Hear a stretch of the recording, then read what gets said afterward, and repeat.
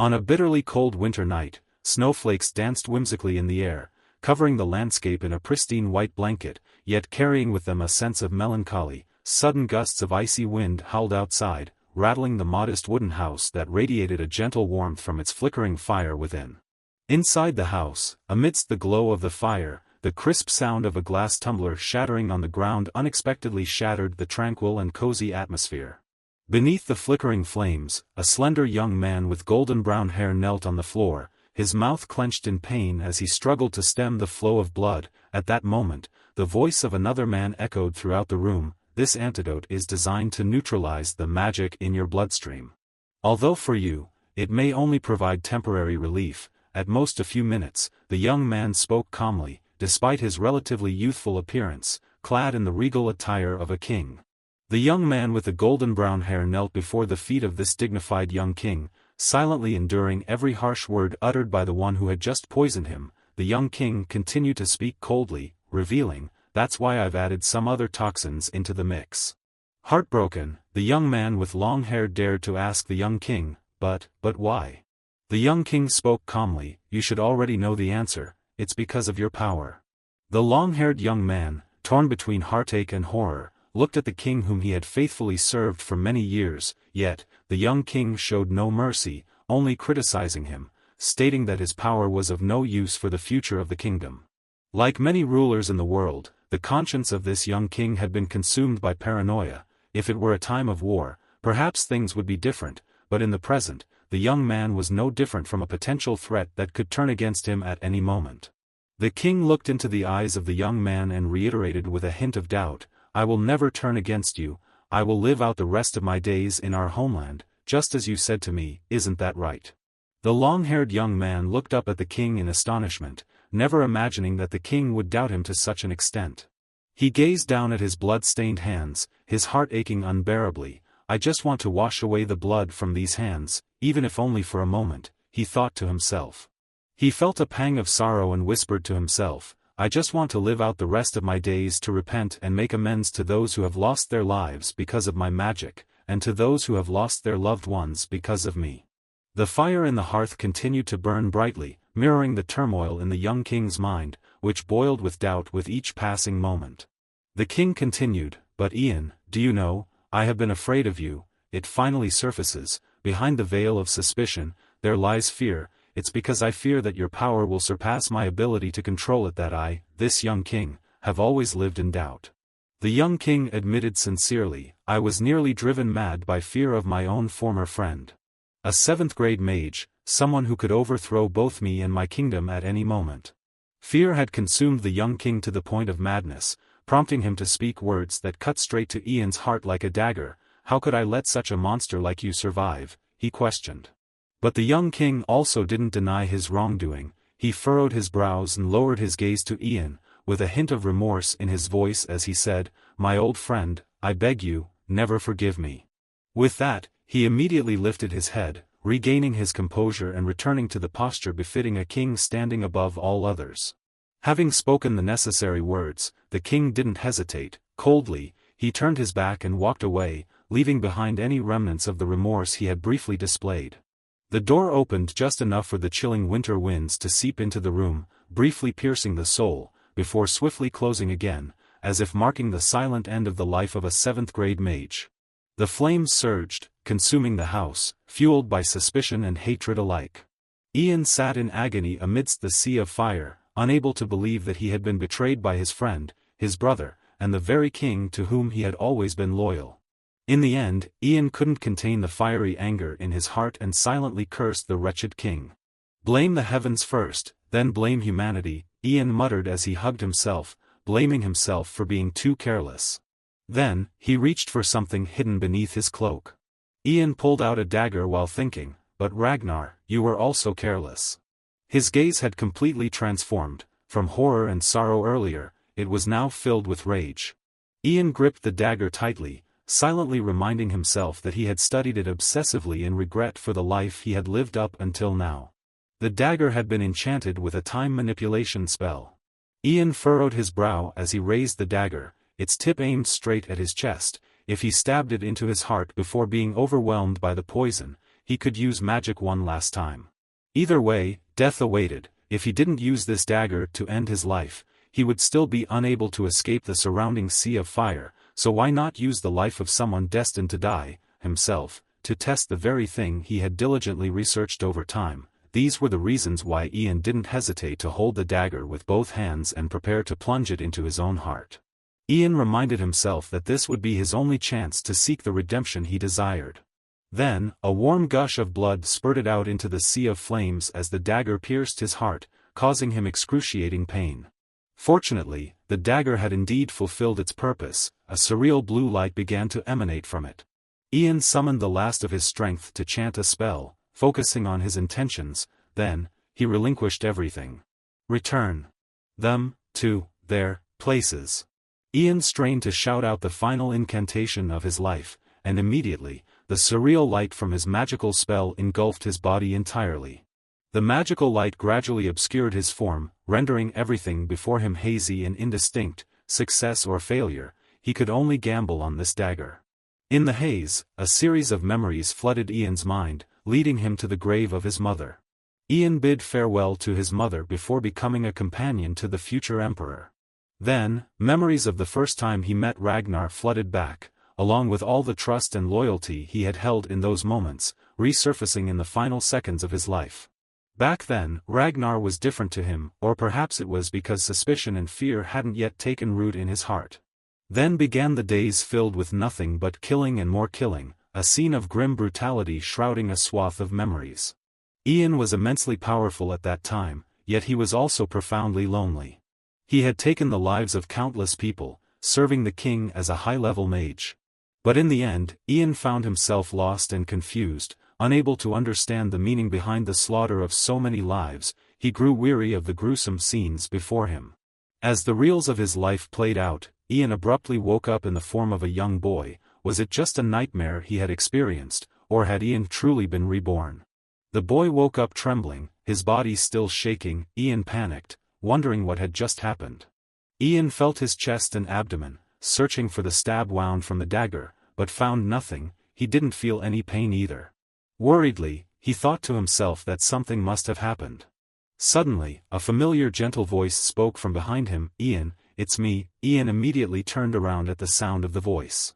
In front of Ian stood his long-deceased mother, her caring gaze fixed on him as she asked, "Ian, what's wrong? What happened?" Ian's eyes widened in astonishment, unable to articulate a response. "Mom," he murmured silently, wondering why his late mother was here. Ian stood there dumbfounded, staring at his mother, then asked himself, "Have I succeeded?" Ian hesitantly took his mother's hand, trying to sense warmth that he hadn't felt in so long. He still couldn't believe that he had been reincarnated. He doubted and wondered whether he was meeting his mother in hell. As Ian held his mother's hand, he turned to look at the distant scenery, silently observing to determine whether he was in the mortal realm or in hell. Not far from where he stood was a familiar small village, a place he had been attached to throughout his childhood years. Ian carefully observed the lively and innocent children lining up for inspection, as well as the local knights maintaining order for everyone. In the distance, the white flag fluttered atop the ivory tower. As he took in the scene, memories of his childhood flooded back, intertwining with his current thoughts and emotions. He couldn't shake the feeling of surrealism that surrounded him. Was this reality, or was it something else entirely? Ian looked down at his small hands, finally certain that he had returned back to 30 years ago. Now, let's talk a bit about the test that the excited children are about to take. It's the reflexive magic test, aimed at training exceptional magicians, the cornerstone of the kingdom's power. The test is open to all children in the Green River Kingdom, regardless of their status or background. They are required to take a reflexive magic test when they turn 12 years old. The first part is the brain magic test, where magic abilities are manifested. The second part is the soul magic test, where magical energy is generated, circulated, and stored. Children who meet the requirements of these two tests will immediately be sent to the Magic Academy and may obtain national power after graduation. Ian glanced around, feeling a bit disoriented. 30 years had passed, and he had returned further than he had thought. Ian began to contemplate the magic he used to reincarnate. Long Yu, considered the foundation of magic. The time manipulation spell, which he had spent a lot of time studying for redemption, had taken effect just before his death. Initially, he only intended to go back to avoid his sins, but now, Ian had returned further than he had initially expected. However, this also meant that he had the opportunity to change more things. Ian silently recalled his previous life. Many people had to give up everything because of him, and many had lost their lives due to his blind loyalty. Ian's heart ached as he reminisced, a person who had worshipped loyalty and friendship with Ragnar, a lifetime of faithful acceptance of being exploited only to be betrayed and killed in the end. Thinking of that betrayal, Ian silently resolved that things couldn't end like that again. This time, everything would be different. At that moment, from the tent near the ivory tower, the voices of the knights calling each child for the reflexive magic test could be heard. Ian looked towards the ivory tower and whispered to himself, "To do that, I must find what's missing first." The power of a mage at the 8th level, and even higher, is formidable. Thinking so, the boy smiled at his mother and then ran towards the ivory tower, promising to return later. Ian approached a knight guarding the entrance of the tent and said, "I am Ian Phage from the village of Moglian." The knight paused for a moment, then replied, "Moglian, After a few seconds of consideration, he smirked disdainfully and said, "Ah, the son of Vanessa, isn't it? Go on in, but don't ask too many questions, lest you disturb the mage." Ian followed the directions and stepped inside, but before he did, he cast a suspicious glance at the knight. It seemed like he wasn't a trustworthy person. Inside the tent, a young mage was sighing to the captain of the night squad. "Aaron, how many more children are there?" he asked. Aaron replied, "I think you'll have to stay here for at least another half a day." The young mage let out a long, tired sigh upon hearing this, his face displaying exhaustion. Just at that moment, Ian politely interjected, "Excuse me." The mage smiled warmly, "Hello there, come closer." The mage gently instructed Ian, "Please bow your head down, I will use magic to stimulate your brain, it might make you feel a bit dizzy.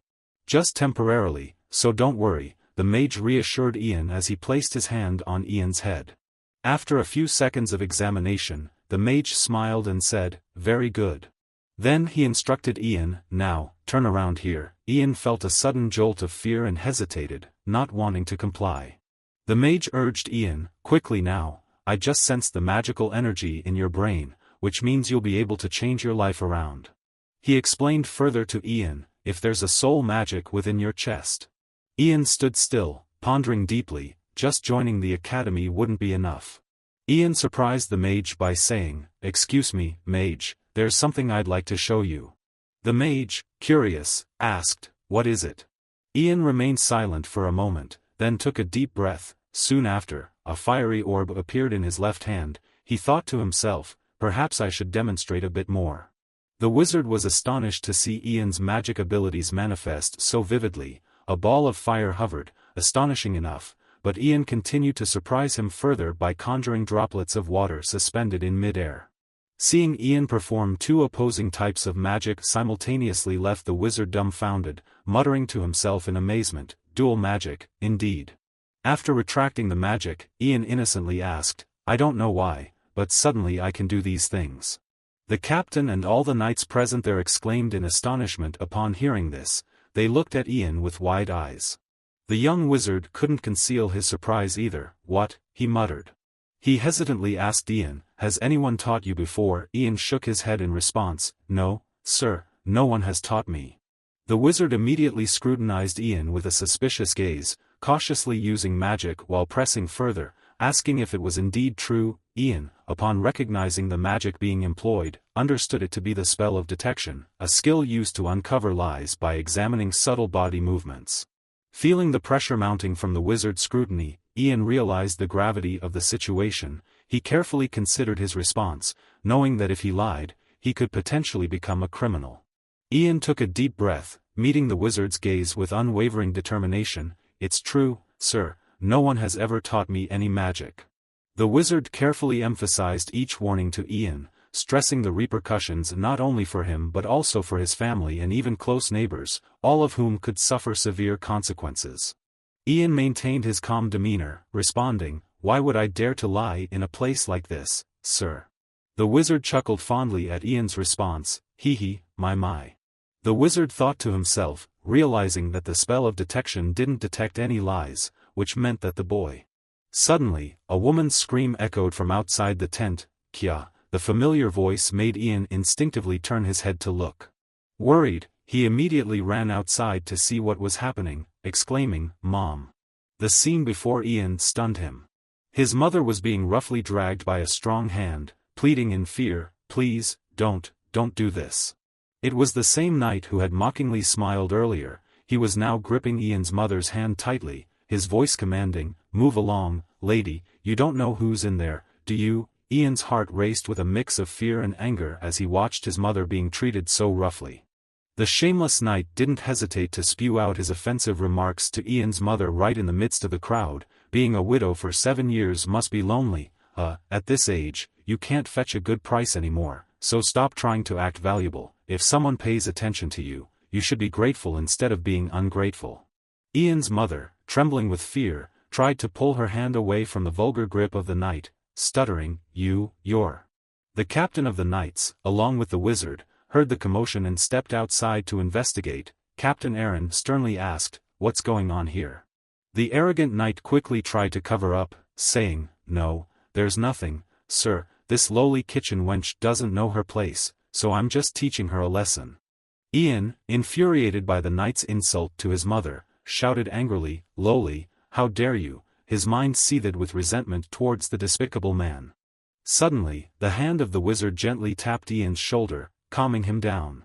He stepped forward and declared, "A few minutes ago, this boy was recognized as a mage for meeting both requirements, therefore, he and his parents hold equal authority with the nobility."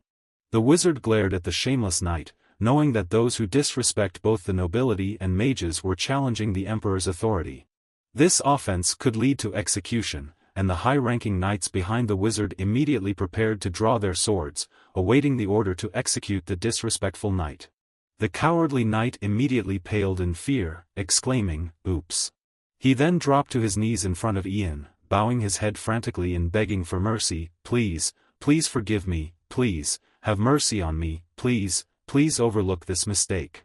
Ian furrowed his brow, questioning him, "Why should I forgive you? There's someone more deserving of your apology over there." The knight, upon hearing Ian's words, startled and exclaimed, "Ah." He immediately crawled over to plead under Ian's mother's feet, saying, "Ma'am, my crime deserves death, but please grant me another chance."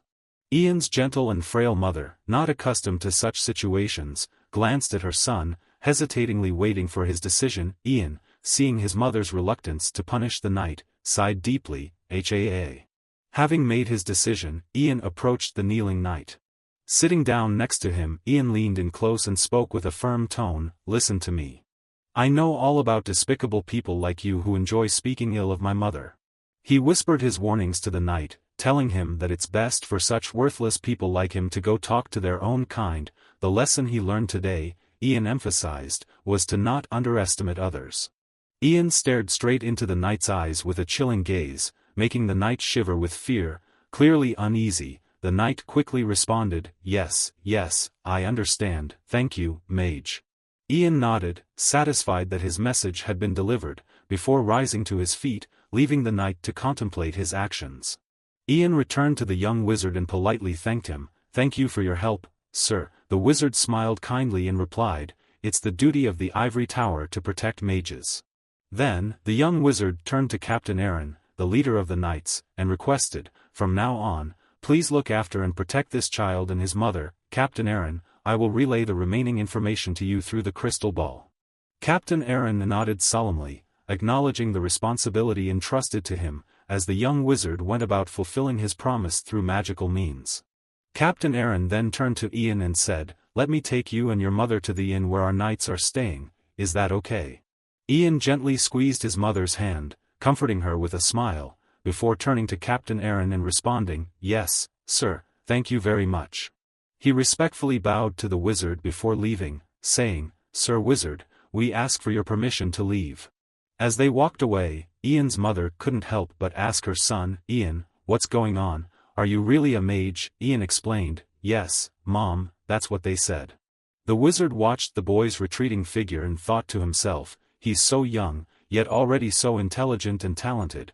it seems the royal court and the ivory tower will soon be bustling with activity. That night, a peaceful darkness settled over the quiet village where Ian lived. The despicable knight stumbled along the path, still intoxicated from the night before. He spat and cursed, recalling the events of the morning with bitterness. Thinking about it, he seethed with anger, grinding his teeth and muttering curses. That little brat and his worthless father, who the hell does he think he is to go and get your old man? Damn that kitchen wench's son, acting all high and mighty. He staggered on, laughing maliciously as he continued to spew vile words. Sooner or later, that woman will, he. As the knight fantasized about the satisfaction of seeing them groveling before him, he chuckled at the thought of humiliating Ian's mother in front of others. Unbeknownst to him, someone was silently observing his every move from behind. Ian, draped in a cloak and hood, quietly approached the despicable knight. He softly murmured an incantation, causing a numbing sensation to wash over the knight. Instantly, the knight's entire body stiffened, frozen in place. He panicked as he realized he couldn't move or struggle anymore. Seeing the despicable knight completely helpless, Ian, standing behind him, couldn't resist a mocking remark. Moving around will be quite difficult for you now. This magic has its effects, you see. Ian's voice took on a stern tone as he questioned the knight. What did you just say about my mother? The drunken knight, now sobered by fear, looked around in alarm. Ian, his expression cold, continued, I told you I would keep an eye on you, didn't I? The terrified knight attempted to turn his head back, wanting to say something, but it seemed even his mouth had become stiff and rigid, only able to emit groans of distress. Ian calmly recounted the events for him. Today, you were humiliated by the son of a lowly kitchen woman, and it was so shameful that you resorted to drinking. Wandering the empty streets, you stumbled on this bridge and fell into the rushing waters below. Ian's words struck fear into the knight's heart as he listened helplessly, his body frozen in place. And he died just like that, Ian concluded, and with that, he flung the despicable knight into the river. After orchestrating a staged accident to bid farewell to that dishonorable man into the depths of hell, Ian revealed a troubled expression, pondering, this makes me wonder, is this really okay? He gazed thoughtfully at the rushing waters under the bridge, contemplating to himself, I've come this far just to learn how to atone for the sins of my past life, to turn back time to make the right choices and wash away all the blood on my hands. But then I realized that I can't completely erase them, Ian continued. His deep blue eyes filled with sorrow as he gazed into the distance, lost in uncertainty. He spoke solemnly, I just want to protect the ones I love. Suddenly, Ian's eyes changed, becoming cold and soulless, and I will do whatever it takes for that, he declared, his voice chilling, even though I wished never to stain my hands with blood again, I still despise you, I will never forgive you. At that moment, beneath the river's surface, the knight's lifeless body floated gently on the water. Ian spoke coldly to the corpse, and to the one who poisoned me as well. In an instant, Ian felt that the knight needed to die, if he were allowed to live. Who knew if he would harm Ian's mother in the future? Ian pondered deeply, realizing what made Ragnar utter those words. It seems like I'm starting to understand. Ian felt a sense of resolve forming within him. Afterward, Ian quietly left the bridge and returned to his modest, familiar home. As he stepped inside, Ian felt exhaustion wash over him. Leaning against the door with a sigh, he felt as if his head were about to split open. Looking at his small and fragile body, Ian couldn't help but worry. He had never imagined he would deplete his magic after just one use of the numbing spell. He hoped his body would soon develop further. Ian glanced towards his small bed, where his mother slept peacefully. He stood there silently, observing her serene form, still finding it hard to believe that she was truly present beside him and not just a dream. Ian silently called out to his mother in his heart. The more he looked, the more poignant it felt. Ian began to reminisce about the events of his past life. Ian slowly approached his mother while reminiscing about his past life. After a year at the Magic Academy, he had been placed in the top-ranked mage class. His mother, left behind in the land of Moglian, had passed away from a severe illness before she could witness her son become a true mage and live a life of luxury and comfort. Ian whispered softly to her, Mother, in this life, I promise to protect you. In his dream, it seemed as though Ian's mother could hear her son's whispered words. She instinctively smiled, and Ian felt even more determined. He would make his mother happy. Ian looked at his mother anxiously and whispered, So please, live a long life. In his heart, Ian silently vowed, in my past life, I couldn't even protect my friends and neglected my family, I couldn't protect anything or anyone, but this life will be different. The next morning, at the royal palace located in the capital of the Green River Kingdom, Green Riverdium, it was still a normal day with the king handling official matters at his office within the palace. Terry Greenriver, the emperor of the Green River Kingdom at that time, and also Ragnar's father, was discussing something with the owner of the ivory tower. Looking at the report in his hand, the emperor pondered and asked, "Tower Master, what do you think?" Herbert Leon, the fifth-grade mage and owner of the ivory tower, hesitated before responding, "At this moment, I cannot rule out anything, however." The emperor looked up at him, prompting him to continue. Herbert quickly explained, magical energy is a part of the soul circulating within the bloodstream. At any moment, one can manipulate this part of the soul, essentially becoming a mage themselves. Stimulating magical energy through various techniques is the simplest method of expressing magic. He continued, normally, academies teach these methods as I and other mages have done, however, some individuals claim that they naturally manifest their abilities. These individuals can freely utilize first-grade magic as great mages do. For a long time, humanity has relied on the presence of great mages to discover the adaptive capabilities of magic. They have independently found ways to manifest magic without any formal instruction, becoming legends within the mage community. The emperor asked with suspicion, "Are great mages akin to the presence of dragons in legend or mythology?" Herbert responded, "Dragons are merely illusions, but the existence of great mages is real. Without someone to pioneer, we wouldn't have what we have today." Herbert explained to the king, "Even my logic cannot explain this situation, so I need to verify it firsthand. The mage sent to Moglian is not someone who enjoys lying." Herbert expressed concern, realizing that if this is not an exaggeration or misunderstanding, then the abilities of that boy could indeed be very dangerous. After thorough explanation, the Tower Master told the emperor, "This is all I can provide you with at the moment." The king then crossed his arms over his chest and began contemplating what needed to be done next. The king called out from inside, "Prince, are you out there?" The prince stood outside the office door and promptly replied, "Yes, father, I'm here." The king instructed the prince, "Come in." As soon as he finished speaking, the office door swung open. The crown prince of the kingdom of Green River, Hayden Greenriver, confidently entered. Upon seeing both the king and the mage Herbert present, Hayden inquired, "Father, you called for me?" The king replied graciously, "Yes, I apologize for keeping you waiting." Hayden immediately responded, "No problem, father, it seems like something important is happening." The king explained to Hayden, "The last time you were outside the palace was 5 years ago when we were touring due to the crop failure, right? I think you should go outside for a bit." Hayden was a bit surprised and asked, "So, father, you mean you want me to go on an expedition outside the palace?" Kingdom's ruler replied, "Yes, you heard me correctly. I will dispatch cavalry and an additional 300 royal soldiers, along with 3 triple-grade magicians, to accompany you. Therefore, you should immediately head to the Moglian region and bring the boy named Ian Fay back to me." Hayden, still puzzled, asked, "Father, did you say Ian Fay?" Seeing Hayden's lack of awareness about Ian, the king expressed dissatisfaction and said, "You haven't heard about that boy yet. Well, never mind, I've said it repeatedly that you must pay attention to all news concerning the kingdom. I'll assign another prince to handle this task." Hayden, fearing that his position might be affected if he delegated this task to another prince, desperately pleaded with the king, "Yes, yes, please, father, assign this task to me." Under the king's suspicious gaze, Hayden immediately assured, "I will complete the mission without error, father." Finally, the king trusted him with the task. "Very well, now, prepare to depart. This will be a long journey to the north," the king said. After receiving the order, Hayden swiftly left the king's office to prepare for the journey.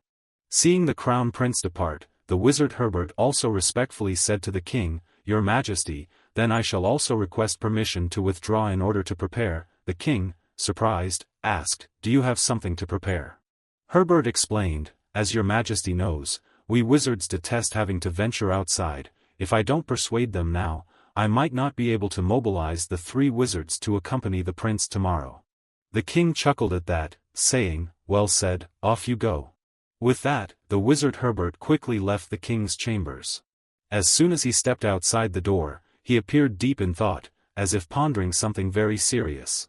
The close wizard companion of Herbert, standing outside, asked promptly, "Master Herbert, who will return to the ivory tower then?" Herbert immediately snapped, "No one." Turning his back, he walked away, saying, "We need to prevent a few things that have happened." It seemed like this high-ranking wizard was plotting something, his words now completely different from those spoken in front of the king. We transition back to the small house of Ian and his mother in the village of Moglian, also on that same morning. Ian sat inside the house, looking out the window bathed in warm sunlight. He thought to himself, sooner or later, the ivory tower and the royal court will act. Lost in thought, Ian gazed outside, contemplating the steps to come in the future. He recalled the resolute attitude of the young wizard who had tested his magical reflexes just minutes ago. The boy had been recognized as a wizard for meeting both requirements. Reflecting on that moment, Ian silently acknowledged, seeing how he immediately admitted to being a wizard right after the test. He likely reported to his superiors right away, just as I wanted him to. As Ian pondered, he realized the pieces were falling into place according to his plan. Ian seemed content with this realization. Thanks to his memories from past lives, he had a clear understanding of the current situation in the kingdom. The current king was eagerly seeking a talented individual to accompany Prince Hayden Greenriver. Meanwhile, Herbert, the head of the ivory tower, was aligned with the fifth prince, Ragnar, which meant he would need more supporters within the tower. This would inevitably create conflict between the royal family and the ivory tower. With confidence in his heart, Ian knew that regardless of whether he sided with the king or the ivory tower, or chose his own path, his potential was limitless. At this moment, he was no longer the naive pawn to be manipulated by others. While Ian was calculating his path for the future, outside his house, the voice of Sir Aaron Vang, the captain of the knights, could be heard. "Master Wizard, please come forth," he called out. The young wizard who had met Ian the day before now stood outside Ian's door, holding a crystal sphere in his hand. He cleared his throat and then began shouting, "Ahem, Master Wizard Ian Phage of the Kingdom, please heed the king's command." Ian was startled by the loud and piercing sound early in the morning. Ian glanced outside, thinking to himself, "The king's command, he's acting faster than I anticipated." Slowly, he opened the door, behaving somewhat like a shy rural child upon hearing the words "king's command," exaggerating his actions a bit. The young wizard outside beamed as soon as he saw Ian appear. "Ah, the lad is awake," he exclaimed. Excitedly, the young wizard told Ian, "The king has just commanded me to teach you the royal rituals. Let's start with the greetings to the royal family. Follow my instructions closely." Ian nodded obediently in agreement. The young wizard began instructing Ian on the proper protocol for greeting the royal family. Kneeling down, placing the left hand over the chest, Ian quickly and flawlessly executed the movements as directed by the wizard. Impressed by Ian's adept performance of the ritual, the young wizard couldn't help but be amazed. Well, this is truly remarkable. Is this really your first time performing these movements?" he asked in astonishment. After Ian performed the ritual, a command appeared from the crystal sphere, sent directly from the king. The young wizard then addressed Ian, saying, "Master Wizard of the Kingdom Ian Phage, please heed the king's command." The young wizard immediately read the command aloud. "We acknowledge the talent of Ian Phage and recognize him as a wizard of this kingdom. We permit his name to be inscribed upon the ivory tower." Ian couldn't believe what he heard. It seemed his efforts were truly being recognized, and he was being granted a place among the wizards of the kingdom. "We extend an invitation for you to visit the royal palace, and my eldest son will accompany you on your journey here. May your travels be smooth sailing," the command continued. Ian listened quietly, bowing his head in acknowledgement of the king's orders. In his mind, he was already deciphering the king's intentions. As the young wizard finished reading the command, Ian slowly rose to his feet. A knight approached the young wizard and asked, "May I now escort him to the palace of the duke?" The wizard happily replied, "Yes, you may." With the permission of the wizard, the knight immediately approached Ian.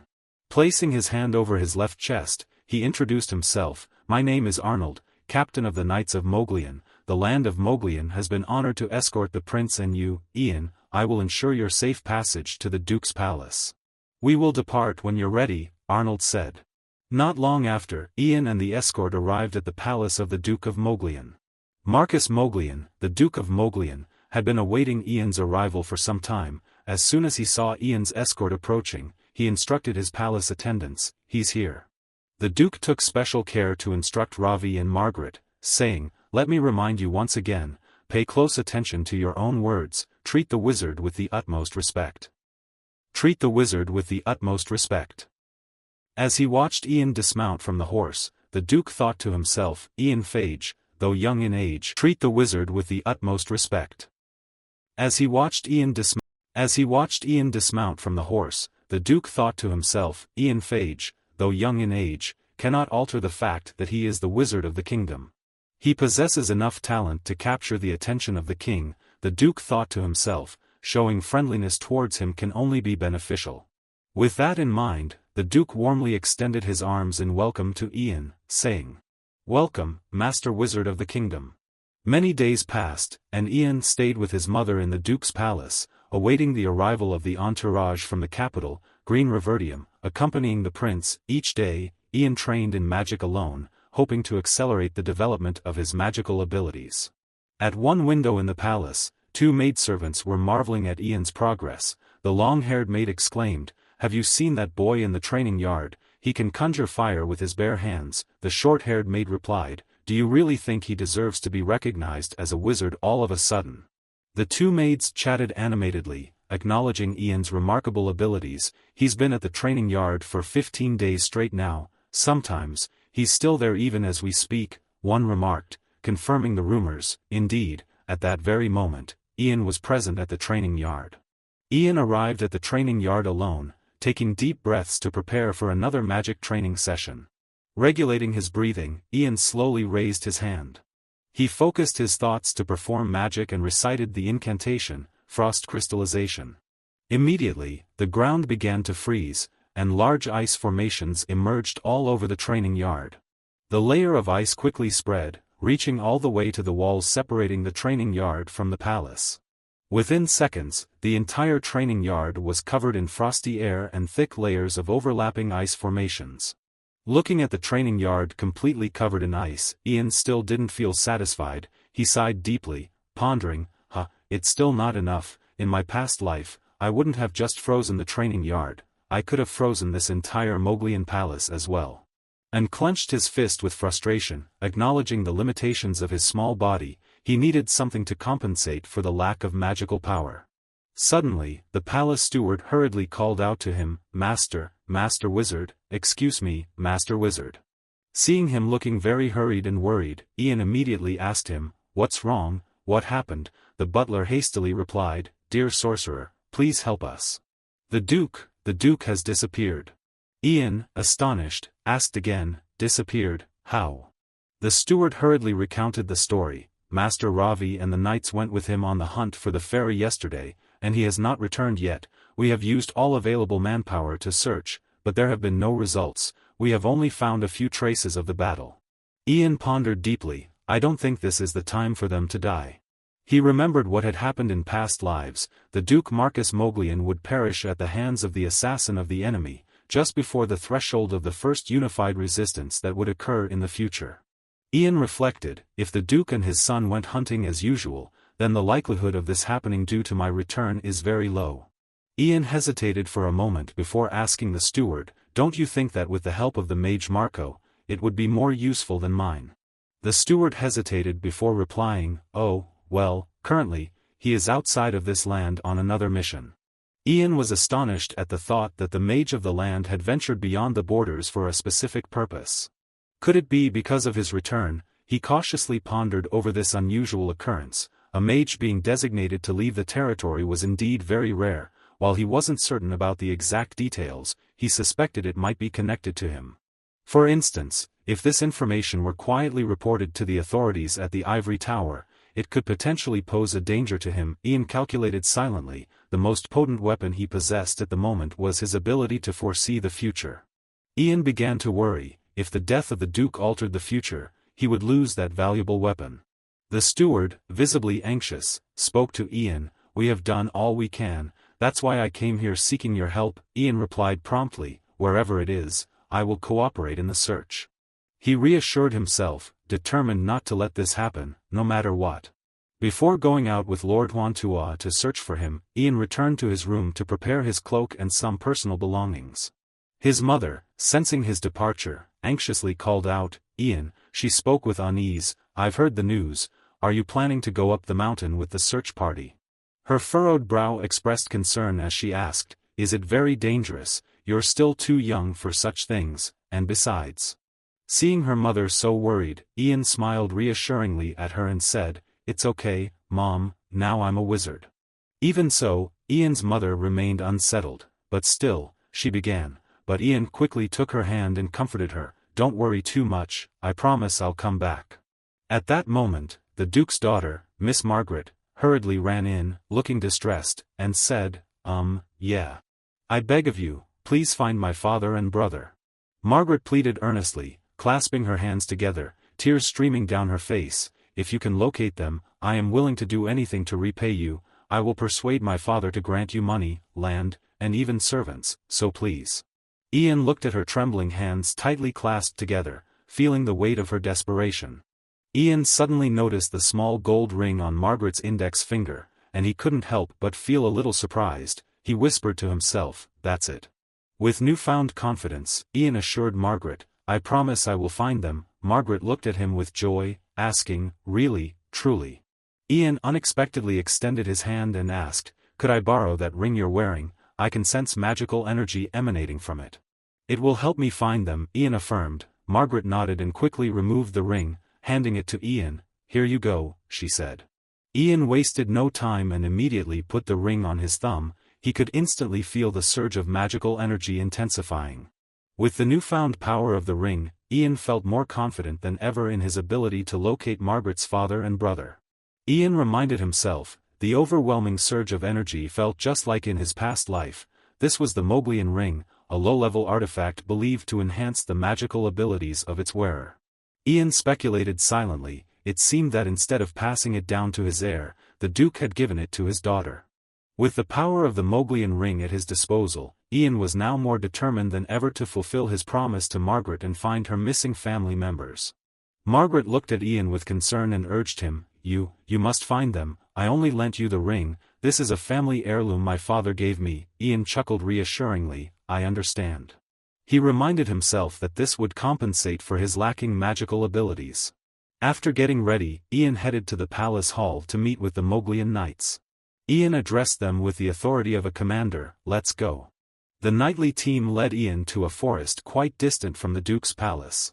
Upon arriving at a desolate area littered with corpses of goblins, one of the knights spoke up, "It's here, sir." He only showed Ian the long trails of blood on the ground. "We lost their trail here," he said. Ian turned to ask, "Have you buried the dead?" The knight replied, "We haven't found anyone yet. We suspect they may have been eaten by the monsters." Indeed, the ground bore numerous signs of a fierce battle, with many casualties among the goblins. Ian contemplated deeply. Only a few dozen goblin corpses remained, suggesting they might have been attacked by hundreds of goblins. He reminded himself of the urgency to find them before it was too late. Realizing there was no time to waste, Ian immediately summoned his spirit wolf using his summoning magic. With the aid of the Moglian ring, Ian's magical energy indeed surged significantly. He was confident he could summon a large, imposing spirit wolf, with powerful strides and piercing cold eyes. As Ian's magical aura radiated a brilliant green light, the knights were astonished. They exchanged bewildered looks, murmuring to each other, "A wolf, a spirit wolf, he just said it was a spirit." Ian focused his concentration, channeling his magic into the summoning spell, calling forth the majestic spirit wolf to aid him in his quest to find Margaret's father and brother. The summoning spell succeeded, bringing forth before everyone's eyes a wolf. However, this wolf seemed a bit different from what they had imagined. Nevertheless, it was undoubtedly a wolf, even emitting a howl, howl, quite majestic, isn't it? Just as it howled, the wolf switched to barking, woof woof, leaving the knights baffled. Puppy, they muttered in disbelief. Ian looked at the small wolf before him with a hint of disappointment. If it were his past life, he could have summoned a much larger wolf, but with his current magical abilities, there wasn't much more he could do. Setting aside his frustration about the size of the wolf, as long as it proved useful, the summoning spell served its purpose. Ian pointed to the blood trails on the ground and instructed the wolf, "Can you follow this scent? Try to find where they went." The little wolf obediently sniffed the blood trails on the ground, showing its willingness to help Ian in his quest. After sniffing the blood trails, the wolf dashed off, emitting barking sounds that seemed to beckon Ian and the others to follow. The knights remained uncertain, murmuring to each other, the mage. Ian calmly directed them, "Let's just follow the wolf spirit, that's all we need to do." The knights nodded hesitantly, "Yes, yes, sir." Meanwhile, deep within the forest, behind a steep rock wall, the horde of goblins was charging fiercely, ready to attack the group led by Duke Marcus. Despite his severe injuries, Duke Marcus fought valiantly against the vicious goblin horde. He looked around, panting heavily, silently wondering, "Goblins are everywhere, what should I do?" Seeing the ferocious and bloodthirsty goblin horde, Duke Marcus couldn't help but feel fear. He imagined the horrifying scene of a massacre, terrified at the thought of what could happen if they continued fighting in vain.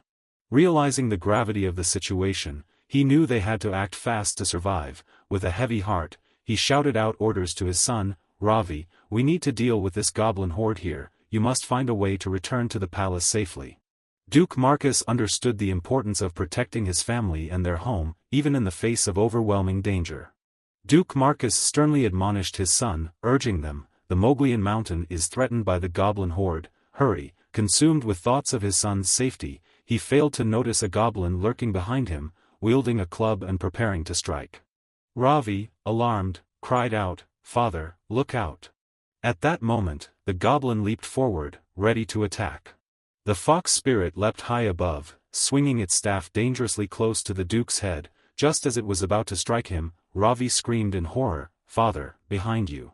The duke, startled, quickly turned his head around. In that split second, blood splattered everywhere. Suddenly, the chanting of Ian's incantation echoed, icy and pristine. With a swift motion, he spat out a breath, and the azure blood of the fox spirit sprayed into the air. The duke's face was expressionless, his eyes seemingly devoid of life. Ian had arrived too late. Silently, Ian walked amidst the thick layers of ice forming on the ground. The duke and those who were previously besieged by the horde of fox spirits were now protected by sturdy ice stakes, standing in awe at the unexpected turn of events. Ian approached slowly, surrounded by a dense aura of frost spreading through the air. The duke's eyes widened in astonishment as he saw the silhouette of a young boy boldly advancing to vanquish the fox spirits like a hero. After Ian dealt with the fox spirits, he turned back to check on the duke's group. It was only at this moment that the duke vaguely recognized the child. But before he could discern further, his eyes gradually closed, and he collapsed. The knights hurriedly rushed over, calling out to him, "Your Grace." Then, they hastily carried the duke back to the palace. 2 days later, the duke slowly opened his eyes on his bed, still in a daze. In the faintness of his consciousness, he heard his daughter's sobbing voice, "Father, father, wake up."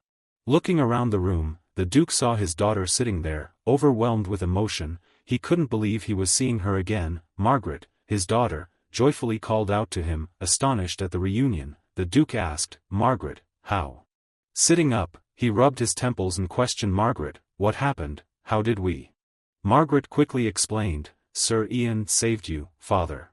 She cried softly, "Father, you and brother have been unconscious for 2 days, you don't know how worried I've been." Upon hearing that the duke had awakened, the steward rushed in, relieved. "My lord," he said, "thank goodness you're awake." Upon seeing the steward, the duke immediately inquired with concern, "Hogar, are the others all right?" With a heavy heart, the steward replied, "My lord, about that, 12 soldiers and Sir Roden couldn't make it back." Hearing this, the duke fell into contemplation. Without Ian, he might not have returned himself. The duke then asked the steward, "Where is the wizard? I must meet him in person." At that moment, Ian was alone, training at the courtyard. Upon receiving the duke's orders, Hogar, the steward, sought him out. "Sir Ian, the duke wishes to see you." Ian smiled and inquired, "I heard the lord has awakened." The steward replied joyfully, "Yes, all thanks to you, Sir Wizard." With reverence, the steward informed Ian, "I've been instructed by the lord to bring you to the guest reception room. I believe he has something urgent to discuss with you," Hogar remarked. Ian was slightly surprised, unsure of why the Duke wanted to meet him again. Perhaps it was to express gratitude for saving his life. Ian followed the steward to the guest reception room, where after a few minutes, Duke Marcus and his son Ravi entered. "Ah, welcome, Sir Ian," greeted the Duke. Ian smiled and asked him, "How are you feeling, my lord?" Duke Marcus responded cheerfully, "Thanks to everyone's care, I feel much better now. I want to express my sincere gratitude for your help." He continued, "You have ensured the present and future of the Moglian family and the foundation of our homeland." As the Duke expressed his gratitude to Ian, Ravi stood behind, smiling and nodding in agreement. Duke Marcus placed his hand over his heart and sincerely expressed, "For you have also rid the mountains of Moglian of the fox spirits and protected our territory. I cannot be deemed a great lord of the empire if I overlook this matter without giving you proper recognition. So, after careful consideration, I have chosen this," Duke Marcus said, simultaneously gesturing towards a small box.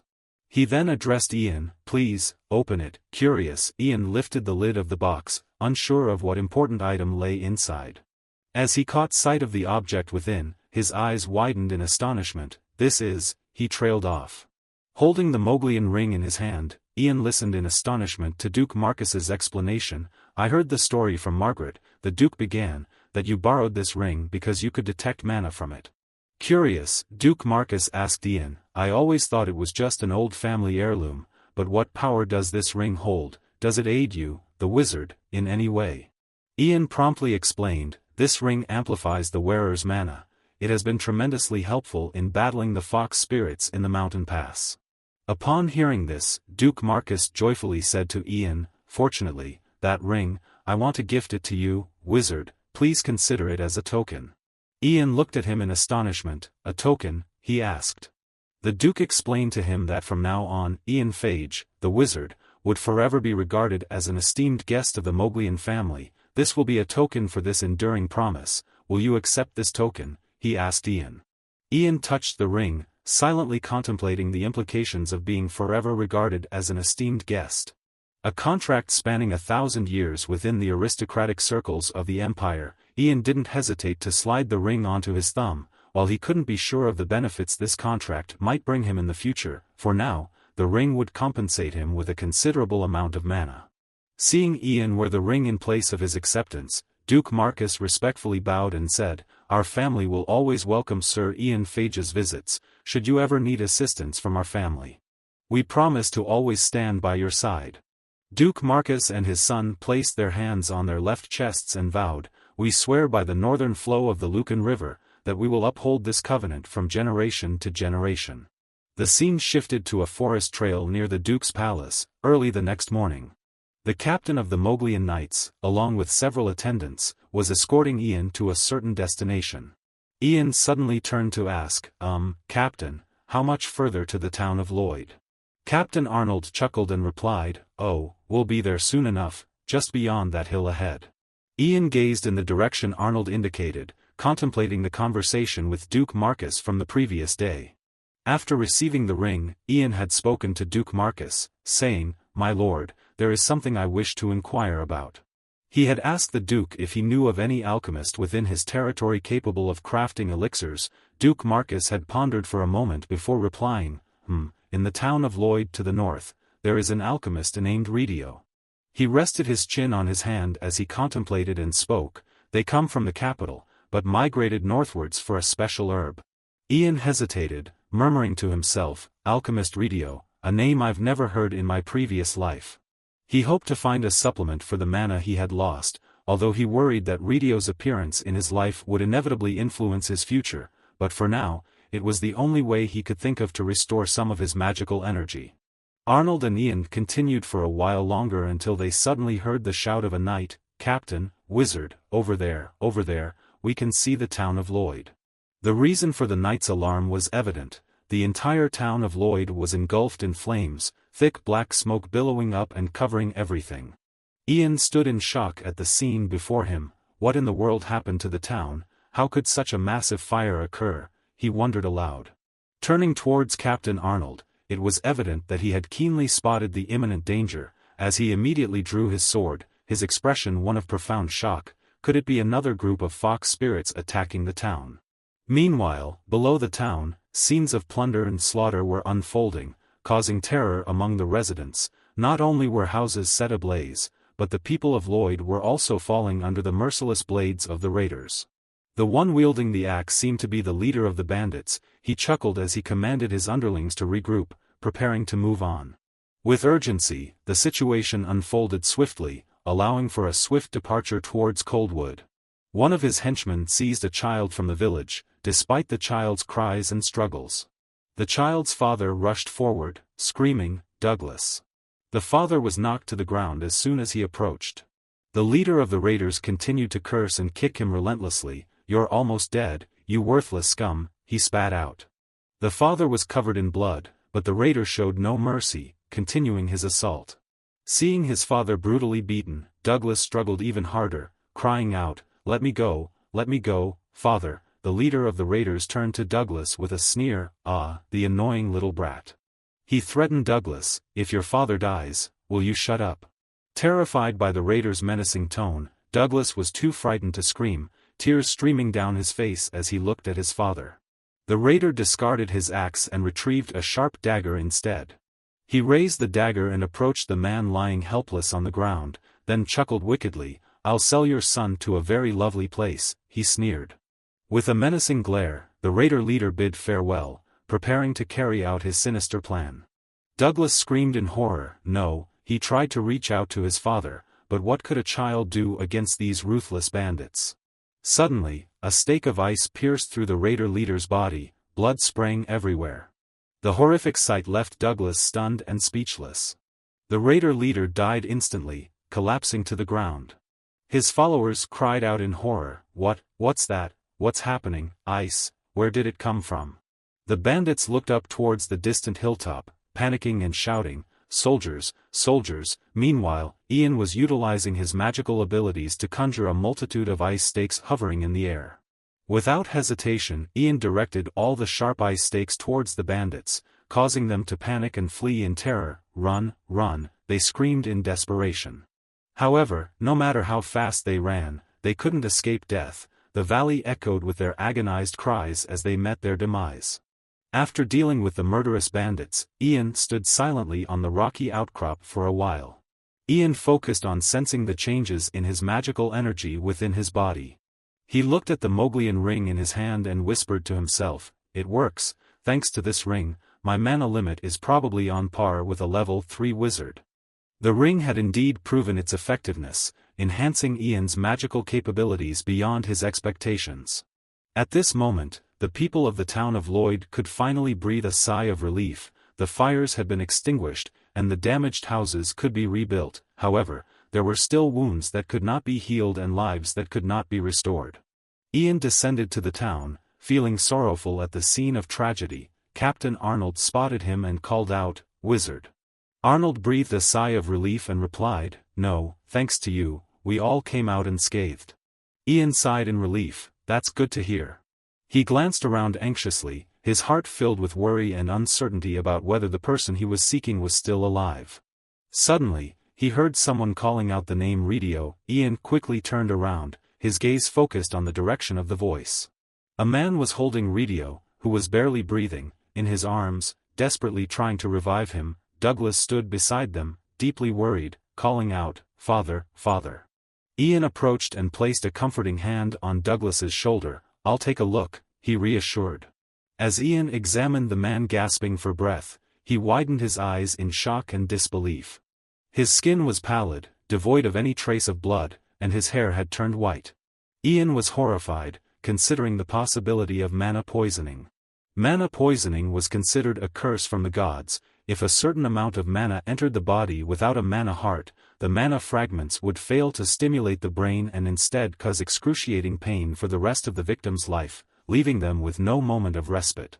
Ian murmured to himself, he wouldn't be able to infuse mana into himself, so it's certain that one of the wizards did this deliberately.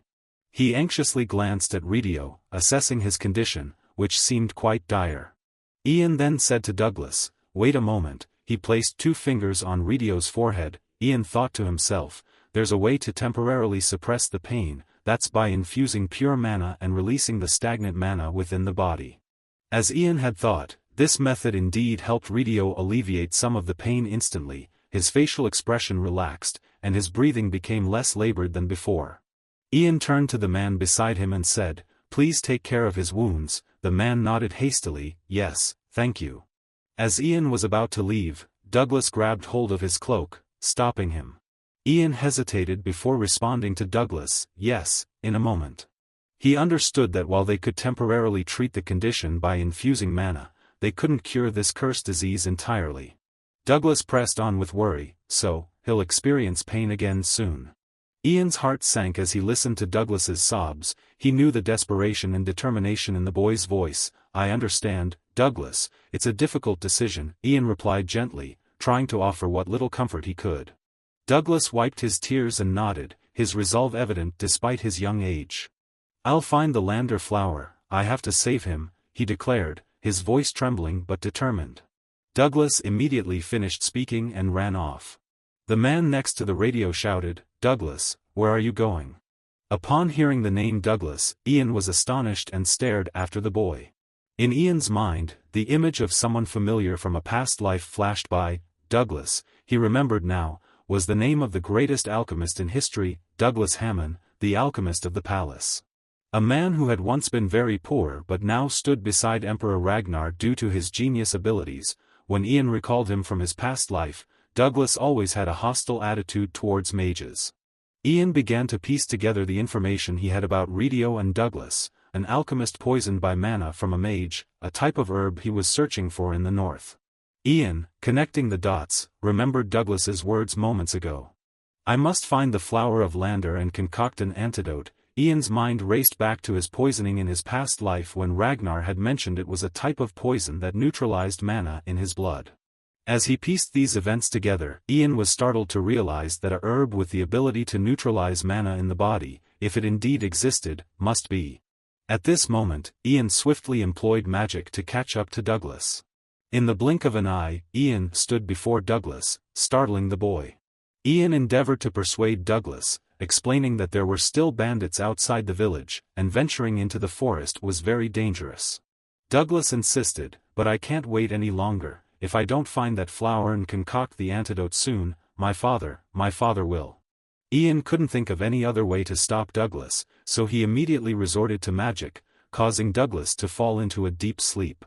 As Douglas was speaking, he suddenly felt his body sway and then he collapsed, exhausted. His murmurs continued faintly, "I must." Searching for the flower. Ian gently lifted the sleeping Douglas, breathing a sigh of relief that he had temporarily prevented Douglas from embarking on a journey that might lead to Ian's death in the future. Once Douglas was unconscious, Ian carried him to rest under a nearby tree. Ian observed Douglas closely, pondering solutions to the complex problem related to the boy. Now that he looked closely, if Douglas's face hadn't been so menacing in the past, his current appearance would resemble his former self.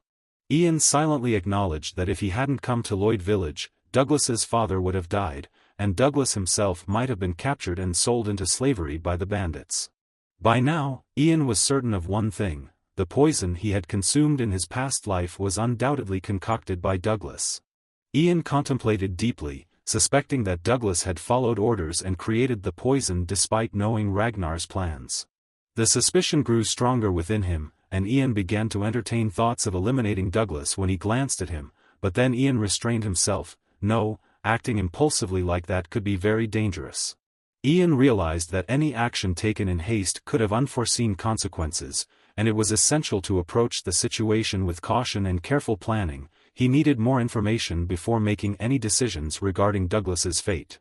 Ian carefully calculated his options. Douglas possessed the talent to become the greatest alchemist in history, and Ian could potentially sway him to his side. However, even if Douglas turned out to be different from his past self, there was no guarantee that he wouldn't betray Ian. Ian hesitated, contemplating his own hands. It seemed as though he was torn, unsure whether he should let these hands be stained with blood once again. If Ian were to kill Douglas now, he would be no different from Ragnar, acting out of suspicion and fear of betrayal, resorting to violence without hesitation. Ian, lost in his thoughts, was interrupted by the arrival of Captain Arnold, the mage. Seeing him panting heavily and looking urgent, Ian immediately inquired, "What's going on, Arnold?" still catching his breath, responded, the master suddenly ran off, so I followed him. Arnold glanced at the sleeping Douglas and curiously asked, who's that child? Ian quickly explained, I thought he might do something reckless, so I put him to sleep. He then straightened up and asked Arnold, since you're here, please take him back to the village. Arnold, puzzled, noticed Ian's intention to leave and asked, aren't you coming with us, sir? Ian glanced back at Captain Arnold, hesitated for a moment, then said, I have to go somewhere. With that, Ian slowly made his way towards the forest. Perhaps Ian couldn't bring himself to be as cold-blooded and ruthless as Ragnar. Instead of resorting to violence, he chose to place his bet on Douglas. Regardless of whether Douglas would betray him in the future, at least Ian wouldn't be ashamed of his conscience at present. That night, at Radio's house. The night had fallen, yet the faint light still spilled through the windows. Radio, upon waking up, immediately came to sit beside Douglas's bed, asking with concern, are you asleep, son? Douglas felt a sense of reluctance within him. He didn't want to face his father, but he reluctantly replied, not yet, father. Radio said sternly, Barton told me that some mage came to the village and saved us, and I also heard that you were up to something reckless again, you little rascal. Douglas frowned sadly and explained, I was just trying to find a flower. Although Radio knew Douglas meant well, he scolded him because he was worried about his son's safety. There might still be bandits lurking near the village. Douglas couldn't contain his anger any longer. He jumped up and shouted, what am I supposed to do then? That mage said you would suffer. Radio sighed and comforted his son, don't worry, son, I'll be fine if I can find the flower of Lander. Douglas, feeling both heartbroken and frustrated, burst into tears, but it's been a year, father, have you found it, does that flower even exist? Suddenly, from outside Radio's house, a clear voice rang out, it does exist. Radio, feeling anxious, called out towards the door, who's there, who is it? Ian had returned, standing outside. He called out, I heard you were looking for the flower of Lander. Upon hearing Ian's words, Radio quickly opened the door. He was somewhat surprised to find that the person who came was just a young boy. As he stepped inside, Ian immediately lowered his hood, showing deference. Forgive my rudeness, he said. Douglas quickly recognized Ian and exclaimed to his father, it's the mage. Radio was astonished. What? Ian placed a block of ice on the table and introduced himself, I am Ian Phage. Radio immediately became curious and asked, what is that? After careful observation, Radio was shocked. That's the flower of Lander. The flower was preserved within a transparent block of ice. Ian told Radio, I will give you this flower, but let me ask you a question first. Ian nodded, understanding, it's from the journal. Radio hesitated before answering. Yes, it's from the journal. Ian listened as Radio reluctantly revealed, I found it in a journal. Radio retrieved the journal and explained, this book is the herbal journal my father left for me. Flipping through a few pages, Radio pointed to Ian and said, if you look at this page. The journal contained notes about the Lander flower, describing its ability to neutralize mana. It was said to be found only in the northern continent, a flower with 12 petals, toxic stems and roots, withering immediately upon picking, impossible to cultivate or harvest. Ian was surprised and asked Radio, did your father also know alchemy? Radio replied, it was a family business. Ian remarked, then this journal must be a family heirloom. After a moment of contemplation, Radio responded, well, something like that. Ian directly asked Radio with a serious look, then you must know that, for a mage with a mana heart and mana brain, the Lander flower's ability to neutralize mana is lethal, as it renders their magic useless.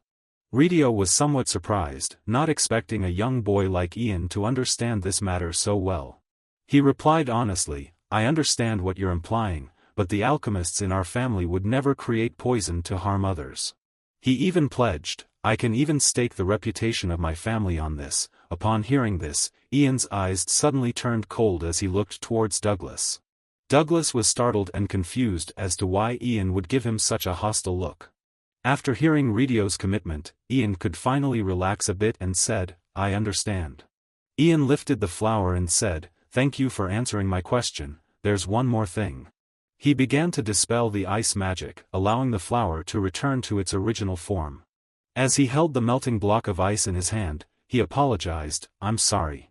As the outer layer of ice completely melted away, only the withered and wilted flower remained. Ian, feeling disheartened, confessed to Ridio, "I couldn't find it either, I could only freeze and preserve its form." Ridio was astonished. You deceived me," Ian quickly explained, "I was only trying to prove that you could always find the flower of Lander." Ridio's expression softened as he realized Ian's intentions. Ian unexpectedly reached out and said, "Mr. Ridio, how about making a deal with me?" Ridio looked puzzled and asked, "A deal? What kind of deal?" Ian replied, "I will continuously transfer mana to you, so you won't be poisoned by mana and die. I also promise to find a way to allow you to use the Lander flower," Ian added. Ian reassured himself that he could surely find information related to it, information that Ragnar and Douglas had sought. He presented a condition to Ridio, "So please, come with me to the capital." Ridio looked surprised. "The capital? Why would I need to go there?" Ian continued, "Please create mana potions to replenish my depleted mana, and then teach me how to make medicine for my mother's illness." Ridio was skeptical. "Can't you ask a renowned alchemist for help? I'm not that skilled in alchemy." Ian calmly explained, "I want someone to be with me and continuously provide potions." To persuade Ridio, Ian looked towards Douglas and mentioned that the boy had ventured into the dangerous forest infested with bandits to find herbs that could cure Ridio's illness. Ian urged Ridio to make the right decision, at least for Douglas's sake. Ridio, taken aback by the revelations, was deeply conflicted. He thought to himself, "Who is this boy? He's not just an ordinary child, there are too many uncertainties." Ridio then asked Ian, "Can you give me some time to think?" Ian nodded immediately. "Take all the time you need." Watching Ridio and his son bonding happily, Ian silently hoped, in this lifetime, Douglas won't lose his father or become a slave. And his talent won't fall into Ragnar's hands. The next afternoon, Ian stood quietly outside the village, gazing towards Ridio's house, eagerly awaiting the appearance of the father and son. Seeing Ian standing there motionless, Captain Arnold called out, "Mr. Mage." Arnold informed Ian, "We're ready to return to the Lord's castle now." Ian remained silent, not responding. He glanced softly towards Ridio's house. The small house remained closed and silent, indicating that perhaps Ian couldn't convince Ridio after all. Ian, feeling a bit disappointed, told Arnold, "All right, let's start heading back." As Ian passed by Ridio's house, he was still pondering. Ridio hadn't made a decision yet. Unexpectedly, at that moment, the door of Ridio's house creaked open. Ridio and his son stepped out, carrying a basket. Douglas was amazed to see Ian standing outside waiting for them. "Wow, a mage," he exclaimed. Ian turned back as he heard Douglas's voice. He approached Ridio and asked, "Have you made a decision, sir?" Ridio scratched his head and replied, "Well, then, what choice do I have? I have to live on."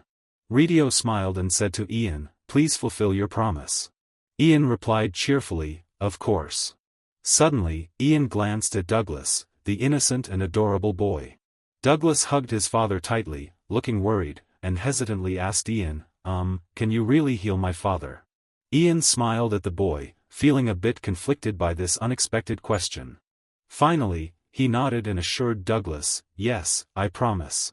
Douglas, still naive, asked again to make sure. "Really, Ian?" Ian immediately affirmed, "Yes, truly." Douglas beamed with a bright smile, "Then can I call you my leader?" Ian was a bit surprised. "Your leader? Well, okay, sure, you can," he said with a chuckle. Douglas excitedly laughed and said, "Yes, my dear leader."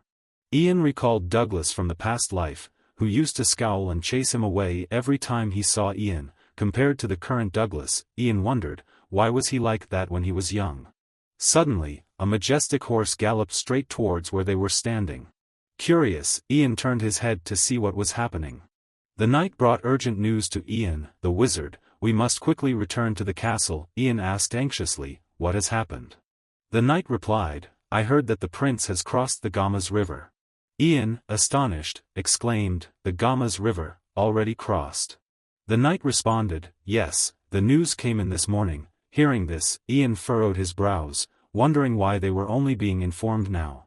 With little time left, Ian said to the knight, "Let me borrow your horse." The knight, concerned, asked, "Do you know how to ride?" Ian approached the horse, stroking its mane, and replied, "Not very well, but it can become my friend.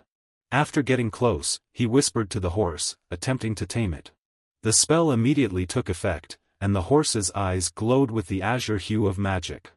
Ian gently whispered to it, I want to go to the castle, can you take me there? As soon as the horse heard Ian's request, it obediently knelt down, allowing Ian to climb onto the saddle. Before departing, Ian instructed Arnold, Sir Arnold, please bring Mr. Radio along with us. Confidently sitting atop the horse, Ian declared, I will lead the way. Let's rewind time back to 2 days earlier, when the escort of Prince Hayden had just crossed the Gamas River. Inside the carriage at that moment, there was a heavy and ominous atmosphere. Prince Hayden gazed out of the carriage, lost in thought. He was recalling the conversation he had with the king before this journey. The king addressed him, my son. Hayden turned to his father, awaiting his words. The king continued, there's something I want to tell you before you depart. The king spoke with a somber tone, expressing his concerns. Herbert frequently meets with the 5 princes, he said, many nobles follow the ivory tower, so you must understand the importance of knowing whose side the tower's master aligns with. He speculated, it seems the master of the tower intends to support the 5 princes. The king further cautioned Hayden, emphasizing that Prince Ragnar of the 5 princes was a cunning individual. I am certain he will exploit Herbert and try to recruit influential figures under his banner, the king warned. Turning back to Hayden with a stern gaze, he issued a command. Ian Phage, do everything in your power to make him loyal to you before the ivory tower gets to him. The king reiterated, emphasizing that Hayden should ensure Herbert's allegiance and lay the groundwork for their faction. Hayden remembered his father's words and felt weary. He was troubled by the task ahead. Even with a wizard by his side, what could a young prince accomplish? The ivory tower was teeming with wizards, yet none of them were on his side. Filled with resentment, Hayden thought to himself, how dare he abandon me, the heir, and choose the 5 princes instead. He vowed silently, the day I ascend to the throne, I will rid myself of those wretches. As Hayden seethed internally, Captain of the 2nd Royal Knights, Oliver Raywood, called out to him from outside, Your Highness. Oliver appeared concerned as he spoke, perhaps it's best to inform House Moglian. Hayden responded with a cool demeanor, I recall that we have already discussed this matter. Despite Hayden's assertion, Oliver persisted in trying to persuade him, we must give them at least some time to prepare before your arrival, please consider their position, he urged. Hayden nonchalantly remarked, that's right, your family is part of the Moglian clan up north, isn't it? Oliver confirmed, yes, that's correct, Your Highness. Hayden continued, and how much longer until we arrive? Oliver estimated, it seems it will take another 2 days. Hayden smirked cunningly and said, good, 2 days is enough then, send word to them. It remains to be seen how the Northern Guards or the Shields of the Empire will prepare for the royal visit within these 2 days. Although Oliver didn't agree with Hayden's attitude, he couldn't do much about it. He reluctantly replied, yes, Your Highness. Thus, with Hayden's arrogant and troublesome demeanor, news of the royal escort's journey reached Duke Marcus much later than anticipated. Due to the intentional delay, the castle of Duke Marcus was now bustling with activity. The Duke personally directed his servants, ensuring that the place where the prince would stay remained immaculate, not a speck of dust overlooked. Duke Marcus, weary and troubled, pondered, I thought they wouldn't come since nobody sent word, but suddenly. Upon seeing the steward, the Duke eagerly inquired, Hogar, have the other noble families arrived? The steward hurriedly reported, yes, my lord, all the noble families have arrived except for House Maffarden and House Raywood. They have sent word that they will arrive shortly. The Duke, still anxious, asked further, and what about the wizards, any news yet? The steward replied, no, not yet, my lord. The Duke sighed wearily, the situation is becoming too chaotic, for now, let's go outside. Moments later, outside the castle of Duke Marcus, a herald's voice resounded, announcing the arrival of the royal prince with solemnity. Following the herald's proclamation, all other sounds seemed to fade away as the rhythmic clattering of horse hooves took precedence. The royal escort marched solemnly forward. The carriage of Prince Hayden came to a halt right before the castle gates. He leisurely stepped down from the carriage and casually glanced around. As Prince Hayden was about to enter the castle, a nobleman inquired quietly to Duke Marcus, Your Grace, where is the wizard? Duke Marcus, feeling anxious and unsure of what to say, hesitantly replied, the wizard. Just then, the sound of horse hooves echoed from afar, and Ian's voice rang out, shouting, "Halt!" The horse, speeding as if flying, immediately slowed down upon hearing the command. Ian lay slumped over the horse's saddle, his small frame struggling to maintain balance until this moment. Ian's expression was weary as he lifted his head and apologized to Duke Marcus. "I'm sorry for arriving late." Duke Marcus lifted Ian down, jubilant that he had finally arrived. "You're here, that's all that matters," he said, guiding Ian. As the other nobles caught sight of Ian for the first time, they couldn't help but be astonished. They whispered amongst themselves, "That boy is the rumored wizard, the one who can't even ride a horse." Duke Marcus draped an arm around Ian's shoulder and announced, "The royal decree has summoned the esteemed wizard to stand at the highest position according to the laws of the empire." As soon as he finished speaking, Ian stood face to face with Prince Hayden. Hayden asked coldly, "Are you Ian Phage?" Ian simply nodded in silence, his mind racing with thoughts of a face he hadn't seen in a long time. He glanced over at the three wizards accompanying the prince, observing them intently. Among the group was a girl with dark hair, someone Ian hadn't seen in a long time. It was Cecilia, a spy from the Coldwood Empire. Despite knowing Cecilia's true identity, when she smiled at him, Ian couldn't help but respond with a polite and seemingly innocent smile. During the evening, a grand banquet was held at the castle to welcome Prince Hayden. Amidst the festivities, Oliver respectfully advised Hayden, "Your Highness, you should not drink too much." Hayden responded discontentedly, "Besides this wine, what else is there worth drinking?" Hayden complained irritably, "I can't believe I have to socialize with these detestable nobles after traveling such a distance. This banquet is no fun at all, and I don't like that sniveling kid either." He continued to lament to Oliver, "I want to retire early." Meanwhile, Cecilia, the wizard, held a glass of wine in her hand, but unlike Hayden, she wasn't focused on drinking. Instead, it seemed she was observing and searching for something. Cecilia thought to herself, "It's indeed a strange coincidence that the Coldwood Empire is also interested in that kid." Not long ago, the Coldwood Empire issued 2 directives: to eliminate rumors about Ian by personally observing him. If it's true, then both the wizard kid and his mother must be captured and brought back to the Empire. Cecilia was curious, what kind of person is he to cause such a commotion? "I think I'll go find out." Outside the training grounds at Duke Marcus's castle, the scene was incredibly tranquil. The moonlight cast a serene glow, while the flickering flames partly dispelled the darkness. Cecilia searched the castle for Ian, and finally spotted him standing alone in the training yard. She thought mischievously, "Here he is, should I test his rumored abilities? Let's start with something gentle." Something akin to a strike, Cecilia silently approached Ian, quietly using magic to conjure countless sharp spells.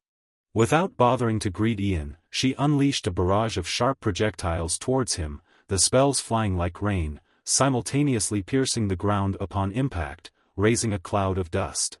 As the dust settled, Cecilia was stunned, her eyes wide in disbelief. Ian remained unscathed, not a scratch on him. Cecilia exclaimed in astonishment inwardly, "Unbelievable." Ian turned back, glaring at her, and asked, "Who are you?"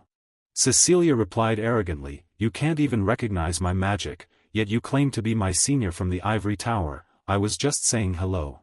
Ian interrogated with a stern tone, "Is this how you greet others?" Cecilia mocked, "Oh my, look at this kid talking. Seniors can joke with juniors, you know, there's no need for you to make me look bad." Ian bristled at her tone and coldly called out her name, "Cecilia." Cecilia was momentarily taken aback. Ian continued, calling out, "Cecilia Coldwalker." Cecilia was startled and taken aback upon hearing her name. She nervously stuttered, Who are you? How do you know that name?" Ian calmly replied, "I know you very well." Ian chuckled inwardly, thinking, "Ignorance is bliss. I've cleared out all the Coldwalkers lurking in the kingdom in my past life." He smirked contentedly and said to Cecilia, "If you want, I can even name others."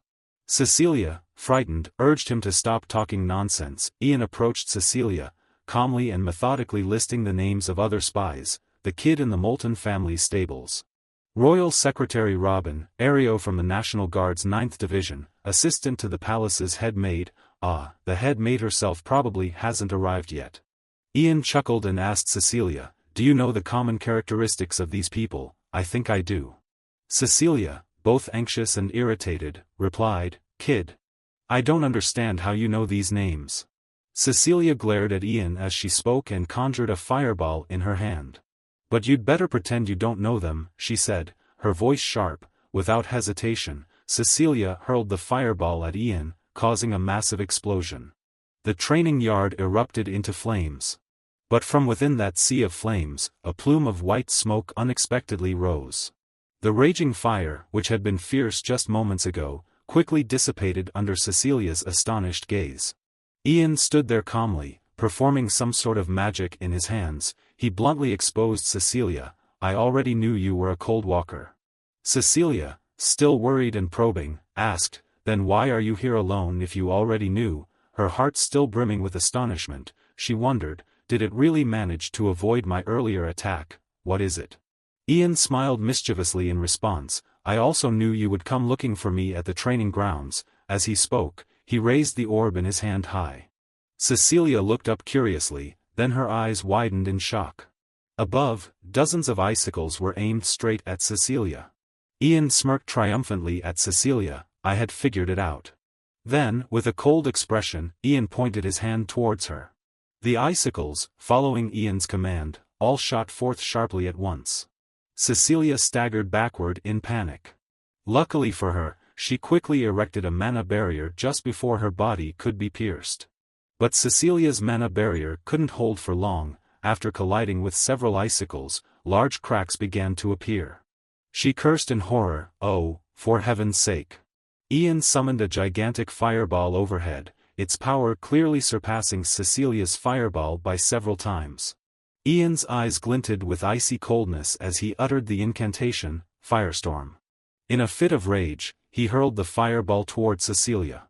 She panicked, realizing, I can't move with the mana barrier, I'm going to die. With her life hanging by a thread, Cecilia had no choice but to remove the mana barrier. As soon as the barrier vanished, she turned and fled desperately. However, she couldn't avoid the onslaught of icicles hurtling towards her. Cecilia felt the icicles grazing her body, her limbs, ribs, face, inevitable injuries that couldn't be avoided, but this was preferable to death.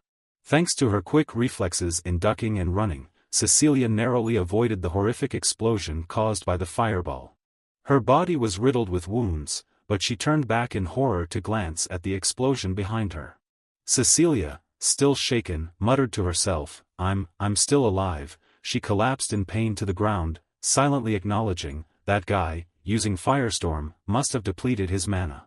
She calculated quietly, others will start coming soon, there's no evidence to prove I'm a spy, and they won't suspect me just because of a child, the mages of the tower will still trust me. Despite her injuries, Cecilia remained determined and composed, ready to face whatever came next. As Cecilia lay there contemplating her next move, Ian calmly approached her. Standing before her, Ian spoke nonchalantly, I have a plan to build a reputation for myself, by selling you. Cecilia's heart sank as she realized the depth of Ian's betrayal. She braced herself for what was to come, her mind racing with thoughts of how to escape this dire situation. With calculations running through her mind, Cecilia responded defiantly, You think you'll get away with it, huh? Ian chuckled slyly in reply, Of course, there's evidence that even they don't know about. Cecilia began to feel uneasy. What was Ian implying? Just then, the royal knights and mages from the ivory tower arrived. Oliver asked in astonishment, What happened, and what's wrong with these wounds? Meanwhile, the mages rushed over to Cecilia's side, expressing concern and questioning what had occurred to cause her injuries. Ian reluctantly admitted, It was me. All eyes turned towards him, waiting for an explanation. Oliver immediately demanded, Explain yourself, Ian, what happened? Ian immediately switched to acting mode, lying without blinking, I happened to see her, that woman, talking to someone wearing a mask. Cecilia's eyes widened in astonishment, What? Ian feigned vulnerability as he continued his tale, then suddenly, She tried to kill me. His words hung in the air, awaiting the reaction of those around him. Ian quickly defended himself, Yes, because I needed to survive. Oliver cautiously inquired, Can you prove it? Ian promptly responded, I noticed it seemed like they were checking something, a mark on their bodies. Upon hearing this, Oliver paused, contemplating the implications for a moment. Afterward, he didn't hesitate to command, "Check their bodies." 2 mages accompanying Cecilia immediately stepped forward to defend her. "Captain, isn't this going too far? Have you forgotten that we are mages of the Ivory Tower?" Oliver drew his sword in anger. The 2 frightened mages immediately stepped back. Oliver raised his sword solemnly and declared, "The highest authority lies with me, and if this incident occurred for the reason the boy stated, then whether the mages of the tower are involved or not, we have a responsibility to uncover the truth." The mage who had been aggressive moments before now softened his tone, addressing Oliver, "At least let me heal her wounds first." Oliver responded coldly, "You can do so after the overall inspection." He then gestured for the 2 female knights to examine Cecilia. Moments later, the inspection was completed. Oliver turned to the 2 knights and asked, "Is there anything suspicious?" The 2 girls bowed their heads and replied, We found nothing." The 2 mages began to protest loudly, "What did I say? Why would you suspect her? We must urgently heal her." Oliver turned to interrogate Ian, "Are you lying?" Ian shook his head honestly, "Of course not." Afterward, Ian confidently walked towards Cecilia. Causing her to startle in fear, Ian approached her from behind and said, "Please forgive me." Cecilia looked back uneasily, wondering what Ian was up to. At that moment, Ian placed his hand on Cecilia's neck and began to perform some sort of magic. Suddenly, everyone looked at Cecilia in astonishment as a mana seal appeared clearly on the back of her neck. Cecilia herself was taken aback by this seal, staring in horror at Ian and asking, "What have you done, kid?" Ian smiled knowingly and said, "I was wondering what you 2 were up to. It seems like they checked because of this." Ian recalled the information he knew about Coldwalker spies from his past life. Coldwalkers were sent to training grounds with a mark, unknown to others except for the supervisors. They would only be discovered after interrogating a supervisor within a year. He understood the gravity of the situation and realized that Cecilia might be a Coldwalker spy. Oliver, unaware of the Coldwalker's secret, turned to the 2 mages and asked if anyone knew the significance of this mark. The mages stuttered, This is the first time I've seen it." Oliver then turned to Ian, inquiring, "What about you, kid?" Ian replied innocently, "It's also my first time, sir." Secretly, he thought to himself, even if no one knows what it means, it's still evidence. After some contemplation, Oliver gave the order, "Heal her wounds, and then we will interrogate her." Oliver then instructed the 2 mages, "Prepare a mana prison." Reluctantly, they responded, "Yes, sir." Having delegated their tasks, Oliver turned back to Ian. He said, "If all this is true, the Emperor will reward the kid." Afterwards, Oliver promptly reported the incident at the training grounds to Hayden. Hayden was astonished and asked again, "How did that child manage to defeat a level 3 mage of the Ivory Tower?" Oliver replied, "Indeed, Hayden." Hayden chuckled, "Haha, unexpected turn of events." Hayden then asked Oliver, "What do you think, Captain Oliver, about that kid?" Oliver responded, "It seems that what the mages sent to investigate have said is true. The way that kid behaves and speaks is not like that of a normal child." Hayden crossed his arms and began to ponder. He told Oliver, I think I should meet with that kid and talk to him before drawing any conclusions. Captain, bring the kid here." Ian entered the room and immediately bowed respectfully. "You summoned me, sir?" he asked. Hayden cut to the chase. "Indeed, according to what I've heard, one of the mages sent by the Ivory Tower is a Coldwood spy, and I've also heard that she is a skilled mage. I think the achievement of defeating and capturing her by the kid is highly commendable." Ian modestly responded, "I am being praised." Hayden smiled and said, "Therefore, I want to reward the kid. Please let me know what you desire." Ian pondered, realizing that Hayden was trying to discern his inner desires by asking what he wanted. Since he was already here, he might as well speak up, shouldn't he? Ian hesitated for a moment before speaking. "Well, if you permit it.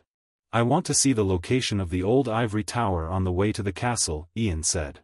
Hayden looked surprised. "The location of the old Ivory Tower? Why would you want to go there? There's nothing to see."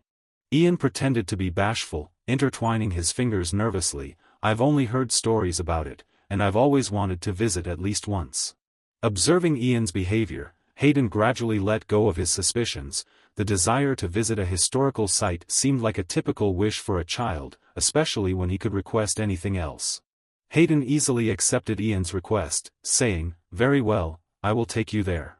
Ian inwardly smirked, thinking, "I believe I can obtain it faster than expected." Ian rejoiced inwardly at the thought of the location of the old ivory tower and the item hidden deep beneath it, the Draconic Codex. The Draconic language played a crucial role in magical studies, and the book contained the essence of that language. Ian felt a surge of excitement as he pondered, "In my previous life, I found it a few years before my death, so I only managed to understand a very small portion of it. How much will I understand this time?" A few days later, the royal escort set off with Ian and his close associates towards the capital city. Inside the horse-drawn carriage, Ian is now surrounded by an atmosphere of joy. Anne's mother eagerly looks out the window. This is the first time she has traveled this far. She turns back excitedly to say to her son, "Isn't it, Ian?" Ian immediately beams with happiness as he looks at his mother and responds, "Yes, that's right." Radio excitedly adds, "Once we reach the capital, I'll be the guide, Madame Phage. Despite my appearance, I've worked in the capital with alchemy for a long time." Ian's mother then laughs joyfully and says, "Oh, thank you." Ian feels a bit puzzled as he contemplates the name. Suddenly, the sound of horse hooves draws near, catching Ian's attention. The second Emperor's Knight, Vice Captain Paul, announces, "Ian, we have arrived. This is the location of the old ivory tower." Paul says to Ian, "Our plan is to stay here for 2 days. And as the Emperor has ordered, you will be free to explore this place during that time." With a cheerful smile, Paul says, "Please follow me, everyone, I'll guide you." He then leads everyone to a small village adjacent to the old ivory tower for an overnight rest. The village truly exudes tranquility on this quiet night.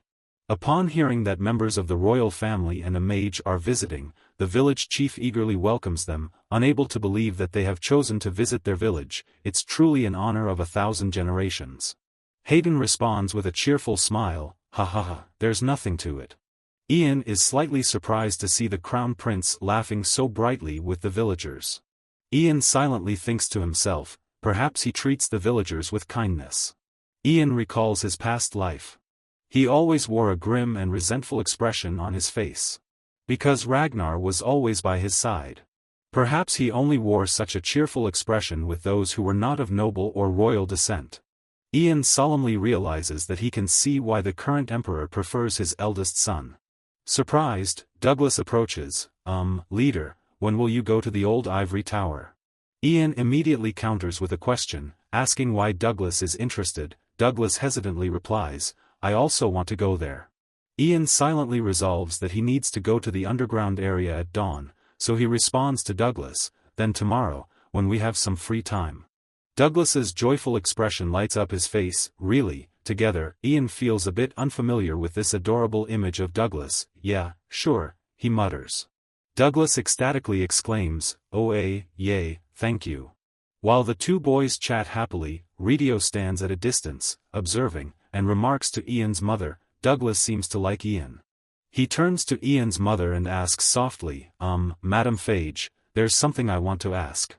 Is Ian always this mature? I don't see him acting like a 12-year-old at all." Ian's mother smiles and looks at her son, replying, "Ian matured too quickly. He's a very kind and caring boy, much like his father." Ian's mother confides in Radio, "I know he won't say it, but surely the boy is trying to fill the void left by his father, and I feel guilty." Radio silently thinks, so the kid takes after his father, and then asks, "So, is your husband also a mage?" She shakes her head, "No, Fran is just a regular person."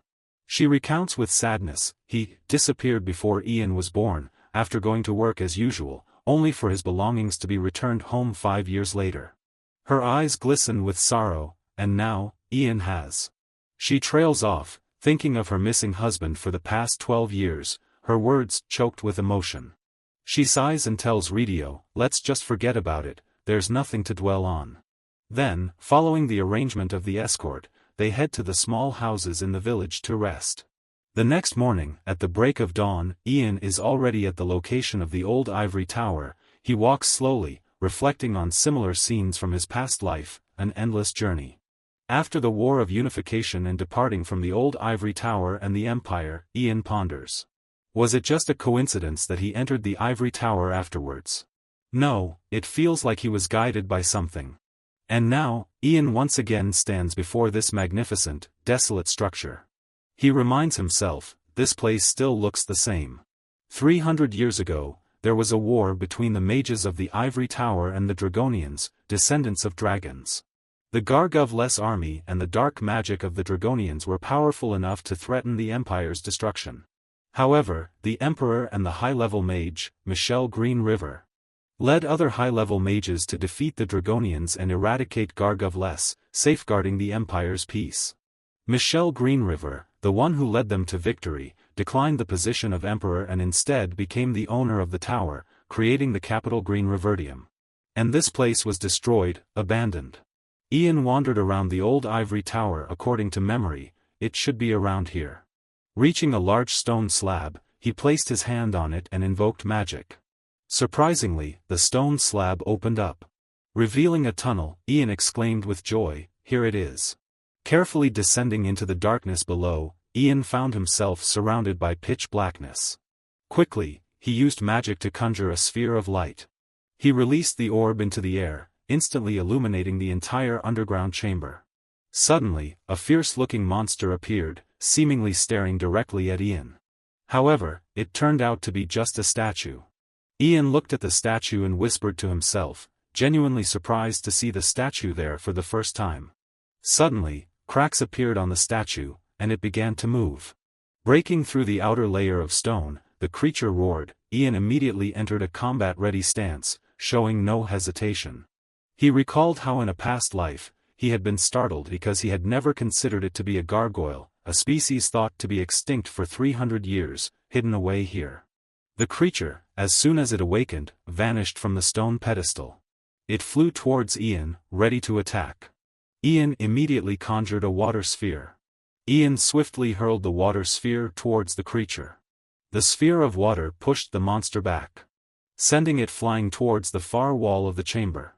The wall cracked open, but it was certain that the creature wouldn't be easily killed like this. Ian felt a twinge of worry.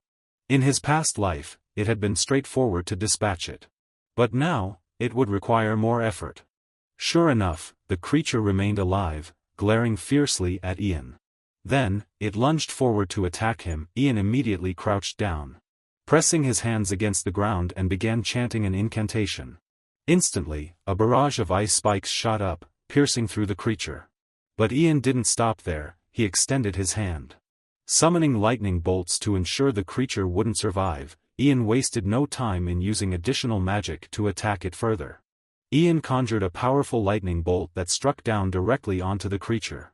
The monster let out a final roar before falling silent. Ian breathed a sigh of relief. Phew, the gargoyle is done for. Now it's just a matter of time, Ian said, looking down at the floor as if awaiting something. Another secret door appeared on the floor. The door automatically swung open, revealing darkness below with no staircase or light. Ian smiled, just like last time. He muttered an incantation, and feathers descended. Then Ian gracefully leaped down into the secret chamber below.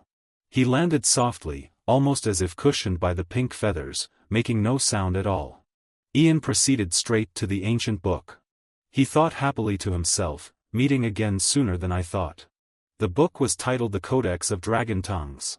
Ian pondered, unsure of who had hidden it here. Was it a dragon, or perhaps the first sorcerer?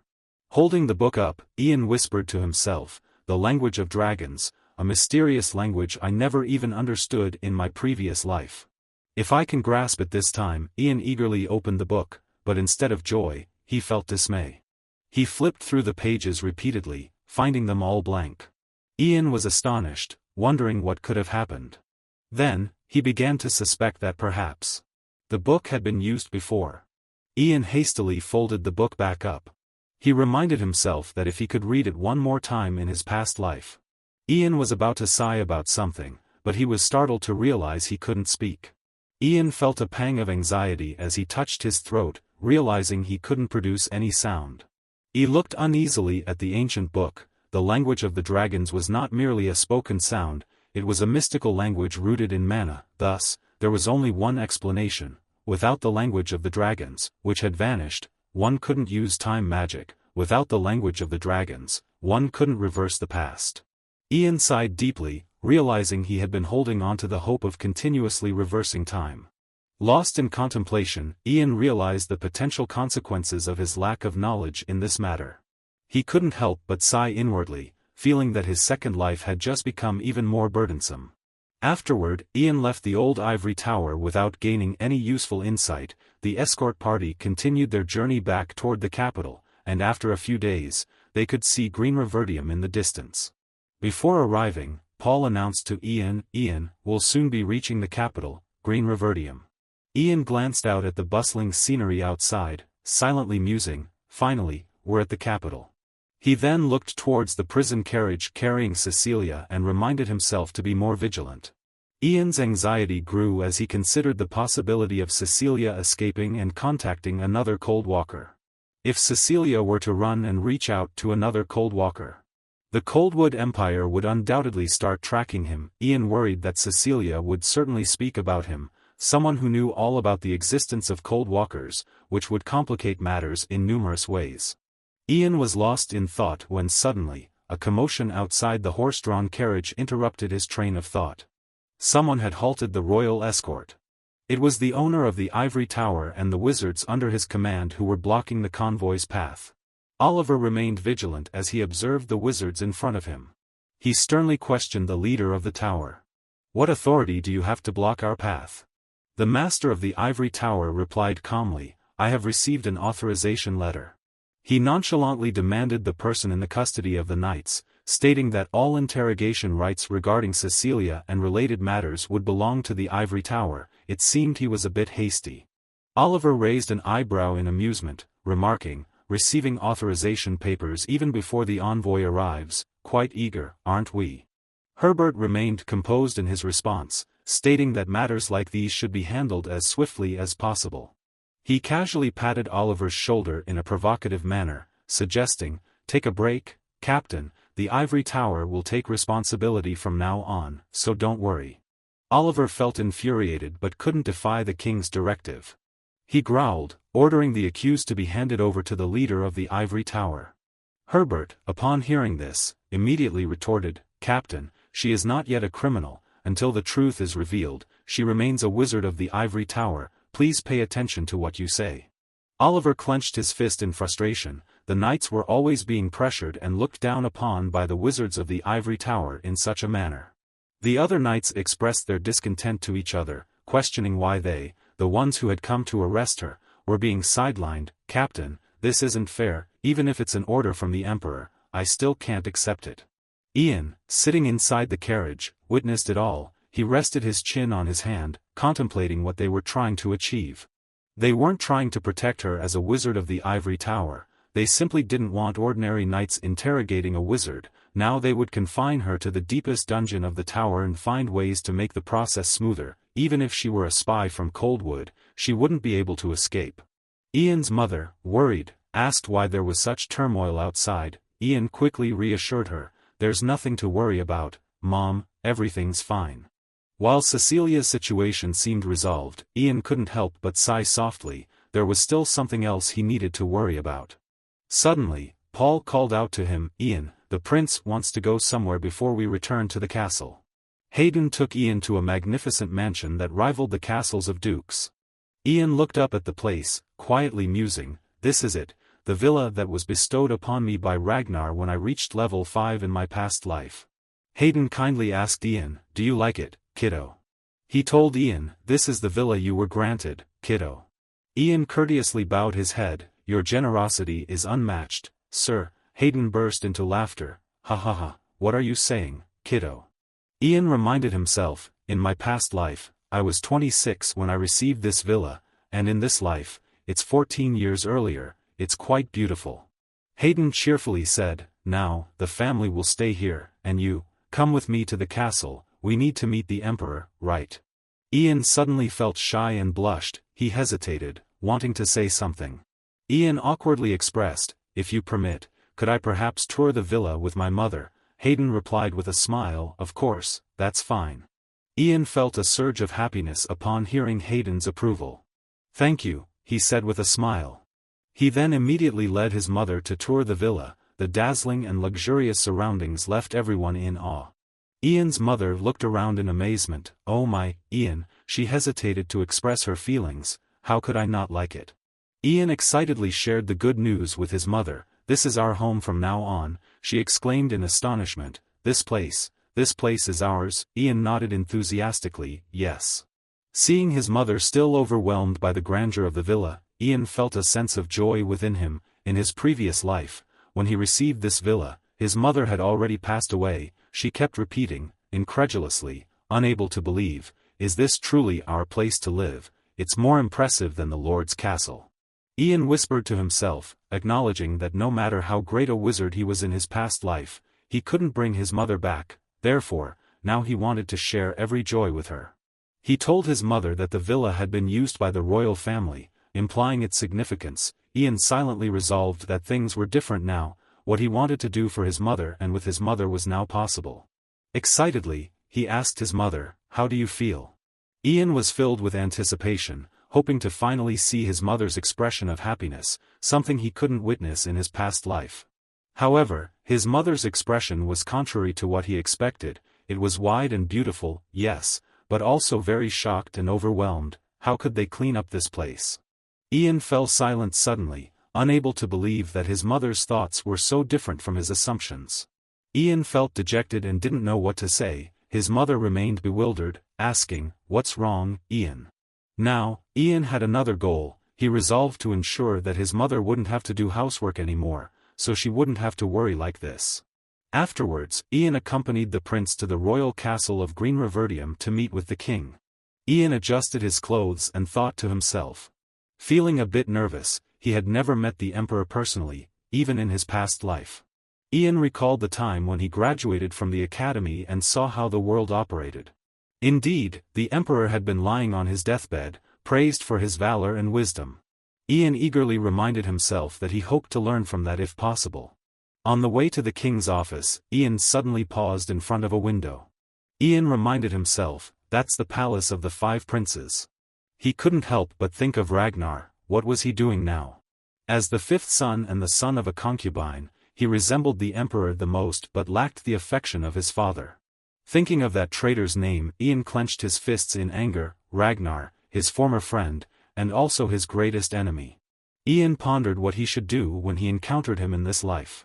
While lost in thought, the guide led him to the door of the king's office. The guide respectfully said, Ian, please proceed this way, the emperor is waiting for you. Ian clasped his hands solemnly, stepping cautiously into the room. Excitement surged within him as he looked forward to meeting the emperor, wondering if this first encounter in this life would meet his expectations. Waiting for the appearance of Ian, in the room at this moment, is the august emperor sitting on the golden throne, and beside him is also the Grand Prince Hayden. Ian approached before the emperor with reverence. He respectfully knelt down in homage to him. Your Majesty, I, a humble person, dare to meet you. The emperor then said to Ian, rise. He earnestly praised the young hero from the north, Ian Phage, who had achieved so much in such a short time. Ian respectfully bowed his head in thanks. Seeing Ian seeming apprehensive and worried, the monarch immediately showed his compassion, saying, no need to be overly formal, lad, surely you haven't been taught courtly manners yet, but now is good enough, you may rise. Ian slowly raised his head, still trying to maintain proper etiquette standards. Suddenly, a similar phrase echoed in his mind, but it wasn't the monarch who had uttered it. He hadn't been taught courtly manners, so there was no need to try too hard. Ian felt a pang of discomfort, remembering how Ragnar had said something similar to him the first time they met. Seeing Ian relax a bit, the monarch began to inquire, you've traveled a long way here, lad, do you like the villa? I've bestowed upon you one of my royal residences. While the monarch was speaking, Hayden glanced over at Ian, smiling and waving at him, a rather informal gesture considering he was standing right next to the king. Ian courteously responded to the monarch, it's a place of immense grandeur that I couldn't even imagine. Then he glanced at Hayden with a sense of awkwardness in place of him, silently wondering, what is he doing in front of the emperor? The emperor asked again, so, do you like it or not? Ian happily replied, "I do, your majesty, my mother is also very pleased." Then, unexpectedly, the monarch asked Ian as if probing, "Oh, really, so, are you wary, lad?" He seemed suspicious, curious about the reason why he had sent his heir to bring Ian here and bestowed upon him a villa as soon as he arrived. Ian was somewhat surprised by the monarch's attitude and pondered within himself whether he should be more direct. He reminded himself that Ragnar liked to speak plainly without hiding anything, as he resembled the emperor, so, it seemed that the monarch might appreciate straightforwardness. However, Ian hesitated and thought differently. "No, not yet," he decided, "until I have everything I want. I'm just a 12-year-old child who needs to behave appropriately." Ian silently resolved that it would be best to appear as a child, so he hesitantly replied to the monarch, "It's not because I'm more talented than others, your majesty." He pretended to be hesitant and stuttered like a naive child as he continued, "According to what they say, it seems that my magic is better, so," but before he could finish, the monarch interrupted Ian, his voice stern, "So, you think you're more talented than others?" The atmosphere in the room immediately became tense and heavy. Ian appeared confused and frightened, too afraid to answer. Hayden glanced at Ian, noticing his discomfort, and felt somewhat concerned himself. Hayden then looked up at the monarch and said, "Father. A child wouldn't know anything." Hayden tried to intervene, attempting to speak up for Ian in front of the monarch, perhaps fearing that Ian's childish remarks might be misunderstood as arrogance by the king.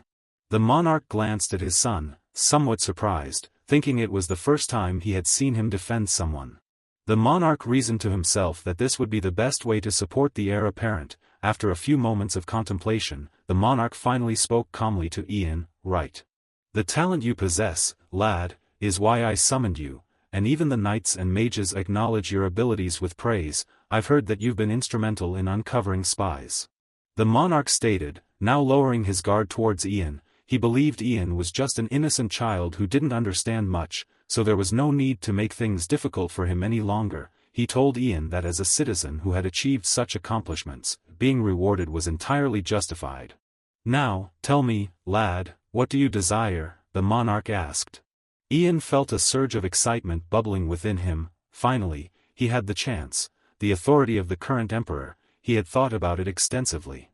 Ian pondered silently. As a child, there's something unfitting for an adult, a request only a child could make. He gazed up at the monarch with sparkling, curious eyes, thinking, "I want to look around." The monarch was surprised and asked Ian, "Look around, what do you mean?" Ian hesitantly expressed, "I want to be free to explore around the palace and tell my mother about what I see. I want to know what this palace is like and why it's so magnificent." It had to be acknowledged that Ian's acting skills were truly remarkable. His expressions were akin to those of a curious child fascinated by everything new in the palace, yet also a bit shy. Seeing the monarch hesitate, Hayden decided to assist Ian. He once mentioned wanting to visit the old ivory tower. "Very curious lad, at this age, all children are like that." "Father, I think you should allow it," Hayden added. Ian smiled softly at Hayden's words. Hayden is right, he thought. Thanks to Hayden's persuasive words, the monarch no longer hesitated. He said to Ian, "Very well, I'll give you a seal. As long as you have it with you, you can move around freely within the palace." Ian could also give it to someone and ask for directions. After giving Ian instructions, the monarch asked again, "Is that all you want?" Ian happily replied, "What could be better, your majesty?" The monarch smiled satisfied with the modest desires of this child. He then told Ian, "Well then, I will personally reward you." The monarch called out, "Bring it in immediately," and a line of maidservants promptly entered the room. The monarch also had someone bring in a golden chest and said to Ian, "Here is the reward for you. These servants will take care of the villa daily, and I will send them there so you can feel comfortable," the monarch added. Ian breathed a sigh of relief upon seeing the king generously rewarding the servants. It seemed that his mother wouldn't have to worry anymore. He respectfully bowed his head and said, "Thank you, your majesty." Finally, the audience with the king ended on a good note. As Ian stepped outside the door, he felt a sense of relief wash over him. The pressure from meeting with the monarch was indeed heavy. Ian sighed, thinking, perhaps he's not like the others. Instead of admiration, I feel more suspicion. He tightly grasped the seal given by the monarch, something not easily obtained, and thought to himself, surely, for anyone, he's the same, just like Ragnar. Suspicion is fundamental to rule and governance, Ragnar likes to say that. Quickly brushing off vague thoughts related to Ragnar, Ian reminded himself, focus on the important matters, I don't have much time. With that, he hurriedly left the audience chamber. Moments later, Ian made his way to a garden within the palace. This garden was particularly well guarded and not everyone could enter. The gatekeeper, upon seeing Ian approaching, asked, "Wizard, what brings you here?" Ian pretended to be curious and replied, "Where is this garden?" Ian eagerly presented the seal to the gatekeeper, saying, "The Emperor asked me to show you this." The gatekeeper nodded and said, "Ah, yes, please follow this way, I'll guide you." Ian thought triumphantly, pretending to be on a sightseeing tour and reaching his intended destination. After successfully misleading the guard, Ian quickly made his way to the nearby tomb. He felt a silent joy, thinking, "Finally, I've arrived at the sacred place of the Empire." Standing before the majestic tomb, Ian recalled memories from his past life. Ragnar had once said to him, "I like it here, Ian. This place serves the Emperor and Empress exclusively, no one else except the royal family is allowed in. I'm just a prince, so I can't enter now, but someday, I will definitely come," Ian thought with a confident smile, remembering Ragnar's words. Indeed, Ragnar had become the successor king, but in this life, Ian wouldn't let him reach the pinnacle of glory. Without much time to dwell on thoughts of Ragnar, Ian swiftly sneaked into the Emperor's tomb, cautiously assessing the situation of the guards. At this moment, the guards at the tomb were dozing off, making it convenient for Ian. However, he remained cautious and cast a sleeping spell on the guards. Ian reminded himself that while other guards might be vigilant, here, he couldn't be sure if the guard would wake up midway. After dealing with the guards, Ian felt more at ease as he wandered around the tomb. He scanned around, searching for something near the Emperor's coffin. Ian searched every nook and cranny, determined to find what he was looking for around the area. Suddenly, he vaguely spotted the item he needed in a shadowy corner behind a column. Bringing the light closer to that spot, Ian exclaimed joyfully, "Found it." Ian whispered excitedly, "Heartstone mushrooms." Without hesitation, Ian conjured an ice knife and swiftly harvested the mushrooms. He gleefully stashed the mushrooms into his bag, feeling satisfied. "Perfect, these should be enough," Ian thought happily. Suddenly, from outside the tomb, Ian heard a voice echoing, "It's late, where could they still be going?" Ian startled, his heart racing. "Please don't let it be," he worried, fearing that the person trying to enter was Ragnar.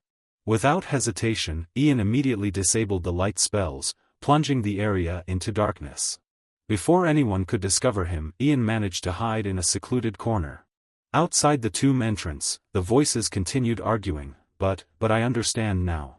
Ian grew increasingly anxious as he heard footsteps drawing closer and closer. The person had now entered the tomb, coming dangerously close to where Ian was hiding. To Ian's relief, it wasn't Ragnar but a mage who seemed rather confused. "Your Highness, even so, this place is a bit," the young man hesitated. Hearing the mage addressing someone as "Your Highness," Ian finally breathed a sigh of relief. He reassured himself, "There are only 3 heirs at present, whoever it is, it can't be Ragnar." At this moment, the princess was calmly reassuring the young mage. Few people visited this place, and passers-by were rare, so the sound wouldn't carry out of the room.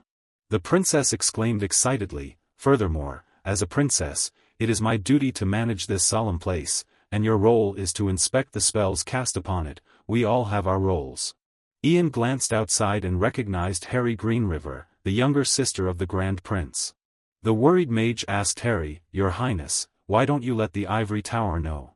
The princess immediately objected firmly, "Absolutely not." She bluntly stated, "Haven't you already known that the ivory tower is very dangerous?" The princess quickly clasped her hands together as if praying to the ancestors. "I'm sure our ancestors will understand, as I do this for the sake of my brother and our monarch," she said. Seeing the princess's firm stance, the mage could only sigh. "I understand, then, I'll do my best to assist until the very end," he conceded. The mage asked the princess, "Have you memorized the basic incantations I taught you?" Harry eagerly interrupted, "Of course I have." The mage then requested, "Very well, please show me your light spell first." The princess began to mutter, "Like this, let the mana flow through." From Harry's hand, a small orb of light quickly soared up. Ian witnessed the entire scene, utterly astonished. The princess is using magic, he thought. Harry sighed to the mage. Why is mine so small? The mage quickly reassured her, saying it was because she had only recently begun practicing magic. Ian recalled Harry Greenriver from his past life, living her entire life like a bird in a cage. When Ragnar ascended the throne and her brother faced execution, she quietly followed her brother and silently ended her life. Ian remained astonished. He couldn't believe that such a woman was a mage. Why did she conceal that fact? In the Greenriver Empire, concealing the potential to become a mage is considered a crime. Private magic education outside the ivory tower and the academies follows the same rule. Ian was sure that the mage knew about this. While Ian was hiding and pondering, the two others continued their conversation unaware. The princess said, "Sir Kevin, next time, please teach me another offensive spell, like a volcano, for example." Kevin replied, embarrassed, "Even I can't use that incantation, Your Highness." Harry chuckled mischievously, "I was just kidding." Suddenly, Harry fell silent. She seemed to have sensed some movement from Ian's direction. The princess turned around cautiously, and Kevin, startled, asked, "What's wrong, Your Highness?" Harry replied, "Just now, I thought I heard a sound." Kevin exclaimed anxiously, "What if someone saw us? That would be terrible." He hastily added, "Let's call it a day today." Harry quickly reassured him, saying, "Don't worry, Sir Kevin, it's all right. Only the royal family is allowed to enter here." Later, as the princess and Kevin left, Ian also quietly exited the tomb. He silently reflected on the surprising discoveries of the day. He never expected Harry Greenriver to be a mage. Ian contemplated the reason why Harry dared to commit the offense of hiding her magical abilities from the tower authorities. He speculated that it might be because she was wary of the tower's allegiance to Ragnar. Ian left the premises as dusk descended. The gatekeeper noticed Ian and cheerfully asked, "Have you finished your tour, Sir Mage?" Ian smiled thoughtfully for a moment, acknowledging that while he had spent quite a bit of time inside, what he had accomplished was sufficient. He happily replied to the guard, "Yes, I am satisfied." Ian nodded in understanding, and thanked Ridio for the information. He then headed inside the mansion, feeling relieved to be back home after the eventful day at the palace. It's true that kids are lively. Douglas is running around the entire mansion, oh my, quite energetic. Ian suddenly said, "All right then, Mr. Ridio, can I have a word with you?" After that, Ian and Ridio went to his private room. As soon as the door closed, Ian immediately requested Ridio, "I want you to concoct a potion for me." Ridio, surprised, asked, "What kind of potion are you referring to?" Ian handed over a bag of mushrooms freshly picked from the royal tomb to Ridio. He told Ridio, "These are thatch tam mushrooms. They are poisonous, causing paralysis and cardiac arrest." Ridio hesitantly said, "You're asking me to make a potion with such a dangerous mushroom. Poison can be done, but a potion." Ian didn't hesitate to reveal, "Have you ever heard of the art of transmutation?" Ridio was somewhat surprised, and then Ian immediately explained his intentions. "I need a potion to counteract that kind of magic. Can you do it?" Ridio replied, "I will have to experiment. Is there a deadline?" Ian responded, "As soon as possible." Ian anxiously urged, "The sooner, the better." While Ridio was contemplating the solution for preparing the potion, there was a knock on the door calling for Ian. Outside the room, the voice of a servant echoed, "Sir Ian, the ivory tower has sent a letter for you." Ian quickly went to open the door. Anticipating the intentions of the ivory tower, he calmly unfolded the letter. In the letter, it was written, "Dear Sorcerer Ian Phage, much like the royal family, the ivory tower is eager to meet you. Therefore, although we should wait until the official registration day at the academy to meet, teaching a talented sorcerer alongside other novice sorcerers shouldn't be difficult, right? Therefore, I propose that we meet in a week's time, and I hope you will accept the ivory tower's request, as a sorcerer with a distinguished name on their list." After reading the letter, Ian told Ridio, "You have 1 week," Ridio exclaimed in surprise, 1 week. Ian raised an eyebrow at Ridio, "Is that too difficult?" Ridio replied, flustered, "Of course not, 1 week, no problem." Ridio sighed and added, "It just means I'll have to give up sleeping time." Ian hesitated, saying, "Well, I'm sorry for troubling you, but I'll rely on you." Time passed swiftly, and before they knew it, the appointed day with the ivory tower arrived, 1 week later. Ian sat in the horse-drawn carriage on the way to the ivory tower, feeling a bit anxious and worried. He reached into his pocket and pulled out a small vial of medicine, Tedio, crafted by Redio from thatched tam mushrooms. Drinking it would stabilize his heartbeat for 2 hours. Ian clenched the vial tightly in his hand, feeling apprehensive about the upcoming 2 hours. Ian felt jittery and anxious as he looked out of the carriage window. The ivory tower was nearly in sight, the tower that he had been intimately connected with in his past life. Feeling melancholic, Ian thought, "This is the place where I abandoned everything and left, I have returned." His emotions churned as he contemplated his return to the place he once called home. Not long after, the carriage came to a stop at the gate of the ivory tower. The coachman announced, "Sir Ian, we have arrived at the ivory tower." A female sorcerer quickly came out to greet Ian, saying, "You have arrived, Sir Ian Phage." She warmly continued, "Welcome to the ivory tower." The female sorcerer smiled and said to Ian, "Please follow me this way, I will guide you to the owner of the tower." Ian followed the sorceress inside. The tower didn't boast excessive luxury but leaned more towards antiquity. The sorceress introduced, "This is the first floor of the tower, the entrance hall." Ian quietly looked up, contemplating the past and the present. "No, in both the present and the future, this place remains the same," he thought to himself. The female sorcerer led Ian closer to an area fenced off within the entrance hall. She asked, "Do you see that golden disc over there, sir?" Ian replied, "Yes." The sorceress explained, "It helps you move to different levels of the tower. It's a device called the mana staircase. The golden ones are reserved for high-ranking sorcerers, allowing them direct access to the highest floors." She then said to Ian, "Please step onto the disc." The high-ranking sorcerers awaited Ian in the tower owner's chamber, located on the highest floor. Ian stood between the golden disc and said to the female sorcerer, "Farewell." Suddenly, a magical array appeared beneath Ian's feet. A radiant golden light enveloped the disc, as if it were traveling straight up the tower. In the blurry midst of the light beam, Ian stood clutching Redio's potion veil. He quickly drank it before the teleportation process completed. Just a few seconds later, Ian found himself brought to the top of the tower. Ian stood calmly, waiting outside the door of the tower owner's chamber. This large door had been the gateway to a turning point in Ian's past life, when the tower owner successfully recruited him to serve Ragnar. As the door slowly opened, Ian realized that this time, he would change his life in a completely different direction. Ian slowly stepped into the room. As soon as the tower owner saw him, they greeted him warmly, saying, "Welcome, Ian Phage, thank you for accepting our invitation to the tower."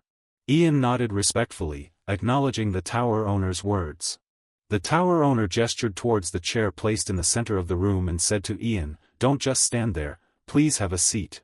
Surrounded by several high-ranking sorcerers seated in a circle around him, the tower owner continued, "You must be quite surprised. But there's no need to be afraid," he reassured Ian, as the scene resembled more of an interrogation rather than a typical interview for a new student. Ian swiftly draped his cloak and seated himself as the tower owner continued to explain, "This is just a small request that every sorcerer joining the tower must undergo," he clarified. Ian silently noted the atmosphere, sensing their desire to ensure compliance. The tower owner then presented Ian's information board for everyone to see. "We are aware of your talents, but they are not the focus here. You are already quite remarkable," he remarked. "To be honest, I still have some doubts, but aren't we mana brethren, with a bond stronger than blood," he added. Ian listened attentively, taking in the gravity of the situation. The tower owner easily found a reasonable excuse for the situation, stating that if they could dispel doubts, it should be done now. Ian, displaying a hint of fear, asked, "Are you suggesting you will torture me?" The tower owner chuckled mischievously, replying, "Hee, heavens, how could we do such a thing? There's no place for sinister acts in this tower." The tower owner immediately employed a truth-reading spell and instructed Ian, "We'll just ask a few questions, and you only need to answer them." "Now, let's begin," the tower owner said. As he finished speaking, the eyes of the high-ranking sorcerers were fixed on Ian, scrutinizing his every movement and carefully probing. Then, the tower owner began reading out information about Ian Phage, born in 488, under the constellation of Hong Duong. "Your father, Fran Phage, was a wandering explorer, and your mother, Vanessa Phage, was once a servant in a castle.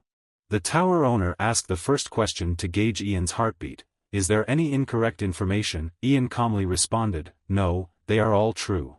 A high-ranking sorcerer inquired about Ian's relationship with the alchemist Ridio.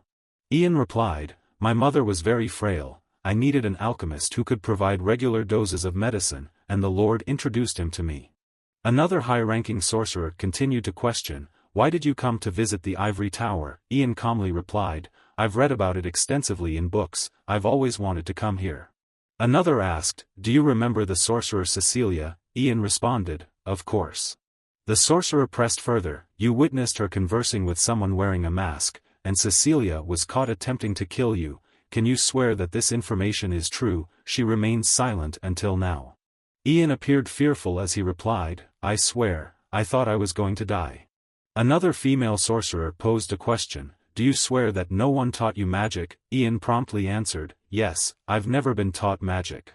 She continued to question, then how do you know so many spells like fireball, summoning spirits, and ice barrier? I want to hear a reasonable answer. You weren't just doing it, were you? The sorcerer pressed. Ian honestly replied, I only thought about them. Like, imagining fire in the palm of my hand, for instance. Ian calmly explained, I just need to imagine it, and one day, it becomes reality. A high-ranking sorcerer erupted in anger, shouting, that's impossible, it's utterly illogical. The other high-ranking sorcerers were all astonished, whispering to each other about what Ian had just said. The tower owner gazed at Ian suspiciously. Even the most potent truth-revealing spells of the ivory tower were confirming that the boy was telling the truth. He furrowed his brow in contemplation. Could this boy be the reincarnation of the legendary first sorcerer, the embodiment of him? Or was he a sorcerer of such high rank that even the truth-revealing spells of high-ranking sorcerers couldn't affect him? It's absurd for the child to possess such a vast amount of mana. What could this be? As the tower owner was trying to speculate, a red-haired female sorcerer suddenly stood up and exclaimed, enough already. She angrily shouted, why keep asking these useless questions? Don't waste any more time, ask the real questions. Another sorcerer intervened. Helene, calm down, the tower owner interjected, but Helene persisted, we're all here to ask him, aren't we? She approached Ian, her voice stern, and demanded, who are you? Helene, visibly frustrated, snapped, use that mouth of yours to tell us what you are. Why do you speak nothing but nonsense? Ian appeared fearful in front of Helene, but inwardly he thought, she's just like that.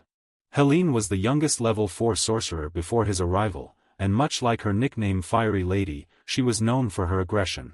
Ian calmly responded as if intentionally provoking Helene, isn't it something you already know? Helene frowned, know what? Ian nonchalantly replied, it's written over there. Ian read aloud the personal information already displayed there. Ian Phage, born in 488, under the constellation of Hongduong. Ian calmly asked, haven't you read it? His demeanor successfully provoked Helene's anger. Helene flared up in rage, growling, how dare you speak like that? The situation was gradually spiraling out of control, and at this point, the tower owner finally spoke up, that's enough. He said cautiously, observing Ian carefully, Ian Phage, allow me to ask you one final question. During your mana reaction test, I heard there was a minor incident. Ian listened attentively, awaiting the final question from the tower owner. The soldier scorned you and your mother. Do you remember that soldier's name? Jonathan. The next day, it was discovered that the soldier had died, and he was found with traces of mana on his body. The accusing gaze turns to you, asking if you had anything to do with the soldier's death. And bowed his head in contemplation, acknowledging the tower owner's astuteness. Not overly confident in his own magic, he always considered the possibility of a third party's involvement. Ian pondered, in a situation like this, an ordinary person would lose their composure and be afraid of being suspected as the murderer. If my heartbeat is stable, I'll only be suspected even more. Contemplating, he had said this was the final question, so should I eliminate the effects of the medication now? After a few seconds of reflection, Ian knew what he had to do. I will tell you the answer you want to hear. Ian quickly nullified the effects of the elixir and responded, I know nothing, while his heart pounded like a drumroll. The high-ranking sorcerers using the divination spell were startled to hear Ian's erratic heartbeat. They looked at him in astonishment, suspicion creeping into their expressions. The crowd collectively thought, he's lying, isn't he? The Tower Master asked again, you have no involvement in this. Ian replied, yes, while his heart continued to beat erratically in his chest. The Tower Master calmly said, of course, you couldn't have killed him, thank you for your honest answer to this difficult question.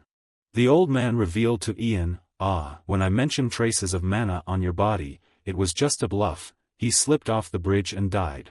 Ian raised an eyebrow, realizing the old man had deliberately lied to test him. If Ian hadn't shown concern and his heartbeat hadn't remained irregular, the old man would have surely realized that Ian was using a trick to deceive the divination spell. The old man continued, I want to conclude our meeting here and go eat, but I still have tasks to attend to, so I hope you understand. As you may know, your talent is unprecedented, even within the tower, a mysterious power with unclear origins. So, we must proceed with caution. Regarding your current limitations and how far you can go. After some hesitation, the old man gestured towards a glass sphere placed in the middle of the room and said, the device in front of you is called the mana vessel, you can consider it a crucial component in operating most of the tower. Currently, there isn't much mana stored inside, hence its color, but when it contains more mana, it will turn green. The Tower Master requested Ian to try pouring mana into it. Ian asked, all of it? The old man replied, of course, because we want to see your limits. Ian approached the glass sphere and silently calculated, the vessel could contain the mana of a level 3 sorcerer. Pouring in an amount of mana equivalent to a level 2 sorcerer would be the most prudent decision. Ian pondered, considering that showing them the planned amount of mana would minimize suspicion and place him in a less scrutinized category. However, he questioned why he should do so. Reflecting on his past life, he realized he was only a level 8 sorcerer, not a grand wizard or a legendary leader. I have always had to read emotions and live a calculated life. I have been able to give up everything, power, authority, glory. I could relinquish everything I had, but magic. I understand nothing clearer than magic. No one can stand above me in this field. Going with the flow of emotions, Ian comfortably exposes all his abilities, to the extent that the mana vessel cracks under the pressure, yet he continues to pour mana into it relentlessly. The vessel couldn't withstand the pressure any longer and exploded. The sorcerers stood up in horror amidst the swirling smoke. The smoke rose high before slowly dissipating into the astonished gaze of everyone present. Meanwhile, Ian still stood beside the glass sphere, gasping for breath. He breathed heavily with each breath because his petite body had just expelled all the mana, unable to withstand the immense pressure from the vessel. Even the Tower Master was stunned into silence, unable to utter a word. This is the first time in their lives that the high-ranking wizards of the Ivory Tower have witnessed a child possessing such abundant mana. Helene, stunned, stammers, how is this possible? She picks up a shard of the broken vessel beneath her feet, realizing that the mana vessel could contain the mana of a level 3 sorcerer. Helene looks at Ian with suspicion, her heart filled with uncertainty. Could that child be more powerful than a level 3 sorcerer? That evening, after Ian had completed his tasks and left the Ivory Tower, the high-ranking wizards immediately convened an emergency meeting. An enraged wizard slams the table and says, Ian Phage, the rumors about that kid are true. And he's also a level 4 sorcerer, which puts him on par with all of us, except the Tower Master. Another wizard, visibly heated, adds, his reaction when questioned about Jonathan's death was clearly that of someone lying. The irritated wizard asks, what do you all think this means? Before Ian Phage becomes a dangerous threat to us, we must restrain him. The same wizard suggests, enroll him in the academy, have him graduate, then serve for 5 years. Do we not think we should just scrap those plans and tame him immediately? Upon hearing the suggestion from that wizard, the Tower Master pauses for a moment, then speaks, it might be challenging, but you're not wrong. Ian Phage's time at the academy would be nothing but a waste. Instead, he poses a threat to other students. High-ranking sorcerers like us have already felt uncomfortable in his presence. Imagine how newcomers and young sorcerers would feel. The opinions of the Tower Master are met with nods of agreement from the high-ranking wizards. The Tower Master continues to explain, whether Ian Phage kills a soldier or prevents a death is irrelevant. The important thing is that while divination spells may be flawless, we'll never know if his lies affect us, the Tower Master calmly addresses.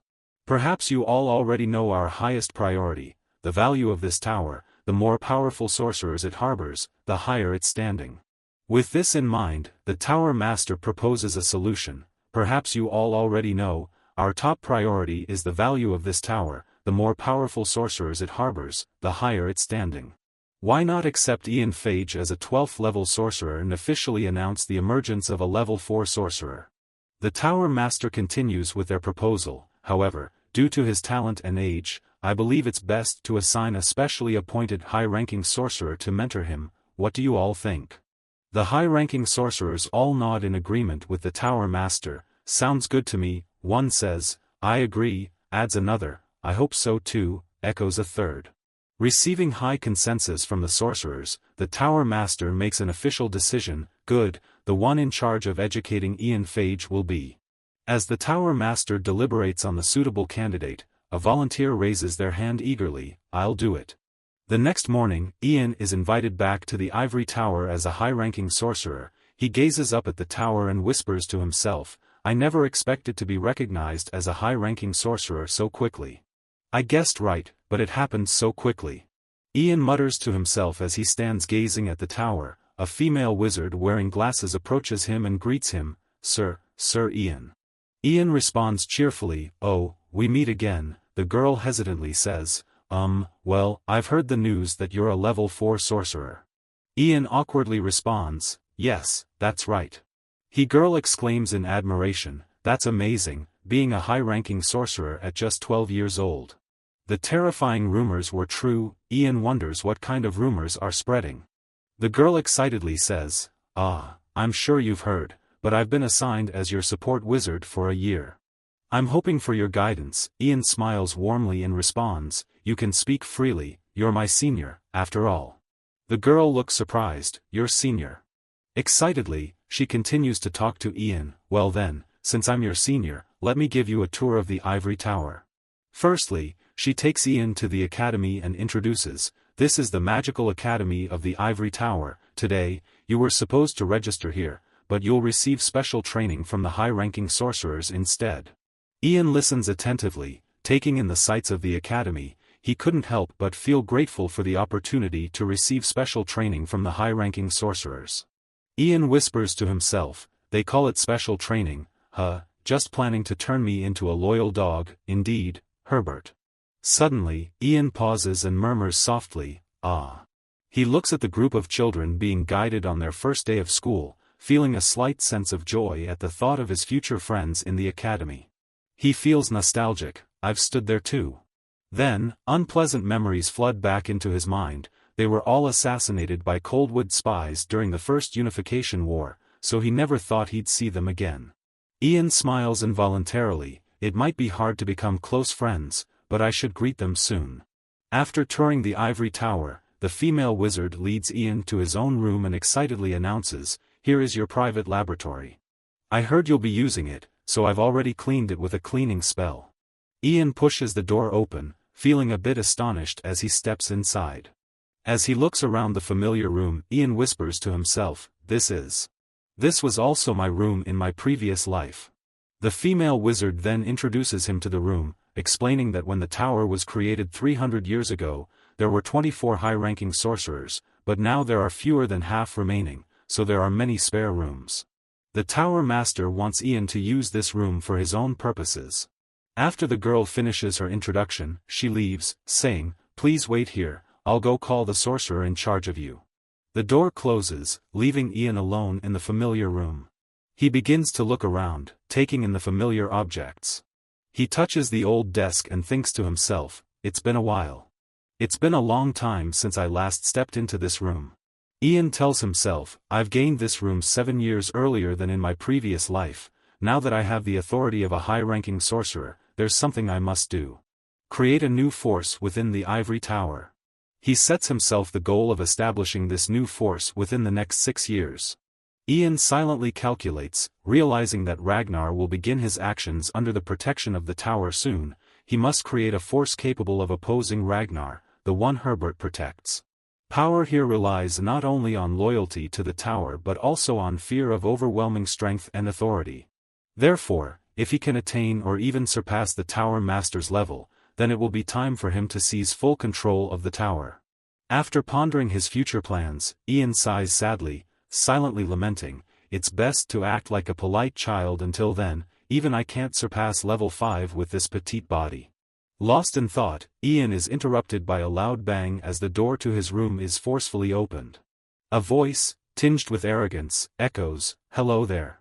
Ian is taken aback as he turns to look, feeling his mood souring instantly. He grimly thinks to himself, they just had to send her. Helene stands outside the door, looking smug as she says, "Long time no see." She looks at Ian arrogantly, sneering, "The clumsy brat." Helene steps into the room while repeating her sarcastic greeting, "Long time no see, you clumsy brat." Ian feels disheartened, thinking to himself, Helene, why did they have to send her here? Though aware of Helene's personality and displeased with her presence, Ian still feigns innocence and surprise, uttering, "Ah. She's the one who cleaned up the broken vase," and just a childish remark from Ian was enough to make Helene feel annoyed. She furrows her brows and responds, "Seems like you're even worse than clumsy." Helene approaches Ian and says, "All right then, I'm sure you've heard the news. Proper etiquette, the tower's history, magical theory, these are the things Ian will learn at the academy, but the Tower Master wants to teach him within the tower itself." Helene sneers at Ian, saying, "The Tower Master mentioned something about how other children would lose confidence if they had to study alongside a monster like you." Helene arrogantly points towards the bookshelf and continues, "But the issue is." She uses magic to make the books fly towards her. As she catches a book, Helene raises her voice mockingly, "What's the point of doing this?" Before she finishes her sentence, the pile of books falls to the ground with a thud.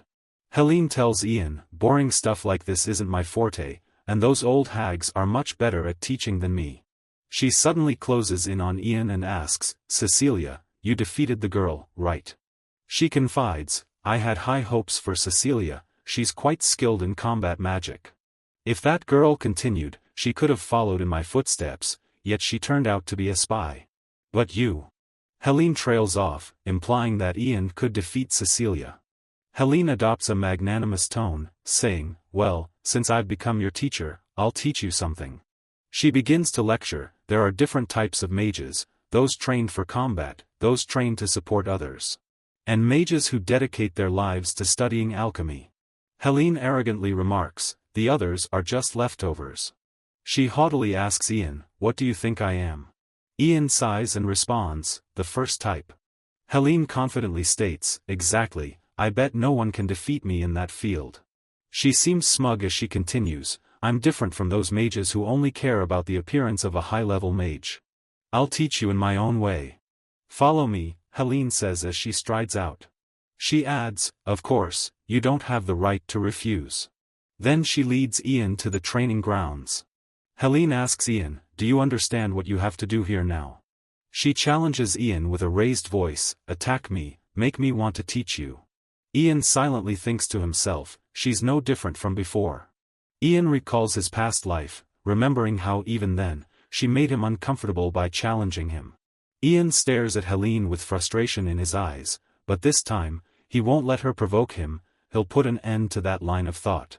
At this moment, the other mages in the tower who are present at the training ground are curious and gather around Helene and Ian. They murmur among themselves, wondering what challenge is going on. One of them voices concern, "Isn't it a bit risky to let the kid fight her? I mean, Ian, he's just a boy." Ian stands firm, his resolve unwavering. He calmly responds to Helene's arrogance, "If you're so eager, then let's begin." With a swift motion, he unbuttons and discards his cloak, revealing his determination. Helene, taken aback by Ian's confidence, hesitates for a moment before replying with a hint of annoyance, "Of course I am, don't underestimate me." Ian's confidence radiates as he prepares to wield his magic. With a determined smile, he retorts, "Then let's not keep each other waiting any longer." Ian focuses his mind, channeling his energy into a barrier of shimmering green light that envelopes his entire body.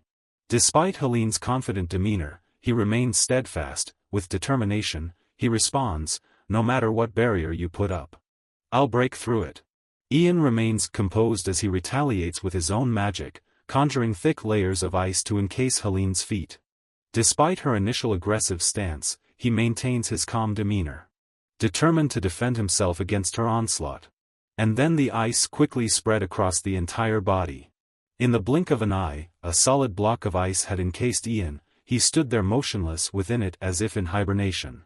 Helene exclaimed in astonishment, "Oh, you little rascal." She carelessly approached Ian, tapping on the block of ice and saying, "The best you could come up with is just a block of ice, planning to sleep in there until your mana runs out. Oh dear, did you even hear what I said?"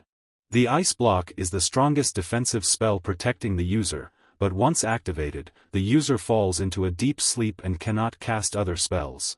That's why Helene was so careless to approach Ian like this. She stood there casually, muttering to herself, "Oh my, I have no idea what you're thinking, I must be foolish to hope that." Helene's confident demeanor faltered as she suddenly heard strange sounds echoing around them. Other wizards also looked bewildered, asking each other, What is that sound?" Helene turned back towards Ian in astonishment, unable to comprehend what was happening. The situation seemed impossible, leaving Helene stunned as she gazed at the block of ice.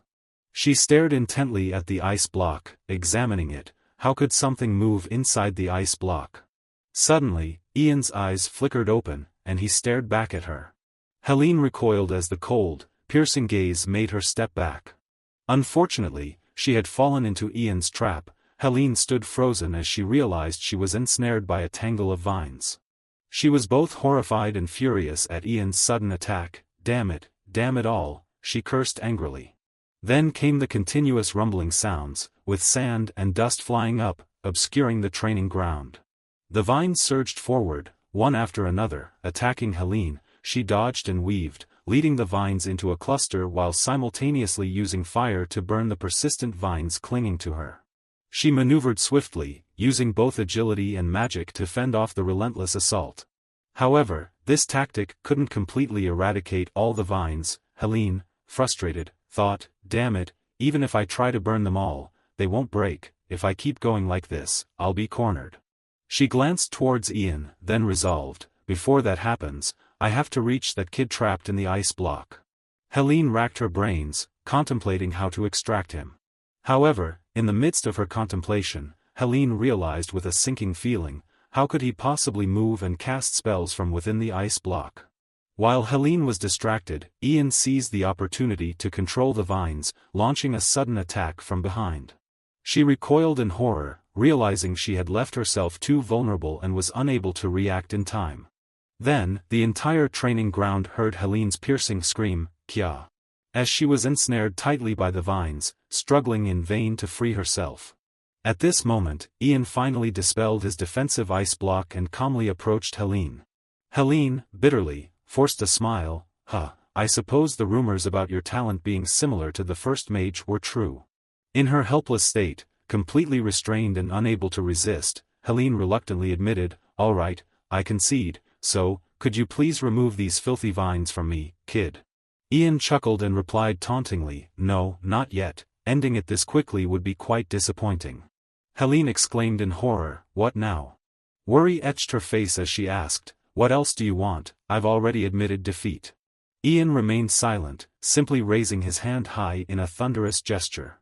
He began to perform some kind of magic, causing his hand to sparkle with shimmering lights. The once clear skies were now engulfed in rolling thunderclouds, and the sky turned a grim gray, with lightning flashing in the distance. Helene cried out in alarm, Wait, Ian, hold on." She screamed, "This is just a sparring match," but Ian ignored her pleas, continuing to gather lightning in his hand. Helene cried out in desperation, "Ian, stop it, please, stop." Ian remained indifferent to her desperate cries, arrogantly continuing his incantation. "Only thunder," Ian said coldly, pointing towards Helene. A blinding beam of light tore through the sky, and lightning crackled fiercely, descending from above following Ian's command. The wizards in the training ground were all stunned and speechless. The vines had burned to ashes, and Helene narrowly escaped death.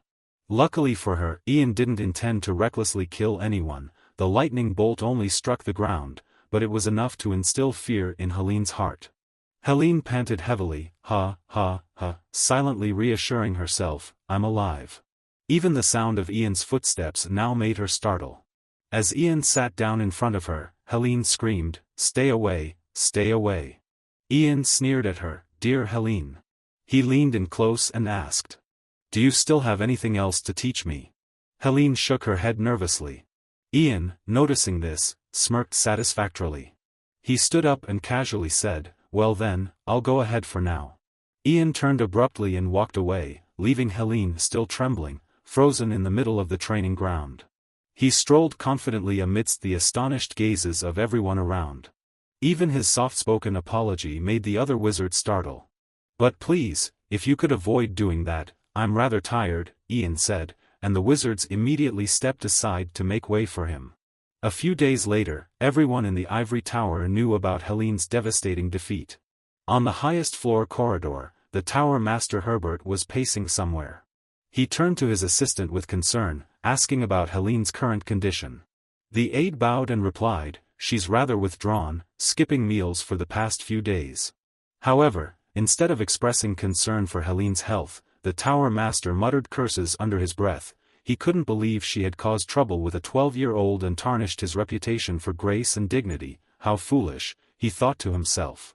The tower master seethed with frustration, thinking, when I attempted to shatter Ian Phage's pride by having her mentor him, I never imagined Helene would be defeated by that brat. Herbert calculated cunningly, realizing from the start that it was never a matter of whether we could control her or not. She was not a dog we could leash and control, but a wild wolf. As he continued to stride forward, Herbert pondered deeply, we'll likely need more time than anticipated to turn her into a useful tool. Later, the tower master reached his chambers at the top of the ivory tower, and the door slowly opened. Inside, a prince was casually reading a book, waiting. Ah, you're here, he said.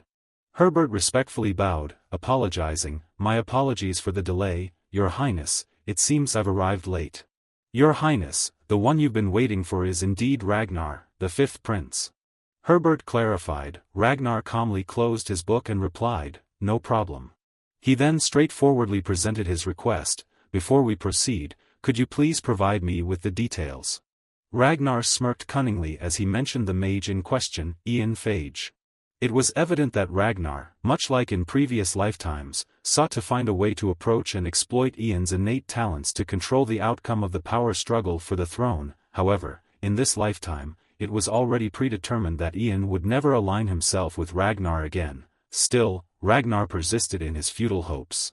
The scene transitions to Ian's mansion on a beautiful day, following the incident where he embarrassed Helene in front of the other wizards. A young boy joyfully hops around the house, likely Douglas. Douglas, dressed in elegant attire, cheerfully announces, Father, I'm ready to depart, shall we go? Ridio, also dressed impeccably, smiles at his son and replies, of course, let's head out. Before heading out, Ridio makes sure to inform Ian, I'll be taking Douglas to the academy. Excitedly, Douglas chimes in, I'll be back, leader. As father and son leave, the door closes behind them, and the house suddenly becomes quiet. Ian watches as the father and son head towards the door, contemplating. Today marks Douglas's first day of school, he thinks to himself. Douglas was admitted to the Royal Academy of Pharmacy at the top of the list as soon as he applied. His talent must be exceptional. Ian relaxes, leaning back in his chair. He quietly reassures himself, I understand the tutoring program of the Ivory Tower well, so it should be relatively easy. Suddenly, he closes his book with surprise. He breathes a sigh of relief and leans back, realizing that he will have some free time now. Unaccustomed to having free time, Ian stands up and walks towards the window. Since reversing time, I've been constantly racing forward without pause, he reflects. Ian begins to contemplate the future. Ragnar hasn't made any clear moves yet, but that doesn't mean I should sit idly by. He looks solemnly at his reflection in the window, determined to regain all his strength, to confront whatever lies ahead. My body must develop further. After many days of tension, there finally comes a moment of relaxation. Ian feels a bit hesitant. Can I really just rest like this, he wonders. Suddenly, footsteps interrupt his contemplation. A maid enters with a letter and respectfully addresses Ian, Sir Ian.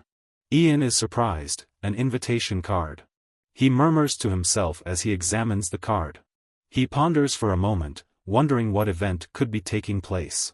Ian is taken aback when he notices the royal seal on the invitation card. The royal seal, he murmurs in surprise and curiosity, his brow furrowing, the Crown Prince, huh. That evening, Ian finds himself at the palace of the Crown Prince.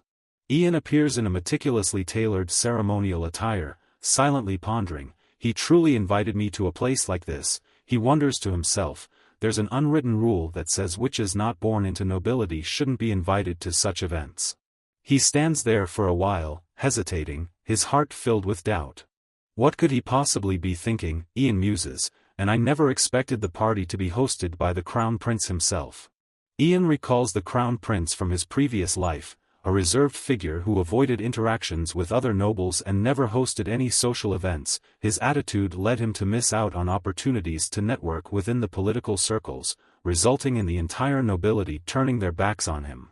In contrast, the fifth prince, Ragnar, was a prominent figure in social circles, adept at building trustworthy relationships with other nobles.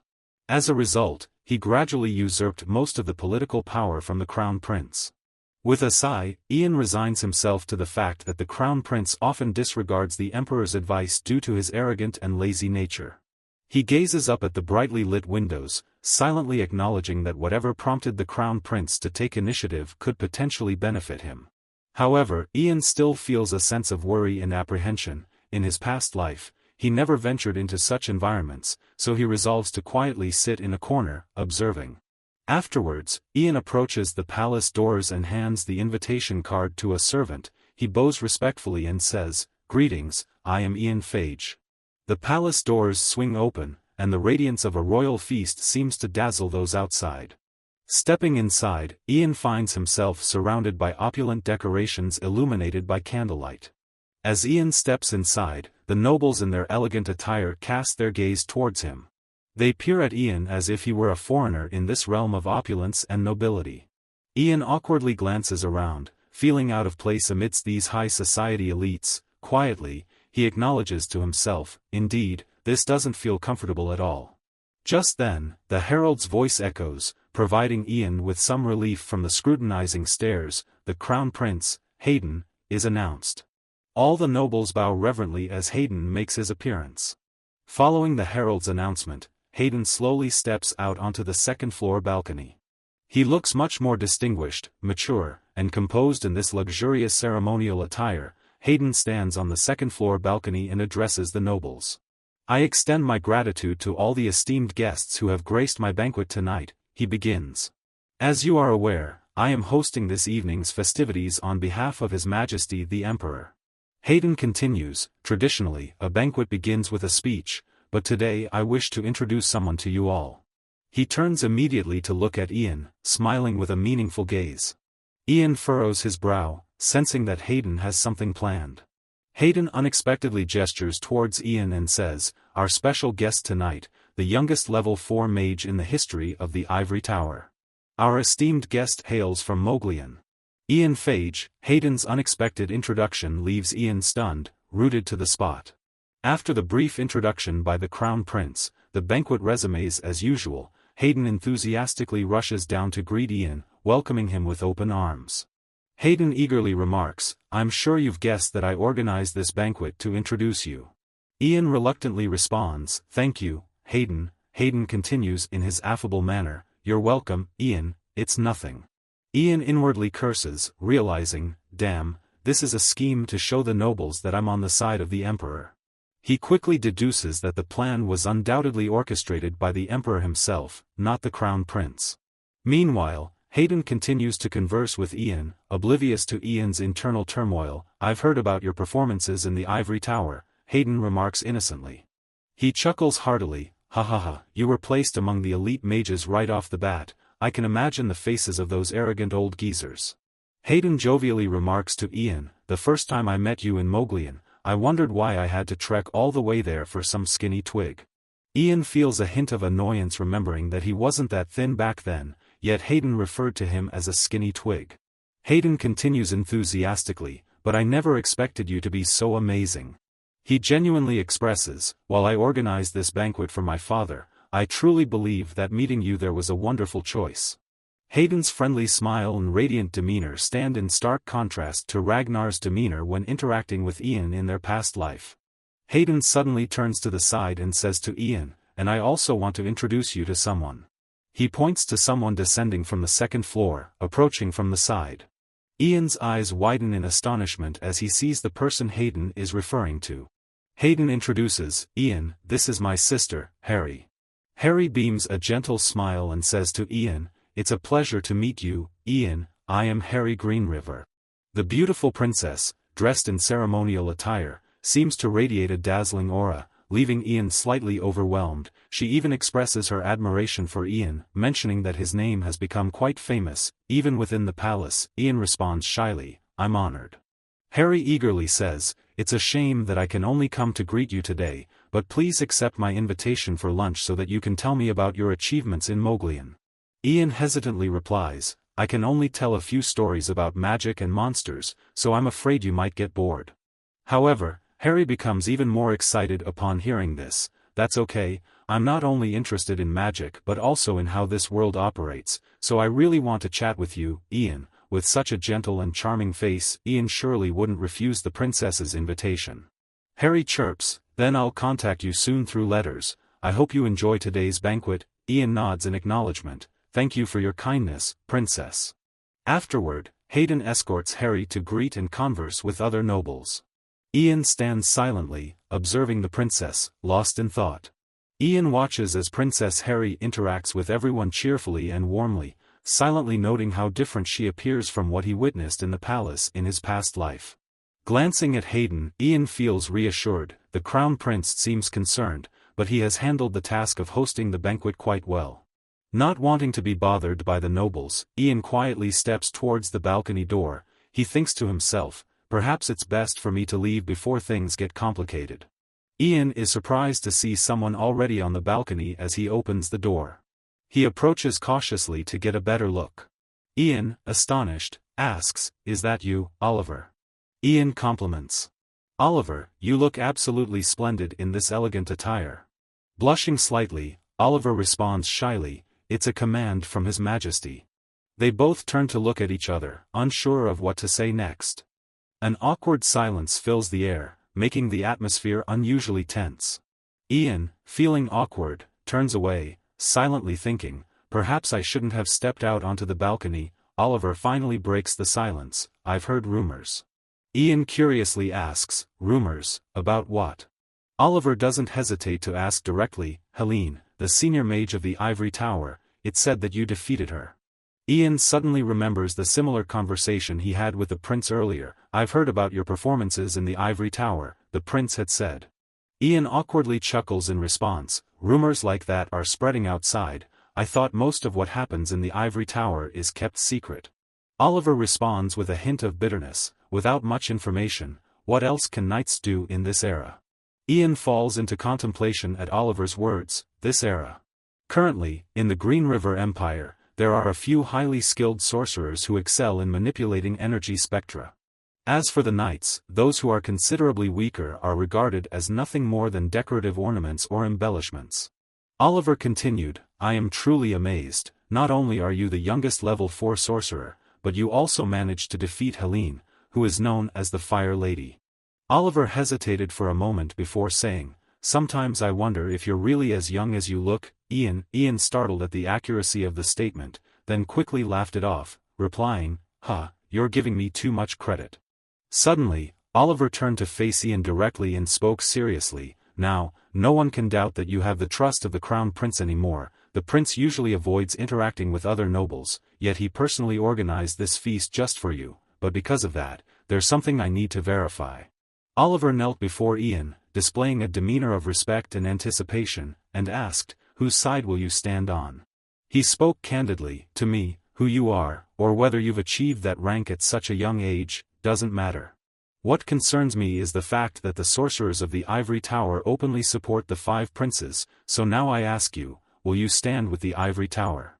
Ian hesitated before replying, "That's a meaningless question. Who could give a reasonable answer in a situation like this?" Oliver persisted in his search for an answer. As a knight serving the prince, I need to hear your response, he said. Fixing Ian with a stern gaze, are you a friend or a foe? Ian thought to himself, indeed, Oliver Raywood, the loyal knight who stood shoulder to shoulder with the crown prince until the very end. Then, hesitantly, he replied, I'm still not sure. Ian thought he could provide a hint to Oliver, then hesitantly said to him, however. Ian asserted firmly, I will never align myself with the 5 princes.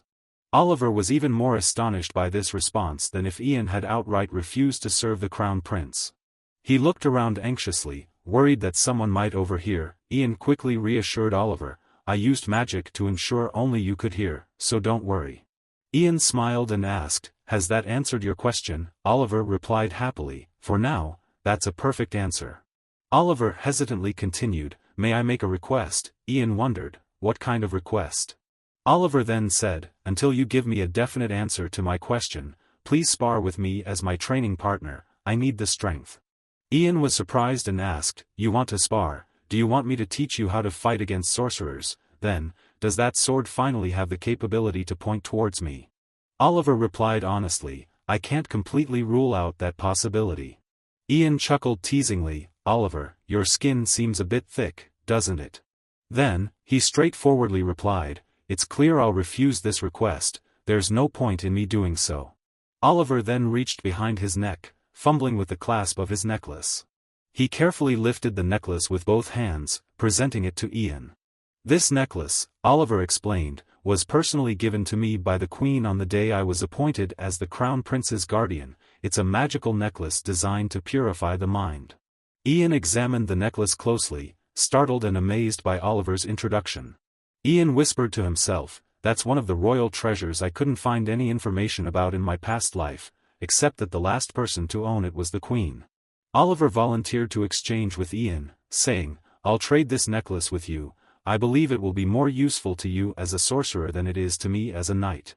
Ian hesitated and replied, but isn't this something bestowed upon you by the Queen herself?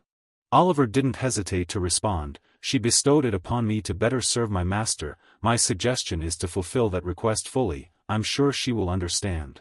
After a moment of contemplation, Ian told Oliver, if you're willing to go that far, then I accept. I'll take this necklace. Seeing Ian agree to help him, Oliver immediately brightened up. However, at that moment, there was a sudden explosion outside the palace garden, shaking the surroundings. Ian and Oliver both startled, turning their gaze towards the direction of the explosion. Suddenly, another explosion occurred at the side of the palace, closer to their location. Oliver panicked as it was dangerously close. He quickly stood up, addressing Ian urgently, Your Highness. Both Ian and Oliver hurriedly ran inside from the balcony. Oliver frantically searched, calling out, Your Majesty, where are you, Your Highness? Hayden immediately shouted, Captain, over here. Hayden was standing in front of his sister's guards. He looked around in bewilderment, wondering why such a thing would happen within the palace. Oliver and Ian rushed over, asking, Are the prince and princess all right? Hayden replied, We're all fine. Paul had also arrived by now and asked, Your Highness, are you all right? Concerned, Paul asked Oliver, Captain, are you injured? Oliver quickly reassured him, I'm perfectly fine, what's the situation outside? Paul urgently reported, a series of unidentified explosions are occurring inside the palace, we've activated the emergency communication sphere, and we're mobilizing all forces to locate the source of these explosions. Ian pondered, the emergency communication sphere. The emergency communication sphere of the royal palace.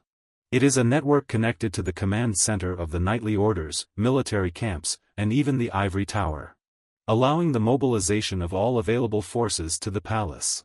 Ian silently deduced, the activation of the emergency communication sphere means that all soldiers and sorcerers will converge at the palace. If this explosion is targeting that, then Ian realized something alarming. Could it be possible? There wasn't much time to stand around anymore. Ian immediately set up a mana barrier. Harry looked surprised, not understanding what Ian intended to do. Ian turned back and spoke privately to Harry, Princess, do you know how to channel mana into a barrier? Harry startled and asked again, What? Ian urged her, this is an emergency situation, so I need an answer. Harry, flustered, whispered, "I have learned," but, Ian interrupted, "can you maintain it?" After handing over the mana barrier to the princess, Ian hurriedly left the scene. He sought out the palace maids and said, "I have something to ask." "Is there a maid named Isabel who has been here?" Ian asked. The maid, still shaken by the explosion, tried to gather her thoughts before replying, yes, she was assigned to a separate wing of the palace, but she mentioned wanting to come see the feast." Ian thought to himself, of course. The true target is Cecilia. By diverting forces to the palace through the explosions, they aim to infiltrate the ivory tower when surveillance is lax. Ian worriedly thought, what happens to Cecilia is of little importance, but I must ensure she doesn't pass on any information she has about me to the Cold Walkers. Meanwhile, in the deepest dungeon level of the ivory tower's prison system, an enigmatic figure had easily snuck into the dungeon due to a large number of prison guards being dispatched to the palace. This individual approached Cecilia's cell and said, "Long time no see, Cecilia, I'm surprised you're still alive." Cecilia looked at them suspiciously and asked, "Who are you?" The person removed their hood and revealed themselves. "It's me, Daniel," they said. Daniel sneered at Cecilia, "I'm very disappointed in you, I thought you were a skilled spy." Cecilia, upon recognizing her captor, immediately shouted, "Daniel, get me out of here." He casually replied, "Of course, but I have something to check." Cecilia hastily interjected, "I haven't said anything yet, that wretch, Ian Phage, he knew everything from the start, from the existence of the Cold Walkers to the people within it." Daniel looked at Cecilia suspiciously, "Is that true?" Cecilia reached behind her neck and grimly said, "He even knew about the mana seal that neither I nor you were aware of." Daniel responded, "Cecilia, that's something most Cold Walkers don't know. Our superiors only informed us after you were captured." He coldly asked Cecilia, "Do you have anything else to say?" Cecilia replied, "That's all, we don't have time to waste, let's get out of here." Daniel sighed, Is that so?" Then, he indeed unlocked Cecilia's cell door. She excitedly stepped out, relieved to be free and without hesitation. Suddenly, Daniel coldly called out, "Cecilia." Cecilia froze in her tracks, turning back to face him. Cecilia cautiously asked, "What's wrong?" but before she could hear the answer, she felt the cold edge of a knife against her throat. A stream of hot blood gushed forth, while Cecilia's eyes remained wide with shock and resentment. Daniel coldly slit her throat, and Cecilia collapsed instantly. He calmly stated, "When you were imprisoned in the ivory tower, we debated for a long time about what to do. You're a rare level 3 sorcerer, so we considered rescuing you. And this," Daniel said calmly to Cecilia's lifeless body lying in a pool of blood, "is the conclusion we reached." He chuckled cunningly, "Then farewell, be strong." Suddenly, a voice echoed from behind, "You too." Daniel's expression turned to horror as he swiftly turned around. He immediately lunged with his knife towards the source of the voice. The knife flew through the air and embedded itself into the wall. Fortunately, its sharp edge only grazed Ian's face. Daniel panicked and yelled, "Who are you?" Ian glanced down at the ground beside Daniel's feet. He casually remarked, "So, you've disposed of Cecilia, huh? Well, that's good, it means one less worry for me, thanks to you." Suddenly, large blocks of ice rose up from under Daniel's feet, gripping tightly onto his legs. Ian's voice was sharp as he said, "Daniel, it's truly unfortunate that I have to encounter you again today." He glared at him with icy eyes, "I swore to personally kill you." Daniel, fear evident in his voice, pleaded, wait, wouldn't it be better for you if you let me live?" As he struggled to find an escape route, the ice block had already spread up to his abdomen. Ian's voice growled on, "Finally, I can repay the suffering of my friend." Daniel, panicked, responded, What are you saying? I've never harmed your friend." Ian, filled with contempt, retorted, "Clearly not yet, that's still 10 years away." Now, the cold air and ice had reached Daniel's face. Ian spoke coldly, "I promised myself that when I returned, I will set everything back in its place," Ian declared as he reached out to touch Daniel, who was completely encased in ice. Instantly, the ice shattered into pieces, collapsing at Ian's feet. Ian looked coldly at yet another enemy he had personally defeated. Ian approached the body of Daniel lying lifelessly on the ground. He reached out his hand towards Daniel's neck, revealing a mana seal, and whispered, "I have identified the mana seal on his neck, that should suffice." Just then, footsteps echoed loudly outside the dungeon, approaching rapidly. One of the high-level wizards leading a few assistants to check on the situation in the dungeon was taken aback upon seeing the chaos with two bodies. Astonished, he asked, "Ian Phage, what on earth has happened here? This is unexpected." Ian glanced over Daniel's shoulder, subtly indicating to the high-level wizard that he had only just killed a traitor. The night passed relatively peacefully after that. However, the following morning, the ivory tower had to bear the wrath of the emperor. He was furious, interrogating the tower's master, as two people had gone missing from the palace. The monarch thundered angrily, from a maid to a royal scribe, "What is the ivory tower doing while criminals roam freely within the palace? Tower master, answer me." The king's rage intensified, instilling fear in the attending nobles. He continued his interrogation, "Wasn't it you who promised to uproot all the roots of treachery within the kingdom, hence demanding full authority to hunt down spies for the ivory tower?"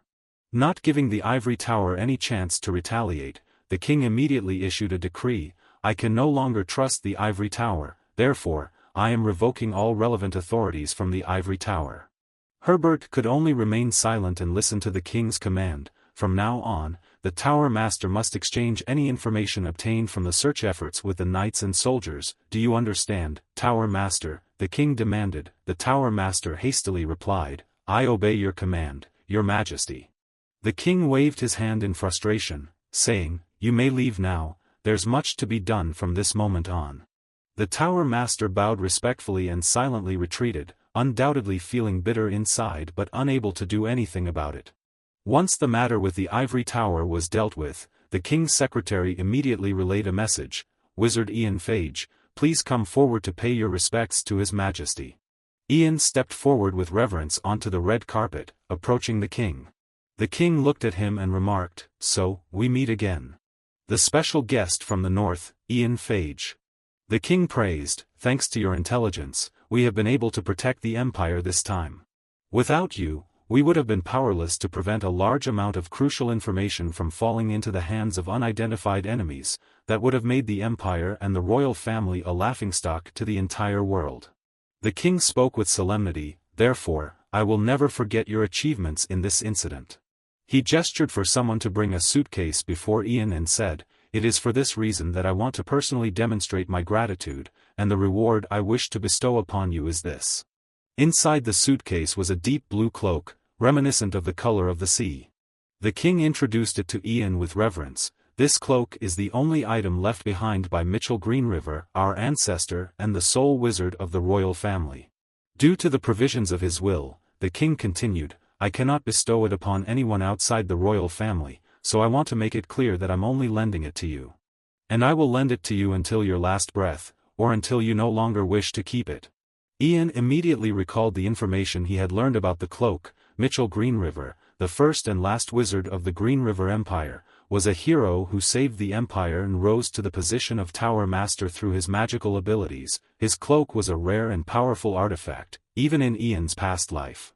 The king, seeing Ian still stunned and not yet expressing his gratitude, said, "Because this is just a cloak, I don't think you need to change your clothes. Would you like to try it on right now?" Ian didn't hesitate and immediately put on the cloak. However, his petite frame seemed somewhat mismatched with the voluminous cloak.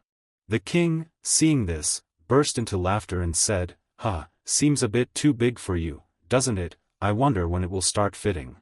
Ian remembered that this cloak was enchanted, so he came up with an interesting idea and said to the king, "Then I shall make it fit me perfectly." As Ian spoke, the cloak emitted a gentle light and slowly began to shrink to fit him perfectly. Within moments, it seemed to meld perfectly with his body. All who witnessed gasped in astonishment. How did he do that? The king observed Ian with interest, praising, "Quite fitting for you, matching the green of your eyes." Ian smiled, bowing his head in acknowledgement of the king's praise. He then immediately knelt down, respectfully saying, "I am grateful for your majesty's favor." After receiving his reward, Ian withdrew from the throne room and prepared to leave. By chance, Ian encountered Princess Harry, who approached him and asked for forgiveness. "Forgive me, Sir Ian." Ian respectfully bowed his head, acknowledging the presence of the princess. the princess shyly responded, "Please don't be too formal with me." The princess seemed flustered, wanting to convey something. Sir Ian." She stumbled over her words. "Actually, there's something I want to talk to you about, regarding the previous incident." Ian immediately bowed his head. "At that time, I was too busy and terribly impolite to you, Your Highness. I hope you can forgive me," Harry nervously responded. "Oh, it's not like that." Ian lifted his head, smiling and gesturing with his hand to the princess. "Furthermore, the concern you had won't come to pass. Please rest assured," Ian reassured her. Hearing Ian's words, Harry smiled back. The concern she had was probably about her secret studies of magic outside the ivory tower. Suddenly, someone approached the two of them. A familiar voice sounded, causing Ian to freeze. "Indeed, it is you. Congratulations on your remarkable achievement, Sir Ian." Ragnar approached, seeking an opportunity to engage Ian in conversation. Well known as a diplomatic warlord, Ragnar didn't hesitate to shower Ian with praise, attributing the safety of the entire empire and royalty to him. Ragnar smiled falsely. "As His Majesty has mentioned to you, your accomplishment in this matter is truly significant." While Ian remained stunned and unresponsive, Ragnar continued speaking smoothly. Forgive me for the delayed introduction. Perhaps you already know who I am, but I prefer to make a formal introduction. My name is Ragnar Greenriver, the fifth son of His Majesty the Emperor." Now, Ian couldn't maintain his composure to respond to Ragnar any longer. Memories of that dreadful night flashed through his mind, along with the cruel words Ragnar had spoken. "My former friend. Please." Ian pleaded silently in his mind, "Never forgive me." Now, the ancestral enemy stood right before him, wearing that same deceitful smile as he did on the day they first met in their past life, a smile filled with sinister intentions. Ian remained rigid, staring intently at Ragnar. He still hadn't mentally prepared himself to encounter him so soon. Ragnar continued to speak with his false smile. "Though I arrive late, I want to congratulate you on attaining the position of senior mage within the Ivory Tower."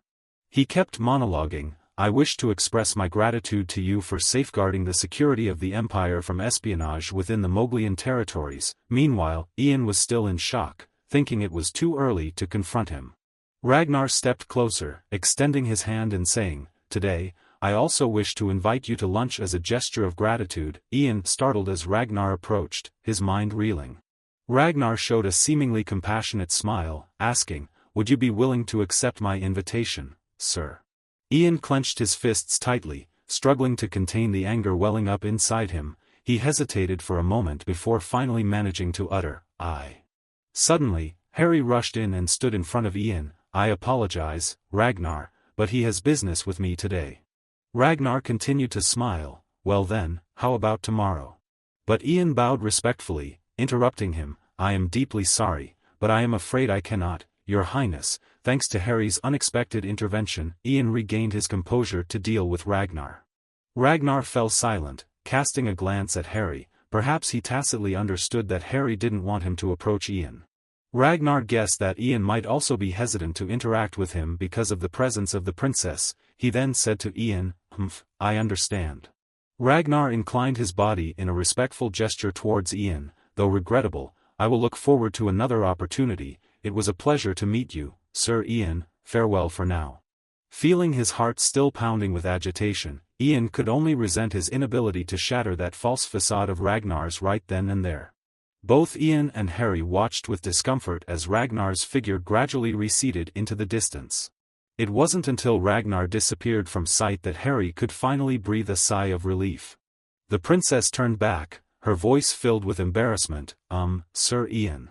Harry hesitated for a moment before apologizing. I spoke without thinking. I'm sorry." Ian smiled and replied, "It's okay, actually, if you hadn't stepped in to stop Ragnar, I might have lost control and attacked him."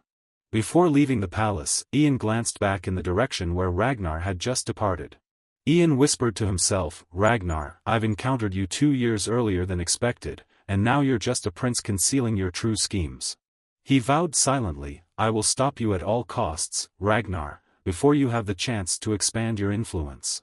So you won't advance even a step. Until you despair and meet a tragic end, I will be your opponent in this lifetime." Time passed swiftly, and 5 years later, on a beautiful day, at the royal palace.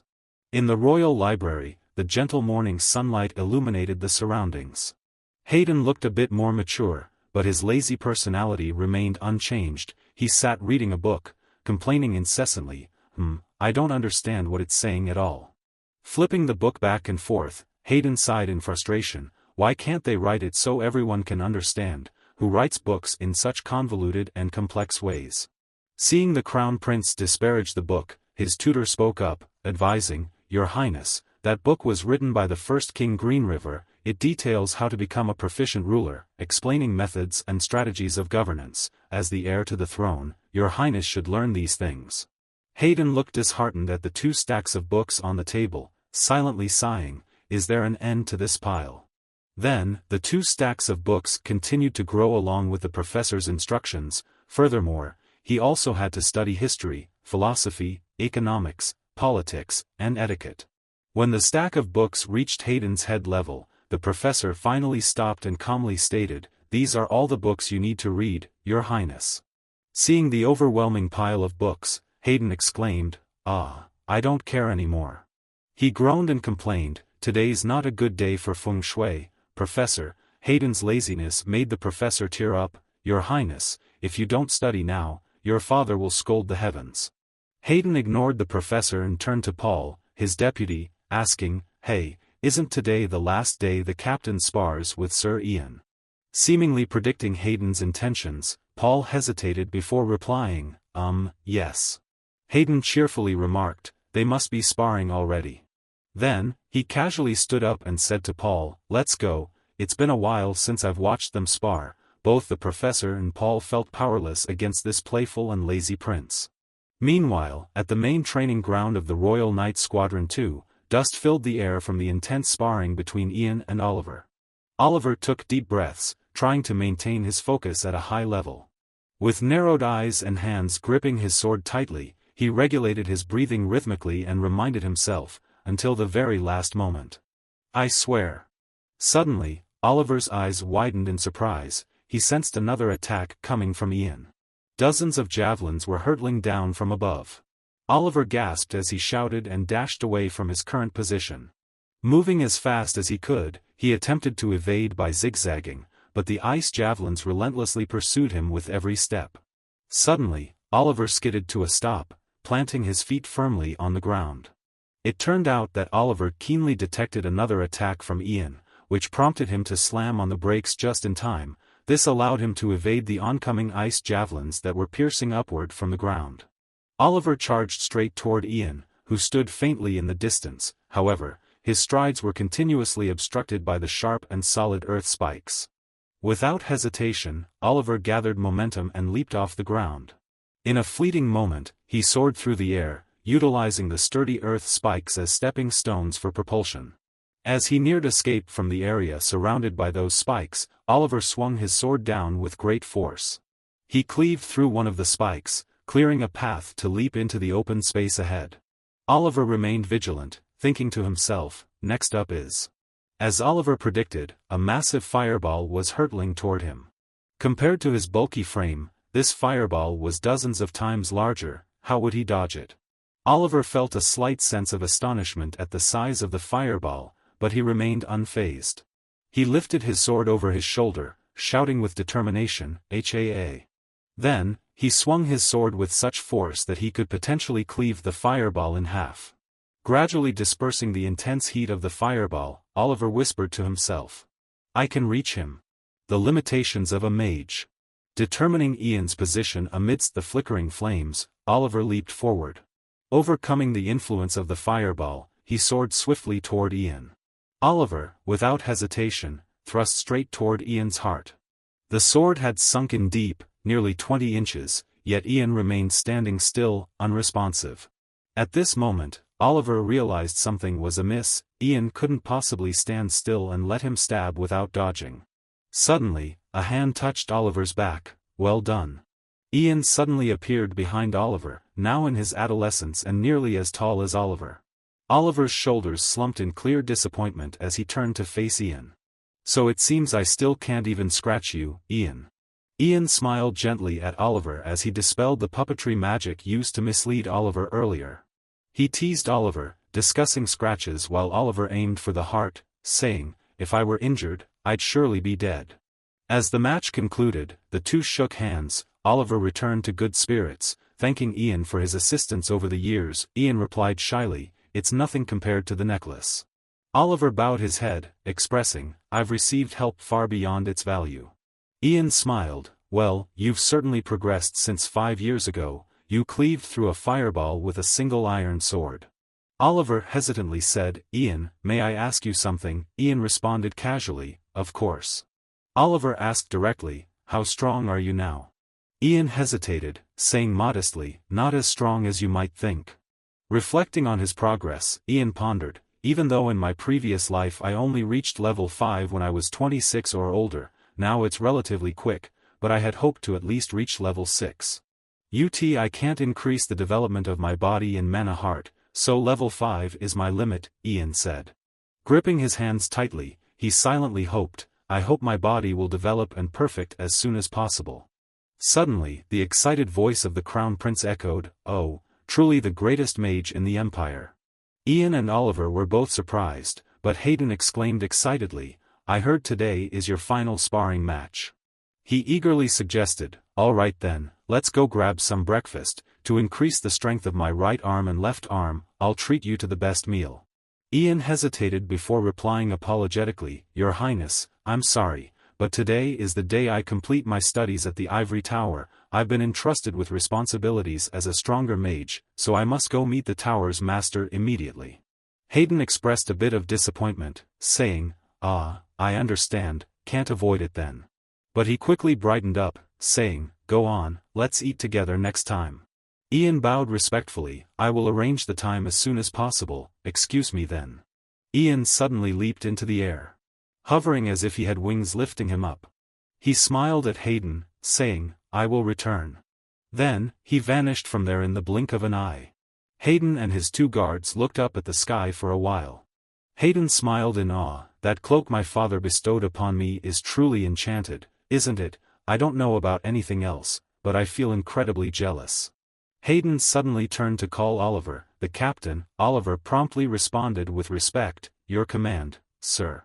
Hayden asked, "I saw you spar evenly with Ian, what do you think? Can you now face a sorcerer?" Oliver honestly replied, "The answer from the deity has 2 parts. Firstly, the deity cannot make Ian even scratched, the gap between us and the gods will continue to widen. However, with other sorcerers," Hayden looked at Oliver with a satisfied smile. Oliver also smiled confidently and contentedly with himself. He asserted firmly, "Then the deity can handle it." At that moment, in the Ivory Tower, the door to the master's chamber slowly swung open. Ian stepped inside, exclaiming cheerfully as he addressed Hayden, "Ah, you're here." The master of the tower chuckled and remarked, "It feels strange indeed. It seems like just yesterday I heard about a special boy from the north. And now, that boy has grown into a young man." The tower's master joked with Ian, "I suppose that means I've aged as well." Ian replied politely, "You'll be fine for at least a few more centuries, sir." The tower's master read through Ian's records of academic achievement. "Excellent," he remarked. "I have nothing but praise," he continued, "you are truly a great asset to the Empire and the Ivory Tower. I'm sure young sorcerers would love to meet you." Teasing Ian, the master added, "Aren't you the epitome every sorcerer aspires to?" Ian modestly responded, "You're giving me too much credit, sir." The tower's master replied, "Well, we'll soon find out if I've exaggerated or not. As you know, today is the last day. If you were a regular student of the academy, you'd be sent to nearby regions, but you're a special case." Playfully teasing, the master added, "On the last day, it's just gossiping with this old man. Do you find it tedious, Ian?" Ian politely responded, "Not at all, sir, it's an honor for me." He thanked Ian, saying, "Thank you, even if they might be empty words."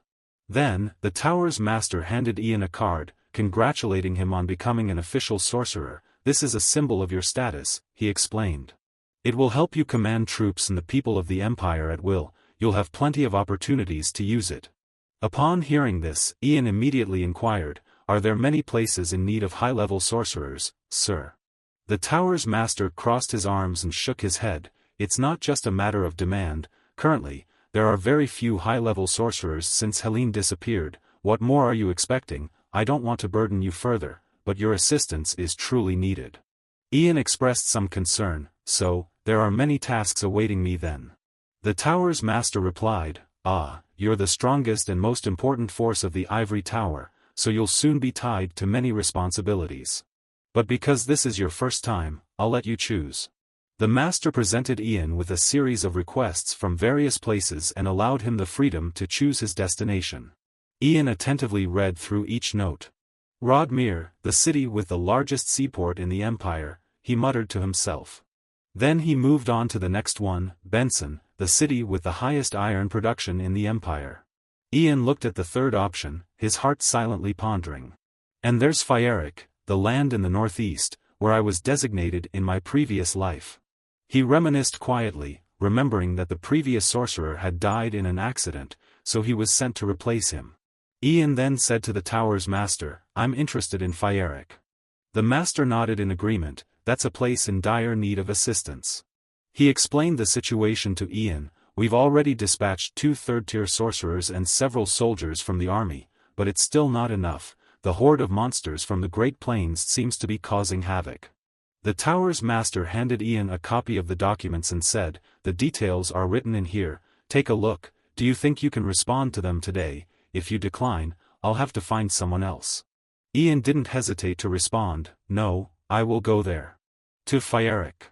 Upon returning home that evening, Ian informed Douglas about his upcoming trip to Fieric.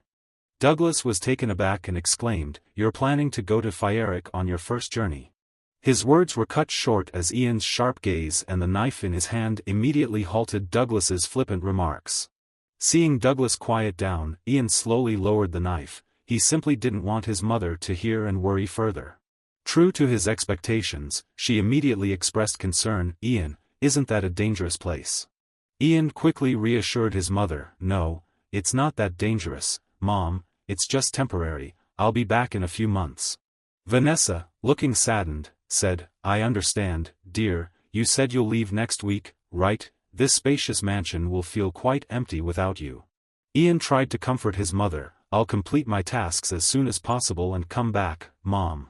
Douglas, excitedly, said to Ian, "Leader, can you check out the potions your sister has been concocting in the laboratory before you leave? She's created some pretty good stuff, so they might help you on your mission."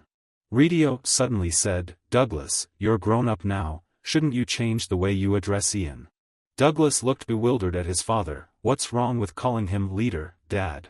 Douglas reluctantly glanced at Ian and pondered, Okay then." Ian raised his glass to his lips, slowly sipping as he waited to see what odd idea Douglas would come up with next. Unexpectedly, Douglas blurted out, "How about calling him Big Bro?" Ian was so surprised that he nearly spit out his drink. Ridio, upon hearing this, was equally astonished and stood frozen in place. Both Ian and Vanessa were equally surprised to see the person there.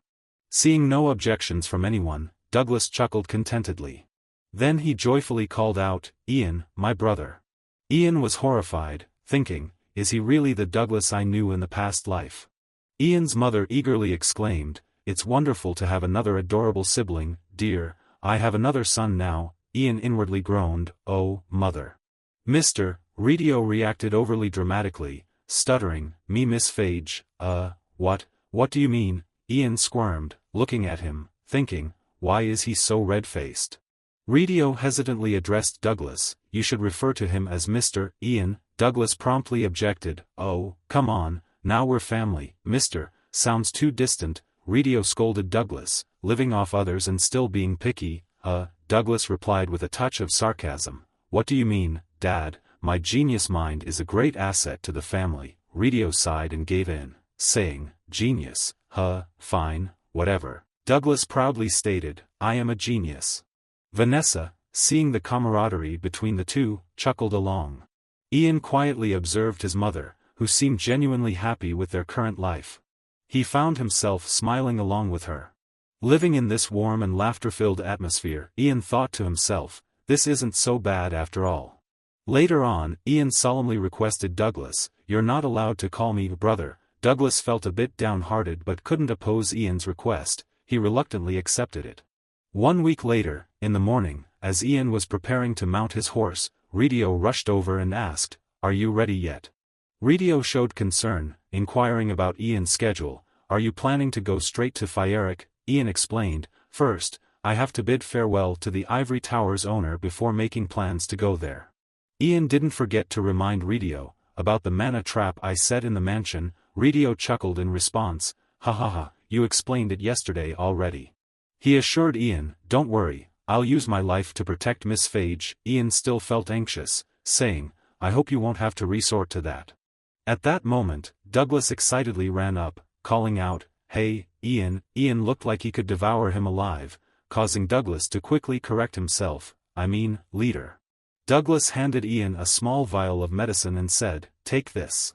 The potion that father created, I tried to concoct it myself," Douglas said while glancing at Ridio, almost certain. Sensing the urgency, he leaned in close to Ian and whispered, "It's probably better than what father made." Ian smiled and replied, "Yeah, thank you." Even though Douglas had whispered very softly, Ridio still overheard his words from earlier. He ruffled the boy's hair and said, "You still have a long way to go, kiddo." As Ian looked at the potion vial Douglas handed him, he thought about how Douglas still had 3 years left before graduating from the Royal Pharmaceutical Institute. However, he had been promised a position as a royal alchemist due to his abilities, and it was sure to be effective. Douglas innocently asked Ian, "Leader, are you going to fly to Fyeric with a cape?" Ian replied, "No, I'll ride a horse out of the capital. I don't want too much attention." At that moment, Vanessa hurriedly ran up, calling out to Ian. She handed Ian a large bundle and instructed, "Eat this on the way, dear." Mom packed plenty. The first box contained food for the day, while the others held beef jerky and dried fruits for later. Vanessa affectionately looked at Ian, saying, "Mom also baked your favorite red bean cakes." Ian responded, "Thank you, Mom. I'll eat plenty." Vanessa hugged her son tightly and added, "Be careful, don't get hurt, and don't skip meals, okay?" At first, Ian was slightly surprised by her concern. But soon, he quickly embraced the happiness of being cared for by his mother during his first business trip away from home, a feeling he didn't experience in his previous life. Ian gently patted his mother and replied softly, "Yes." Ian cheerfully reassured his mother, "I'll be back soon, so don't worry too much." "Off I go then," Ian said. After bidding farewell to everyone, the horse-drawn carriage quickly departed. The whole family stood watching as Ian's carriage disappeared from sight, reluctant to turn back inside. As Ian sat in the carriage, he felt anxious and worried about his family in his absence. He reassured himself, "Have faith. I have to believe that my mother will be safe even when I'm not there." The mansion was protected by palace security, and the crime rate in the city was low. There was a secret that only his mother, Ridio, and Douglas could activate, the mana trap. With that, most threats could be neutralized.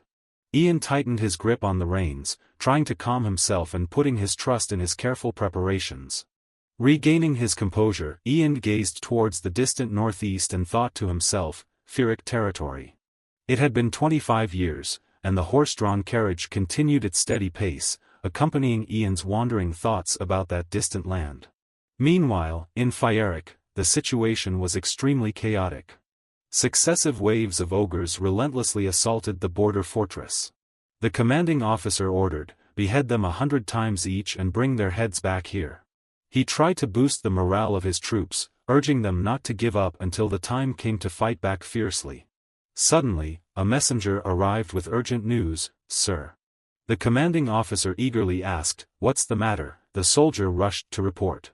"Our supply forces at the rear have been attacked by ogres climbing over the mountains." The commanding officer exclaimed, "What?" He worriedly thought, "How could they breach our rear lines?" Immediately, he reorganized the battle formation. Teams 2 and 3, maintain your positions with the mages. Team 1, follow me, he ordered. The soldiers responded in unison, "Yes, sir." He raised his sword, leading Team 1, "Will handle the ogres at the rear," he declared. Then, the commanding officer, along with a group of soldiers, urgently rode towards the rear lines to defend them.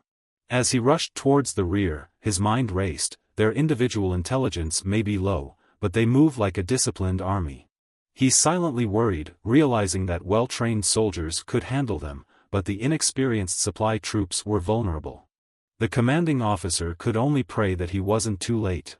Suddenly, as they advanced, heavy snow began to fall along their path. The commanding officer paused, suspiciously glancing at the sky. Snow. He opened his eyes wide in astonishment. There's no snowfall in the north, but now, the entire sky was blanketed in white. What's even more surprising is that the mountain pass was blocked by colossal ice columns. From the commanding officer to the soldiers in the army, everyone stood dumbfounded before the towering ice wall. Inside the ice blocks were ferocious ogres, frozen solid and unable to move. Seemingly, all of them were terrified before being frozen, simultaneously lifting their heads to gaze at something in the sky.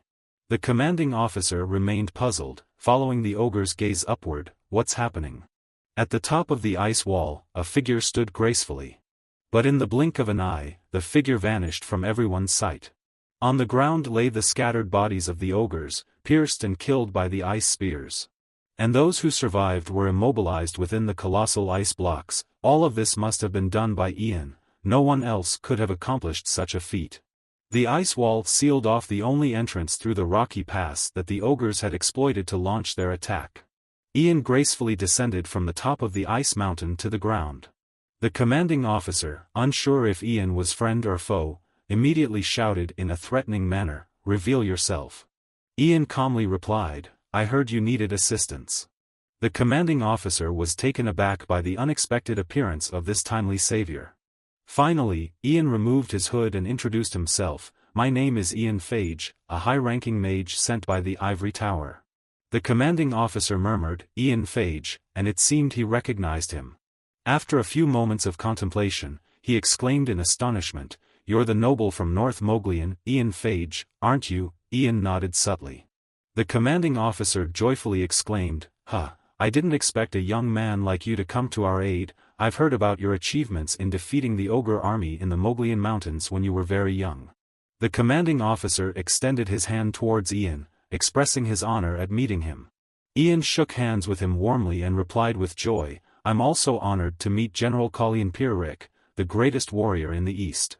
The commanding officer spoke kindly, "I'm sure you must be very tired after your long journey." He expressed his concern and suggested, "But could you spare some time? We have a lot to discuss." Both of us looked towards the direction of the ice mountain with concern about the ogres who have not stopped trying to attack. Then, both of us returned to the fortress to defend this land. Colleen expressed his worry, saying, "I don't know how they managed to reappear in such large numbers. They seem more determined than before." He appeared somewhat puzzled. "No, I have a guess, but it shouldn't be to this extent. Recently, they've shown remarkable persistence." Colleen tried to speculate on the reason for the sudden onslaught of ogres. "It seems there might be some trouble in the Great Plains, otherwise, they wouldn't." Colleen respectfully addressed Ian, "You know, Lord Ian, we've sent requests to the palace and the Ivory Tower. Firstly, we've requested supplies and support to continue the fight. Secondly, we've asked for the dispatch of a high-ranking mage, one skilled enough to handle our current situation." Despite his deep respect for Ian, Colleen didn't hesitate to express his concerns. "I'm extremely impressed by your ability to annihilate the monster army instantly and swiftly erect the ice wall. The mountain pass has been fortified, giving us more time. However, it's only a temporary solution. We're on the brink of a battle with monsters on the Great Plains. With the constant incursions of monsters over the years, our army has grown weary, and our provisions are running low," Colleen explained anxiously. "If only the reinforcements and supplies had arrived, we could have continued the fight against the monsters, but it seems the Empire has postponed that request." Colleen fixed his gaze firmly on Ian, noting that he seemed to have stepped in for the reinforcements. Therefore, he suggested, "We should come up with a long-term solution for this issue." After carefully listening to Colleen's assessment and concerns, Ian calmly responded, "I understand." He then told Colleen, "The ice wall can be maintained for up to 10 days. If we monitor the movements of the monster incursions from the mountains, we may temporarily secure our safety. During these 10 days, we can head to the Great Plains." Colleen heard Ian's suggestion and couldn't help but worry. "Lord Ian, are you planning to go alone?" Ian replied calmly, "We need to find out the cause of this, and perhaps a more permanent solution as well. Colleen chuckled affectionately and said, I'm glad you seem extremely confident. But we've sent countless armies to the Great Plains over the past few months, and it hasn't yielded any results, Colleen recounted. The only thing we've discovered is that the monsters of various species have ceased attacking each other, as if they've allied their forces. And they're solely targeting humans. Colleen pointed to the map and explained, the monster horde isn't just attacking the Green River Empire but also the northern border of the Coldwood Empire and the western border of the Ro Kingdom. They're invading these borders simultaneously. Some countries have fewer routes leading to their territories, so they've suffered less damage, he continued. Among them is the Great Serpent Pass, leading to the concentrated attacks on the Pyrrhic farmlands. Colleen also expressed his suspicion, but the strange thing here is that at the southern border of the Great Plains, the indigenous tribes haven't been invaded by the monsters at all. He pointed to the map while voicing his concerns to Ian, as if something is preventing them from reaching this area. We suspect that this might be related to the trouble in the southern part of the Great Plains, but we can't break through the monsters' siege in the mountain pass to send troops to investigate the southern indigenous tribes more thoroughly. Colleen explained. Ian studied the map thoughtfully, pondering the troubles on the Great Plains. This is something I didn't foresee from my past life, he remarked with narrowed eyes. There have been many waves of attacks from the Great Plains, but this is the first time on such a large scale.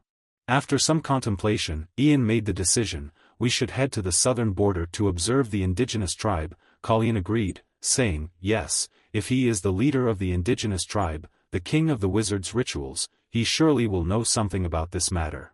Colleen, concerned, asked Ian, do you think we can meet and talk to him? Ian smiled confidently and replied, of course we can. That night, Ian stayed back at the fortress to rest and regain his strength, and the nighttime scenery here was mesmerizing with streaks of light faintly passing through. Ian stood on the fortress wall, gazing at the night sky, pondering the grandeur of the universe. Upon reflection, perhaps that thing still lingered there. The artifact passed down to the king of the wizards, the leader of the indigenous tribe, is the Staff of the Great Balance. Ian reminisced about the staff from his past life, recalling his fondness for it. The staff, made from yew wood, was indeed rare. He began to recall the historical events of the world in his past life. 3 years from now, the Green River Empire, the Coldwood Empire, and the Kingdom of Ro would form an alliance to combat the monsters in the Great Balance and eradicate them entirely. The majority of the monsters in the Great Balance would indeed be eradicated, and the 3 nations would divide the Great Balance, which was rich in natural resources. During that period, the king of the wizards disappeared, and the indigenous tribe of the Great Balance was enslaved.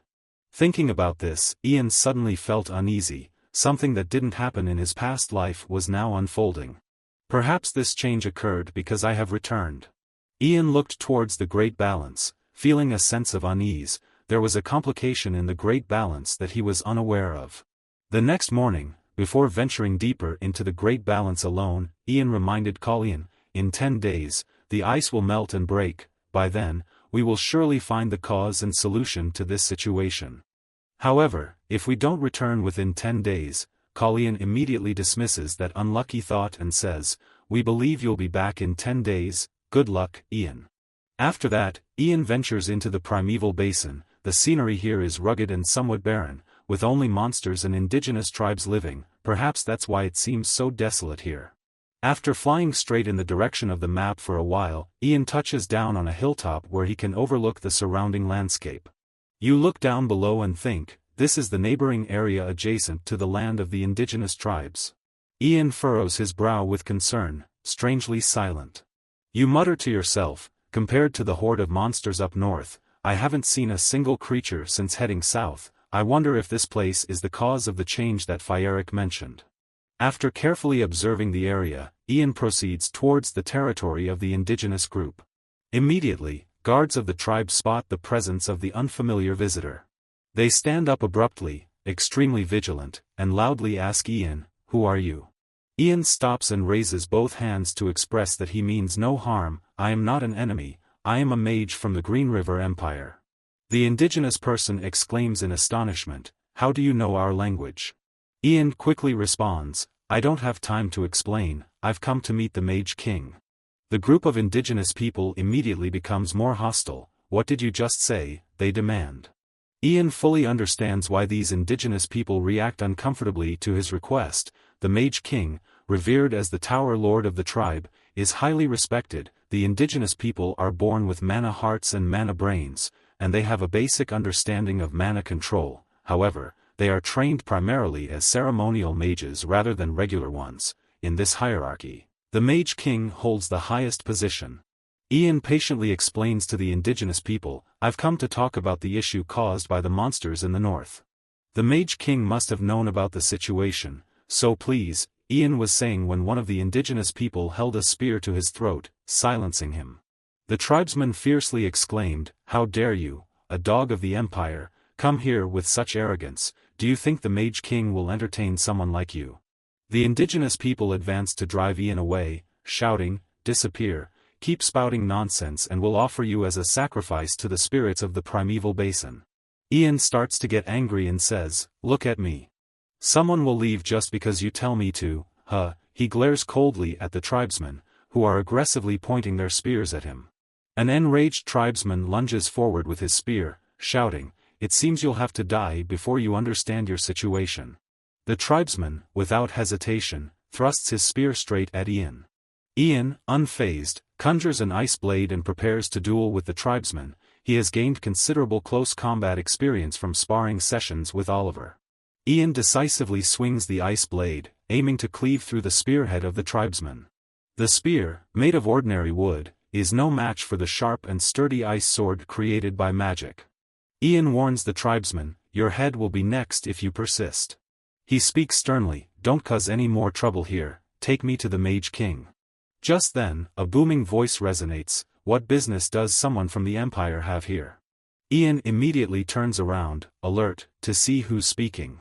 Upon seeing the old man with the scepter, he recognizes him instantly. Ian thinks to himself, "That scepter, it's..." Ian directly asks the old man, "Are you the Mage King?" The old man calmly replies, "Yes, I am addressed as such." Ian shows respect and says, "Your presence here surprises me greatly."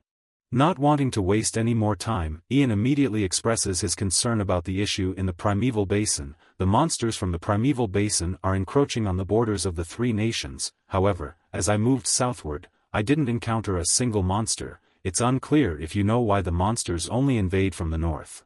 The Mage King calmly responds, "Monster incursions into the borders are common occurrences. We do not know why this happens." Ian silently uses his divination magic and doesn't hesitate to confront the Mage King on the spot, accusing him of lying. The Mage King is momentarily taken aback by Ian's accusation, his face showing signs of concern. Ian boldly declares, "Your lies don't work on me." He requests the Mage King, "Please, tell the truth, what is happening?" The tribesmen, furious, shout, "How dare that wretch show such arrogance in front of the Mage King?" The Mage King promptly intervenes to prevent further chaos. With a composed demeanor, the Mage King addresses Ian, "I've heard that the mages of the Empire have devised a spell to detect lies, but witnessing it firsthand is quite astonishing." He then admits, "Yes, lying to you is indeed futile. I will tell you the truth." The Mage King begins to recount, "Many years ago, there was a prophecy. The primeval basin, once beautiful, would turn into a sea of fire, and the golden light would stain the land red. Our tribe, who has lived on this land for thousands of years, would be divided and turned into slaves." Ian is astounded to hear these prophecies, as they accurately depict what happened in his past life. The Mage King somberly states, "We cannot do anything about it. We know that our tribe will be annihilated if war breaks out. Nevertheless, we cannot sit idly by and hope that the prophecy won't come true." He recounts, "One day, a lady found us. She imbued several spells into this scepter, sharing her power with us before disappearing." Ian suspects or thinks, "A lady, huh, this is a character I didn't know in my previous life." Suddenly, the Mage King's tone shifts ominously as he continues, "She also warned.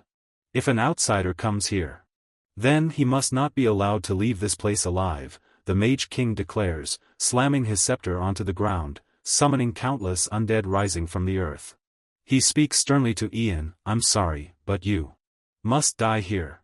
Ian quietly observes the magic emanating from the scepter, realizing, it's necromancy.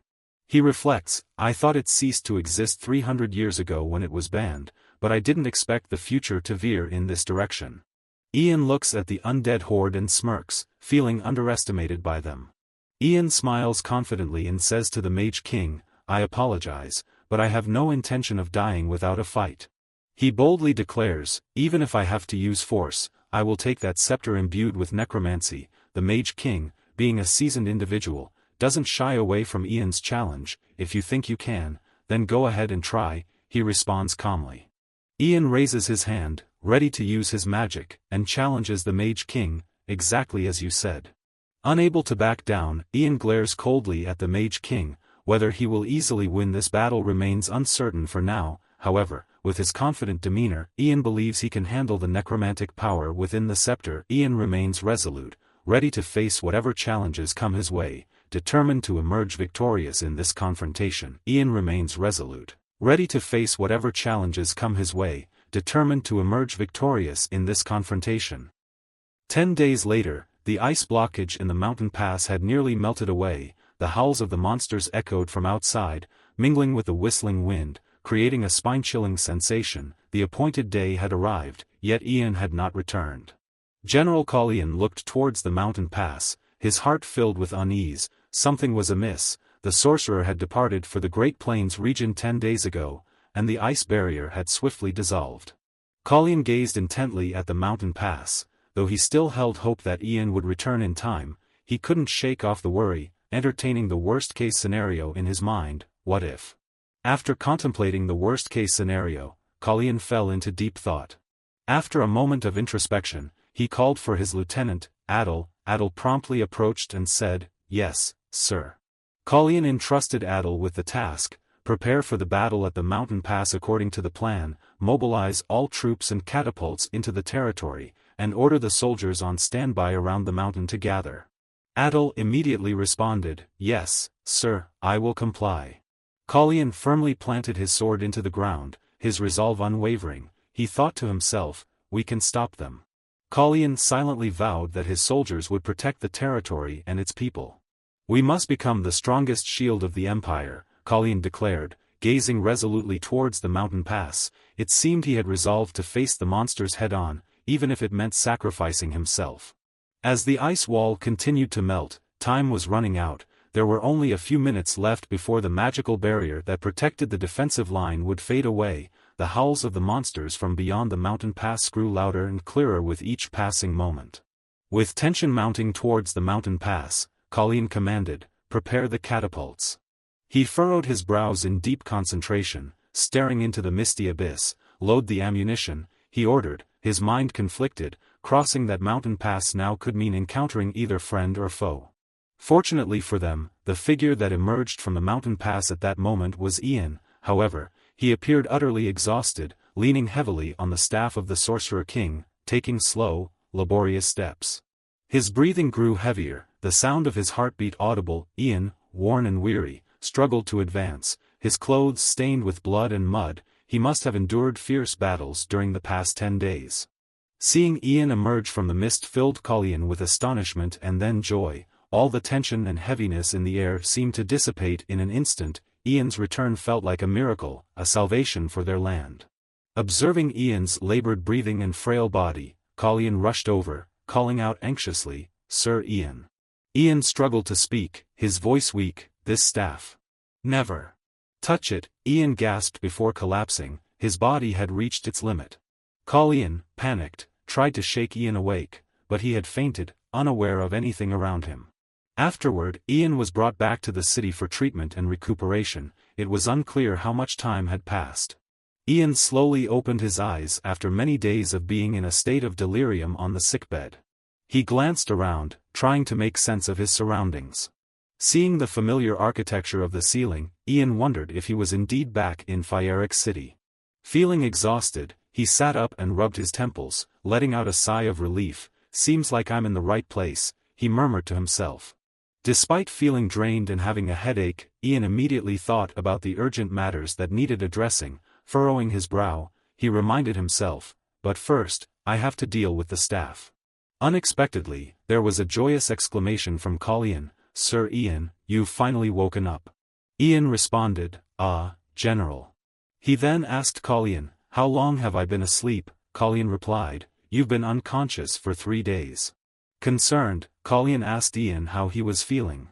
Seeing Ian struggling to get out of bed, Colleen worriedly reminded him, "The doctor advised you not to exert yourself too much." Ian reassured him, "I'm fine." Colleen gestured towards the chest in the corner of the room and said, "The mages have stored it in that chest. It's called the archive chest, based on the same principle as the mana prison." Ian approached the chest and remarked to Colleen, "You handled the situation well." Colleen looked at Ian with concern, noticing his lingering exhaustion. He pondered what might have transpired during the past few days. It was only after a moment that Colleen found the words to speak to Ian. "Sir Ian, when you returned to that mountain pass," the doctor said, "your mana source was depleted. Even a moment's delay could have been life-threatening." Colleen hesitated before continuing, "I know it might be impolite to ask such a question to someone who has just recovered, but I have no other choice. I need to know specifically what led you into such a perilous situation." Colleen pressed on, asking Ian what had transpired in the Great Plains region. Ian glanced at Colleen, noting his concern, then looked down at the staff he had brought back from the Great Plains. Slowly, he began to explain. "This staff is the cause of the abnormal changes in the Great Plains region." Ian's next words left both Colleen and Adel stunned. "The staff utilizes dark magic, and the Sorcerer King controlled the monsters using this dark magic and illusions from the staff." Colleen exclaimed in shock, "Wait, what do you mean? Isn't dark magic supposed to have vanished 300 years ago?" Ian placed his hand on the staff and infused it with some of his mana. In the meantime, he calmly continued to explain to Colleen, "Afterward, the Sorcerer King received a transmission of the dark magic technique from someone, though we don't know who." Ian simultaneously altered the dark magic stored within the staff while recounting. As soon as the Sorcerer King passed away, the dark magic and illusion spells were lost. The monsters began to rise and attack the new wielder of this staff. It seems like it's the staff's curse to destroy any evidence. Colleen, displaying unease, asked Ian, "So, you've had to face numerous obstacles on your way back here because of this staff. If it's this dangerous, shouldn't it be destroyed and disposed of?" Ian smiled contentedly, looking at his prized possession. "I've grown quite fond of this staff." Colleen was dumbfounded. "Is that the only reason?" Ian seemed to understand Colleen's thoughts and replied, "That's all. Besides, I've removed all the dark magic incantations inscribed on the staff." He continued to gaze fondly at the staff, which had transformed from dark obsidian to sparkling blue light. Suddenly, a severe pain surged through Ian's chest, causing him to pause. Sensing the sudden onset of pain, Ian's eyes widened in shock. "What?" His whole body began to tremble, and his hand involuntarily released the staff. Ian clutched his chest in agony, his entire body trembling violently. "Ugh, my chest." Seeing Ian staggering unsteadily, Colleen asked with concern, "Ian, are you okay?" But now Ian couldn't hear clearly anymore. His ears were filled with the pounding of his own heart, repeatedly, and the images before his eyes began to blur. The pain intensified, and he felt as if his heart was being subjected to tremendous pressure, as if it were about to burst. Ian thought to himself, "Don't tell me, my mana heart." Ian's face contorted in pain, his vision blurred, but he could vaguely see Colleen rushing towards him anxiously. Suddenly, he felt a sharp pain, blood soaking through the bandages on his chest, but just as suddenly as it had come, the pain vanished completely. Ian immediately regained his composure, his heartbeat no longer thundering in his ears. The pain was gone, but instead of feeling tired or worried about his health, Ian was overcome with astonishment. He coughed up another mouthful of blood. Dark droplets splattering onto the floor. Colleen exclaimed in alarm, "Sir Ian, are you all right?" He immediately instructed his lieutenant, Adel, to call for a doctor. Adel frantically responded, "Yes, yes, sir." But Ian halted them, saying, "I'm fine, Lord, I just need to purge some impurities." Colleen was astonished. Impurities?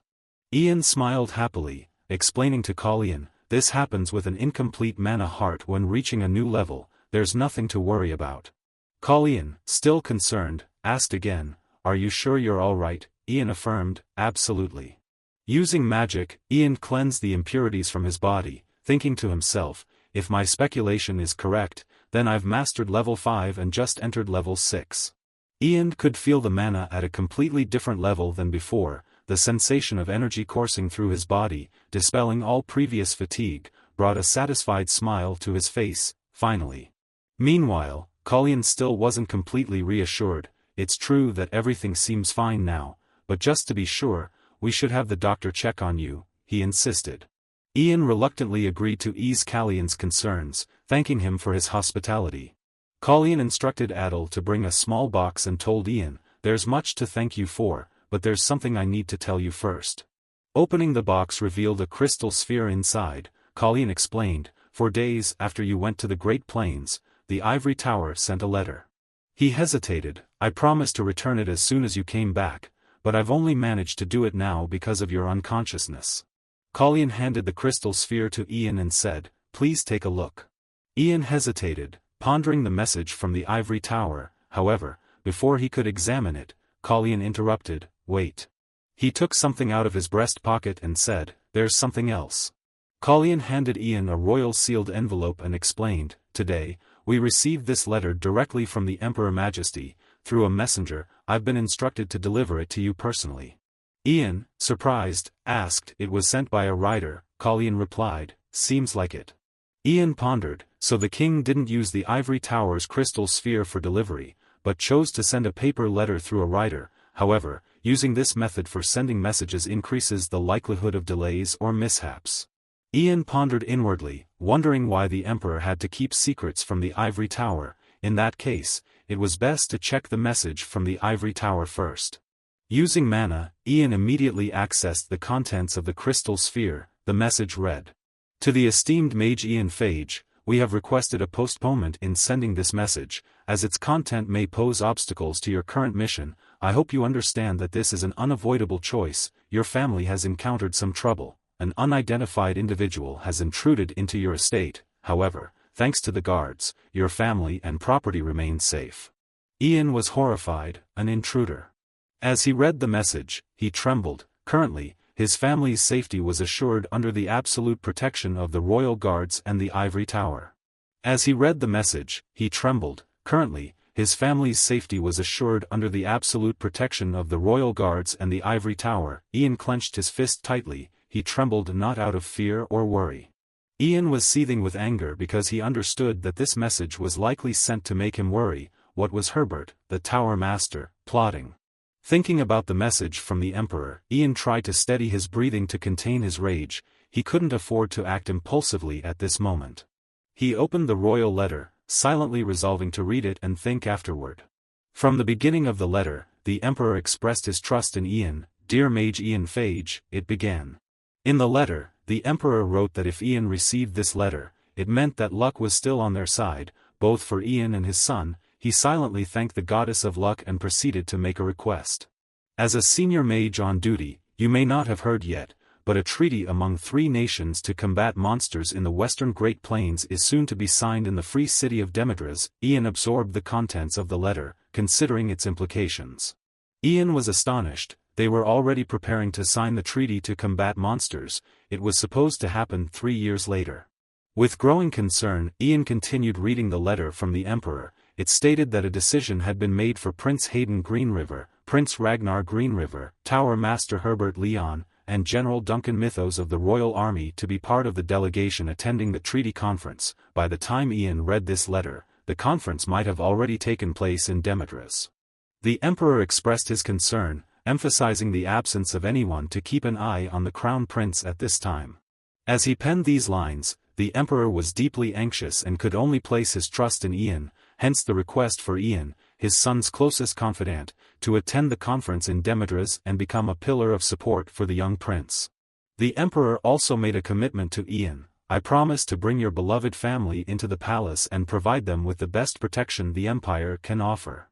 Ian absorbed the weight of the Emperor's words, understanding the gravity of the situation and the trust placed upon him. After reading the Emperor's letter, Ian fell into deep thought. He would have to choose between returning to the capital with his family or going to Demetras to aid the Crown Prince. Both sides urgently needed his presence. Ian wondered what he should do. Whatever choice he made would undoubtedly have a significant impact on the future. Ian closed his eyes and calmed his mind, recalling the events of the Demidras Negotiation Conference in his past life. The Demidras Negotiation Conference was when Ragnar began to seriously intervene, openly joining the struggle for the throne. And that was also the decisive moment for the downfall of the Crown Prince.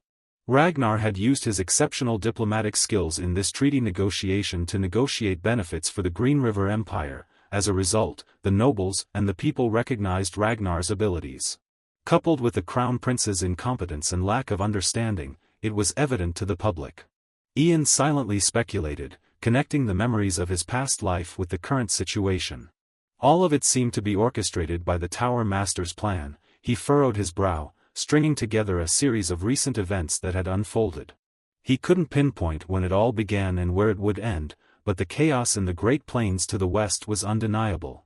The Sorcerer King learned dark magic from a mysterious woman.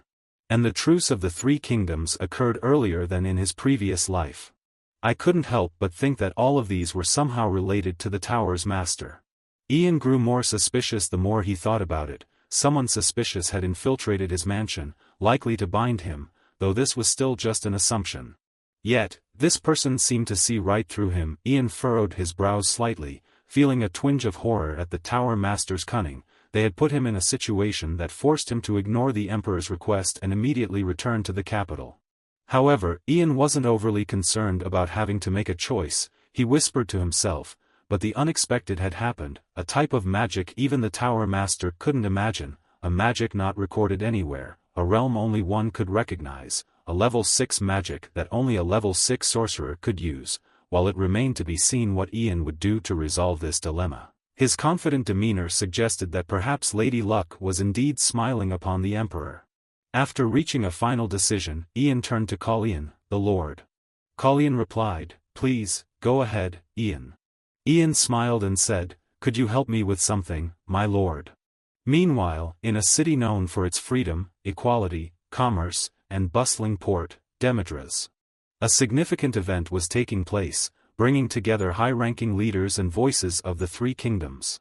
The Crown Prince was also present in Demidras. Feeling deeply anxious, he worriedly asked Oliver, "Why can't we contact Ian right now?" Oliver tried to reassure Hayden, saying, "Please be patient, Your Highness." Understanding Hayden's concerns, Oliver carefully chose his words to put him at ease. "He is coming as your representative, Your Highness, even you cannot hasten his arrival at this moment." Feeling restless, Hayden replied, "I know, but I still can't help worrying."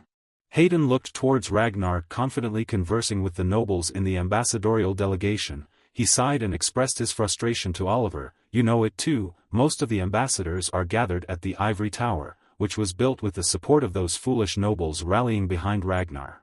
Hayden lamented, "I don't feel good about this." He didn't hesitate to show his dependence and trust in Ian. "I wish Ian were here at times like these," he added. Oliver felt equally disheartened upon hearing this, as he didn't know how to help Hayden in this situation. Diplomacy and politics weren't his forte. While Hayden was consumed with worry, on the other side, Herbert appeared relaxed and satisfied. He looked at Ragnar and whispered to himself, "The moment has finally come." Confidently, Herbert thought to himself, "We've prepared extensively for this day. I believe that young man will rush to the palace." He arrogantly believed, "I've figured out Ian Fage's movements. He prioritizes the safety of his family, and if anything threatens them, he will eradicate everything." Observing the 5 princes, each cunning and skilled in diplomacy, Herbert had placed all his hopes on this negotiation and envisioned a bright future for Ragnar's path to the throne. He imagined that at the end of the negotiations, the prince would. However, Herbert was quickly jolted out of his daytime reverie as people around him began murmuring and looking up at the sky. "Oh, what's that? Where did it come from?" Even Hayden and Oliver immediately paid attention to the gossip. The ambassadors pointed to the sky, asking each other, "What's flying up there? A bird, perhaps?" Hayden also looked in the direction where everyone was pointing, curious to see what was causing the commotion. As he looked up, he immediately widened his eyes in astonishment. Hayden joyfully exclaimed, "Ian." Ian had chosen to come here to assist the Crown Prince, which meant he was completely confident in leaving his family in the Emperor's care. Identifying Hayden's location, Ian quickly landed and knelt before him. "I arrived a bit late, Your Highness," he said calmly, smiling as if he had nothing to worry about other than being here to provide a solid support for Hayden. Ragnar was also taken aback by Ian's unexpected appearance. But it was Herbert who felt the shock the most. He furrowed his brows and glanced at Ian suspiciously. Could it be? He wondered if Ian had abandoned his own family. Meanwhile, at the royal palace in the capital city of Green Reverdium, Douglas was feeling bored and frustrated. He sighed heavily and complained, "Captain, please hurry back, I'm so bored." He lay sprawled out on the sofa, whining, "I can't even go to the academy and hang out with my friends because I'm stuck in the palace with these annoying guests. I'm really bored." Hearing his son's complaints, Ridio advised him to be patient and stay a little longer. He reminded Douglas to be grateful for the privilege of staying in the imperial palace. Ridio expressed his concern to Douglas, saying, "Would be delighted if those guests were apprehended by the guards, ever since Ian set up the mana trap in the courtyard. If they attempt any dangerous magic, they won't be able to move their bodies." I was about to mention the possibility of their demise, but then I remembered Ian's mother is here too. Seeing Vanessa distressed, Ridio quickly reassured her, "Mrs. Phage, please don't worry too much." Ridio smiled and patted Vanessa's back, saying, "Isn't this the royal palace of the king? It's safer here than anywhere else in the world." Vanessa responded with a forced smile, understanding Ridio's intention, but she couldn't shake off her worries. Seeing Vanessa's lack of response and her continued distress, Ridio became flustered and unsure of what to do, his limbs fumbling without direction. Ridio, feeling flustered, said, "But they did mention that they sent a letter from the ivory tower. The news will reach Ian soon, and then he'll be here before we know it." He had barely finished speaking when the sound of "before we know it" echoed into his ears. Ridio, bewildered, thought he must have misheard. Ian had returned. He cheerfully swung open the door and said, "Sorry for being late, but how is this possible? Could the negotiations have ended so abruptly? It can't be." Upon hearing Ian's voice outside the door, Douglas jolted up immediately. Both Ridio and Vanessa were also astonished by Ian's unexpected appearance. Vanessa exclaimed with joy, "Ian." Ian gently held his mother's hand tightly, reassuring everyone. He comforted Vanessa immediately, "You can all relax now. As soon as you saw me return, you smiled more comfortably." Ian smiled brightly, "I will protect everyone." To understand how Ian can be at ease by his mother's side and with his family while simultaneously addressing the Crown Prince's anxiety, we need to rewind time to the events of the previous evening at Pierre Manor. After dressing neatly once again, Ian said to Colleen, the general, "I have a request to ask of you." Colleen replied warmly, "You have saved this entire capital city with me, you can ask me anything, please tell me what you need." Ian spoke confidently, "Yes, during this time. I want you to protect me." Surprised, Colleen asked again, "Protect you, sir?" Ian explained, "The magic I'm about to use may cause me to lose consciousness while casting it. If such a thing happens, please summon the mage Pagan and ask him to infuse some mana into my mind. That way, I will regain consciousness." Ian spoke while gesturing towards the direction of the sun, guiding Colleen. After giving instructions, Ian stepped into the empty space in the room, silently reminding himself, because there aren't many formal mages who have reached level 6 or higher, there are very few records of them on this continent. Even in past lives, the spells I'm using after reaching level 6 are either self-discovered or learned a bit from ancient books. Ian took a deep breath and extended his hand forward, beginning the spell-casting process. Quickly, a massive magical array appeared on the floor, with energy light gradually spreading outwards. Within the shimmering circle of the magical array, Ian's image flickered in and out, appearing and disappearing intermittently. With the completion of the magic, 2 Ians suddenly appeared within the magical array.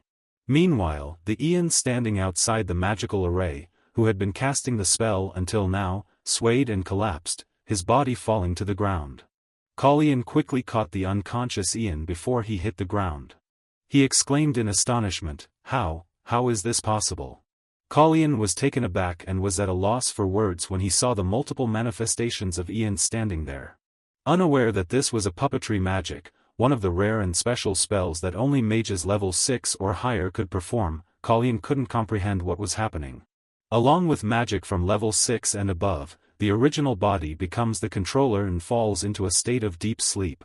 Not only can they move freely, but the puppet versions can also use magic equivalent to a level 5 mage. The calm duplicate of Ian smiled serenely and said to the still bewildered Colleen, "So, what now?"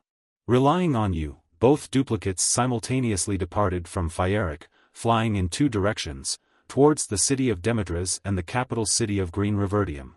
Returning to the present moment in the city of Demetras, Hayden welcomed Ian with tears of joy, reaching out to embrace him. "You're here, you've come for me," Hayden exclaimed emotionally. He tightly grasped Ian's hand, shaking it, and said tearfully, "It must be our spiritual connection. I missed you so much, Ian." Ian couldn't help but chuckle at Hayden's childish antics. Suddenly, Herbert interjected into the conversation between Hayden and Ian, expressing his surprise at Ian's arrival. Approaching with a feigned friendliness, Herbert said, "Oh, it's you, Ian." Herbert continued to show concern for Ian, stating, "I heard Lord Pierrick mention that you've completed your mission. I was informed that it was so difficult that you fainted. You've achieved a great accomplishment for the Empire." Ian responded modestly with a smile, "I simply did what needed to be done as a high-ranking mage." Herbert pretended innocence and asked, "But why are you here? I'm sure I instructed you to return to the ivory tower to rest." Herbert deliberately wore a concerned expression, emphasizing the matter that concerned Ian the most. "Have you not heard about what happened in your family?" he asked with apparent worry. Ian's expression turned cold as he looked at Herbert and said, "I received a letter from the ivory tower.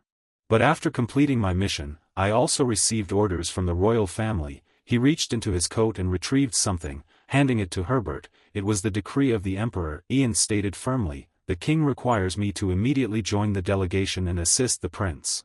Herbert furrowed his brow with concern. "May I read the letter a bit?" he asked, his worry evident. Ian calmly handed it over to him. "Here you go," Ian said.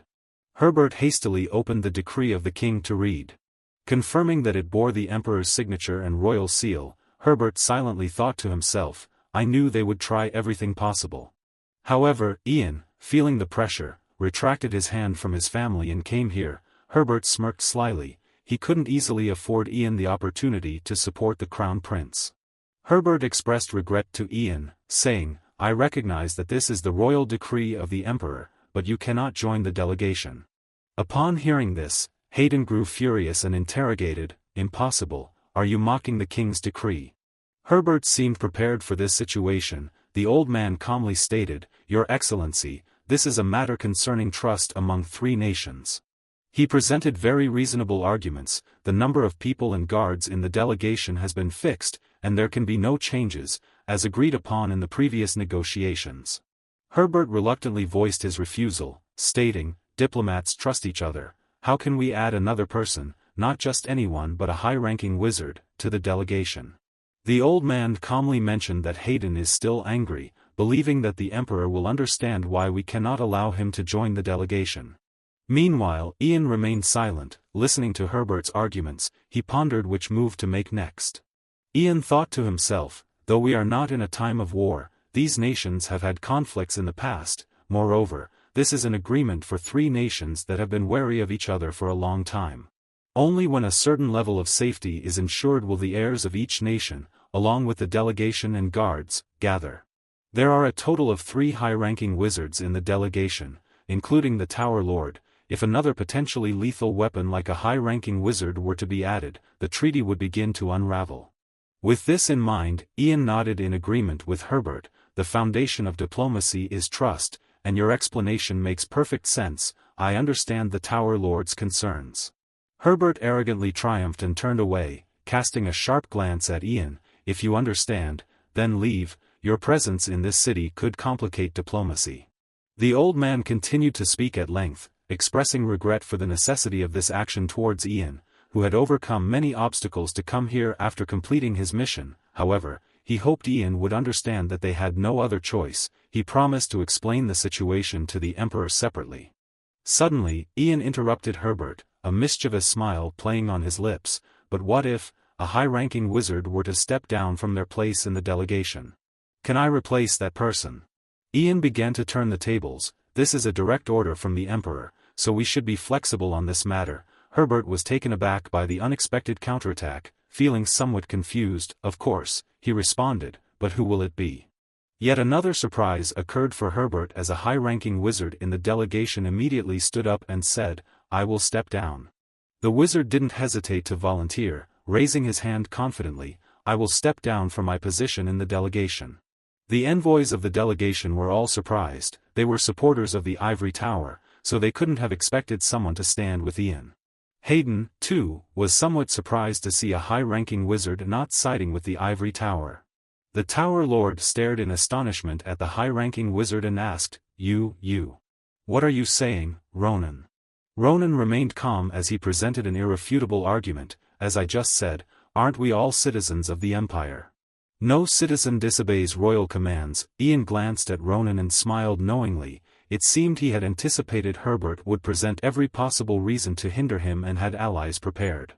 Ronan continued, "Even if it causes diplomatic trouble, the mission of the delegation is to represent the Empire as citizens of the Empire, a prestigious duty." He presented reasons that the Tower Lord couldn't refute. "However, in fulfilling that duty, if I can assist in executing royal orders and the diplomatic aspect by stepping down from my position, then I would gladly do so." Without waiting to see if the Tower Lord would agree, Ronan respectfully turned to Hayden and said, "Now I will entrust the sacred duty as part of the delegation to Ian Phage. I humbly request your Excellency's permission for this change. In terms of status, the Crown Prince, as a member of the royal lineage, is the one authorized to make decisions here, not the Ivory Tower." Hayden, both surprised and pleased, replied, "I approve. I am immensely impressed by your sincerity and loyalty to the Empire through what you have done for it. I order you to prepare fully and safely return to the capital." Ronan bowed deeply in gratitude. "Thank you, Your Excellency," he said respectfully. Afterward, he turned to call Ian. Ronan happily said to him, "I trust in entrusting you with part of the delegation's mission. Please ensure that you fulfill your duties without error." Ian smiled back, thanking his predecessor. Ronan quickly interjected, "No need to thank me." Ian thought to himself about Ronan, the high-ranking wizard. Drawing from his past life's memories, he recalled Ronan as one of the few benevolent wizards. While he was steadfast in his decisions, his trust didn't rely on allegiance to either the Ivory Tower or the Tower of Jade. He only cared about his own magical abilities. In exchange for teaching him some spells that even Herbert didn't know, Ronan easily aligned with Ian. Ian smiled contentedly, knowing he had prepared for this day for a long time, and it proved to be truly beneficial. Ronan said to Hayden, "Then the deity will withdraw." Before departing, he didn't forget to throw a few jabs at Herbert, remarking that a high-ranking wizard remaining in the city outside of the delegation would pose difficulties for diplomacy. Ronan twisted the knife further, adding, "That's what the Tower Lord said." Herbert was visibly annoyed but could only laugh it off begrudgingly. Ha ha ha. In the Tower Lord's mind, bitterness brewed. "I thought he was just an ignorant kid, but he's already taken root in my Ivory Tower." Ian had won the first part of this game, chatting amiably with Ronan and a few other envoys before Ronan had to leave. Seeing Ian happily chatting, the Tower Lord imagined it as Ian smugly playing him, which indeed felt satisfying in its own twisted way, but Ian wasn't the type to easily reveal his true feelings to others. The more Herbert looked at him, the more bitter he felt. Each syllable resonated in his mind, Ian Phage. Herbert glared angrily at Ian, seething with resentment. He vowed not to let a kid like him ruin his plans. The more he observed Ian's confident demeanor, the more furious Herbert became. He sternly reminded himself to turn the Empire into the Ivory Tower's empire, as he had long planned. Meanwhile, Ragnar also silently observed Ian from behind. He looked at Ian with suspicion and caution. Unable to grasp a useful pawn like Ian, Ragnar muttered under his breath, his heart filled with concern that this could affect his plans. Demedras was a neutral city, not belonging to any particular nation. All three nations recognized the importance of Demedras, which had been a symbol of freedom and neutrality for hundreds of years. Thanks to this, it had become a venue for the three countries to choose for hosting diplomatic negotiations. As the time for the negotiations approached, the 19th mayor of Demedras, Angelo, personally welcomed the delegation and invited them to follow him. Hayden asked him, "Where are the representatives of the other nations?" Angelo replied, "We have directed them to their respective locations." Angelo gestured towards a luxurious mansion and said, "The delegates from Green River can use this building." I think your excellency can use the separate building over there, Angelo continued, pointing to a house prepared for our most important guests. Hayden looked at the building and nodded, not bad. Then he turned to Herbert and asked, Tower Lord, don't you have any plans at the moment? Herbert replied, there are no specific arrangements before the scheduled day, Your Excellency.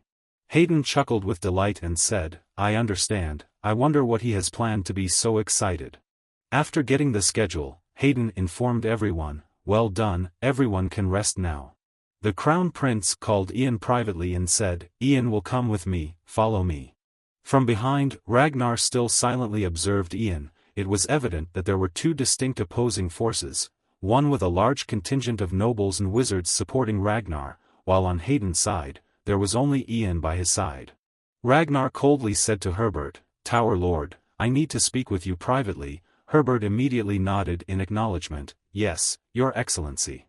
Then everyone moved to their designated private rooms, and the Tower Lord followed Ragnar to his chamber. Once the two entered the room, a heavy atmosphere engulfed them. Ragnar remained silent, and Herbert dared not speak to justify his recent failure. After a long pause, Ragnar spoke icily, I will not hold you accountable for this, Tower Lord. Herbert breathed a sigh of relief upon hearing this. However, after showing some leniency, Ragnar sternly reminded Herbert of the wizard standing beside him. Annoyed, Herbert replied, I also have doubts about this matter. Ragnar's cold gaze glanced at the Tower Lord, as if urging him to take decisive action to send Ian away immediately. Herbert could only bow his head and reply, I understand, Your Excellency. He continued to try to persuade Ragnar, assuring him not to worry too much. While Ian Phage's magical abilities were exceptional, the core of diplomacy lay in the present moment. Herbert explained, magic has very little to do with this matter, even the gods have no right to intervene, no, even if they did, there would be nothing to say. The old man confidently stated that in diplomatic relations, there must also be a young wizard present for formality's sake. He asked Ragnar whom he had in mind. Herbert even lowered himself to elevate Ragnar's role, suggesting that high-ranking wizards in diplomatic settings were merely decorative. He assured Ragnar, Your Excellency, as you have prepared, be the center of the treaty. After a moment of contemplation, Ragnar sighed, feeling somewhat relieved of his worries. Understood. But I still feel troubled, he said, furrowing his brow. I have tried to attract Ian Phage numerous times, offering him to become our ally, but he always refuses. If we leave it like this, he will be a significant obstacle. Ragnar glanced at Herbert, saying, I hope you resolve this matter as soon as possible. Herbert promptly responded, Please entrust it to me, Your Excellency. He assured, I promise everything will become a reality according to Your Excellency's wishes. Meanwhile, over at Hayden's location, he also received well wishes from Ian, similar to what the Tower Lord had just conveyed to Ragnar. Excitedly, Hayden laughed out loud, exclaiming, Ha ha ha, what a wonderful wish. However, Hayden seemed to be more focused on leisure activities. He eagerly discussed with Ian and Oliver about their plans for partying and dancing throughout the upcoming week, reminding himself. Hayden mentioned how entertaining the street performances in Demetres were at night, implying there would be plenty of fun things to watch. Excitedly making plans, Hayden suggested sneaking out or even buying some new outfits for the occasion. Turning to Oliver, he said, Captain, we should hire a few servants for odd jobs. Seeing Hayden's frivolous demeanor, Ian coldly interjected, Your Excellency. Hayden sensed Ian's displeasure and became puzzled. He hesitated, avoiding eye contact with Ian, and asked awkwardly, What's wrong, Ian? Is something the matter? That intimidating look on your face. Ian glared angrily at Hayden, clearly frustrated. As the Crown Prince leading the delegation, Hayden's preoccupation with frivolous activities was disappointing to Ian. He didn't come here to engage in such pointless pursuits with Hayden. Calming himself down, Ian sighed and addressed Hayden, Your Excellency, do you realize your position here? He reminded Hayden, you are here as the representative of the Green River Empire and the heir to the throne. You are also responsible for the negotiations between the three nations. Ian's voice grew stern as he emphasized, you did not come here for leisure. He snapped, please put aside the idea of going out for fun. Hayden, still naive, asked, but why? We still have plenty of time. Ian, not mincing words, sharply retorted, you need to prepare, starting from now. Seeing Ian's rising anger, Hayden looked over at Oliver with pleading puppy eyes. Although Oliver felt a hint of sympathy for Hayden, he understood what was crucial at the moment, therefore, he immediately coldly turned away. With no one left to turn to, Hayden sat in despair, listening to Ian's sermon. Ian was the highest authority to speak in this matter. If he couldn't say anything, the opportunity would be passed to the 5 princes. Feeling perplexed, Hayden responded, "I have heard my father, the king, mention it, but..." Ian responded promptly, "I assure you, if that happens, the negotiations will shift focus to the 5 princes. Do you think that's okay?" Hayden, feeling irritated at hitting the sore spot, grumbled, "Ugh, I hate that so much, but..." He expressed his frustration with a sigh, "Honestly, I don't know, the military, the goods, the land shares, and anything related to serfdom, no one stands by me to debate politics, and no one helps me out." Ian listened attentively to Hayden's sincere sharing. He realized that Hayden's behavior might not solely stem from a penchant for revelry but rather from a lack of support from the nobility and political elites, leaving him uninformed about these matters, leading to frustration and a sense of resignation. Feeling a twinge of sympathy, Hayden expressed with a hint of bitterness, "Compared to facing humiliation if I say something, wouldn't it be better to stay silent and do nothing?" Observing Hayden's indifferent attitude, Ian pondered deeply. It seemed that Hayden had grown accustomed to giving up and escaping reality. Ian felt concerned and thought to himself that this situation couldn't continue. As the Crown Prince, he was the only one capable of alleviating Ragnar's profound disappointment, as well as the only chess piece with his own capabilities. Ian then encouraged Hayden, suggesting that he should become the focal point of the negotiations. Hayden hesitated for a moment before asking, "But how?" Ian silently reminded himself that he was only giving Hayden one chance, one opportunity for the prince to take matters into his own hands, and then to seize it.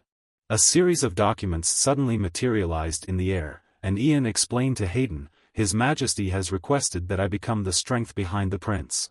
As the magical pen continued to write down new records, Ian continued, "By order of His Majesty, to ensure that the prince does not lose the initiative to the 5 princes, I will list all the issues to be discussed at the negotiations, along with their corresponding solutions."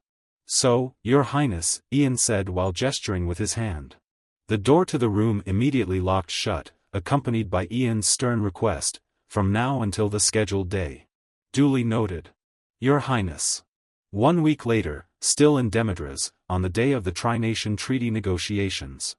Ragnar had finished preparing early and was now heading to the negotiation hall. He said to Herbert, "Oh, there's more.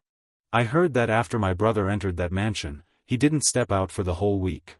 Ragnar pondered, "I wonder what's going on with him."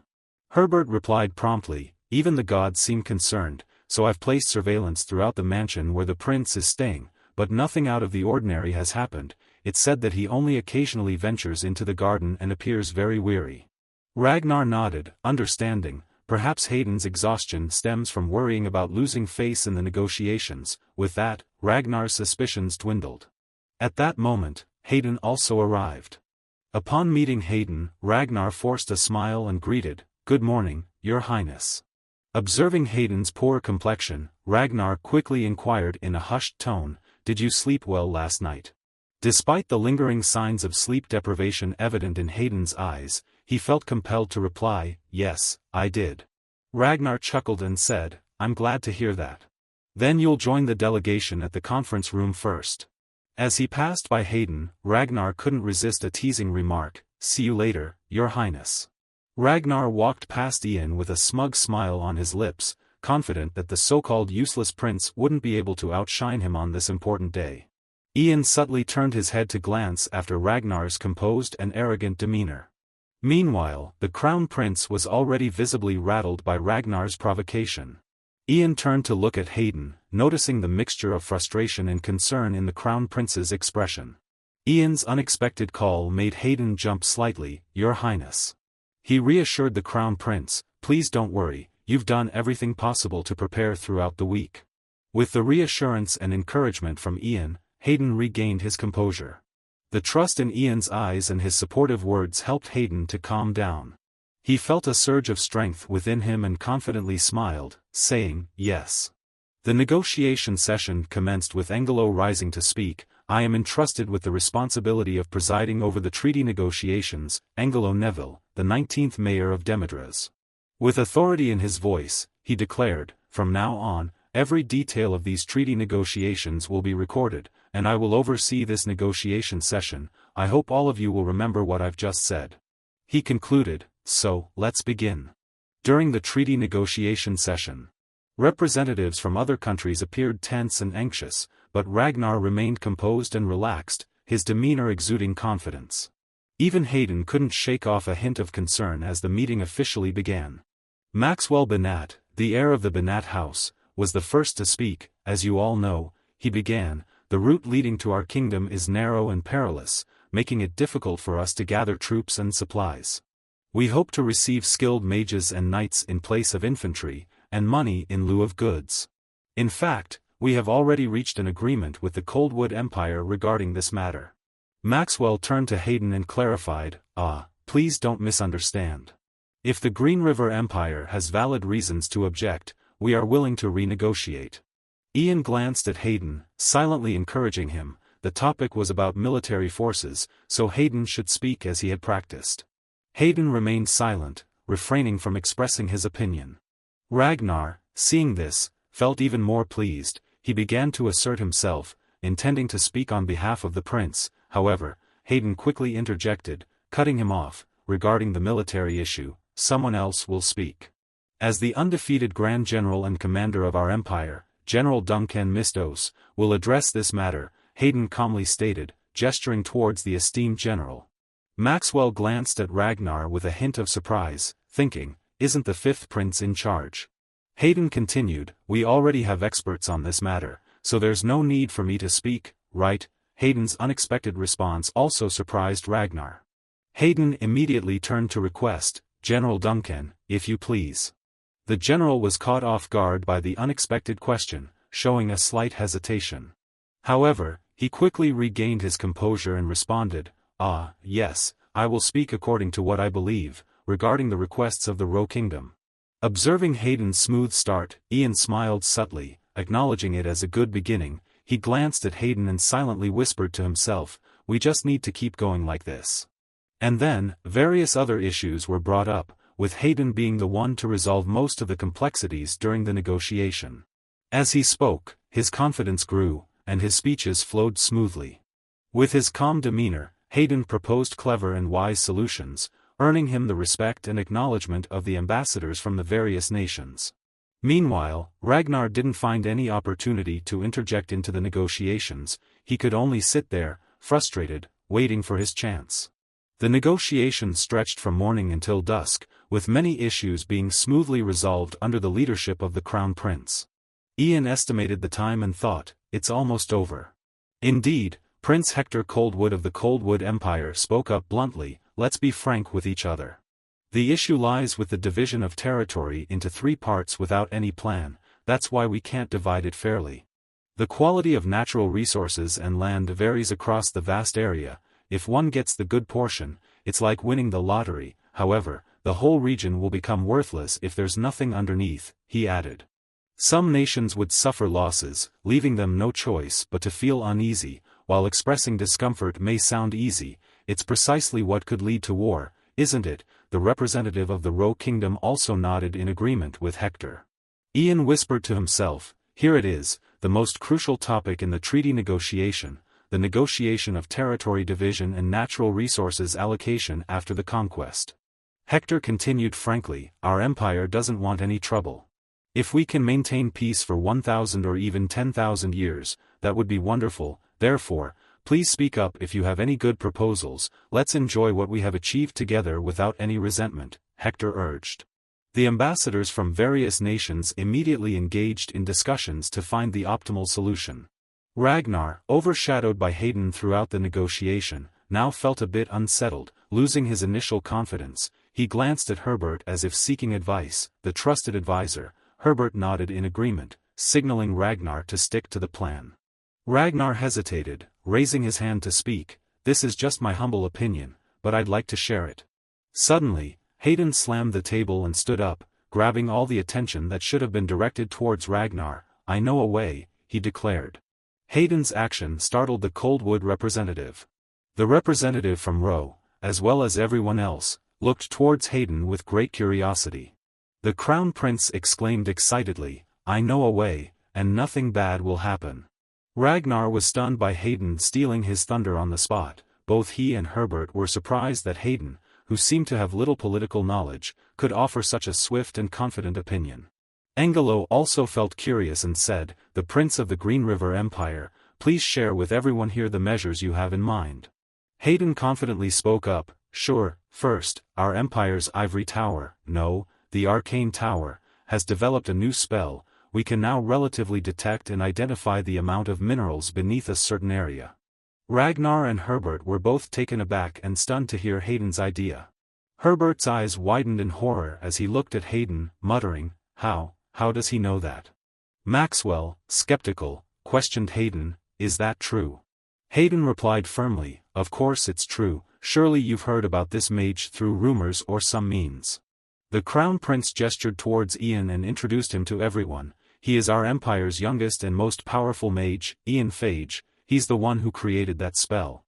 Everyone in the negotiation room gasped in amazement. "Oh, I never thought such magic could be possible," they exclaimed. Herbert muttered in astonishment, thinking, "He thinks like me, then, using magic to detect minerals would indeed be crucial for this treaty negotiation." The elder was extremely curious about how this lad could grasp the essence of this treaty negotiation. Meanwhile, Hayden continued his confident speech, "We are considering using that magic to create something called a resource map, as we need to assess the quality of the land in that area. With a comprehensive map, we can divide the Great Plain into different parcels of land among the nations, based on certain requirements. The borders may be a bit messy, but we'll need to farm and exploit this land for decades to come, right?" Hayden continued persuading the ambassadors with assurances, "I'm sure there's no better way than this." As Hayden spoke more confidently, Ragnar grew increasingly furious. Despite his efforts to contain his anger, he gritted his teeth and glared at Hayden. Meanwhile, Ian quietly observed Ragnar's infuriated expression, a slight smirk appearing on his lips. He felt satisfaction in witnessing Ragnar's helplessness in this failed attempt to assert himself. On the other hand, Hayden had truly taken control of the negotiation. With all eyes and admiration directed towards him, Hayden confidently concluded his excellent speech, "Those are my opinions." Afterward, all three nations reached a fair treaty agreement thanks to the input of Crown Prince Hayden. The negotiation session ended as the sun was setting behind the majestic castles. Outside the negotiation chamber, Oliver was anxiously pacing, awaiting the Crown Prince. Upon hearing Hayden's cheerful call, "Captain," Oliver immediately looked up, "Your Highness." Seeing Hayden's radiant smile and Ian's satisfied grin, Oliver knew that the negotiation had ended as well as they had hoped. Before Oliver could ask, Hayden excitedly boasted, "Captain, you should have seen it. Today, we were able to turn this meeting upside down." Hayden gleefully recounted the expressions on Ragnar's and Herbert's faces, adding, "It's a shame you couldn't see it, they were absolutely sour, but don't worry, we emerged victorious." Oliver smiled as he listened to Hayden's triumphant tale. For him, seeing Hayden's joy in defeating Ragnar was what truly brought him happiness. Hayden, excitedly, suggested, "We'll tell you all the details once we're out of here, but for now, let's go grab a drink and explore the city." The Crown Prince didn't forget to invite Ian, saying, "Ian, come with us, there's no better opportunity to have fun than today." Ian happily nodded in agreement. Indeed, it's rare to have such a chance for enjoyment. Hayden felt even more thrilled seeing Ian agree to join the party for the first time. His eyes lit up with excitement. He quickly grabbed Ian's shoulder and laughed heartily, "Ha ha ha, exactly, you'll soon become a man. Ian, you should also drink the wine I'll give you, right?" Hayden continued to laugh joyfully, "Great, I'll teach you how to drink." Suddenly, Ragnar approached, interrupting their cheerful conversation. "Your Highness," he said with a forced smile, moving closer to Hayden. Hayden asked cautiously, "Is there something you need?" Ragnar bowed with a show of respect, saying, "Your Highness, I must say I am truly impressed today. I've learned a lot from you." Hayden was taken aback to see Ragnar bowing before him for the first time, feeling a bit surprised and wary of his actions. However, he quickly regained his composure and chuckled, "Ha ha ha. He seized the rare opportunity to assert himself in front of Ragnar. Of course, little brother. I'm glad you could learn from me, Hayden said haughtily. I believe you'll also learn a lot from this treaty negotiation. The Crown Prince continued to lecture Ragnar, encouraging him to keep striving and improving himself. Keep striving and honing yourself, he advised. If you ever need advice, feel free to ask me anytime. Ragnar suppressed his anger tightly, but could only respond with restraint. Thank you, brother. After speaking, he turned away bitterly. Frustrated, Ragnar stormed away from the place, each step of his becoming heavier, completely contrasting with his relaxed demeanor when he was about to enter the gathering room. As Ragnar departed, Hayden solemnly called out, "Captain, Ian." Then, he revealed a joyful smile, remarking, "Today truly is the greatest day of my life." Upon hearing this, Oliver and Ian both felt happy for Hayden. He had begun to regain the confidence befitting a prince once more. Hayden excitedly draped his supportive arms over their shoulders and exclaimed, "Let's go, let's go. Been holding back all week, today we let loose." He then turned to Oliver, the captain, and said, "You should relax and be yourself today too, Captain, don't be too strict." Turning to Ian, he continued, "Ian, you'll soon be an adult, you should have some of the wine I'll offer you, right?" "Ah, just said it, didn't I?" As Hayden was speaking, he suddenly exclaimed in astonishment, "Oh, The Crown Prince, concerned, called out, "Ian, what's wrong with your hand?" The people near Ragnar turned their attention towards Ian, curious about Hayden's sudden exclamation. Hayden and Oliver fell silent, watching Ian's image slowly fading into the blue light of magic. Ian raised his hand, now becoming translucent, and said, "It seems. This is the limit of my divine power."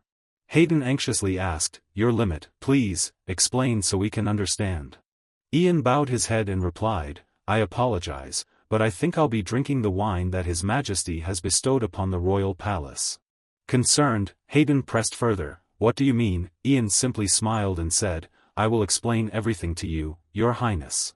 At the royal palace, as Ian finished speaking, he vanished completely into a puff of smoke. Hayden was left bewildered and worried, unable to comprehend what had just happened. Everyone present was stunned by Ian's sudden disappearance, frozen in shock as if witnessing a sea foam vanish. Only Herbert recognized the situation and became enraged, tightening his grip on his scepter. "A duplicate," he muttered angrily. "The old man is so angry that he trembles as he speaks. All this time has been a mere copy, huh?" Herbert refuses to accept this truth, claiming that a copy cannot exist. The old man becomes so enraged that he loses control and blurts out, "He did everything, with just a copy." Now Herbert is astonished, finally understanding, "We've been played, haven't we?" The old man chuckles bitterly, "Kuhi-hee. At least everything in the city of Demetras has been smoothly resolved by Ian before his copy disappeared." At that moment, back at the Pierrick mansion, Adol carried a tray of food into Ian's room and said to Colleen, "Sir, I brought food here." Colleen immediately replied, "Leave it over there." True to his promise, Colleen has been by Ian's side constantly for the past week. Adol asked anxiously, "Ian still hasn't regained consciousness, has he?" Colleen, also worried, replied, "No, he hasn't, it's been several days now." As he looked at Ian's increasingly emaciated body, he added anxiously, "Despite this spell minimizing energy consumption and physiological phenomena. But even to the naked eye, one could see his body weakening." Colleen recalled Ian's instructions, "If anything were to happen, awaken me by channeling mana into my head." Colleen stood up reluctantly and told Adol, "I will summon a mage and forcefully awaken him." Just then, Ian spoke up, "I am awake now."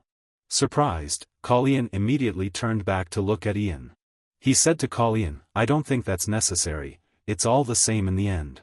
Colleen exclaimed in astonishment, "Oh, Ian, you're awake." Ian chuckled slightly at Colleen's surprised reaction, teasingly saying, "Well, as you can see for yourself." Colleen anxiously asked, "Are you okay? Do you feel uncomfortable anywhere?" Ian replied wearily, "It seems I'll have some trouble for a while. My head hurts, and I can't move, plus my stomach." Colleen, worried, asked again, "Your stomach hurts?" He panicked, "Your stomach hurts, I'll call a doctor." Ian hesitated before replying, "No, it's just hungry, I'm hungry." The word hungry suddenly made the atmosphere awkward. Ian's stomach continued to rumble loudly, adding to the awkwardness of the situation, the sound becoming even more pronounced in the otherwise silent room. Despite feeling embarrassed, Ian had to address the issue again, admitting that he was very hungry. The next morning, after having eaten and rested for a night, Ian was determined to leave immediately. Colleen escorted him to the city gate, hesitatingly attempting to persuade him, "Why don't you stay one more night?" Ian hesitated, feeling guilty. "No matter how busy I am, I must prepare a feast for the lifesaver, even if it's a bit rushed." Ian smiled and replied, "Your previous help is more than enough." He casually remarked, "Isn't that the duty of a high-level mage like me? What lifesaver? If it weren't for me, another mage would have come to help." Colleen interjected, "I don't think so." He bluntly stated, "If it were another mage and not you, Ian, they would have just blocked the monster horde and left." Colleen sincerely confessed, "Honestly, the first time I saw you, I had my doubts. A young man standing before a horde of monsters at the Great Plain, I wasn't sure if you could handle it. But I was wrong. For years, I couldn't do much on my own, yet you, Ian, solved the problem at its root in just 10 days. Colleen expressed his admiration for Ian, acknowledging that it seems like Ian possesses a special power that no one else has. "You, Ian." He surprisingly proposed, "Then, Ian, before you go, let's do that." Ian puzzledly asked, "What do you mean by that, comma?" Colleen promptly explained, "I mean, I've heard that 5 years ago, you made a promise to a prestigious guest from the Moglian Northern clan. I want to say that you also made a promise to us." Ian was surprised. "Really, is it that easy?" Colleen laughed and said, "Don't misunderstand, it's because it's you, Ian, that I say so." Colleen happily continued, "Making a promise with you is not a problem. Rick and I are ready to serve you, Ian. It's not just a simple courtesy for a lifesaver, there's a reason behind it."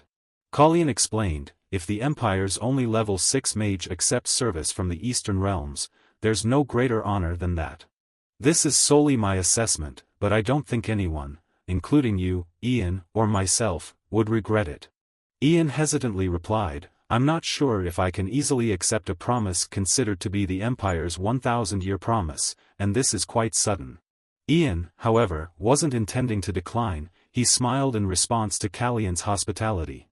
Colleen then drew his sword and said, "I've been waiting for that answer." He immediately unsheathed the sword, remarking, "I suppose I should follow the procedure as well. This is a 1,000-year oath, after all."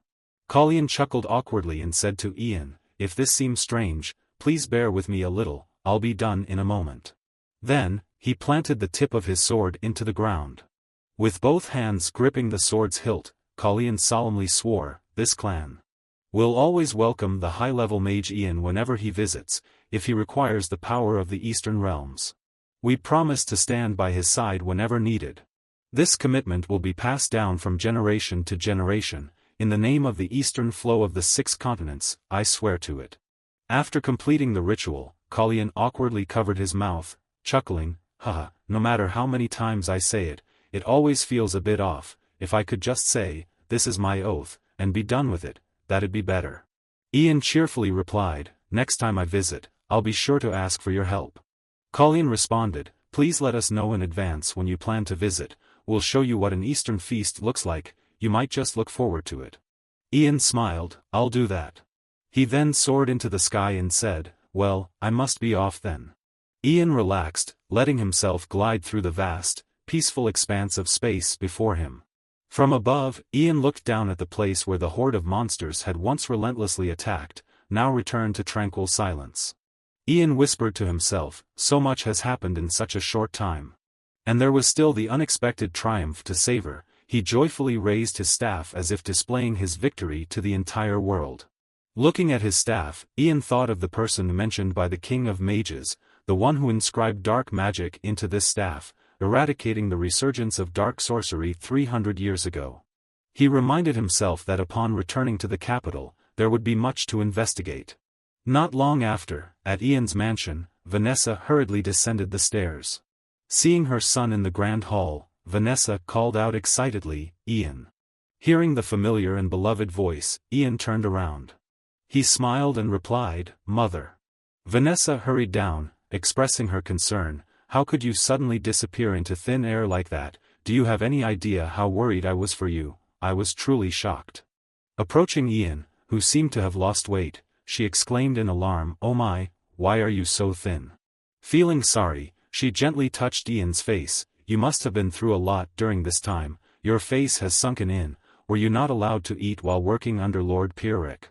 Vanessa lamented with frustration, it's truly infuriating. Ian quickly reassured his mother, there were circumstances there, Mom, I just need to eat more, that's all. Suddenly remembering something, Ian searched through his pocket, oh, right, Mom, please take this. Ian handed his mother a small glass sphere and said, this is a mana communication orb crafted from mana-infused crystal. On my way back to the capital, I had the workshop make this for us. In the future, you can use this to communicate with me whenever I'm in the capital. He placed his own orb onto his staff. Ian apologized to his mother for causing her worry. Vanessa looked at her understanding son, deeply moved. Ian, my dear, she said emotionally. Ian smiled affectionately at her and said, from now on, I'll always be by your side, Mom. Douglas, upon hearing that Ian had returned, rushed over eagerly, leader. The curious boy asked Ian, what kind of magic is that? I've read about many spells in the academy, but I've never seen that one before. Douglas kept bombarding Ian with questions, not giving him a chance to respond. How can you appear in Demetres and the royal palace at the same time? Is it a mirror, a copy, or something similar? Ian felt a bit overwhelmed and replied, you're asking too many questions at once. Can you ask them one by one? After a moment of contemplation, Ian said, well, to put it simply, I can do it because I've reached level 6, Ian explained. Everyone in the room looked at him in astonishment. Douglas, stunned, said, so, it's possible, huh, that means you're now the highest-ranking mage in our empire. Ridio, equally amazed, chimed in, I knew you weren't ordinary when I first met you, but I didn't think you'd be this exceptional. Ian chuckled nervously and replied, nothing has changed, so please treat me as you always have. Douglas quickly suggested, in that case, would you like to participate in testing the new potion I created in the lab this afternoon?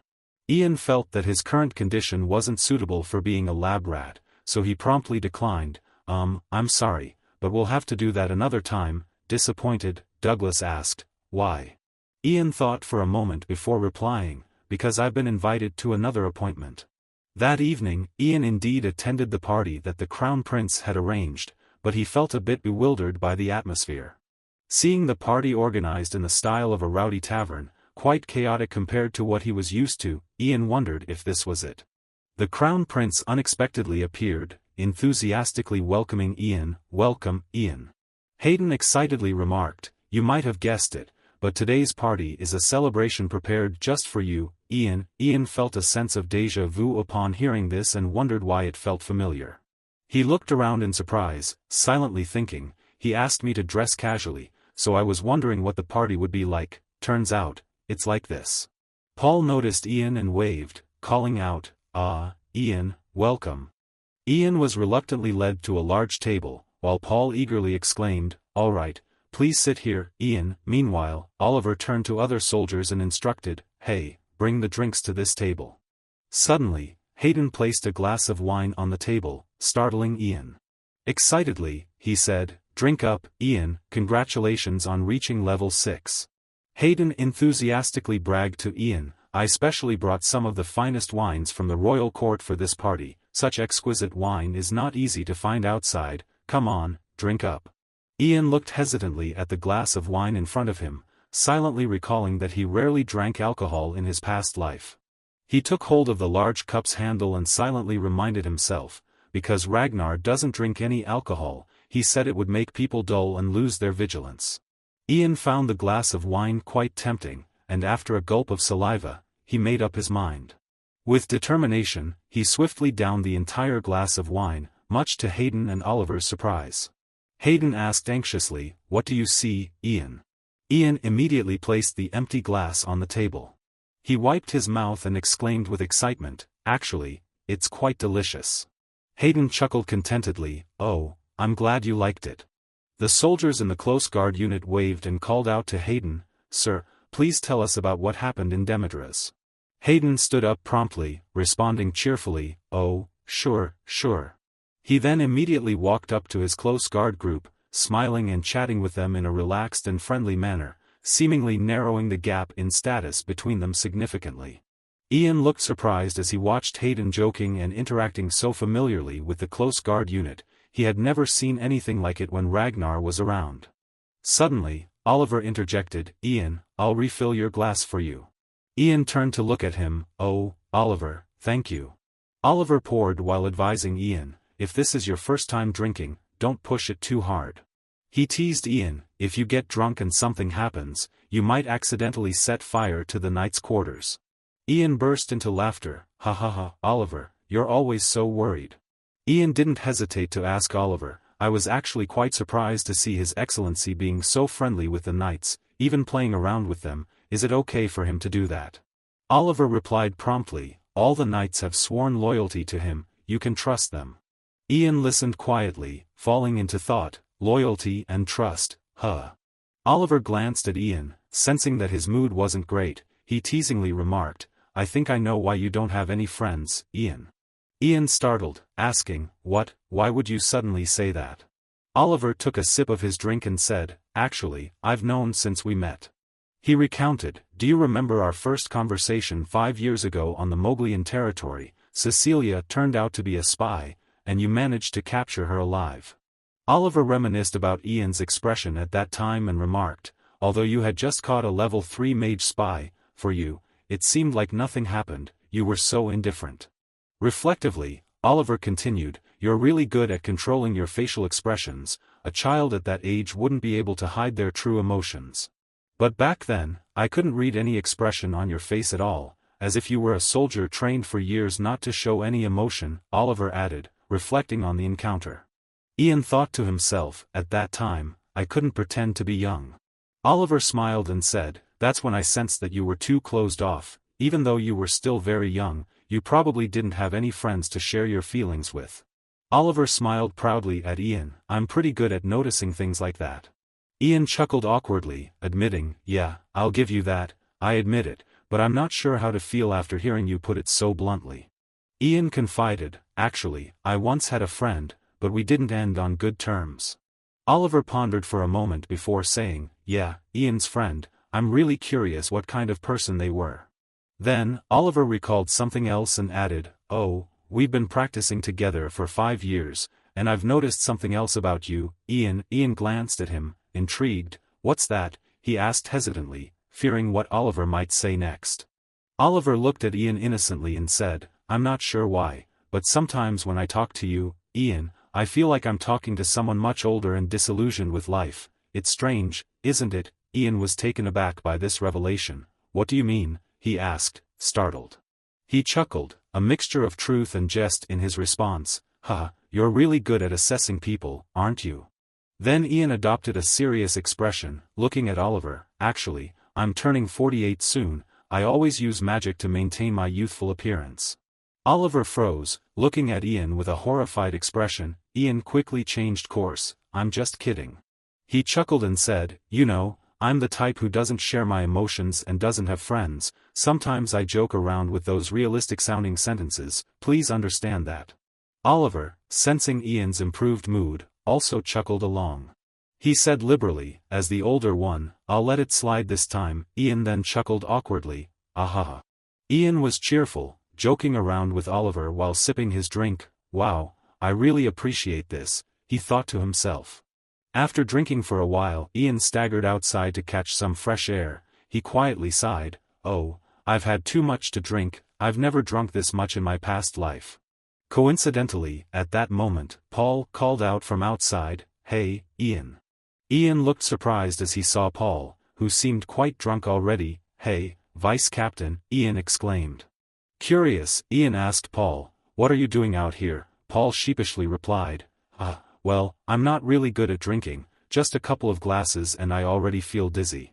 Being honest, Paul confessed, "I'm hiding out here to catch some fresh air. How about you, Ian?" Ian leaned against the wall next to Paul and said, "I also came out here to catch some fresh air. I'm still not used to the place." Glancing at Paul, who still seemed quite tipsy, Ian thought to himself, the vice captain of the Royal Knights, Paul Lentz, he was the second-best swordsman in his past life, standing behind Sir Oliver. He may be a commoner, but his swordsmanship skills and loyalty to the crown have earned him the trust of the prince and Sir Oliver, leading to his promotion to vice-captain. Suddenly, Paul turned and asked, I just remembered, Ian, is this your first time drinking? How do you feel about it, your first time? Ian chuckled in response, not too bad, actually, a little bit of drinking doesn't hurt. Paul beamed with a smile, saying, that's great, we should go out for drinks together occasionally, others want to thank you too, Ian, even Captain Oliver, who's usually reserved, has started chatting with you. It's true, it's been a while since I've seen His Highness so radiant, it's all thanks to your influence, Ian. Ian replied sheepishly, thank you for saying that, but... After a moment of contemplation, Ian told Paul, I'm just, nudging him forward a bit, but in a positive way. He spoke slowly, as if considering his words carefully. I think I've become quite attached to this. Paul was slightly taken aback as he observed a fleeting expression of happiness on Ian's typically cold and indifferent face. Perhaps even Ian himself didn't realize this emotion, as he had lived a lifetime of loneliness and loyalty to someone who never trusted or opened up to others. Noticing Paul's peculiar gaze, Ian asked, what's wrong, Paul? Paul, feeling flustered, replied, oh, nothing, I'm just surprised. Paul stumbled over his words, saying, I didn't expect to see that expression on your face, Ian. Before Ian could inquire further, a knight appeared, searching for Paul. Vice-captain, there you are, the knight said, the prince is calling for you. If you don't come back to continue drinking, they say they'll dismiss you from your position as vice-captain. Paul exclaimed in horror, oh, really? Paul was visibly shocked. Reluctantly, Paul stood up and said, Ian, I'll go ahead.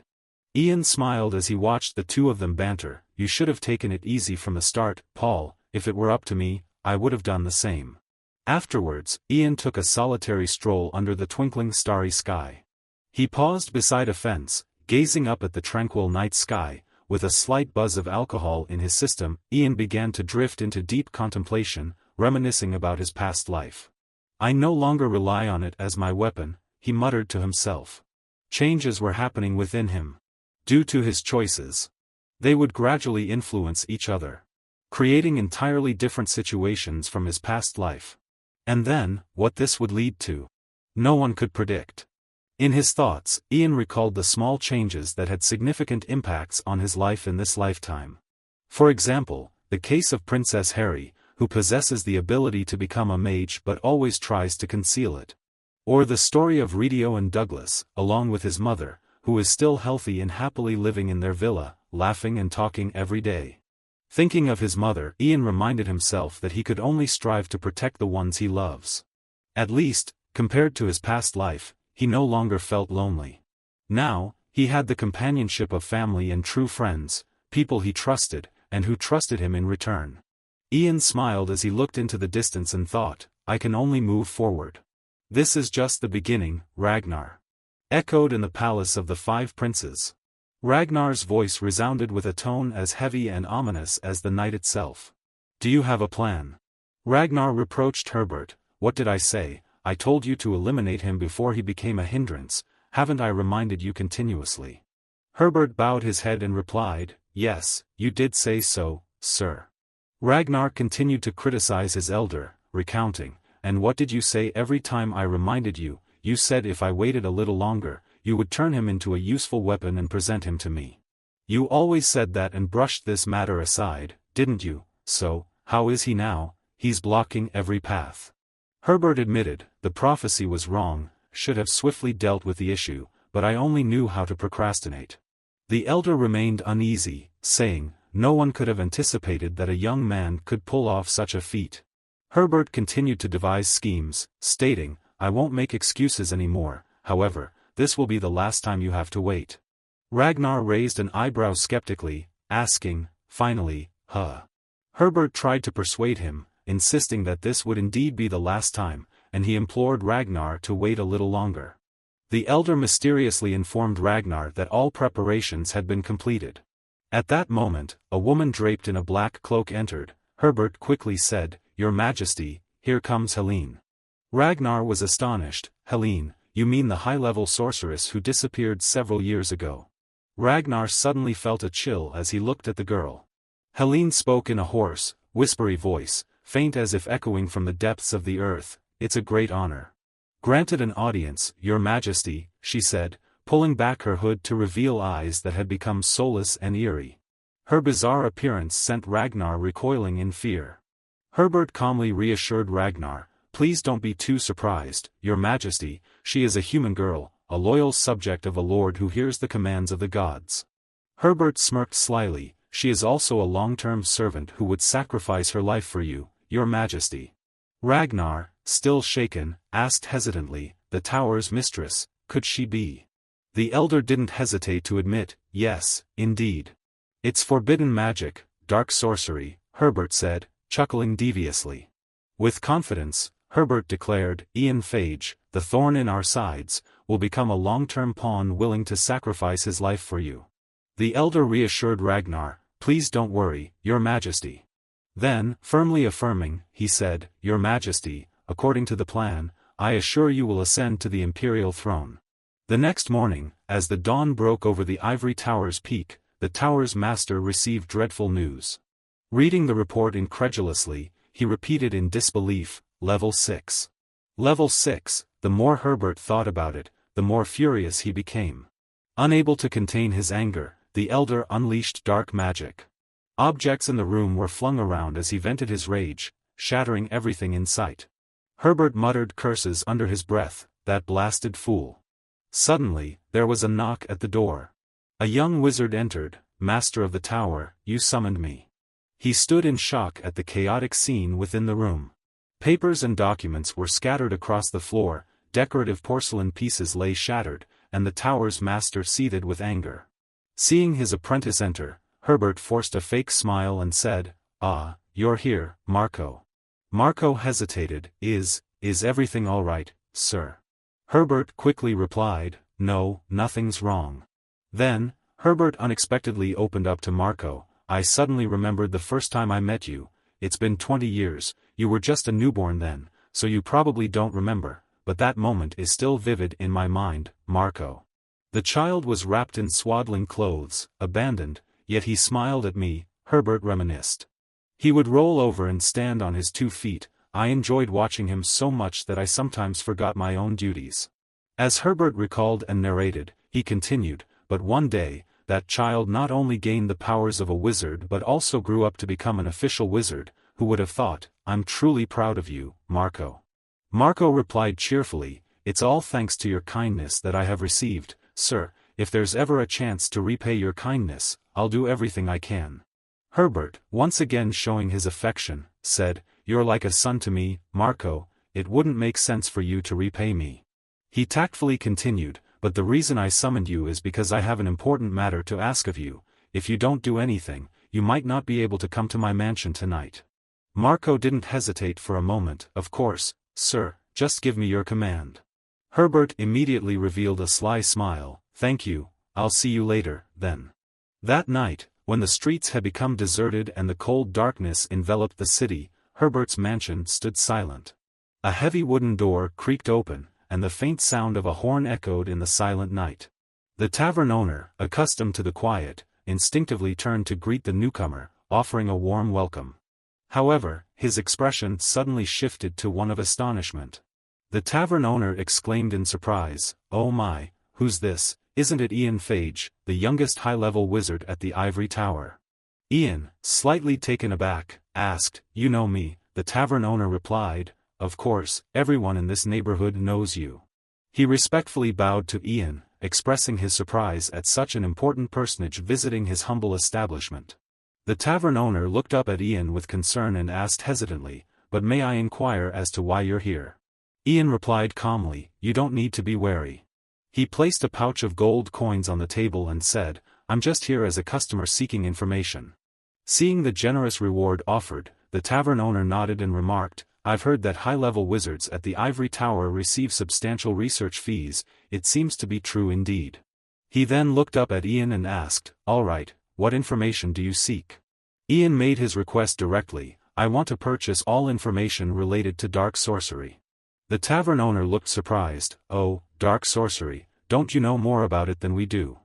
Ian replied, in theory, perhaps, but that's not the information I'm looking for. He hinted, the information I seek might be trivial or even baseless.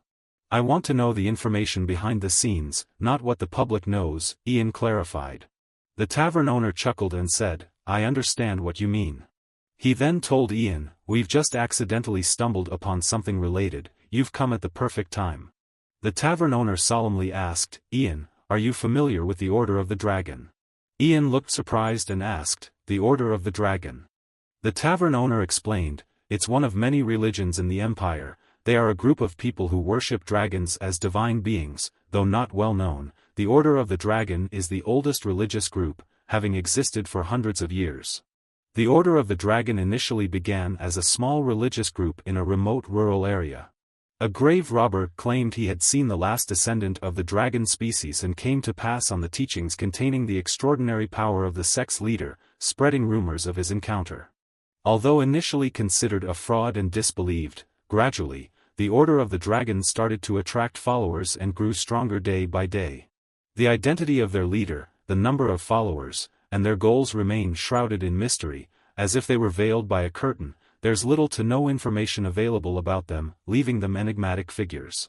Various speculations and rumors abound, some of them quite wild, such as their purported ability to resurrect the dead and manipulate minds. Though I'm unsure if the dragon's descendants truly exist, if you piece together the rumors and situations, there's a possibility they could emerge. Ian began to see the vague connection between the pieces of information provided by the tavern owner. He continued, we're quite certain that the Order of the Dragon is somehow linked to dark sorcery. The tavern owner added, recently, various factions within the Empire have been seeking information about the Order of the Dragon. Dark sorcery requires ingredients even more inhuman than mana, which means there are entities out there capable of procuring such things. They are quite secretive, so it's said that only selected individuals can join. However, identifying those affiliated with the religion isn't easy. If they can manipulate and control others, they might be able to ensnare individuals with high status and power within the Empire. He told Ian, that's all we know for now, we'll continue our investigation into them, and if we gather more information, I'll send it to you. With only a few leads to go on, Ian had no choice but to entrust further investigation to the tavern owner. Understood, please continue the investigation, he said. The tavern owner waved cheerfully as Ian left. Thank you, Ian, I hope you'll continue to support us in the future, he said. Afterward, Ian returned to his mansion, his mind swirling with thoughts and worries. Ian pondered deeply, contemplating the Order of the Dragon, a group he had never heard of before.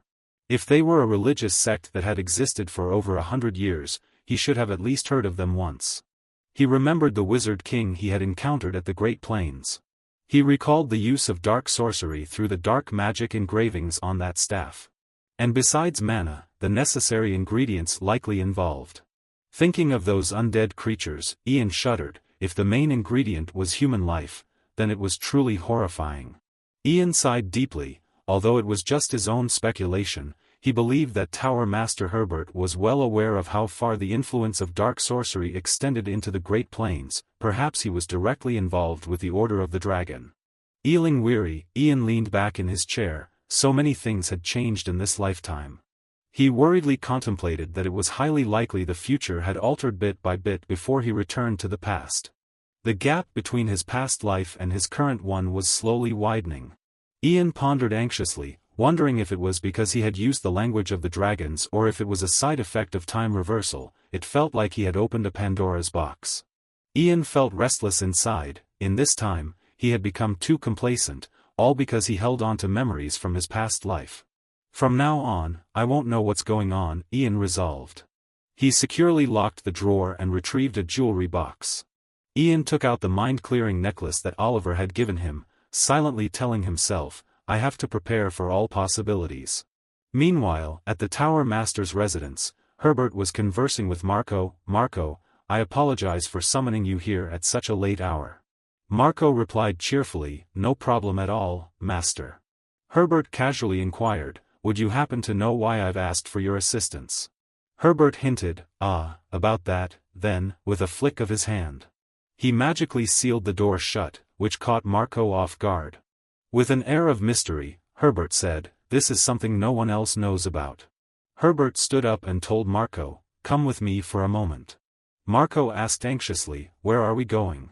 Herbert disregarded Marco's question and proceeded to take a book from the shelf. He then said, this book.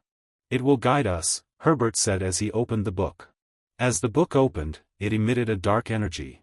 Subsequently, a spatial portal appeared, revealing a gloomy and dark realm on the other side. Master, what is this? Marco asked fearfully.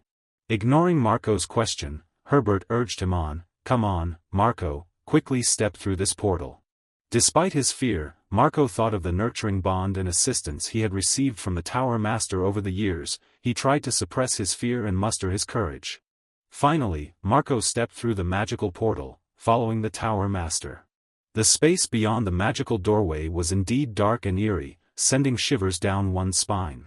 Leading Marco deeper into the darkness, the Tower Master eventually employed a spell of light.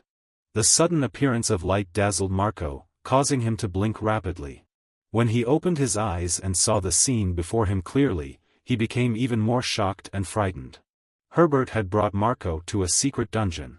The place held numerous captives, all of whom appeared exhausted and in pain. They seemed to have lost consciousness, and even when a stranger appeared, they didn't cry out for help.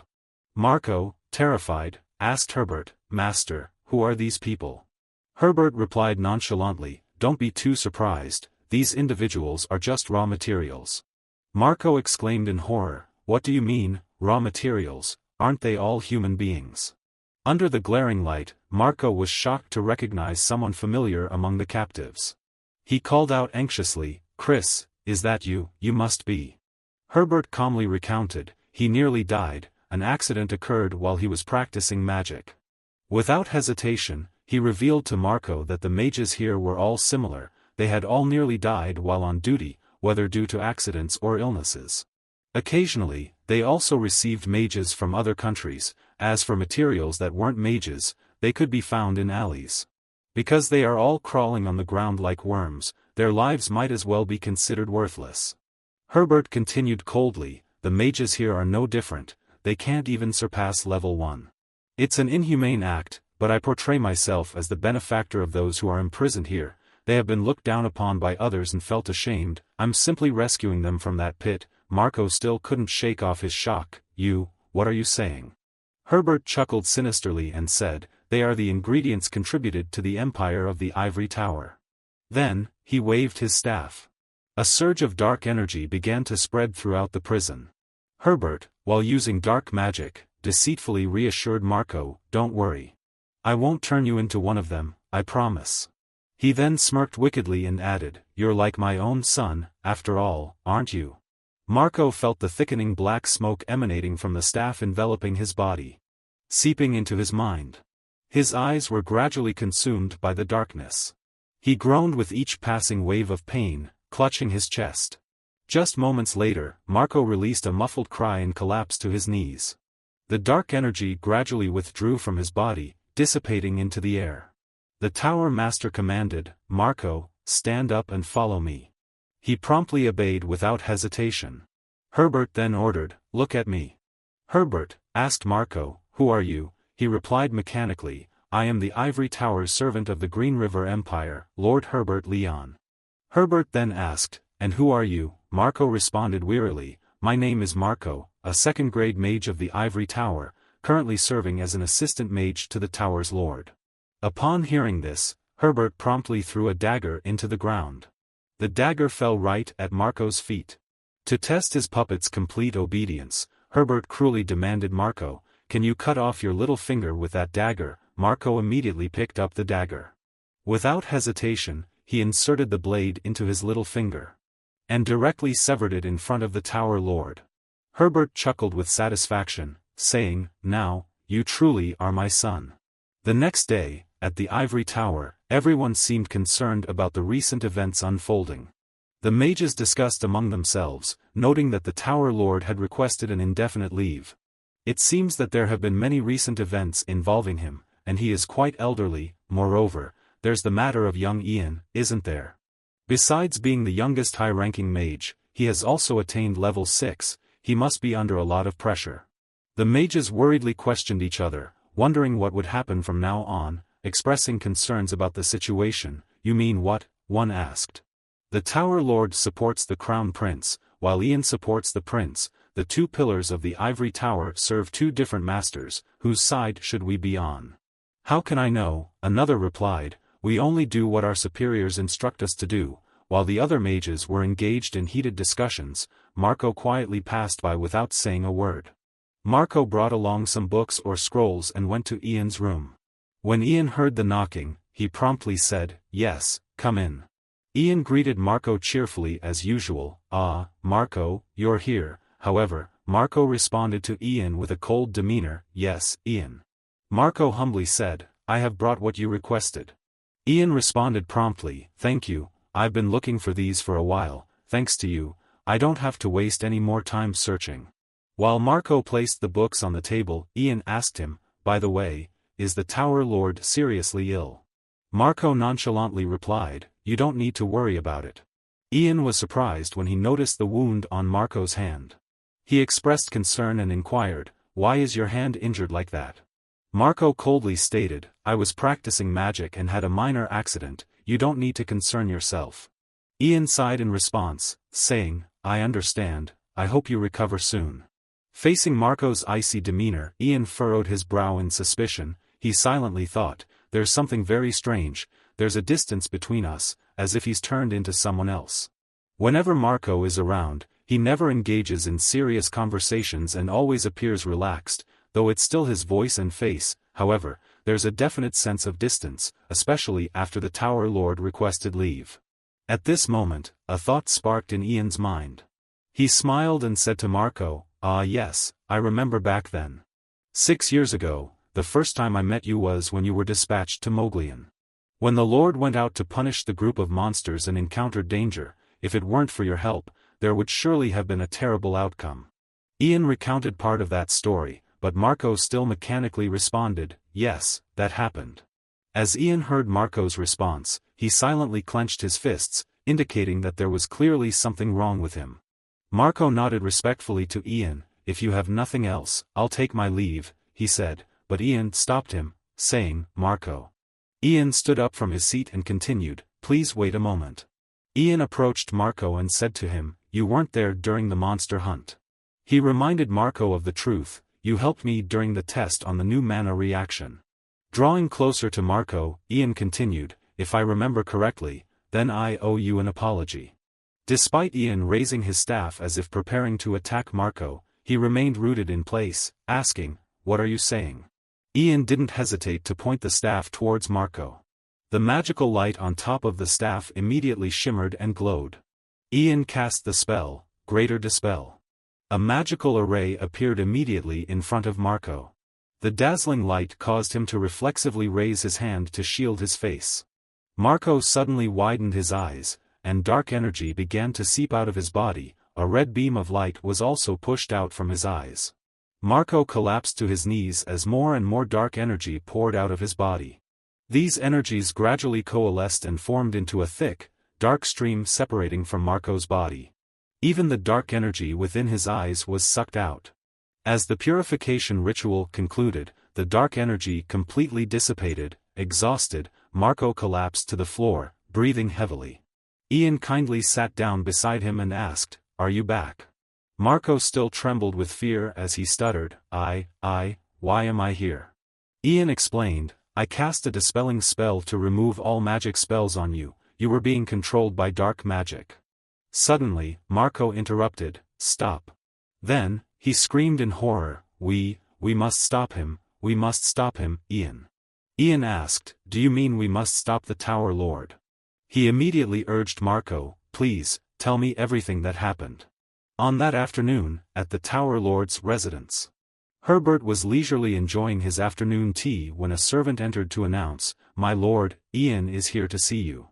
The Tower Lord calmly sipped his tea and inquired, "Is he alone?" The servant replied, "Yes, at least we didn't see anyone else around." With dark magic in hand, the old man, Herbert, grinned and said, "Good, bring him in." Herbert narrowed his eyes in thought, "You took the bait, Ian." Silently satisfied, he thought, using dark magic on Marco was simply a pretext for you to come seeking me. After all, a mage like you would surely detect the dark magic I used on Marco. Everything is going according to plan. Although he couldn't use some materials, it was still a worthwhile investment to tame a level 6 dog. Herbert was confident he would defeat Ian, so he leisurely contemplated that he could always find the materials again. The door slowly opened. Could it be that Ian was walking willingly into the Tower Lord's trap, because this scenario didn't exist in his previous life's memories? Seeing Ian, Herbert casually asked, "So you've come here in person today? I didn't expect the great level 6 mage to visit me because I'm sick. It's truly an honor." Ian bowed and replied, "The eldest senior mage of the Ivory Tower falling ill is a matter of concern, so I had to come to visit. I hope you'll recover soon." Herbert responded, "Thank you for your kind words. Please, have a seat, the tea is excellent." Afterward, Ian sat across from Herbert, quietly observing and probing the old man. Later, Ian said to Herbert, "Marco isn't well." Herbert immediately responded, "Oh dear, I hope I didn't infect him." Ian directly replied, "I've examined him, but it doesn't seem to be the case." Herbert pretended not to understand, chuckling, "Haha, luckily, that little lad Marco is always so diligent. I've always worried he might overexert himself." Not wanting to beat around the bush any longer, Ian went straight to the point, "And I've heard something unbelievable from Marco." Herbert remained silent, waiting, intentionally revealing a worried look in his eyes. Ian looked straight into Herbert's eyes and stated, "Marco said that in your mansion, there's a gate leading to a secret laboratory, where you're conducting inhumane research on dark magic." Herbert laughed it off, waving his hand dismissively, How could that be? Marco must have mistaken something, especially since he's not well." Ian straightforwardly replied, "He was being controlled by dark magic. And the one who cast the dark magic on him is you, the Tower Lord, someone like a father figure to him." Ian told Herbert, "He asked me to stop you." Despite this, Herbert still acted innocent, claiming he didn't understand what Ian was talking about. Herbert began to lead Ian, hinting at a portal leading to a laboratory. Acknowledging its existence, he stated, "That's the power of a creation I inadvertently obtained. It's quite convenient for this aging body of mine. But experimenting with dark magic, that's going a bit too far." Pretending to want to prove his innocence, Herbert immediately stood up and said, "Since we're discussing this, would you like to see my laboratory?" Herbert's eyes gleamed hungrily as he looked at Ian as if waiting for his prey to fall into the trap. Rather than suspecting him, it seemed better for Ian to see it with his own eyes. Under the taunting words of the Tower Lord, Ian remained silent, pondering his decision. How would he handle this situation? Should he enter the lion's den and catch the lion, or should he just probe the old man like this for now? Seeing Ian still contemplating, Herbert asked again, "So, do you want to see my laboratory?" Only now did Ian respond, "I will only do so with your permission." Herbert immediately said, "Follow me." He walked over to a bookshelf and stated, "I'll show you the laboratory right away. The Tower Lord should be a good example, yet here I am, accused of researching dark magic. Isn't that a disgrace to me?" With a composed demeanor, he grasped the curtain in front of him. Without hesitation, he pulled the curtain aside to show Ian. Behind the curtain was a spatial gate. Herbert held up a book as he explained, "This is the gate, created by the power of this creation. If someone infuses magical power into this book, anyone can use the gate, which belongs to the level 8 spell category," Herbert explained. Ian remained silent, listening without any reaction. Herbert then stepped forward and extended his hand, inviting Ian, "All right, come inside." Ian followed behind Herbert into the dim darkness without any fear. He silently pondered, Herbert Leon in the previous life. He was recognized as one of the greatest Tower Lords in the Ivory Tower, a great mage laying the groundwork for unifying the continent. He was simple and righteous, a Tower Lord more human than anyone else.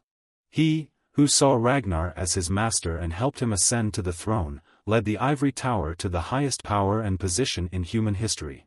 Remembering that moment, Ian whispered to himself, "As servants under the same Lord, I too have respected the Tower Lord." Herbert suddenly stopped. He revealed a satisfied smile and said, "Ian. Do you know?" Herbert said, while wielding dark magic on his staff, confiding in Ian, "There were times when I wanted to become a hero. To become a powerful enough mage to protect the Empire and save the suffering common folk. However, Herbert looked at his trembling hands and continued. Gradually, I came to realize that I couldn't change anything just with my own strength. And, he added, there is a distinct power in this world. Herbert continued, that can turn us into heroes. At this point, Herbert no longer needed to conceal his true self, he directly showed Ian the abundant source of his dark energy. And that dark energy quickly latched onto Ian's body. It seeped in with every breath, as if it intended to suffocate him. While Herbert continued to enchant Ian, illuminating the dungeon, he calmly spoke, this power can allow us to mobilize countless talented mages. With this strength, we can truly protect the peace of the Empire and its people. People call that power authority. Herbert continued, still aspiring to play the role of a hero. He urged Ian, please, become a part of the tower. Ian phased out. Herbert continued to preach false ideals to Ian, insisting that if he obeyed him, he would have the ability to protect the Empire better than ever before and could save many commoners. He shamelessly declared that for a talented young man like Ian and an old man like himself, isn't becoming heroes what they both want. Ian no longer resisted, he let his hands go limp just like Marco did when he was enchanted. Herbert stared intently at Ian, wanting to ensure that the dark magic had deeply infiltrated Ian's mind. Therefore, he began to command, now, stand up. Ian immediately stood up as instructed by Herbert. His eyes had become lifeless and dull. Herbert chuckled excitedly, coo, coo coo coo. Herbert joyfully declared, too easy, as if there's nothing grand about it at all. Excitedly testing further, he said, all right, let's see how you respond, who am I? Ian mechanically replied, you are the Tower Lord of the Ivory Tower of the Empire, Lord Herbert Leon. The more Herbert heard, the more excited and gleeful he became. But before Ian could continue, he interrupted with a punch aimed at Herbert's face, catching him off guard while he was still in shock from Ian's previous words. Ian swung his fist straight into the face of the old bastard, sending him flying backward. Herbert grimaced in pain as he crashed into the wall, letting out a loud groan. Clutching his now battered nose, Herbert stammered, how could you? Herbert remained in disbelief, repeating the same phrase over and over, no, it can't be, it can't be. Ian glared at him, his eyes narrowing, Tower Lord. He interrogated, didn't you claim you weren't researching dark magic? Herbert's expression shifted from shock to anger as he struggled to find words to counter Ian's bold assertions, but Ian remained calm and confident, sitting before him with an air of defiance. Ian continued, his voice steady and unwavering, furthermore, Tower Lord, you've underestimated the resourcefulness of a level 5 mage. You see, while you were fixated on your own ambitions, I was preparing for this moment. Herbert's face contorted with frustration as he realized the gravity of the situation. He had underestimated Ian's abilities and resolve, and now he found himself facing the consequences of his own deceit. Ian's mocking laughter echoed in the dimly lit chamber, adding to Herbert's growing frustration. With a smirk on his face, Ian taunted, seems like you were too preoccupied to notice, Tower Lord, you're slipping. Herbert, still unable to fully grasp the situation, struggled to form coherent words, you. Ian interrupted him, stretching out his hand towards Herbert, a gesture of both defiance and command. Ian wasted no time in casting his spell, drawing mana swiftly from his surroundings. Herbert, taken aback, stared at Ian in disbelief. However, he found himself powerless to resist due to his inferior abilities. Only moments later, Herbert ceased his resistance. The old man slumped wearily, his head bowed. Ian sighed and said, take a rest, being drained of so much mana, I'm sure you'll find it quite difficult to move around. Besides, given your advanced age, it might take a while for your mana reserves to replenish. Ian couldn't resist adding a touch of sarcasm, emphasizing the fact that Herbert's age might slow down his mana recovery. Ian remained unfazed by Herbert's cursing, which now came out as feeble whispers. He quietly observed the dungeon, seeming to have a plan in mind to utterly disgrace the old Tower Master. Ignoring the old Tower Master sitting there, Ian began to carefully inspect the dungeon. He immediately used a spell of light to dispel the darkness here.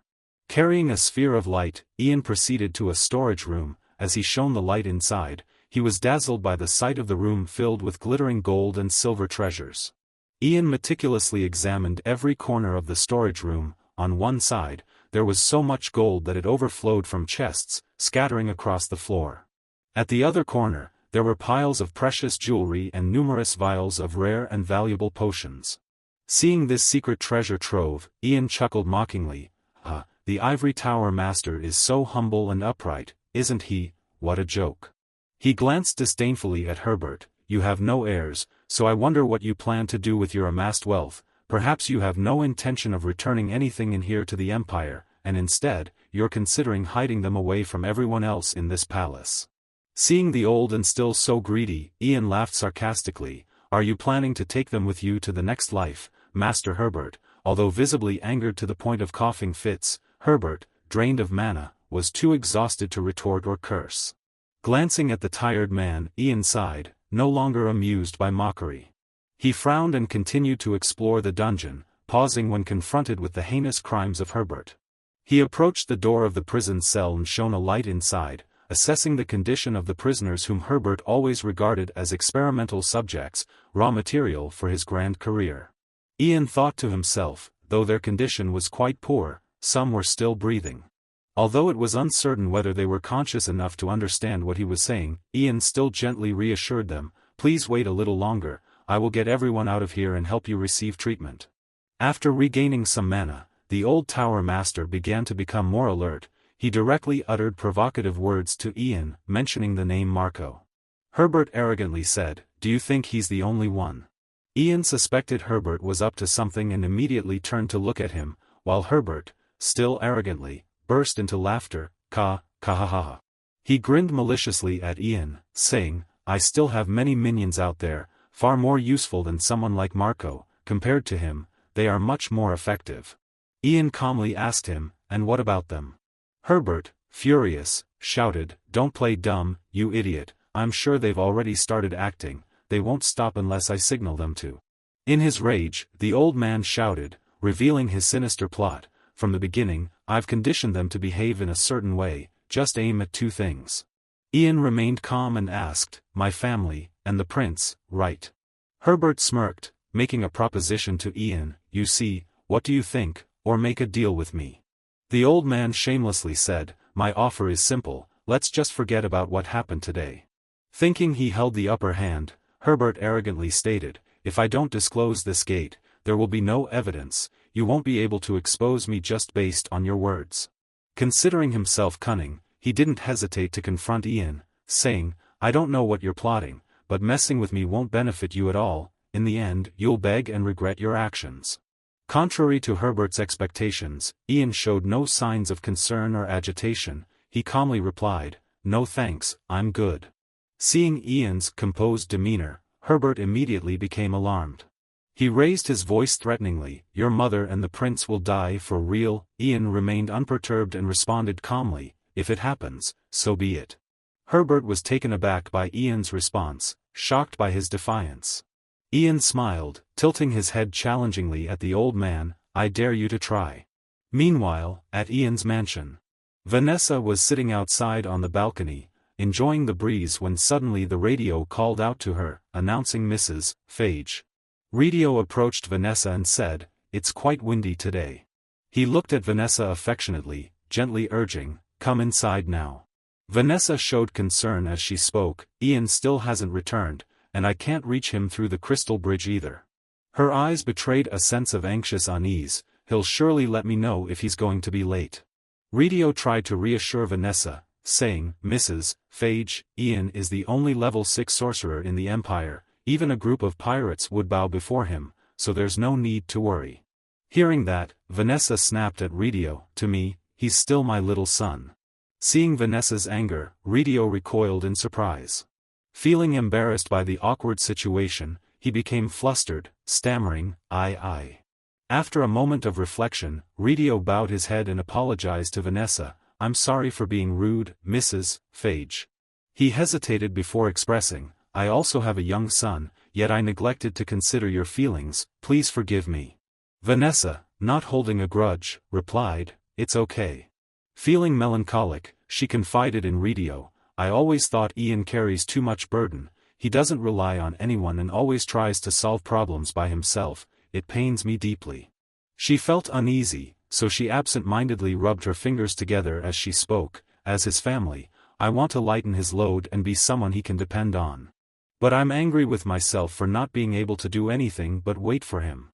Ridio quickly comforted Vanessa, saying, "Please don't blame yourself, Mrs. Phage." He smiled and explained to Vanessa the reason why Ian was so strong. It's because he has a family waiting for him. Ridio shared with Vanessa his own past experiences, saying, "There was a time when I was poisoned by mana, but I had the strength to keep going because I had a son by my side. Isn't that what family is all about?" Listening to Ridio's words of comfort, Vanessa's expression began to improve. He continued, "Even though they may think they're not helping, they hope to provide a sense of stability for other family members." Ridio gently reassured her, "So waiting for Ian to come back anytime is also helping him. So, I can be by his side," Vanessa concluded. And as they waited for Ian to return, Ridio hesitantly suggested, "Would you like to wait together until Ian comes back?" Having found comfort in Ridio's words, Vanessa no longer blamed herself. She smiled comfortably and nodded in agreement with Ridio. Afterward, the two of them enjoyed the late evening scenery together. Ridio remarked to Vanessa, "The night sky tonight is so clear and peaceful." Vanessa replied, "You're right, normally, there would be patrol teams around the area, and tonight seems quite peaceful." Suddenly, Ridio realized something was amiss. He explained to Vanessa, "Before a storm, the sky is usually very calm." He quickly stood up and urged Vanessa, "Mrs. Phage, please go inside, something isn't right." Vanessa, still puzzled, remained sitting there.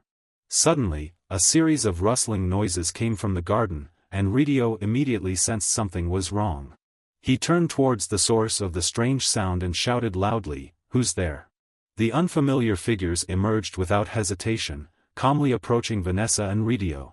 With their menacing red eyes and grim expressions, it was evident that these two strangers had been enchanted by Herbert using dark magic. Seeing the two individuals advancing closer, Ridio raised his voice to stop them. "Stop right there immediately." However, as mere puppets under the Tower Master's control, they were oblivious to anything other than obediently following his commands, continuing to approach with relentless intent. Ridio gritted his teeth anxiously, muttering, "Damn it, they're not listening." In a panic, Ridio glanced down at the blurred line that was now dangerously close to the feet of the intruders. If they crossed that line. Without further hesitation, Ridio called out urgently, "Mrs. Phage." As he shouted her name, Ridio simultaneously lunged towards Vanessa, reaching out his hand to her. At that very moment, a deafening explosion shook the sky, accompanied by a blinding flash of light. Ridio instinctively wrapped his arms tightly around Vanessa, using his own body to shield her, urging her to lie down. The continuous thunderous sound shattered the stillness of the night, and lightning bolts struck down from the sky, precisely at the spot where the intruders had set foot. The entire mansion was enveloped in the brilliant glow of protective magic. The thunderbolts carried such immense power that even Hayden and Oliver, standing on a street far away, could clearly see the golden streaks of light shooting down the road. Hayden, taken aback by the sudden spectacle, cried out in surprise, "Whoa," jumping in shock. The Crown Prince's heart pounded with fear, expressing his concern to Oliver, "That scared me out of my wits. Why would there be thunder and lightning all of a sudden?" Oliver immediately asked, "Your Highness, are you all right?" Feeling uneasy, Oliver expressed, "I have a bad feeling about this. Let's return to the palace." Hayden, hearing this, displayed frustration, "Back already, but we haven't done anything yet." The Crown Prince exclaimed excitedly, "I've mustered up all my courage to ask for my father's permission, and I'm secretly traveling around the places where our people live. We can't just go back like this." Hayden turned to Oliver and said, "Captain, I have a question." Oliver bowed his head, awaiting Hayden's inquiry. With a pause, Hayden continued, you know. After some hesitation, the Crown Prince finally spoke up, "I'm curious if I could learn some swordsmanship." Oliver looked surprised at Hayden's somewhat bashful demeanor, asking again, "Swordsmanship, Your Highness?" Hayden stumbled in his explanation, "It's nothing grand, just for self-defense, you know. Will it be very difficult? If not, then maybe just learning some stances would be enough." While talking to Hayden, Oliver suddenly sensed something unusual and immediately heightened his vigilance, glancing around. Hayden, oblivious to any peculiarities, continued to fumble through his explanation to Oliver. something about wanting to learn cool sword techniques. Just as the Crown Prince finished speaking, Oliver swiftly drew his sword from its sheath. Surprised and flustered, Hayden exclaimed, "Wait, I didn't ask you to teach me right now." Oliver stepped forward, positioning himself in front of Hayden, then spoke solemnly, "Your Highness, please stand behind me." The Crown Prince looked worriedly at Oliver, who was now holding his sword in a ready stance, preparing for combat. Oliver gripped the sword tightly and called out, "Second Knight." "Protect His Highness," he commanded, and immediately, a group of knights, the Crown Prince's close guards, gathered around. They stood in a protective circle around Hayden, forming a solid defensive line. Oliver furrowed his brow and spoke with a stern voice to the hidden enemies, "Reveal yourselves." From the darkness of the alley, a figure emerged, gliding towards them. The mysterious figure arrived alone, draped in a concealing cloak, boldly facing off against Hayden's guard team. It was clear they weren't an ordinary opponent.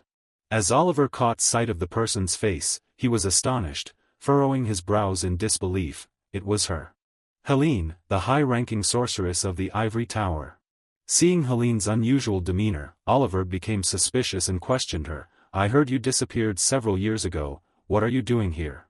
Helene remained silent, continuing to advance towards Hayden. Oliver remained vigilant, shouting, "Hold on, tell me your purpose here."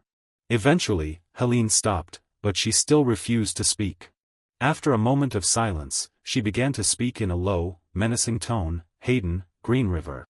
We must kill the one obstructing our path." Helene's eyes glowed with a fierce red intensity as she directed her gaze towards Hayden. Hearing Helene's response and seeing her eerie eyes, Oliver was momentarily stunned. However, he didn't hesitate for too long. He immediately leaped into action, launching an attack on Helene. Oliver swung his sword down towards Helene's head, but she quickly brought up her staff to block the blow. Helene was taken aback by Oliver's speed and strength. She quickly retreated a few steps backward since close combat wasn't her forte. Once she had gained a reasonable distance from Oliver, Helene immediately began to weave her spells. Despite being under the control of dark magic, Helene's combat instincts remained unchanged. Her expertise still lied in pyromancy. Once she stabilized her position, she conjured gigantic fireballs. With a mere glance from Helene, the fireballs were directed straight towards Oliver instantly. However, the size of these fireballs was nothing compared to what Oliver had faced during his sparring sessions with Ian. Therefore, Oliver didn't dodge the fireballs but instead smiled triumphantly. He firmly gripped his sword and positioned it behind him, ready for action. He swung his sword from behind, easily cleaving through the fireballs and neutralizing Helene's initial attack. As the fireballs split apart, they created long streaks of fire parallel to each other, emitting intense heat. Oliver immediately took advantage of the gap between the two streaks of fire and charged forward. Helene was astonished and shocked to see Oliver able to split her fireballs, and she was taken aback by his sudden appearance amidst the blazing inferno. Oliver smiled confidently as he charged forward, closing in on Helene. With momentum on his side, he leaped into the air, aiming to press the attack. Once again, Helene reacted swiftly, raising her staff to block Oliver's sword as it came slashing towards her. Not allowing Helene any opportunity to create distance, Oliver relentlessly thrust his sword, forcing her to continuously dodge and evade. Oliver swung his sword upwards over his head, preparing for a decisive strike. However, just as Oliver brought his sword down, Helene swiftly employed magic to create a mana shield, blocking his sword strike. The sword's blade collided with the shield, emitting a resonating "koong" sound before bouncing back. Helene continued to maintain the shield, her only effective defense since her pyromancy had no effect on Oliver, thus, she couldn't counterattack. Surprisingly, Oliver chuckled with excitement, saying, "Mana shield, looks like I finally get to try it out." As Oliver stood up, his excitement was palpable as he spoke, "I want Ian to see this first." But it seemed that trying it out first wasn't such a bad idea. Oliver then removed one of his gloves. He placed the sharp blade of his sword into the palm of that hand. Afterward, without hesitation, Oliver used his bare hand to grasp the blade of the sword, causing fresh blood to immediately trickle down onto the ground. Blood flowed steadily along the length of his sword. Excitedly, Oliver explained, "I don't have the ability to release mana because I only have half a mana heart. Despite Oliver's perplexing actions, Helene remained steadfast with her mana shield. Oliver chuckled with excitement as he continued to speak to her, but mana dissolves in my blood, and it can be released for a short period of time. While Oliver was talking, the sword slowly began to emit a radiant light. Mana from his blood had indeed begun to affect the blade. With confidence, Oliver raised his sword, channeling energy into the blade. I'll show you the greatest effort of someone with half a mana heart. Oliver wasted no time and charged forward. With a powerful swing of his sword, there was a resounding clang as the barrier of mana around Helene shattered instantly. Like fragile glass, shards flew past Helene's face as she stood there in shock and disbelief. Oliver seized the opportunity and swung his sword again, his sharp gaze fixed on Helene. With a swift motion, the tip of his sword pierced through her shoulder. Helene's eyes widened in horror, seemingly unable to believe that a swordsman could overcome a mage. She cried out in pain, grasping the blade in an attempt to prevent Oliver from thrusting deeper. Oliver had no intention of ending Helene's life here. He straightforwardly stated, "I won't kill you because I need to find out who ordered you to harm His Majesty. Don't expect a peaceful death." Meanwhile, back at Herbert's secret dungeon, the old man was still interrogating Ian, seemingly unable to hear clearly due to his age. He kept repeating his questions, asking Ian, "What do you mean? What are you trying to say?" Ian smirked mockingly, "Unlike the others, I'm someone who believes in the people I've met over the years." Herbert persisted in threatening Ian with his fists, but Ian remained unfazed. "Even so, you won't win," Herbert asserted. Ian burst into mocking laughter. "Haha, Tower Master. Do you think I've just been sitting around all this time? Haven't you sent a few suspicious characters to my house during the negotiations in Demetres?" Ian mocked Herbert's lack of creativity, noting that using the same trick twice wasn't effective. Despite Herbert's frustration, he was powerless because he had no more cards to threaten Ian with. Ian revealed to Herbert that the intruders were likely surrounded by a mana trap by now, and there was a chance they might not even be in this world anymore. Seeing Herbert completely deflated, Ian sneered and remarked, "Negotiations failed, I gain nothing more from this." Ian approached Herbert with a confident stride, stating that he would have to face trial and imprisonment, but perhaps capital punishment would be more fitting for his actions. He smirked, expressing assurance that he would ensure this outcome. Herbert, now unable to look down on Ian as a mere nuisance, felt utterly diminished in the presence of Ian's imposing figure. Ian's words only added to Herbert's despair, realizing that the ivory tower he had built with years of blood, sweat, and tears would now fall into Ian's hands. Herbert's heart raced as Ian stood before him, uttering those ominous words. Ian's hand gently touched Herbert's head, and in that moment, Herbert knew that his fate was sealed. Ian's actions sent waves of punishing energy coursing through Herbert's head, each surge more agonizing than the last. With an air of detachment, Ian spoke to Herbert about increasing the ivory tower's power, a task he believed Herbert should have undertaken. He explained his support for the princes over the crown prince, citing Ragnar as a more suitable candidate for rulership. With each word, the energy intensified, causing Herbert excruciating pain, yet Ian remained composed, remarking on the secretive accumulation of wealth as if discussing the weather. "In the end, when the surge of energy peaked enough to turn me into a fool," Ian growled, "dragging my family into this was the worst mistake you've ever made."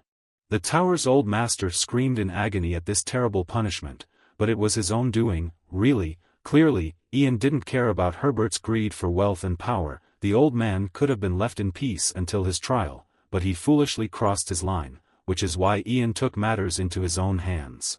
However, he didn't immediately kill Herbert because the old man's life still had its uses. Ian smiled at him and said, "After all, the king's wrath can descend upon anyone's head, can't it?" The next morning, tension gripped the royal palace. The enraged voice of the emperor echoed throughout the chamber, exposing the heinous crimes of the Tower Master, Herbert Leon. The culprit had forgotten his position as the Tower Master and had succumbed to dark magic. Not only that, he also used human souls as offerings and mercilessly exploited the lives of innocent people, as well as his fellow mages. The king, furious, slammed his fist down on the armrest and declared, "This is a grave crime, even his death cannot atone for it." The emperor sternly stated, "What he has done is unforgivable, I have no intention of showing mercy." And the final verdict of the emperor, delivered immediately after, left the nobles stunned. Therefore, from this moment forward, all titles and authorities of Herbert Leon will be stripped away. I decree execution, and of course, it will be a public execution. His name will forever be etched in the history of the empire as the most heinous criminal of all time, should he conceal any relatives or accomplices. I declare that we will surely find them, and root them out completely. The emperor decreed, we will also investigate anyone involved in this incident, and any mage researching dark magic. I will personally oversee the investigation and related tasks. Throughout this investigation, there will be no exceptions, regardless of status. I order all nobles to cooperate fully with the investigation. Many nobles, upon hearing the emperor's orders, felt uneasy, knowing there had been interactions with the Tower Master in the past. However, the king is just and merciful, so he still offers a path for those who have strayed to redeem themselves. I anticipate there will be individuals unwittingly aiding the Tower Master's schemes, and they will be allowed to purge themselves of dark magic and return to their original state. However, the punishment for the high-ranking mage Helene, who targeted the prince's life, will differ from that of the other victims.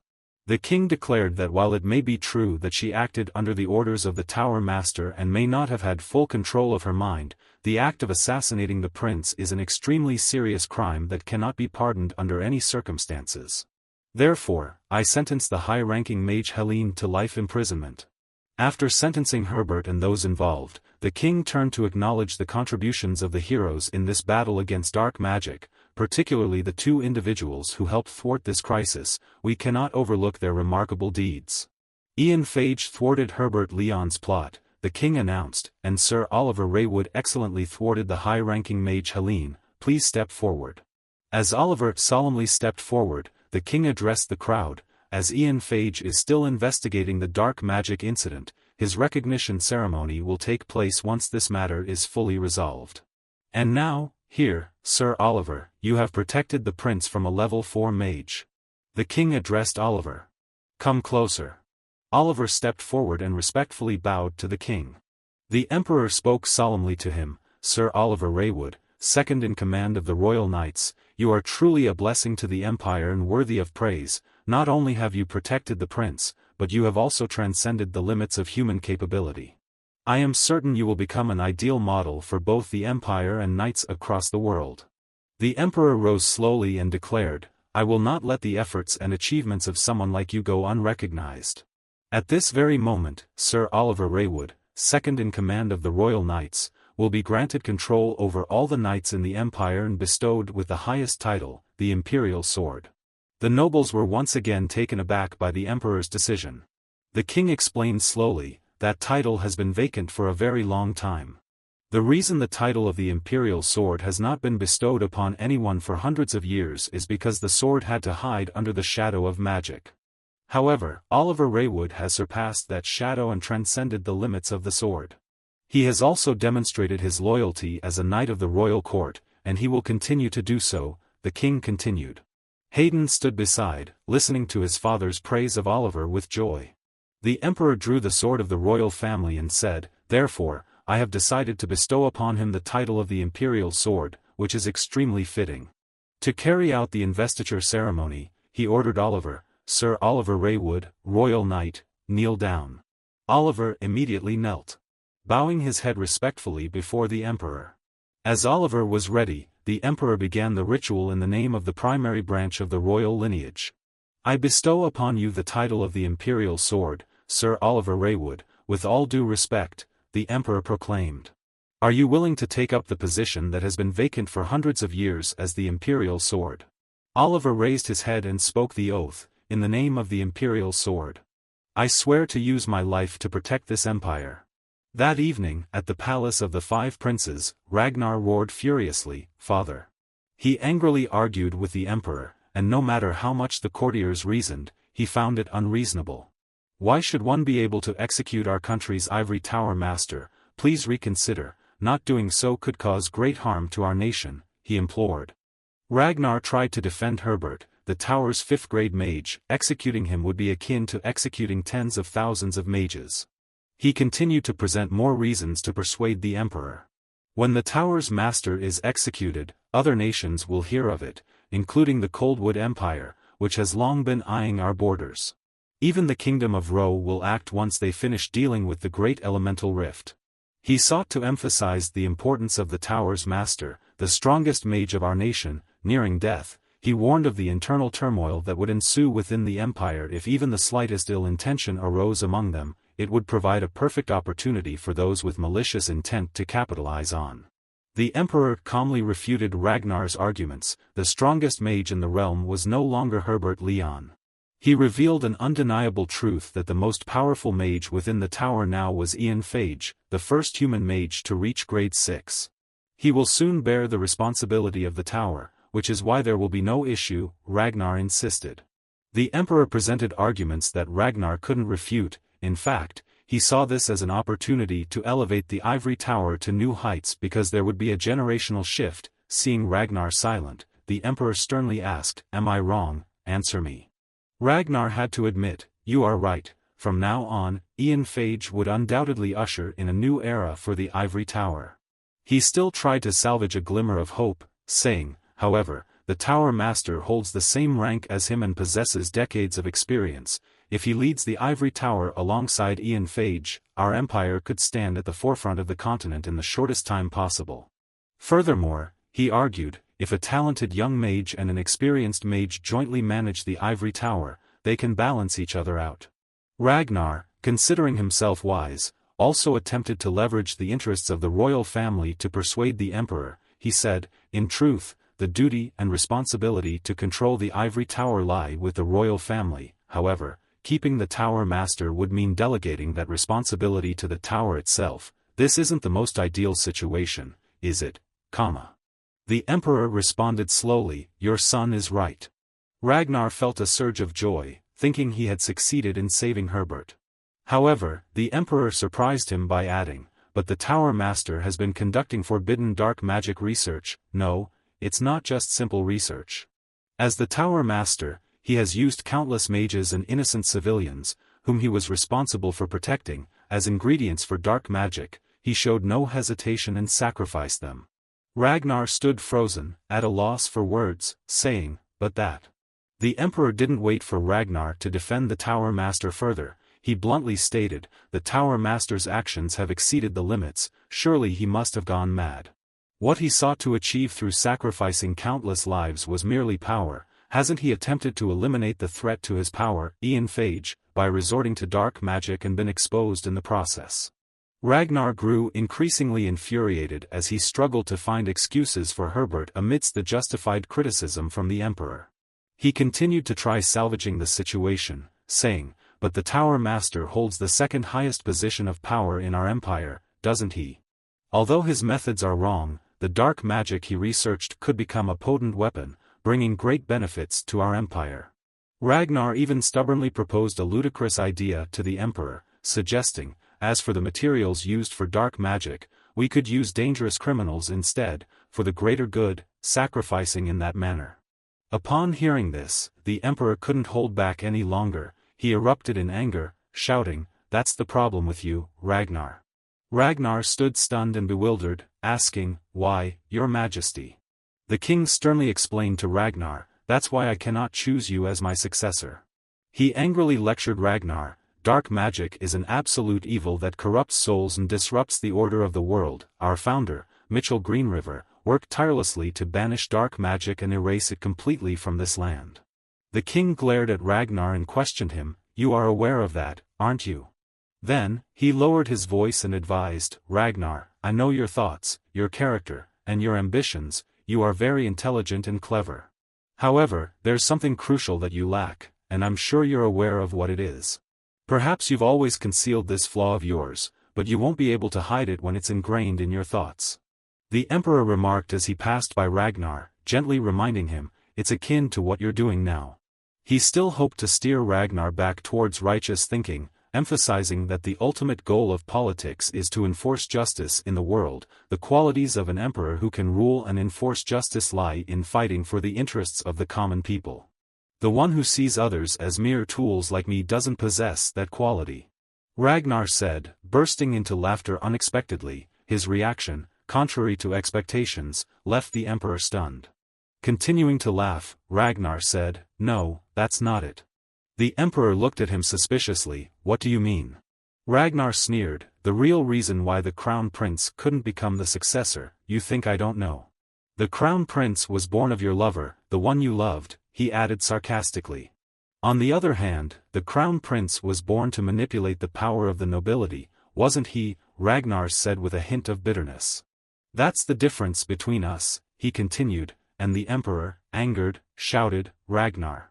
But he still expressed his dissatisfaction. To be recognized by you, do you even know how hard I've tried? Ragnar recalled the events of his childhood, laughing bitterly as he spoke to the emperor. Have you ever looked at me kindly? As he reminisced, Ragnar grew more envious, resentful, and bitter. He asked, what I want to know is, have you ever treated me the way you treated the crown prince? He seemed to be driven mad by jealousy towards Hayden. Nhi then was certain that if he were the one to request the release of the Tower Master, the emperor would agree. Hearing this, the emperor raised his hand, preparing to unleash his wrath. Ragnar quickly tilted his head, instinctively avoiding the impending outburst. But then the emperor halted, unable to bring himself to strike. Despite trembling with anger, he struggled to regain composure. In the end, he couldn't bear to resort to violence against Ragnar. The emperor could only heave a sigh. He quickly departed, leaving Ragnar with just 2 words, foolish fool.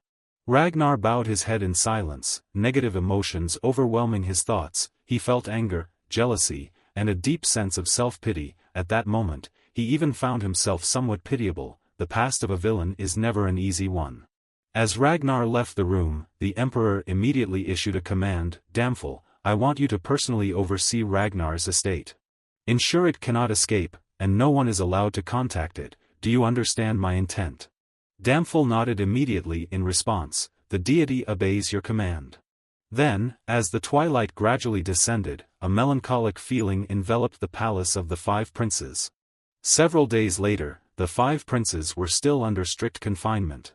Ragnar, after losing his most trusted aide, grew increasingly despondent by the day, finding himself doing nothing but staring out of the window. Suddenly, a knocking on the door shattered the silence of the room, prompting Ragnar to inquire about the visitor. Damful replied, Your Majesty, the high-level mage Ian Phage requests an audience with you. Ragnar was startled by the unexpected news. He pondered over Ian's purpose for coming here, feeling unsure about what to expect. Despite his uncertainty, Ragnar couldn't shake the feeling that Ian had no good intentions towards him. Therefore, Ragnar instructed Damful, I do not wish to meet him, tell him to leave. Despite Ragnar's instructions, the door to the room was still opened. Much to his anger, he shouted in frustration, You dare. Ian, however, interrupted him without hesitation, This is urgent, Your Majesty. It was indeed the first time Ian had faced Ragnar alone in this lifetime. Ragnar eyed Ian suspiciously, You say it's urgent. Ian explained, By the order of His Majesty, we must conduct a test to determine if you are influenced by dark magic. As you were closest to the prisoner Herbert Leon, we need your cooperation. Ragnar immediately erupted in questioning, But today is the day of Herbert's execution, and yet you claim you need to confirm if I am being manipulated by the dark magic of the tower. Are you planning to humiliate me indefinitely? Ian calmly replied, All members of the court, including members of the royal family, will undergo similar tests, please rest assured. Despite his rising anger, Ragnar couldn't defy the emperor's command. With reluctance, he begrudgingly lowered his head and sighed, resigned to the situation. Afterward, Ragnar reached for a nearby chair and reluctantly sat down facing Ian. He issued a stern command, Finish this quickly and leave. Ian approached with reluctance, It won't take long, Your Majesty. He cautioned Ragnar that he might feel dizzy or nauseous for a moment, but it would demonstrate that he was not affected by dark magic, so there was no need to worry. Ian then immediately cast the dispelling spell. Ragnar instantly felt dizzy and nauseous, just as warned. Ian feigned concern as he leaned down and asked, Are you all right, Your Majesty? Ragnar, feeling exhausted, despondent, and helpless, bowed his head in fatigue. He replied, I feel terrible. Following protocol, Ian reassured him, No traces of dark magic were found, rest, and you will feel better, there is nothing to worry about. After completing his task, Ian bowed respectfully and said, I will take my leave now. However, before Ian could depart. Ragnar unexpectedly called him back, saying, "Wait a moment."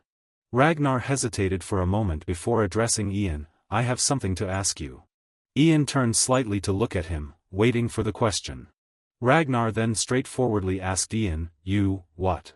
To prevent Ian from feigning ignorance to evade the question. Ragnar interjected directly, "You're smart enough to understand what I mean." He maintained his arrogance in comparing himself to Hayden, stating that his elder brother was unsuitable for the position of emperor. Ragnar then questioned Ian if he knew that many nobles and courtiers had turned their backs on him. Ian replied solemnly, "No service to the prince." Ian's response left Ragnar bewildered, unable to comprehend its meaning. Ragnar immediately stood up and pressed Ian for clarification. "Wait, what do you mean?" However, Ian brushed off the question and coldly stated, "Now, Your Majesty, I must leave, please rest." With that, Ian swiftly exited the room. As soon as the door closed behind him, Ian fell into contemplation, standing there silently lost in thought. Memories from his past life flooded back into Ian's mind, and he had to exert great effort to contain his anger. As he looked at his trembling hand, he reminded himself that he, too, had once refused to serve Hayden Greenriver. Because there was only one person in the world. I swore to be loyal. Ian tightened his grip on his hand, the hatred towards Ragnar for betraying him surged stronger. He reminded himself that what he was about to do was revenge. It is also treason. That night, at the palace of the Five Princes, Damphel suddenly knocked on Ragnar's door. He waited for Ragnar's response but received none, so he opened the door directly. Inside the room was a scene of chaos, with items overturned and scattered everywhere, clearly indicating that Ragnar had lost control of his anger and could only vent it on the objects in his room. Damphel was not surprised by Ragnar's reaction. He calmly stepped in and said, "Your Majesty." Ragnar, feeling defeated, asked Damphel, "Has the tower's owner been executed?" Damphel immediately replied, "Yes." He recounted, "This afternoon. At the execution site in Greenriverdium Square. He was beheaded," Damphel informed. Upon hearing this, Ragnar responded indifferently, "So what?" With a resigned tone, he said to Damphel, "I understand, you may leave." Seeing Ragnar disheartened, Damphel immediately comforted him, saying, "Please don't be saddened, Your Majesty." Ragnar chuckled bitterly, saddened. Damphel knew that any words of comfort now would be futile, so he simply approached Ragnar silently. Afterwards, he placed a small piece of paper on the table. It seemed to be a letter, a secret message that Damphel had disregarded the Emperor's orders to secretly deliver to Ragnar. Ragnar glanced indifferently at the paper and asked Damphel, "What's this?" Damphel didn't answer Ragnar's question but quickly retreated from the room, asking for permission to leave. "Your Majesty, this guard requests leave." Ragnar stared suspiciously at the letter for a while. After pondering something, he still hesitated before picking up the piece of paper. Under the glaring light streaming in, Ragnar silently read the secret message. He suddenly smirked mischievously. Well. Whatever was written on that piece of paper seemed to have reinvigorated Ragnar. He chuckled with delight, saying, "There's still a chance." Time passed for a few more days, and the issues related to Herbert were nearly resolved by Ian. He reported to the Emperor that those still alive within Herbert Leon's space gate were being treated in a safe location. Statements from the remaining conscious individuals in that dungeon were also being collected and investigated. As for the hidden assets, actions were being taken to recover all of them into the treasury. Investigations into the involvement with dark magic concerning those close to Herbert revealed no unusual reactions. The Emperor expressed satisfaction to Ian, saying, "You have accomplished a great deal, Ian." He still felt anger when thinking about what the tower's owner had done. "I can't believe Herbert could be so mad." The Emperor reproached himself, "I also bear a significant responsibility for not suspecting his actions earlier." Ian shared the Emperor's sentiments. Even the gods didn't pay attention to them. Ultimately, he was widely known for his calm demeanor and upright morality. I couldn't imagine he had another face hidden behind his apparent righteousness, kindness, and generosity. Ian said to the Emperor, "From now on, I will regularly report to you about the investigation of the Ivory Tower and the progress of the dark magic inspection." The Emperor nodded, saying, "Yes, that's fine." He then spoke pensively, "Now that things have come to this point, I want to ask you one more question, if I may. Ian respectfully replied, "Please go ahead, Your Majesty." The Emperor asked Ian sternly, "What do you intend to do with the prince?" Ian was somewhat surprised, as he didn't understand how the prince was relevant to the matter of dark magic that the Emperor was asking about. Ian replied hesitantly, "I don't understand your question, Your Majesty." The Emperor's demeanor turned firmer. "No." Ian understood, and the Emperor looked at him with a steadfast and assertive gaze. The Emperor's firmness made Ian pause for a moment in contemplation. After some thought, he decided to speak honestly, "Your Majesty. I cannot swear loyalty to the prince," Ian admitted boldly. The Emperor was surprised. "You cannot swear loyalty?" Ian added, "But I will cooperate to ensure the prince's safety as he ascends to the throne." Ian also gave the Emperor an assurance that he would always be a righteous king in the future, and he would help the prince with all his abilities. The Emperor pondered over Ian's proposal, realizing that while Ian couldn't swear loyalty to the prince, he was willing to assist him. He had carefully considered Ian's offer and then smiled with satisfaction. The Emperor told him, "Very well, that will suffice." Then, the Emperor ordered his attendants to take it away. The two men obediently carried in a large box. The Emperor then said to Ian, "Take this, it is the staff that was recovered when Herbert was apprehended." The Emperor assured Ian, "I'm sure you understand, but the process of appointing a new owner for the ivory tower is not simple." He explained, "Regardless of whether they are a worthy successor or not, there is still much to be done. While the legitimate process for inheriting the ivory tower requires royal approval. In times like these, we cannot afford to leave the position of tower owner vacant for long, therefore, we have decided that simplifying the process would be better." The Emperor spoke solemnly to Ian, "That's why I trust you with this staff." The Emperor's tea was almost finished, and before concluding the meeting, he said to Ian, "There's one more thing, Ian, I want to ask you a favor." Ian replied promptly, "Your Majesty, I await your command." The Emperor expressed his concern, saying, "I suspect Ragnar won't give up easily, even though all of his helpers have fallen. I know better than anyone about his ambitions and temperament." The Emperor said frankly to Ian, "If Ragnar ascends to the throne, I am certain we will witness many sacrifices." The Emperor stood up slowly and confided in Ian, "Nevertheless, as a father, I have inflicted upon him a wound that cannot be healed. Surely he will hate me, until I go to the grave." The Emperor said pensively, "Can you replace me? Can you stop him?" In the Emperor's eyes now there are many emotions mingled together, trust in Ian, concern for Hayden and the people, as well as a sense of sadness and guilt when thinking about Ragnar. Ian, relying on the Emperor's trust, immediately took the staff of the tower's master. Then he knelt down in reverence and replied, "I obey your command, Your Majesty." The Emperor smiled, "Then I entrust it to you, Ian Phage, the master of the ivory tower." As the twilight fell upon the Green River Empire, Ian returned to the ivory tower. The door to the master's chamber at the top of the tower slowly opened. Ian stepped inside, moving slowly. Ian remembered the first time he set foot in this room in his past life as the master of the tower, and now, it seemed like his past self was welcoming him, rejoicing, Ian Phage. As he stood alone facing this empty room, where only the most powerful of the ivory tower would sit, Ian began to recall the things Ragnar had once said to him in their past life. "Ian, do you know, I too once wanted to become a hero."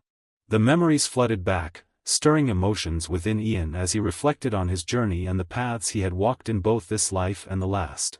Standing alone to protect the Empire. Becoming someone with the power to rescue the people in distress. With a strength where each decision of mine is the only thing that can command everyone, the power to truly protect the prosperity of the Empire and its people. People call that power. Ian bitterly reminisced about the past, when both he and Ragnar stood at the pinnacle of power, yet Ian couldn't feel happiness, and Ragnar always felt uneasy. Ian reminded himself, power, the ideal strength that you always wanted to protect, even if it meant sacrificing my own life. I don't need to become a hero, what I want is simply. Ian paused, reflecting deeply on his true desires amidst the weight of responsibility and the complexities of his past. The death of you, Ragnar Greenriver. That is my destiny and also what I will give to you, my vengeance. That night, Ragnar too was immersed alone in his own dark thoughts and sinister schemes. Clearly, Ragnar had not given up, his ruthlessness and hatred only growing heavier with time. Storms would undoubtedly continue to assail the Empire in the days to come.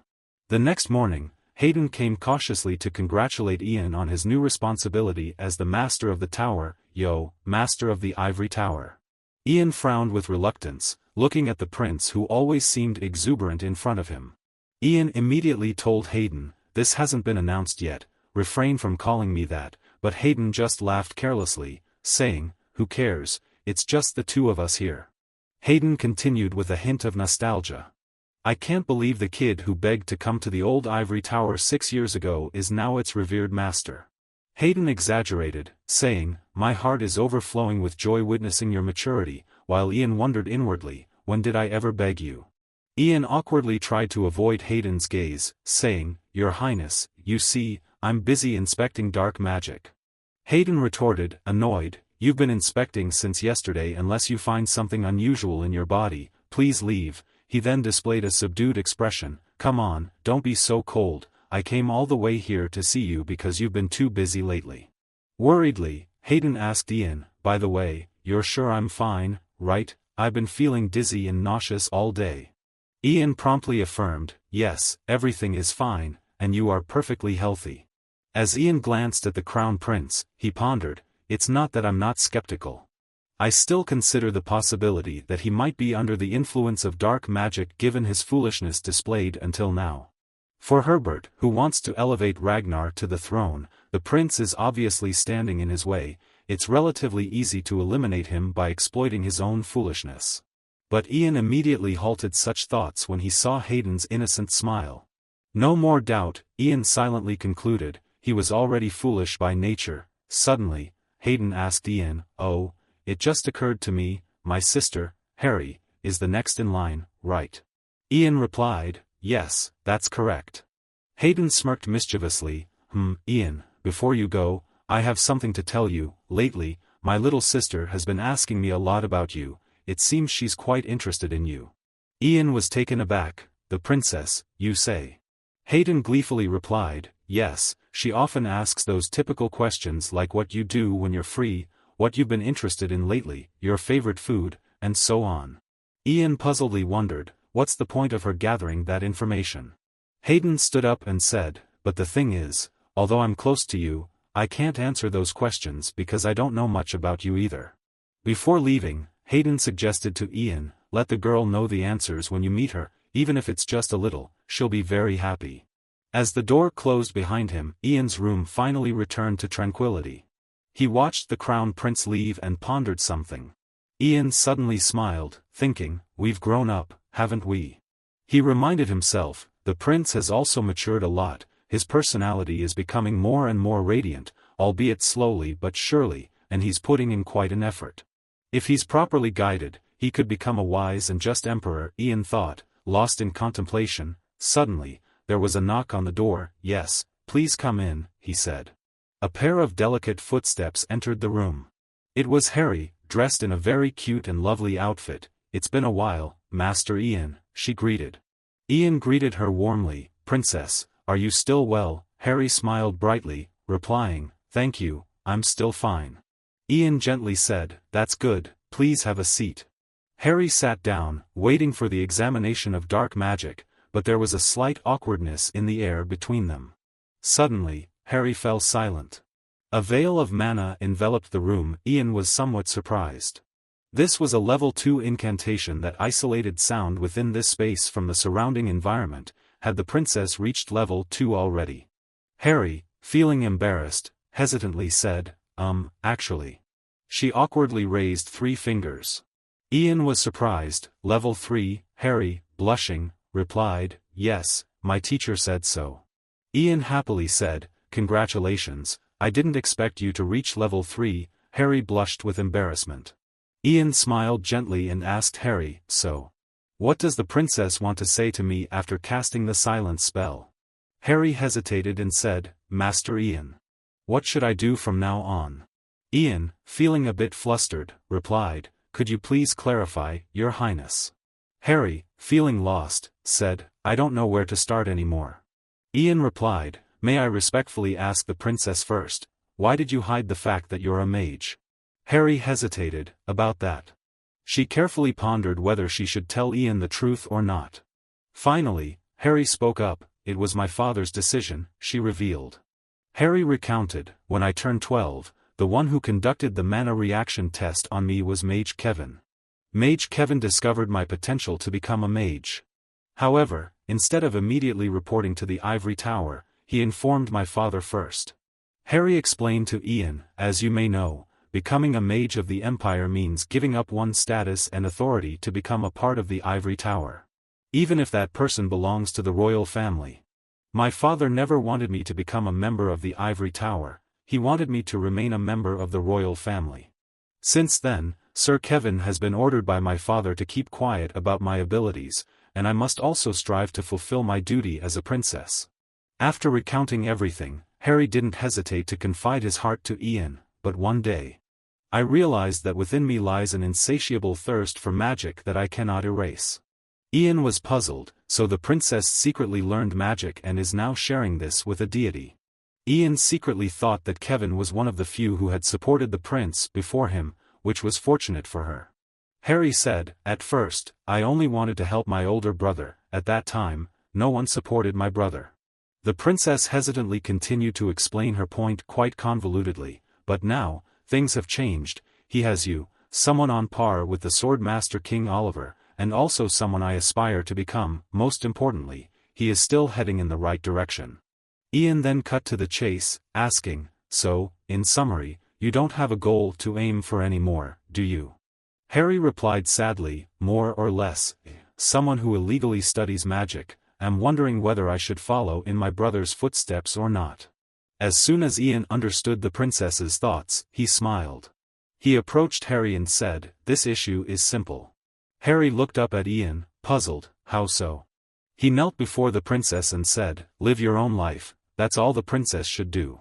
Ian sincerely said to the princess, it's not about living for your royal family or trying to follow the prince's path, it's about living for yourself, your highness. Harry responded with confusion, I don't know how to do that. Ian promptly replied, no one is born knowing exactly what they want to do in life. He advised Harry that if she kept chasing the values others imposed on her, her life wouldn't be hers anymore, but someone else's. If she continued to adhere to that conventional way of living, she would lose herself. She would wander in an indefinite realm filled with regret. Ian used his past life experiences to offer advice to the princess. Therefore, Your Highness, please make the right decision for yourself, make your own decisions as you move forward. Ian said earnestly, I believe you will find your life's purpose. Harry listened attentively to Ian's advice and then hesitantly said, Sir Ian. Have you found that yourself? Harry asked unexpectedly, leaving Ian perplexed. It was the first time someone had asked him such a question, and it was also the first time he had questioned himself about the purpose of his life. Ian chuckled awkwardly and replied, even the gods aren't sure. Ian hesitantly spoke, feeling like he might have given a somewhat pointless piece of advice. Harry shook her head, indicating that it wasn't entirely true. In a flustered tone, she continued, actually, Ian, you're the first person to say these things to me. She paused before sharing with Ian, since the pressure of fulfilling my duties as a princess began, I couldn't imagine how my life would be different if I weren't a princess. After pouring out her heart, Harry beamed a radiant smile and said, thank you for encouraging me, Sir Ian. Ian also felt joy seeing the princess smile. As he stood up, he told Harry, if you continue to study magic, no matter which path you choose, it will greatly benefit you. With a sense of gratitude, Harry nodded, feeling a newfound determination to explore her own path. Ian continued to encourage Harry, impressed by her rapid progress. He believed that she would surely achieve higher ranks in the future. The princess suddenly blushed and hesitantly said, that's why I wanted to ask you for a favor, Sir Ian. Ian remained silent, curious about what the princess had in mind. Harry nervously intertwined her fingers, then finally gathered the courage to confess, Sir Ian. Could you teach me magic?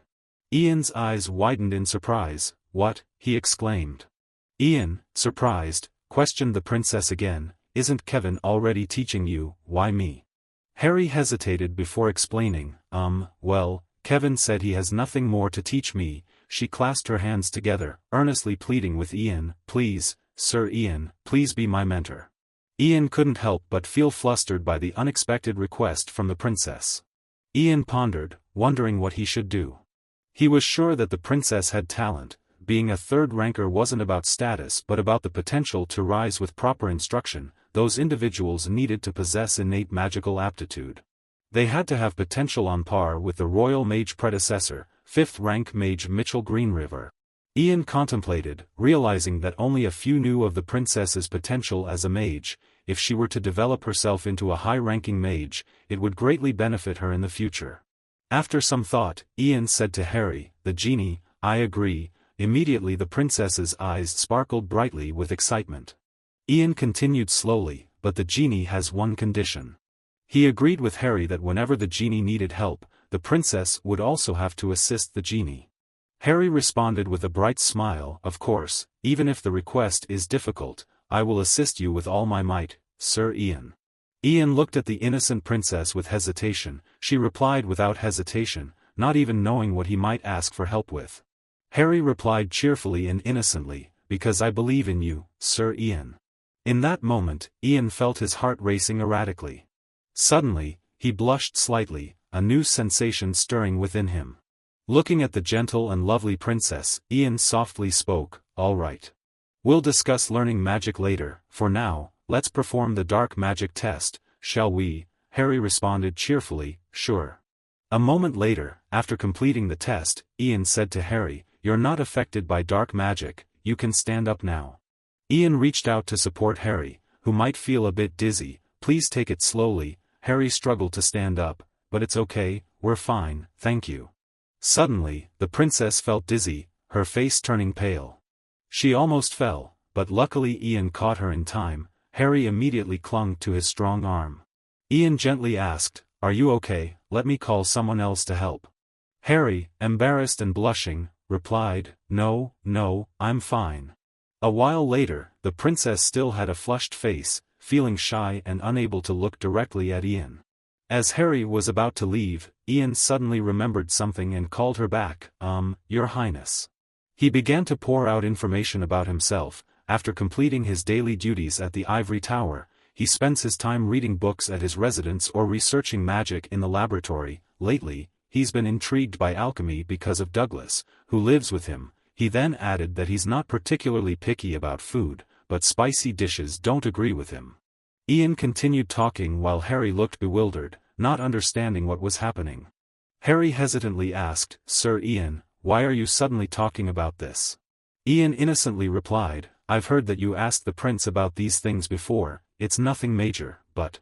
Harry exclaimed in alarm, what did my brother say to you? Ian still naively responded, oh, yes. Harry suddenly began to shed tears, probably thinking, if she's thinking like this, then all my thoughts are exposed, how embarrassing. Feeling embarrassed and overwhelmed, Harry angrily ran away, saying, well, then, I'll see you later, Sir Ian. She slammed the door shut. Ian still didn't understand what was going on. Feeling confused, he couldn't help but wonder, what did I say wrong? In a short period of time, there have been many events that have had serious implications for the future of the Green River Empire. News of Herbert Leon, who was the owner of the Ivory Tower and a level 5 mage, spread rapidly throughout the capital, causing a significant uproar among the public. In response to this situation, Emperor Terry Greenriver personally ordered an investigation into dark magic and strengthened security throughout the empire. Ian, now the newly appointed young high-level mage and owner of the Ivory Tower, led large-scale screenings to search for individuals involved in dark magic, thereby soothing the unrest among the people. As for Herbert Leon, he was executed by beheading and forever recorded as the most notorious criminal in the history of the empire. As a result, a group of nobles who had previously supported Herbert Leon now turned their backs on Crown Prince Ragnar. They began to show special interest in the next actions of the new owner of the Ivory Tower. On a beautiful day, when the turmoil surrounding Herbert Leon had temporarily subsided somewhat due to Ian's efforts, Ian was relaxing and enjoying a cup of tea after days of stressful work when he was interrupted by a slew of invitations. Surprised, he asked Ridio, what are all these? Ridio promptly replied, these are invitations to various meals and parties sent to you. Ian sighed in frustration, muttering, "Ugh, the dark magic incident hasn't been resolved yet, and these people are still living carefreely." Ridio chuckled and asked, "You're not planning to read them, are you?" Ian replied, "Well, I wasn't planning on going either." Ridio glanced through a few letters and said, "But I think you should read them, though." Curious, Ian asked, "Why's that?" Ridio responded, "There's a marriage proposal letter addressed to you." Ian was so shocked that he sprayed his tea everywhere. Ridio briefly summarized the contents of the letter. A man known as Count Girari wanted him to get engaged to his eldest daughter, who had just turned 12, and proceed with the marriage when she was an adult in 5 years. Ian heard with a shudder of horror, "What crazy guy is this?" Seeing Ian's surprised reaction, Ridio teased, "Ha ha ha, you are an adult, it is not strange to talk about marriage with you."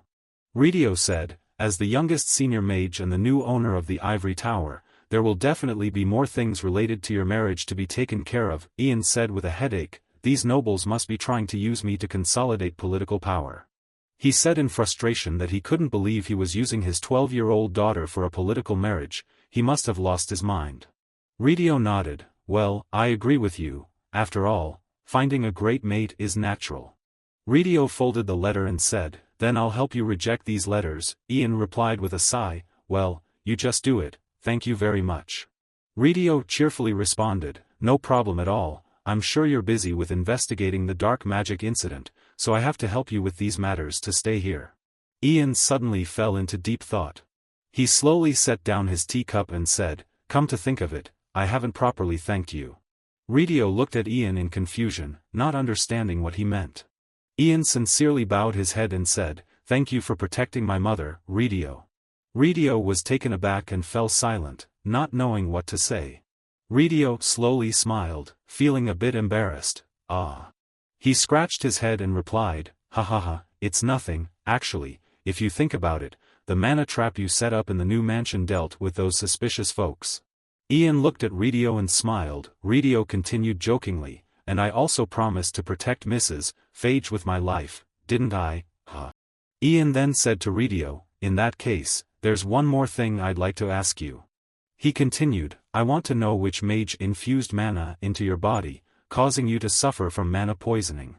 Please tell me the name of that person or any details you remember about their appearance." Ridio was surprised by this request. Ian continued, determined, "I will surely hunt down and punish them accordingly." Ridio, feeling embarrassed, responded, About that." He chuckled awkwardly and said to Ian, "Actually, I don't remember much." Ian was astonished, his eyes wide open. "What?"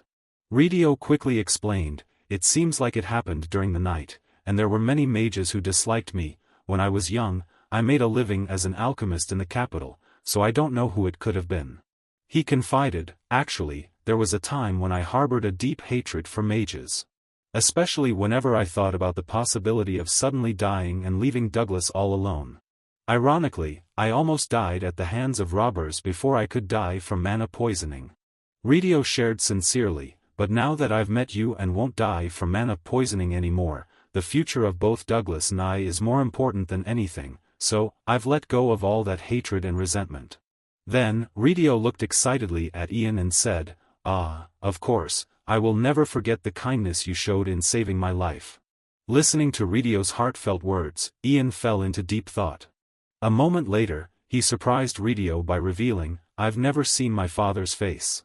Before I was born, he disappeared, and no one knows if he's still alive." Ian smiled at Ridio and continued, "But after meeting and living with you, I understand. If I had a father, it would probably feel like this."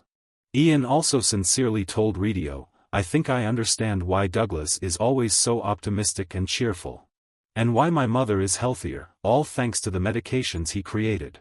He expressed a bit of concern, saying, "In the future, the time I spend away from my mother will increase." And then Ian turned to Ridio, relying on him, "I hope you'll always keep your promise to protect my mother." Ridio replied shyly, "Of course I will, Ian." Suddenly, Ian hinted mysteriously, It's almost time, isn't it?" Suddenly, Douglas opened the door wide and called out, "Leader." The sudden noise startled Ridio. Excitedly, Douglas boasted to Ian, "Finally, I did it, I've successfully synthesized the antidote for mana poisoning from the flowers of Lander." Douglas eagerly exclaimed, "You have to quickly give it to father." Radio, standing up suddenly, looked at Douglas, making him jump. "Oh, father." Douglas hurriedly asked, "Why are you here, father?" "I wanted to surprise you." Still in awe, Radio exclaimed, "You created an antidote for mana poisoning, Ian, what is this about?" Ian joyfully recounted, "I searched in the library, where only the tower owner is allowed to enter, and researched methods to refine the flowers of Lander. It was advanced magic that allowed time to stop for an object, luckily it also worked on plants." Radio, deeply moved, tears streaming down his face, approached his son. He burst into tears of gratitude. "Thank you, my son, thank you, Ian." The father and son embraced tightly in boundless happiness. Douglas excitedly said to Ian, "Leader, I'll become an alchemist capable of creating remedies for the most serious illnesses. So no one has to suffer like my father anymore." Douglas smiled brightly and looked at Ian. "Thank you, leader. Now, let's return to a time long, long ago, in a mysterious and ominous place, when the forces of darkness still had not been eradicated from the world." A deep, resounding voice echoed in the space, "You are the last one remaining." Mitchell Greenriver emerged from the shadows and addressed the Dragonkin. "The veil covering the world of humans and dragons is about to close. The Dragonkin have brought chaos and destruction to this world, and the price to pay for those sins is extremely high. Mitchell pronounced, until your demise, you shall bear the sins committed by your race." He used his own blood to create a seal and declared, "You are not allowed to set foot beyond this land." The boundary circle immediately lit up as Mitchell's blood dripped down. Mitchell had enchanted the punishment to last for eternity. Back in the present, another dreadful conspiracy was unfolding in the private chamber of the Crown Prince. Ragnar squinted at the person in front of him and exclaimed in astonishment, truly, uncannily alike. Facing him was a second Ragnar, a duplicate so identical that it was impossible to distinguish between the two. Ragnar addressed the clone. "The note said we have to wait for someone to come here, but I didn't expect it to turn out like this." He circled the clone with suspicion, saying, "But the remaining issue is how to escape from here. Ian Phage has covered this place with magic from the ivory tower to monitor us, so I don't think we can trick them by disguising ourselves as ourselves." The clone replied, "You don't have to worry about that, the Grand Inquisitor has more power than the current owner of the ivory tower." Ragnar looked at his clone with suspicion. "The Grand Inquisitor?" The clone opened the book of magic in his hand and said, "You will learn more details when you have a private audience with the Grand Inquisitor." Afterward, the book immediately emitted a powerful energy stream. And a spatial gateway instantly appeared before them. Ragnar startled, asking, What is this?" The clone reassured, "Please, go ahead, it's a gateway to help you leave the palace." Ragnar remained suspicious. "A gateway?" Suddenly, a hand protruded from the gateway, causing Ragnar to startle once again. Damphel emerged from that pitch-black space and extended his hand to Ragnar. "Your Majesty, please take the hand of the deity." Ragnar remained bewildered. Damphel. He hesitated for a moment, still seeming skeptical. However, upon further reflection, he realized he had little left to lose at this point, thus, he followed Damphel. After stepping through the gate, Ragnar was brought to a space far from the palace. Ragnar asked Damphel, "How can you perform that magic, even though not even Herbert Leon has the ability to do it?" Damphel calmly replied, "There's nothing surprising about it, Your Majesty." He continued, "Do you truly think Herbert Leon could ascend to the position of Ivory Tower Master solely by his own power? Despite possessing immense power, Herbert squandered it, focusing solely on advancing his own position. He was someone destined to be ousted sooner or later. We are now better off thanks to his self-destructive tendencies." Ragnar still harbors many questions about this. Damphel continues to explain to Ragnar, "The world is vast and expansive. Could it be that this world is merely governed by a select few, among whom you are included, and even the Emperor isn't chosen?" Ragnar asked in astonishment. Damphel promptly responded, "Indeed, that's correct. The elders believe that you are the perfect candidate for the position of ruler. The perfect ruler is the one who eliminates ignorant elements and brings progressive ideas to the world. You also hail from a lineage that paves the way for a new world. The elders have been awaiting this day eagerly," Damphel elaborated. The more Ragnar listened to Damphel's explanations, the more perplexed he became. What kind of strange affair was this? He glanced suspiciously at Damphel. How could there be someone with magical powers greater than Herbert and Ian Phage? How could such a person exist?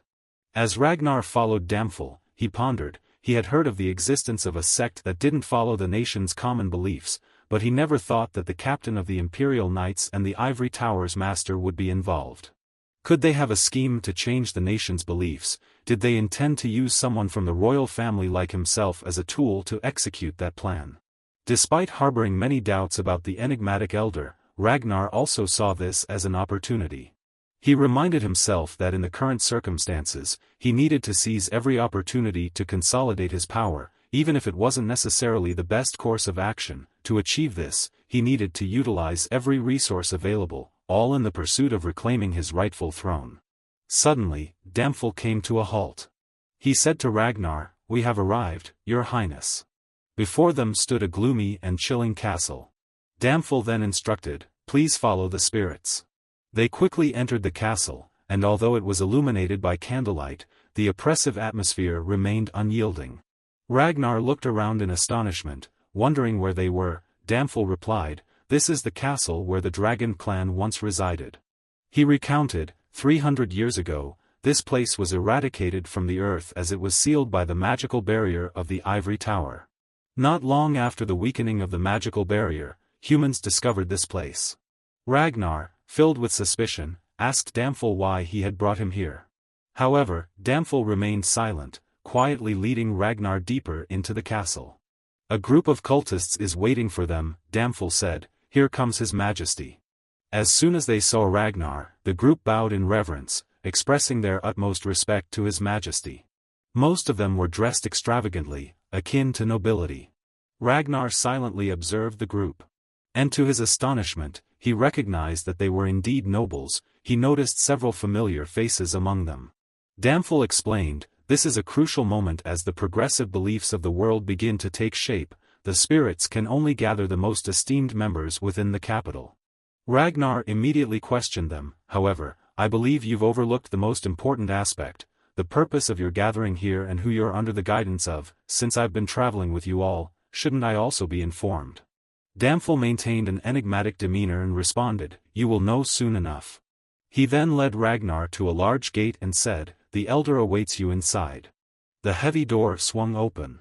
And Ragnar hesitated for a moment before stepping inside. As he looked at the elder awaiting him, Ragnar couldn't help but gasp in astonishment. Before him stood a dragonborn.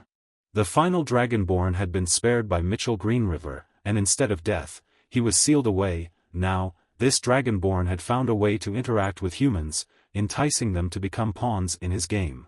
The other group immediately knelt down, clasping their hands in reverence to that dragonborn, "Oh, the last descendant of the dragon race."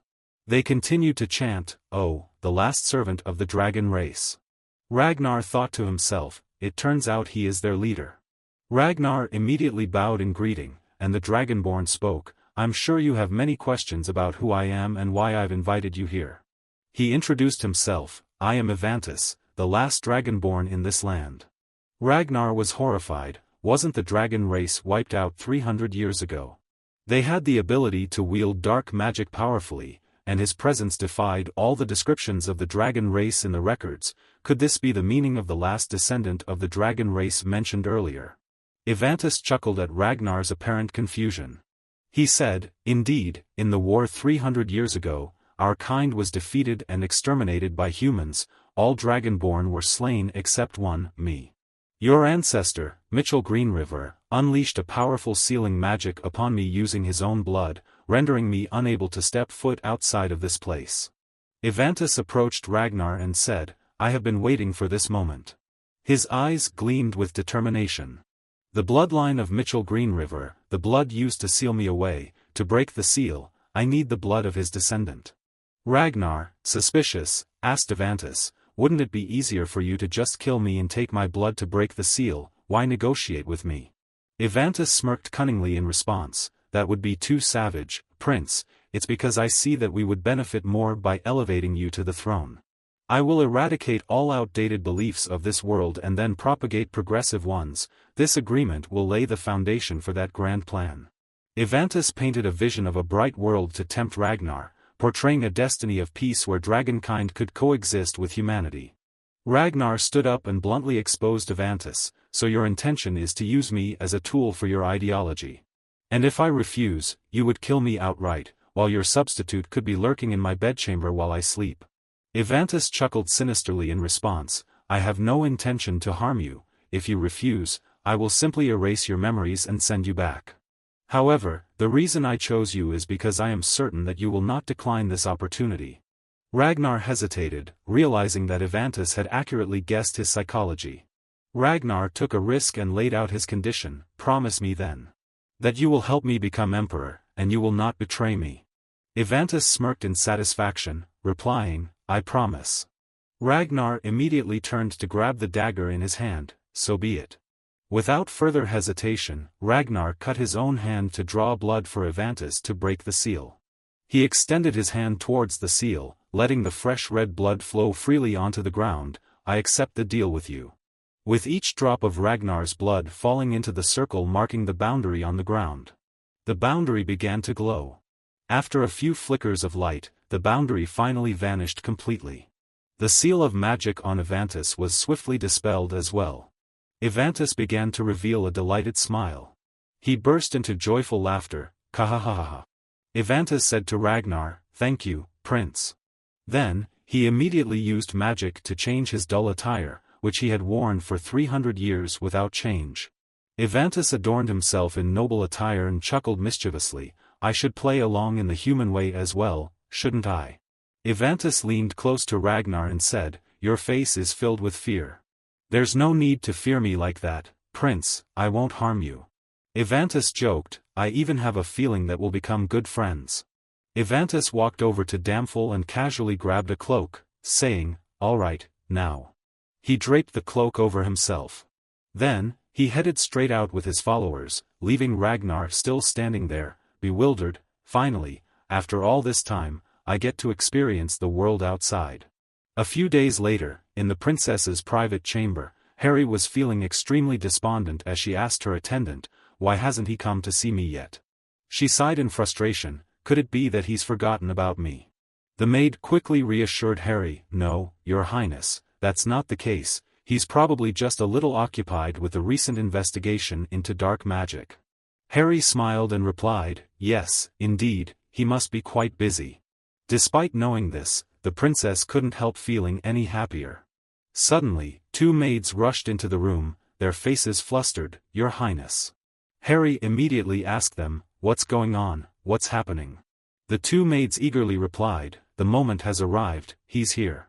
Finally, he's arrived, please, Your Highness, wear a formal dress only, don't add a cloak, Sir Ian Fage has arrived. Harry was taken aback, he's here. The princess was stunned for a moment. Then, she expressed her concern, everyone. Help me. Harry was both confused and worried about Ian's unexpected visit. A while later, Harry dressed herself meticulously and made her way to the tea room. She stood nervously outside the door, hesitant to enter. Harry took a deep breath, trying to calm herself. Then, she anxiously turned to ask her maids, how does my hair look, is it all right? The maids all cheered her on, please don't worry, Your Highness, today, you look absolutely radiant, indeed, indeed.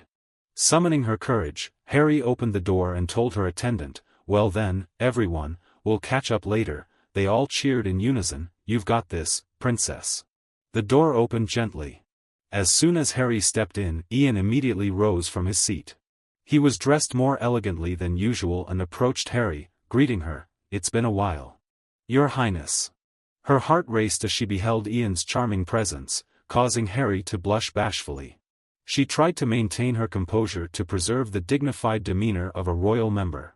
Harry expressed a bit of playful annoyance, saying, I thought you had forgotten.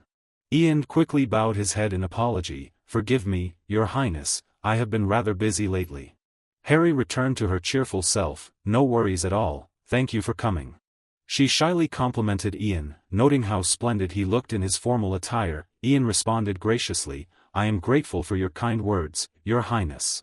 Ian glanced around and suggested to Harry, first of all, I think we should go somewhere more suitable for training. He explained, there are too many prying eyes in the palace, if anyone sees me meeting the princess, it will stir up a lot of rumors, regardless of the truth. Harry agreed, yes, you're right, let's do that. Ian reached out to Harry and said, may I escort you to another location, Your Highness, I could hold your hand for a moment. Harry's heart skipped a beat as she replied, of course, go ahead, then she suddenly startled herself, oh, what? Harry, flustered, asked, hold my hand, you mean, Ian explained, looking puzzled, I will transport us using teleportation magic. Harry's eyes lit up with excitement as she understood, oh, I see. She enthusiastically exclaimed, that's the teleportation magic I've heard about. Then, feeling shy, Harry extended her hand towards Ian. Ian spoke gently, the princess might feel a bit dizzy. Let's focus, please. As their hands touched, a wondrous magical light enveloped them. In the blink of an eye, a lush green meadow appeared before Harry. The princess was awestruck as she gazed upon the breathtaking scenery for the first time. Harry, astonished, blurted out, this place is. Ian explained, this is a series of hills on the outskirts of the capital city, rarely frequented by anyone. Because the scope of teleportation magic at level 6 is limited, I decided to transport us here. It's spacious and open, making it the perfect place for magic practice. Harry was so captivated by the beauty of the place that she didn't pay attention to Ian's words. Ian hesitantly called her, Your Highness. Harry replied, I've never been outside the palace before. This perhaps could only happen in a dream. But after holding his hand, that dream instantly became reality. Harry smiled with joy, realizing that magic truly was a wonderful thing. Ian stood still, gazing at the princess's radiant smile. Suddenly, he felt a pang in his heart. Ian remembered the past life, where Harry always appeared with a melancholic and sorrowful demeanor. And in her eyes back then, there was only hatred and resentment. Seeing the present Harry so cheerful and happy, Ian felt joy as well. He smiled in agreement with Harry, You're right, Your Highness. Magic truly is amazing, Ian continued, without magic, would never have the chance to see such wonderful people and scenes. Later on, as they strolled and chatted, Harry was astonished to hear Ian recount the first time he saw her practicing magic. So you've seen me practicing in the royal shrine, Harry exclaimed. Yes, Ian replied, I happened to visit the palace and stumbled upon that place. I hid in a corner when you and the mage Kevin arrived, that's when I witnessed it. Curious, Harry asked, but how did you manage to enter? There should have been many guards around. Ian quickly came up with an excuse, oh, well, you see, I was young and a bit curious. Harry burst into laughter, I understand, when I was young, I used to explore restricted areas in the palace with my brother and got scolded a few times. Harry teased Ian, well then, I'll turn a blind eye to your intrusion into the royal shrine, but in return, you must also keep my magic practice a secret. Harry playfully joked, now we're comrades in the same boat, aren't we? Ian chuckled in response, yes. Then Harry reminded Ian, oh, I just remembered, my brother is hosting a birthday party, will you be attending? Ian declined straightforwardly, I have received the invitation, but I have no intention of attending. Harry looked disappointed and said, oh, why not, my brother will surely be disappointed. Ian explained, the prince's birthday party is attended only by those of noble lineage. Despite my appointment to the ivory tower, I am still just a commoner. If I were to attend, it would make the nobles uncomfortable. And the powerful forces that the predecessor of the ivory tower has built over the past few decades won't easily crumble, they will be vigilant against me. Until the prince firmly establishes his position in politics and high society, and safely inherits the throne through his own strength, I believe I should focus solely on my duties as the ivory tower's master. Harry responded with a tinge of sadness, I understand. The princess suddenly stopped, lost in thought. After careful consideration, she spoke with determination, then I must also fulfill my role as a princess. I will make sure that the nobles cannot plot against my brother in the upper echelons of society any further. Harry glanced at Ian and said bashfully, and I will also diligently study magic. The princess beamed with joy as she said, with your help, master, I can call you that when we're alone, right? Ian smiled and replied, of course, feel free to call me whatever you like. That evening, at the palace of the five princes, the wizards of the ivory tower assigned to guard Ragnar have been magically controlled. Ragnar is discussing with Avantis, that's our plan. Evantus replies, in short, before dealing with the wizard named Ian Phage, we must eliminate the prince first. Ragnar says, exactly, currently, there are several nobles and commoners paying special attention to the actions of the tower's heir, Ian Phage. Although Ian Phage possesses exceptional magical talent, he is still a young and inexperienced wizard, lacking significant political influence due to his humble origins as a commoner. Many nobles and vassals are displeased with him becoming the heir to the ivory tower. If the prince he supports falls, he will be in a disadvantageous position, and we can naturally dispose of him. Damphel suggests, we will need a puppet to carry out this plan. Ragnar responds, indeed, but we have not yet decided on the suitable candidate. Damphel immediately steps forward, suggesting that he will entrust this task to the deity. The deity knows someone who is very suitable for this plan. Ragnar immediately agrees, understood, Lord Damphel, we will entrust this task to you. Afterwards, the group of nobles quickly departs, leaving only Evantus and Ragnar in the room. Evantus coldly states, then I shall take my leave as well. Ragnar interjects, stopping him, Lord Evantus, I have a question for you. Evantus glances at Ragnar, waiting for his question. Ragnar wonders, even without my assistance, with your power, you could easily claim the throne and rule the empire. If it's about propagating doctrines and establishing a new order, there are many ways you could achieve your goals. Why do you seek my cooperation? Evantus responds, there is someone we need to find. Ragnar, intrigued, asks, who might that be? Evantus doesn't hesitate to reveal, it is the last remaining ancestor on this land, the time-controlling dragon, Kim Long. They are the powerful dragon lineage that the dragon tribe craves to find. Ragnar is astonished, isn't that just a creature of myth and legend? Evantus replies, most people in this era think so, but dragons have existed and still do. We cannot find them because they reside in a place beyond our reach. However, if great chaos were to descend upon this land, the Kim Long would surely appear. Evantus continues. Ragnar hesitantly asks, by chaos, you mean? Evantus coldly responds, war. Ragnar is horrified, don't tell me that the dragon tribe incited the war 300 years ago to lure out the Iron Dragon. Evantus calmly states, that's correct, they claimed we were not true descendants of dragons, so they aided humans. Do you agree that Mitchell Greenriver being able to genocide an immensely powerful race like the dragon tribe is utterly illogical? Ragnar continues to question, but there are no records of dragons being found throughout history. It only mentions the reason Mitchell Greenriver could wipe out the dragon race was due to the magic he wielded within the ivory tower. Evantus responds, he always erases any connection he has with this world and disappears without a trace, as if he never existed here. But as a dragon descendant, we can sense his presence. Ragnar continues to inquire, so, you intend to elevate me to the throne and incite war? Evantus calmly replies, yes, that is my intention, but it's not a bad thing for you. He emphasizes, unify the continent. Evantus asks Ragnar, isn't that what your ancestors desired, and if war breaks out, that individual will appear to settle the chaos in this land, we will find them, and both of us will benefit. Ragnar remains skeptical, so what do you plan to do after finding the Kim Long? However, Evantus evaded the question and said, it feels like we've been talking for too long. Evantus stood up and left, telling Ragnar, but rest assured, I intend to follow through with your plan. The next morning, at the headquarters of the Royal Knights, Paul exclaimed in surprise, what, is that true? The knight delivering the news replied, yes, sir, deputy, you are ordered immediately to the office of the captain of the Royal Knights. Upon hearing this, Paul sighed wearily, oh, why does Lord Damphel have to summon me? I haven't been involved in any trouble lately. Paul promptly left the office and patted the knight on the shoulder, saying, all right, I'll go right away, thank you for delivering the message. As Paul left, the office door quickly closed behind him. In the eyes of the other knight, a red glint flashed, and around him hung a dark atmosphere. This doesn't bode well for Paul. Receiving such an urgent request, Paul felt anxious and didn't dare to delay for a second.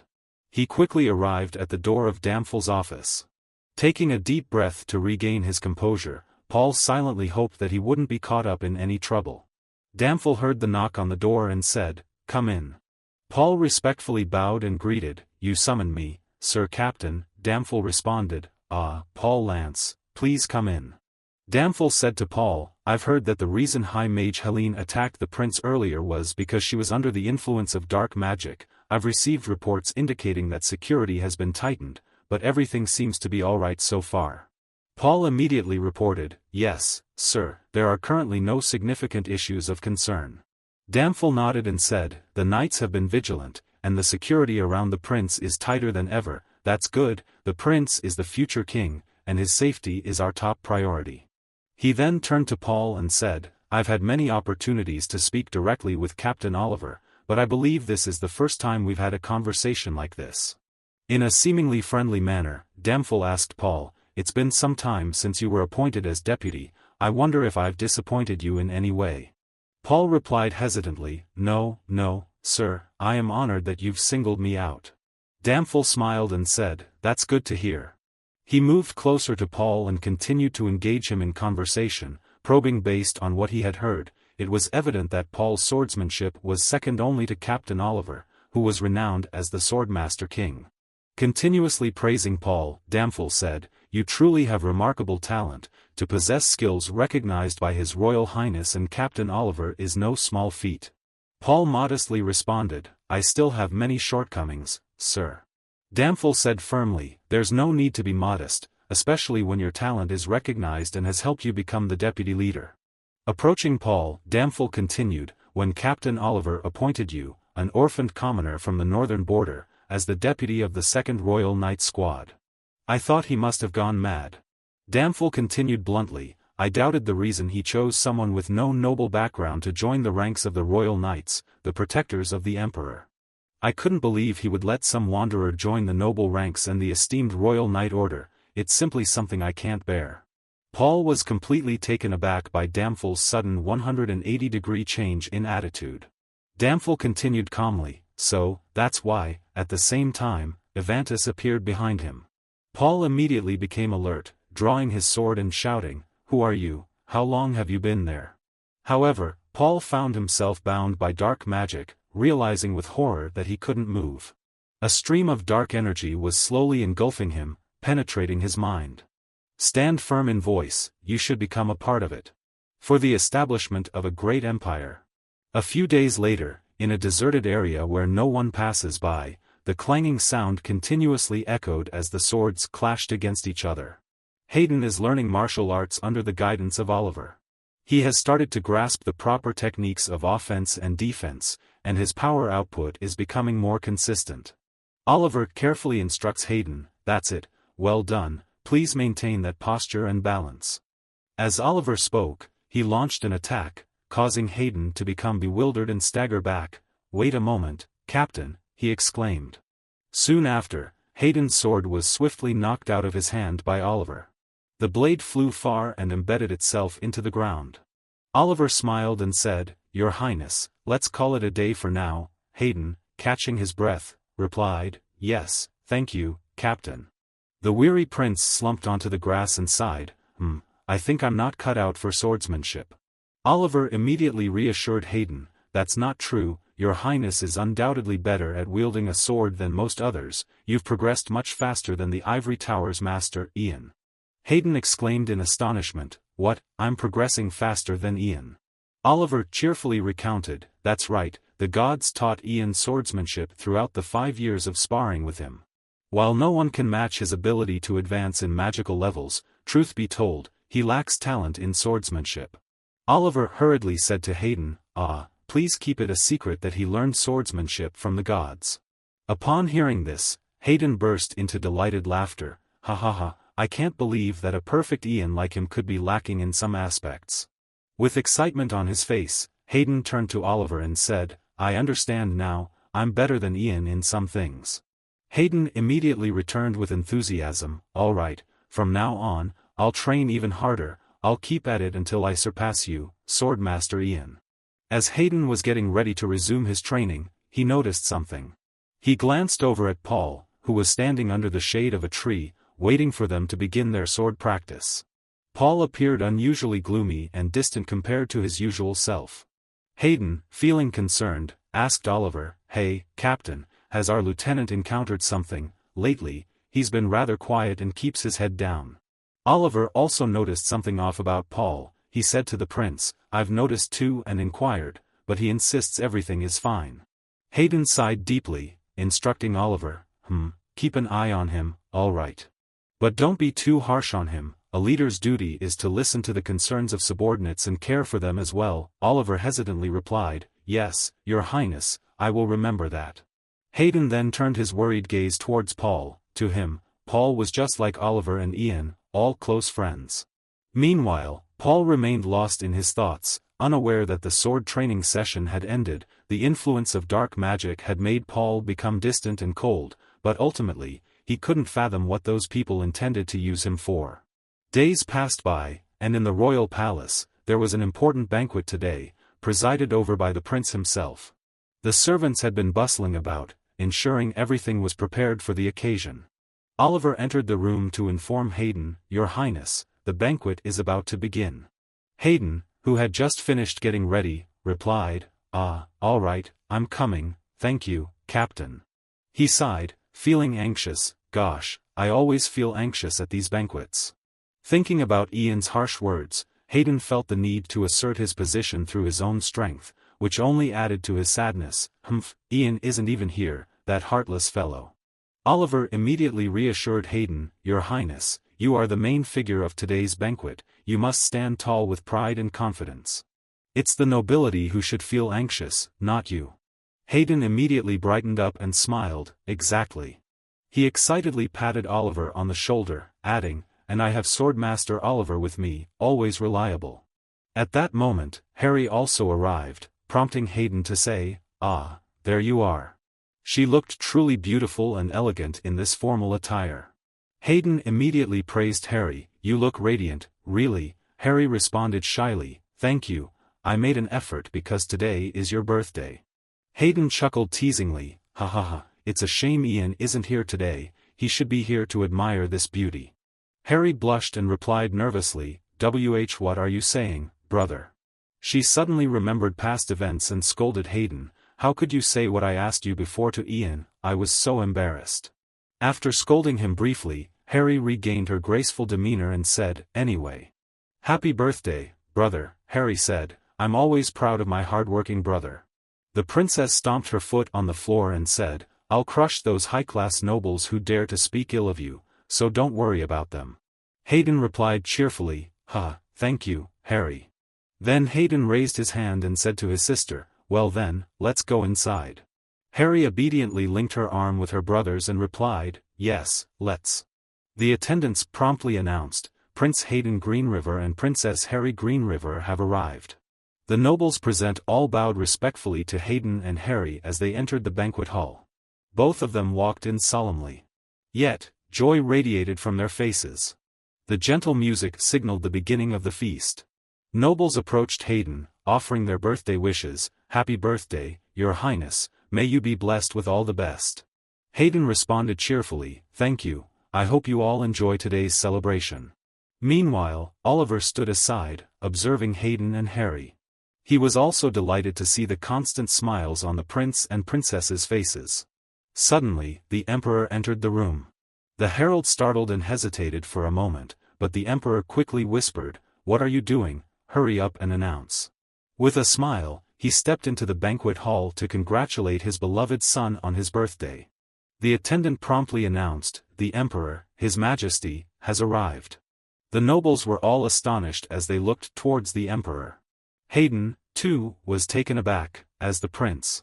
He hurriedly went to welcome his father, and in his confusion, he said, I didn't think you'd have time to come, to which the emperor replied, It's your birthday, my child, as a father, I must come to congratulate you on the day you were born and grew another year older. The emperor smiled affectionately at Hayden, I am very proud of you. My son. Then, the emperor proceeded to the table reserved for the royal family. He jovially addressed the gathering, as it seemed many had assembled here to celebrate the prince's birthday. The challenges we face are often the beginnings of beautiful things, he said, I am delighted to see everyone here today. The emperor glanced at Hayden as he shared, every moment in a child's life is filled with magic and surprises for parents. I am both surprised and proud to see the little boy I once knew has grown into a mature man. I remember when you were about 5 years old, the emperor reminisced. One day, while we were out for a walk, you kept following behind me. I asked why you were following me, and you said you followed me because I was leading the way for you.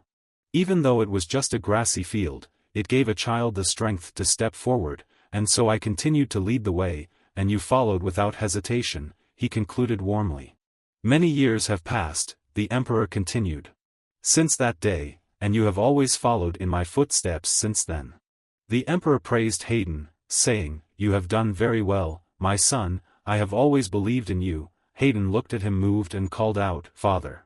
After his speech, the emperor raised his glass and said, "Come, everyone, let's raise our glasses together. Let us toast to the future of the empire and the prince, may they be blessed with abundant blessings," he declared.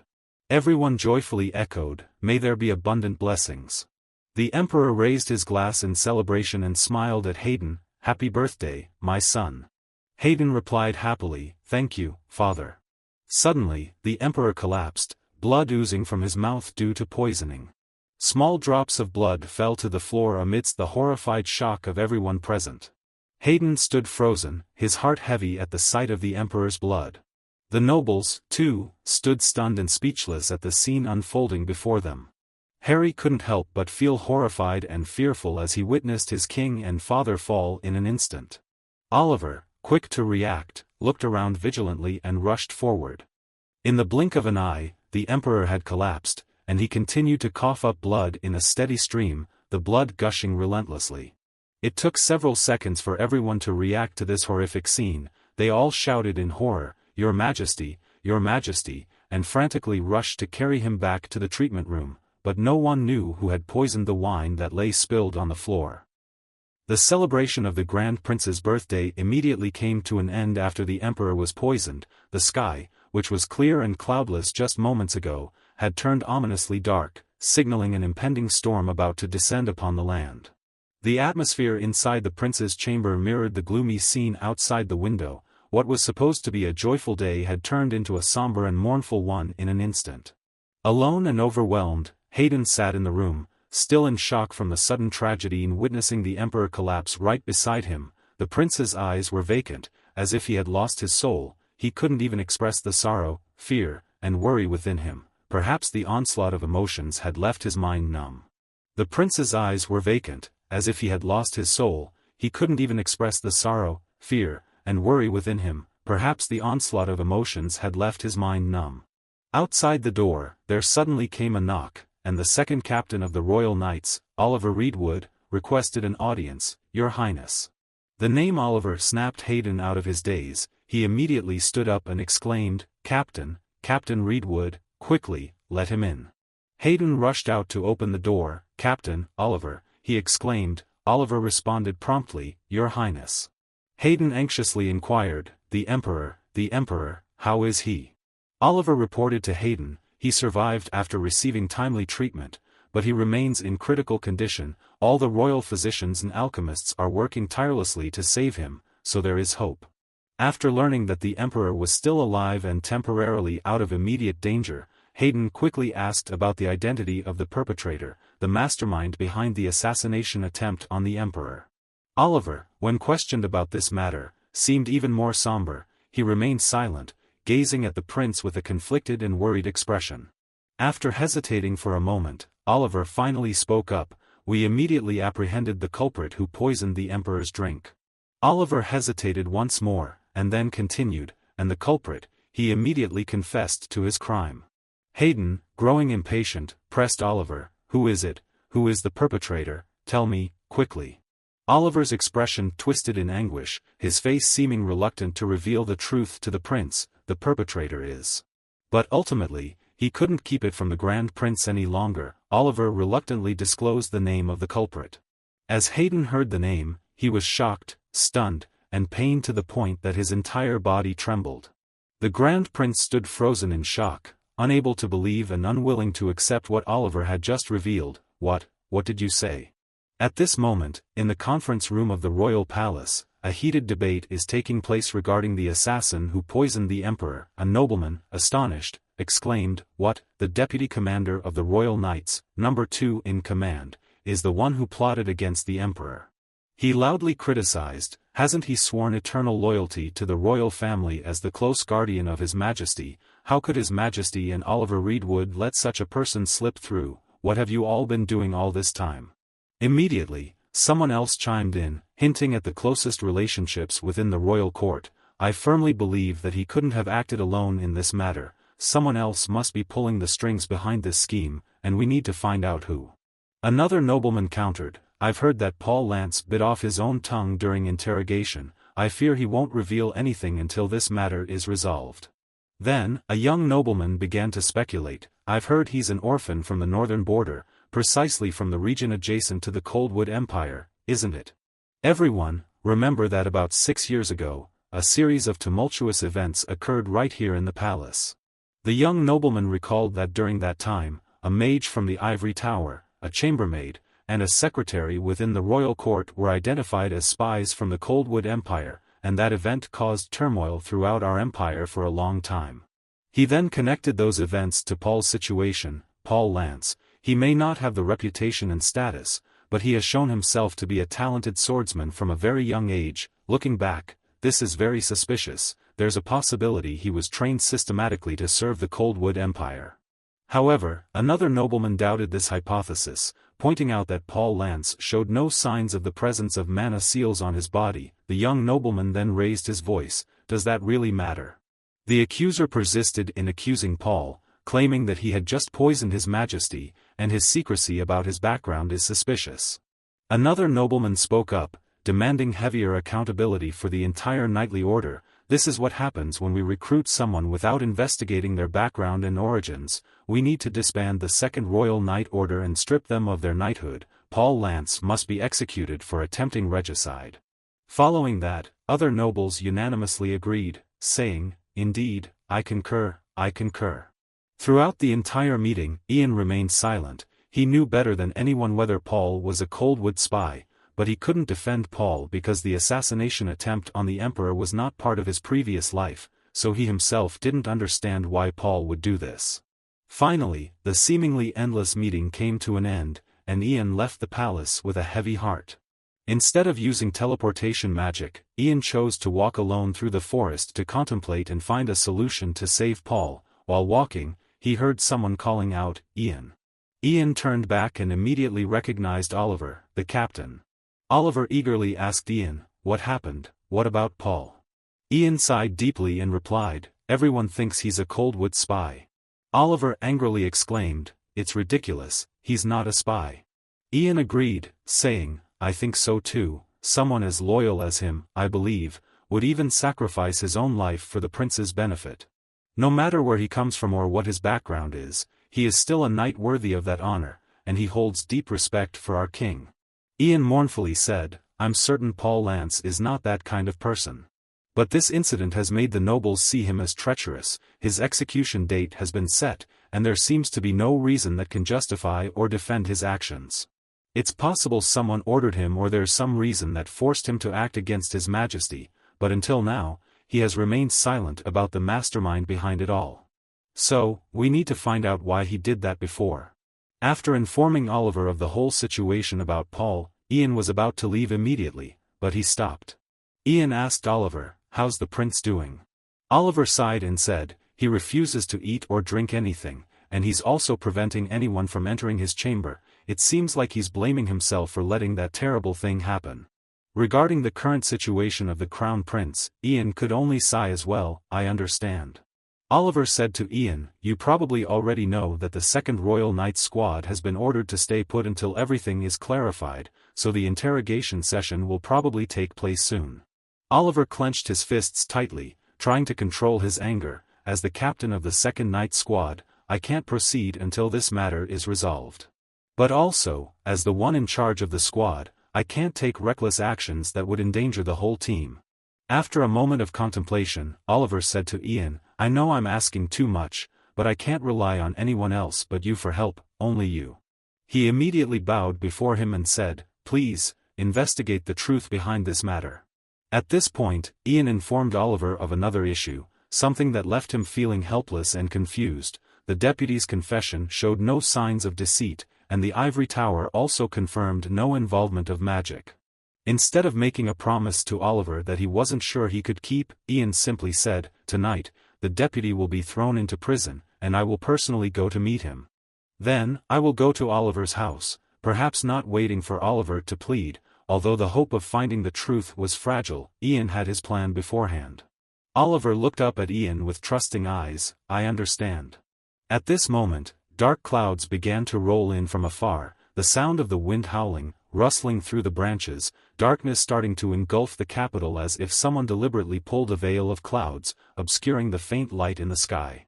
Soon after, the rain began to fall. At first, it was just a gentle patter, with drops trickling down slowly to the ground. Then, the sound of raindrops intensified, becoming denser and more frequent, pattering heavily against each other. Eventually, the rain poured down heavily, cascading like a waterfall, growing increasingly intense and darkening the surroundings. Accompanying the rain was the rumble of thunder echoing through the sky and flashes of lightning in the distance, illuminating the landscape intermittently. Everything was enveloped in a grayish-white downpour, with nothing else audible except for the sound of rain. A somber and chilling atmosphere pervaded the prison. Inside the prison cells, the guards, whether from negligence or bewitchment, were either dozing off or inattentive, unaware of their surroundings. The guards were in such a deep slumber that they were completely unaware when Ian passed by them and entered inside. Ian silently made his way to one of the cells located deepest within the prison. He paused for a moment, taking in the sight of the prisoner's pitiful condition behind the iron bars. Ian quietly opened the door to the cell and stepped inside. Inside the cell, Paul was chained up, covered in wounds and blood. Ian softly called out, "Deputy." Paul heard the voice and struggled to lift his head to look up. Ian, concerned, asked Paul, "Do you recognize me?" Paul, upon seeing Ian, immediately lowered his head, remaining silent and unresponsive. His expression was one of resignation, devoid of any hint of pleading innocence to Ian, as if he had given up entirely. To encourage Paul to overcome this difficulty, Ian didn't hesitate to express his trust in him, saying, "I don't believe you're the mastermind behind the Emperor's assassination." Ian asserted, "There are no more spies of the enemy or rebels against the Emperor here, I know that better than anyone." Ian tried to persuade Paul to reveal the truth. He reminded him that Paul had sworn loyalty to the prince and risked his life to save him. Therefore, Ian couldn't understand why Paul would act against the Emperor. Despite Ian's efforts, Paul remained unresponsive. Was it because the dark magic was still affecting him, rendering him lethargic, or was it because the guilt of harming the Emperor made him reluctant to confess? Even if he were lucid now, Ian had no other choice but to gently place his hand on Paul's head and say, "Now, I will delve into your mind."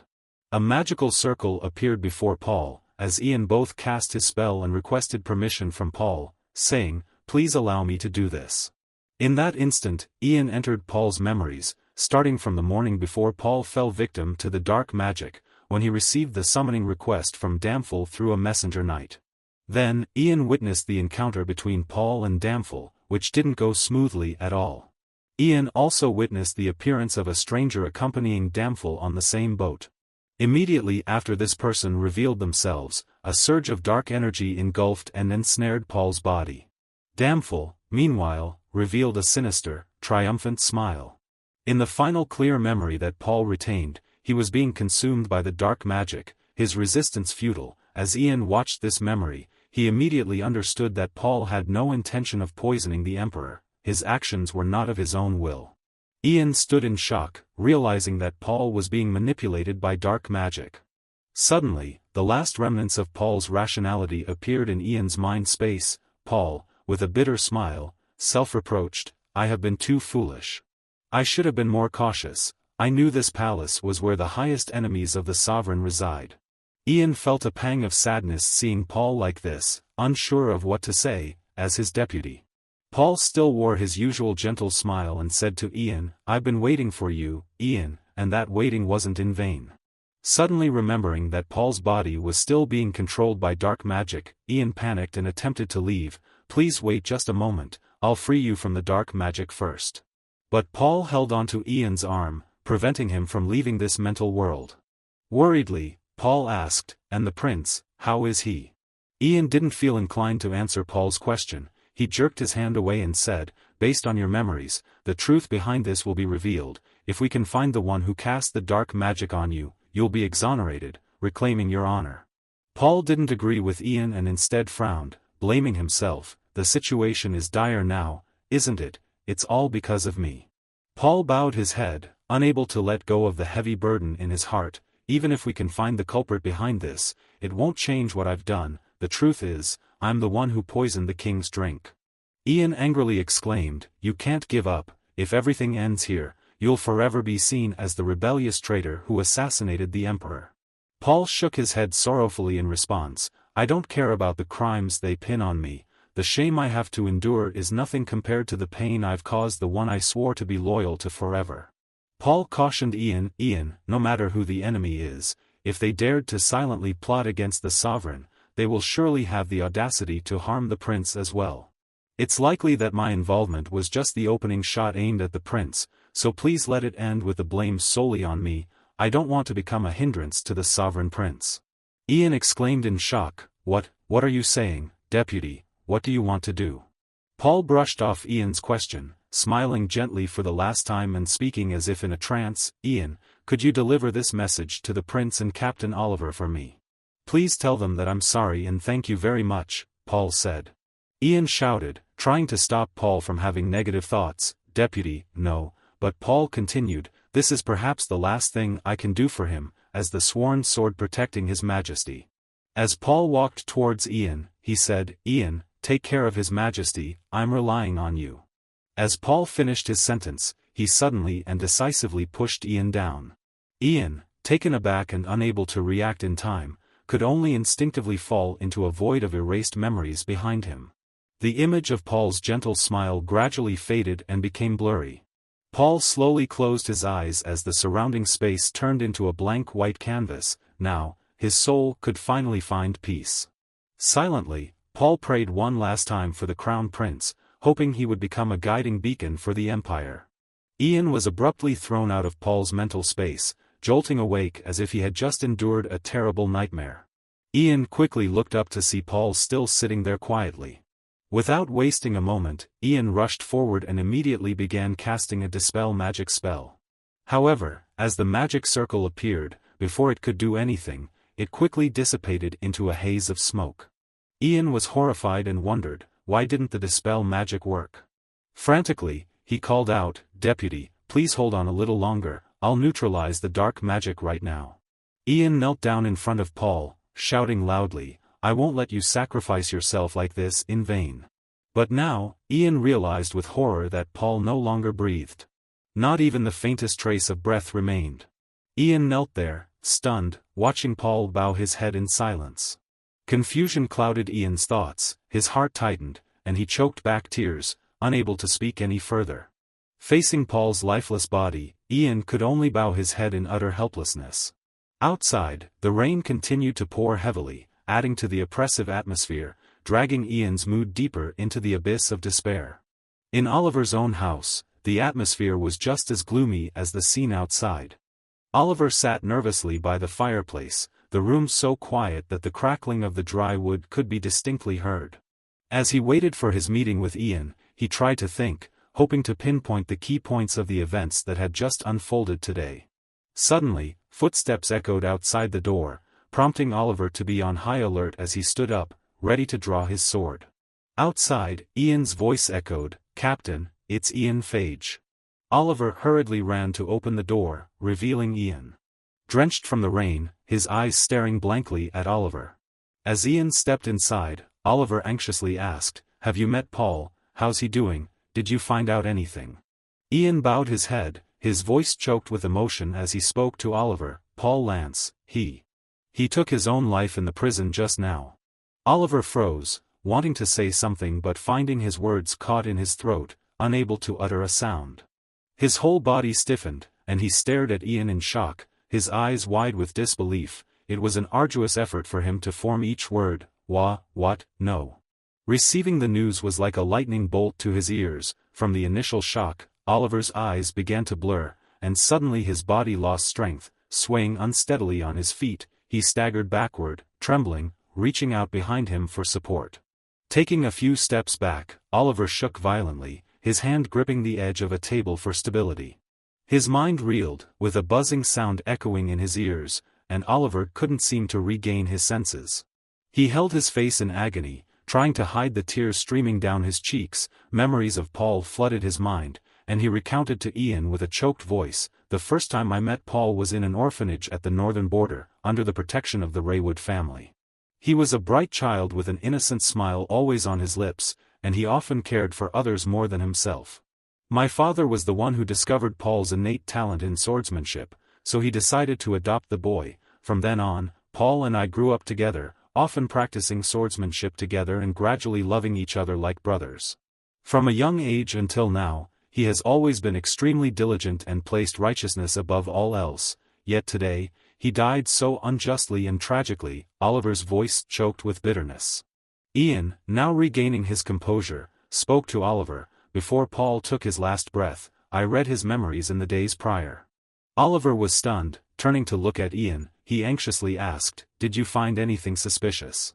Ian immediately recounted, "From what I saw, a few days before this incident occurred, the captain of the Royal Knights, Damphel, called the deputy captain for an emergency meeting. Then, someone standing with Damphel used dark magic to erase memories and manipulate the deputy captain." Oliver immediately inquired, "You mentioned Paul went to meet Damphel directly, right? But wait, more importantly, how does dark magic still exist? We purified everything not long ago. Who could have used that dark sorcery?" Ian recollected and described, "I've never met him before. He had a cold face, pale skin, and long silver hair." Ian whispered to himself, "He's the one I haven't seen in my previous life either." Ian asserted firmly, "I'm certain this poisoning incident is related to Damphel Morid, the captain of the Royal Knights, and the mysterious high-level mage assisting him." Oliver worriedly asked, "You said he's a high-level mage, how powerful is he?" And recounted, "After realizing that the deputy captain was being controlled by dark magic, I tried to dispel the enchantment, but it was ineffective. So I deduced that the one manipulating the deputy captain must be a mage with higher magical prowess than me." Ian expressed his intention to Oliver, saying, "I think I've vaguely figured out his identity, but I lack solid evidence, so I can't be sure if he's acting alone or if there are other dark mages involved. If we want to resolve this completely, I need to delve deeper into the matter." Oliver immediately objected to Ian's plan, pointing out the danger of investigating if the adversary is powerful enough to wield dark magic beyond Ian's ability to dispel. Oliver worried that such an investigation could lead to a massacre across the Empire if dark magic were unleashed against Ian. Understanding Oliver's apprehension, Ian quietly retrieved something from his pocket. He showed Oliver the necklace with mind-purifying properties that Oliver had given him before. Oliver looked surprised as he recognized the necklace. "This is the necklace of the Fairy Queen that I gave to you 6 years ago," he remarked. Ian replied, "Exactly, this is the necklace bestowed by the Queen herself. When you gave it to me, you mentioned its magic could maintain the user's mental clarity. It's not ordinary magic."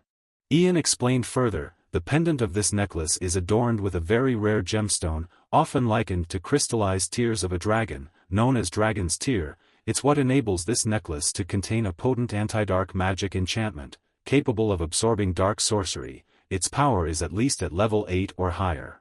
Oliver breathed a sigh of relief, saying, "I understand now. That's fortunate. If you keep wearing that necklace, you should be safe from manipulation by dark magic." Ian immediately shook his head. Oliver looked at him with confusion, wondering what Ian meant by shaking his head. Ian then mentioned that the details about the anti-dark magic enchantment on this necklace haven't been disclosed to the public. Even members of the royal family might not be aware of it. Currently, perhaps only Ian and Oliver knew about it. People still believe this necklace to be just a valuable piece of royal jewelry, nothing more. Ian hesitated for a moment before addressing Oliver, "Captain." After a brief moment of contemplation, he proposed to Oliver, "Can you promise not to tell anyone about what I'm about to reveal to you?" Oliver replied without hesitation, "Of course, I can assure you of that." Receiving the assurance from one of the most trustworthy knights in the Empire, Ian began to disclose something incredibly secretive to Oliver. It could be a story that has already happened, a story about his past. Or it could also be a story that he plans to do and will do in the near future. Although we don't know what Ian has revealed to Oliver, based on the captain's astonished reaction, one thing can be certain: what Ian has said is a matter of great significance that affects the fate of the entire empire. Meanwhile, at the Palace of the Five Princes. The atmosphere here is completely different from the room of the Crown Prince in Oliver's house. Ragnar seems very relaxed as he begins to execute his plan, which seems to be progressing quite smoothly. Damphel is also present to report the situation to him. Paul Lance has died in the dungeon. Ragnar turned to look at Damphel, also with a hint of surprise, but being as intelligent as he is, he immediately understood the reason why Paul committed suicide. Although they couldn't use Paul to lure Hayden into their trap, Ragnar calmly replied, "I understand." Damphel added, "And a mouse sneaked in there before he took his own life." It seems that the perpetrator realized that Paul Lance was being controlled by dark magic. Perhaps anticipating that Ian would get involved, Ragnar remained composed in his response. "Ah, that must be it. However, that fellow won't be able to accomplish anything." Ragnar confidently told Damphel, "Ian Phage still doesn't know anything about the existence of the dragons." Ragnar speculated that during this chaotic period, he might attempt to resist and stop the spread of dark magic. However, while the level 5 dark mage Herbert couldn't defeat the level 6 Ian Phage, Evantus was a force even more powerful than Ian Phage, possessing the strength of a level 8 mage in human form. Ragnar calmly sipped his tea and remarked, "Even if Evantus claims he hasn't fully regained his power due to that 300-year-old seal, he's still much stronger than Ian Phage. The existence of a mage more powerful than myself is something that Ian Phage may have realized, but what can he do about it?"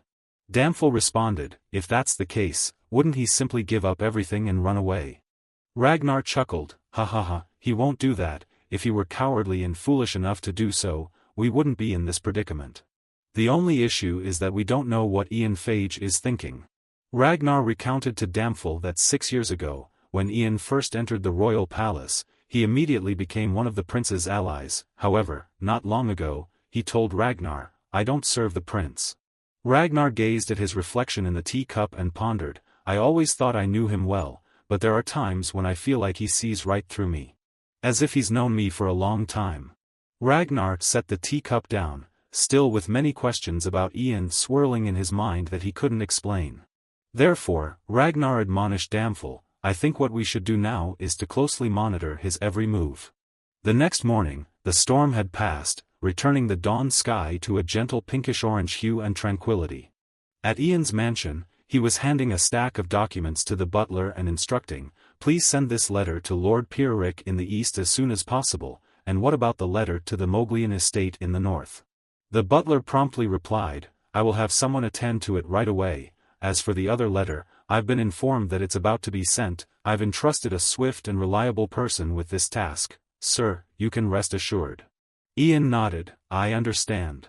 Ian handed another piece of paper to the butler and said, "Take this with you." He instructed the butler, "This is a letter of authorization under the guise of the Merchant Guild. You are to disguise yourself as a merchant and lead everyone out of the capital. Leave as soon as possible." "I'm sure you understand my intention." The butler nodded immediately upon hearing this. Ian carefully reminded everyone, "Once the luggage is packed and the sun begins to set, gather all the staff in the mansion and take them to Moglian with my mother. Everything must be done quietly and discreetly. When you reach the north safely, Lord Moglian will surely assist you after he reads my letter." The butler nodded again, "I understand, Sir Ian." While Ian was delegating tasks to the butler, his mother rushed over in a panic. She exclaimed, "Ian." Vanessa looked at her son with a worried expression, her breaths coming in short gasps. She anxiously asked Ian, "What's going on? Why do we suddenly have to leave like this?" Ian hesitated before replying, "I can't tell you everything, Mom, but the situation in the capital is extremely chaotic right now. I've sent a letter to Lord Moglian already. He will ensure everyone's safety." Vanessa's anger flared up towards her son. "How could I possibly let you stay alone? If you stay, then I'll stay too." Ian held Vanessa's hand and tried to reassure her, "Mom, you don't need to worry about me so much. I'm grown up now, and I'm a high-level mage. I can take care of myself and do much more, so please, don't worry." Vanessa still didn't feel reassured. "You're only 18 years old, you're my only son," she scolded Ian. Why do you keep putting yourself in danger like this? I can't stand watching you risk yourself like this. We should go together. Ian hugged his mother, trying to calm her down. I understand your concern, Mom, but it's safer if you follow the plan. Lord Moglian will ensure our safety. Trust me, I'll be fine. Unable to persuade Vanessa, Ian, feeling overwhelmed with all the calculations he had to make, became somewhat frustrated and raised his voice, Mom. Vanessa stood frozen, looking at her son. It was the first time Ian had spoken to her like this. Ian felt helpless and pleaded with Vanessa, Please, Mom, just listen to me this once. He trembled with fear as he confessed to his mother, If something goes wrong, I could get you hurt. It was the first time Vanessa had seen Ian so serious and angry. She felt both uneasy and heartbroken, almost on the verge of tears. Seeing that his mother no longer insisted on staying, Ian regained his composure and let go of her hand. He turned to Ridio and entrusted him, Ridio, please take good care of my mother. Ian cautioned Ridio carefully, Even if I try to find her, you must never tell me where she is. When everything settles down, I will send a letter to Lord Moglian. Ridio nodded in understanding. I understand, Ian. Then Douglas proposed, Leader, I'll stay here. The innocent boy said to Ian, I don't know what's happening, but I think I can help you with something, right? After all, I'm your top apprentice alchemist. Ian smiled and replied, Douglas, thank you, but this situation is more dangerous than you think, so it's better for you to go with them. Thinking about how Douglas indirectly led him to the harsh realm in his past life, Ian silently whispered to himself, You are the last loved one I fear might fall into the hands of that wretch. After persuading everyone to leave the mansion, Ian walked to his desk. He announced another important matter, Once everyone has left the mansion, I will erase a part of my memory. This way, I won't know where everyone has gone. Please remember what I've instructed you all and leave quietly and swiftly. I rely on all of you, Ian reminded the butler and the servants. Yes, Sir Ian, they replied in unison. Then, everyone hurriedly left the room and prepared their luggage to depart. Now, Ian was alone in the empty room. He sighed deeply, silently hoping that his arrangements for his family would suffice. Collecting himself, Ian glanced over at a small box placed on the table. He whispered to himself, All that remains is this necklace. Ian then reached into his pocket and pulled out something. A vial of potion that he had asked Douglas to concoct for him. Several days later, the situation in the capital remained chaotic. One of the nobles, a member of the Dragon Order, was reporting to Ragnar. The prince had been ensured to stay safe at home. According to palace servants, his health was currently fragile due to days of not eating or drinking. Regarding the emperor, although he had received appropriate treatment and survived the critical phase, he remained in a coma, and it was uncertain when he would awaken. Even if he did awaken, his internal organs had suffered severe damage, and there could be serious complications. Ragnar, upon hearing this, felt somewhat worried. He's holding on longer than I thought. He clenched his teeth in anger and said, If there's any positive change in the king's condition, it won't be good for us at all.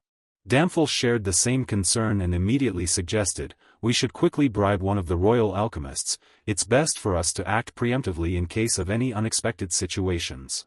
Now, we should sit down and carefully calculate the potential errors. Ragnar agreed, nodding in approval of Damphel's suggestion. Damphel continued to report on other important matters. The noble class still showed indifference towards Prince Hayden, suspecting that his ability to govern wouldn't stabilize the country's issues in the current crisis. Additionally, the second-in-command of the Royal Knights had been suspended from duty and was under investigation. The trial council was discussing the removal of Oliver Raywood's title. Upon hearing this, Evantus expressed satisfaction. Everything is going according to plan. Well done. Now, we just need to wait, and soon you will ascend the throne naturally. Being naturally suspicious, Ragnar couldn't shake off his unease. It's strange that Ian Phage hasn't made any moves yet. He's not the type to remain passive like this. I'm sure he's plotting something. As the saying goes, what you fear may come to pass. Indeed, while Ragnar was worrying about Ian, a subordinate rushed in to report, Your Majesty, urgent news. Damphel scolded the subordinate, What's the panic about? I told you not to disturb us. Apologized to His Majesty. The subordinate stammered, I beg your pardon, Your Majesty.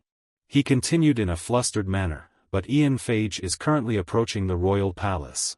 Ragnar and Damphel were both startled and astonished. indeed, Ian Phage wouldn't surrender easily. Ragnar immediately declared, "Let's end our meeting here today." He turned to Ivantis and said, "Ivantis, please erase all signs of your presence and stay in this room." Ivantis didn't understand what Ragnar intended, but he agreed nonetheless, "As you wish." Meanwhile, Ian's footsteps were nearing the room. He approached with confidence, suggesting he had his own calculations in mind. Moments later, a servant outside informed Ragnar, "Your Majesty, the owner of the ivory tower, Ian Phage, requests an audience with you." Ragnar, with a hint of apprehension, responded, "Let him in." With approval granted, Ian swiftly entered the room. Ragnar regarded Ian suspiciously. "It's been a while since we last met, hasn't it?" "The owner of the ivory tower, Ian Phage," Ragnar said as he approached Ian. "I think this is our first meeting since after Herbert's execution."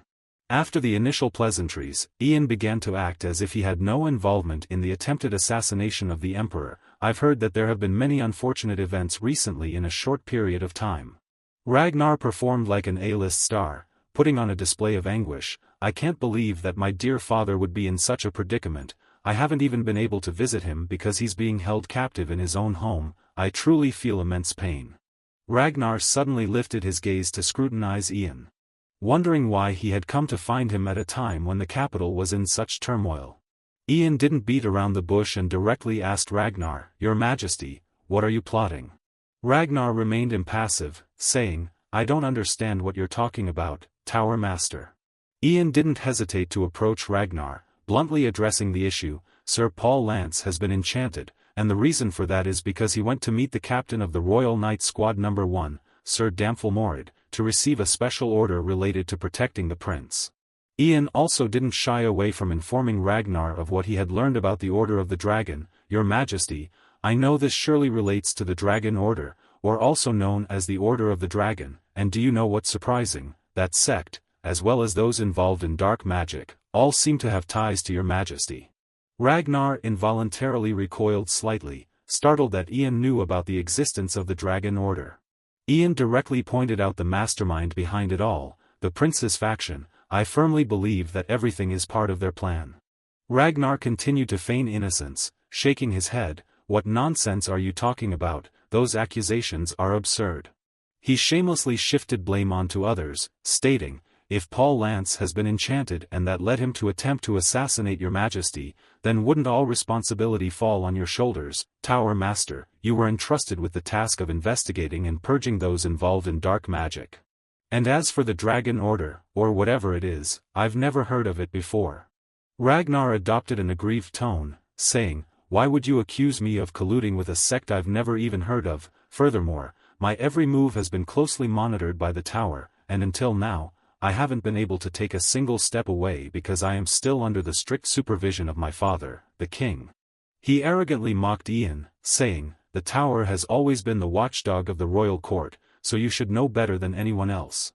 Ian couldn't bear to listen to any more blatant lies from Ragnar. He glared at him with the sharp gaze of a mage using a truth-revealing spell. "Your Majesty, do not forget that I can use magic to detect those lies."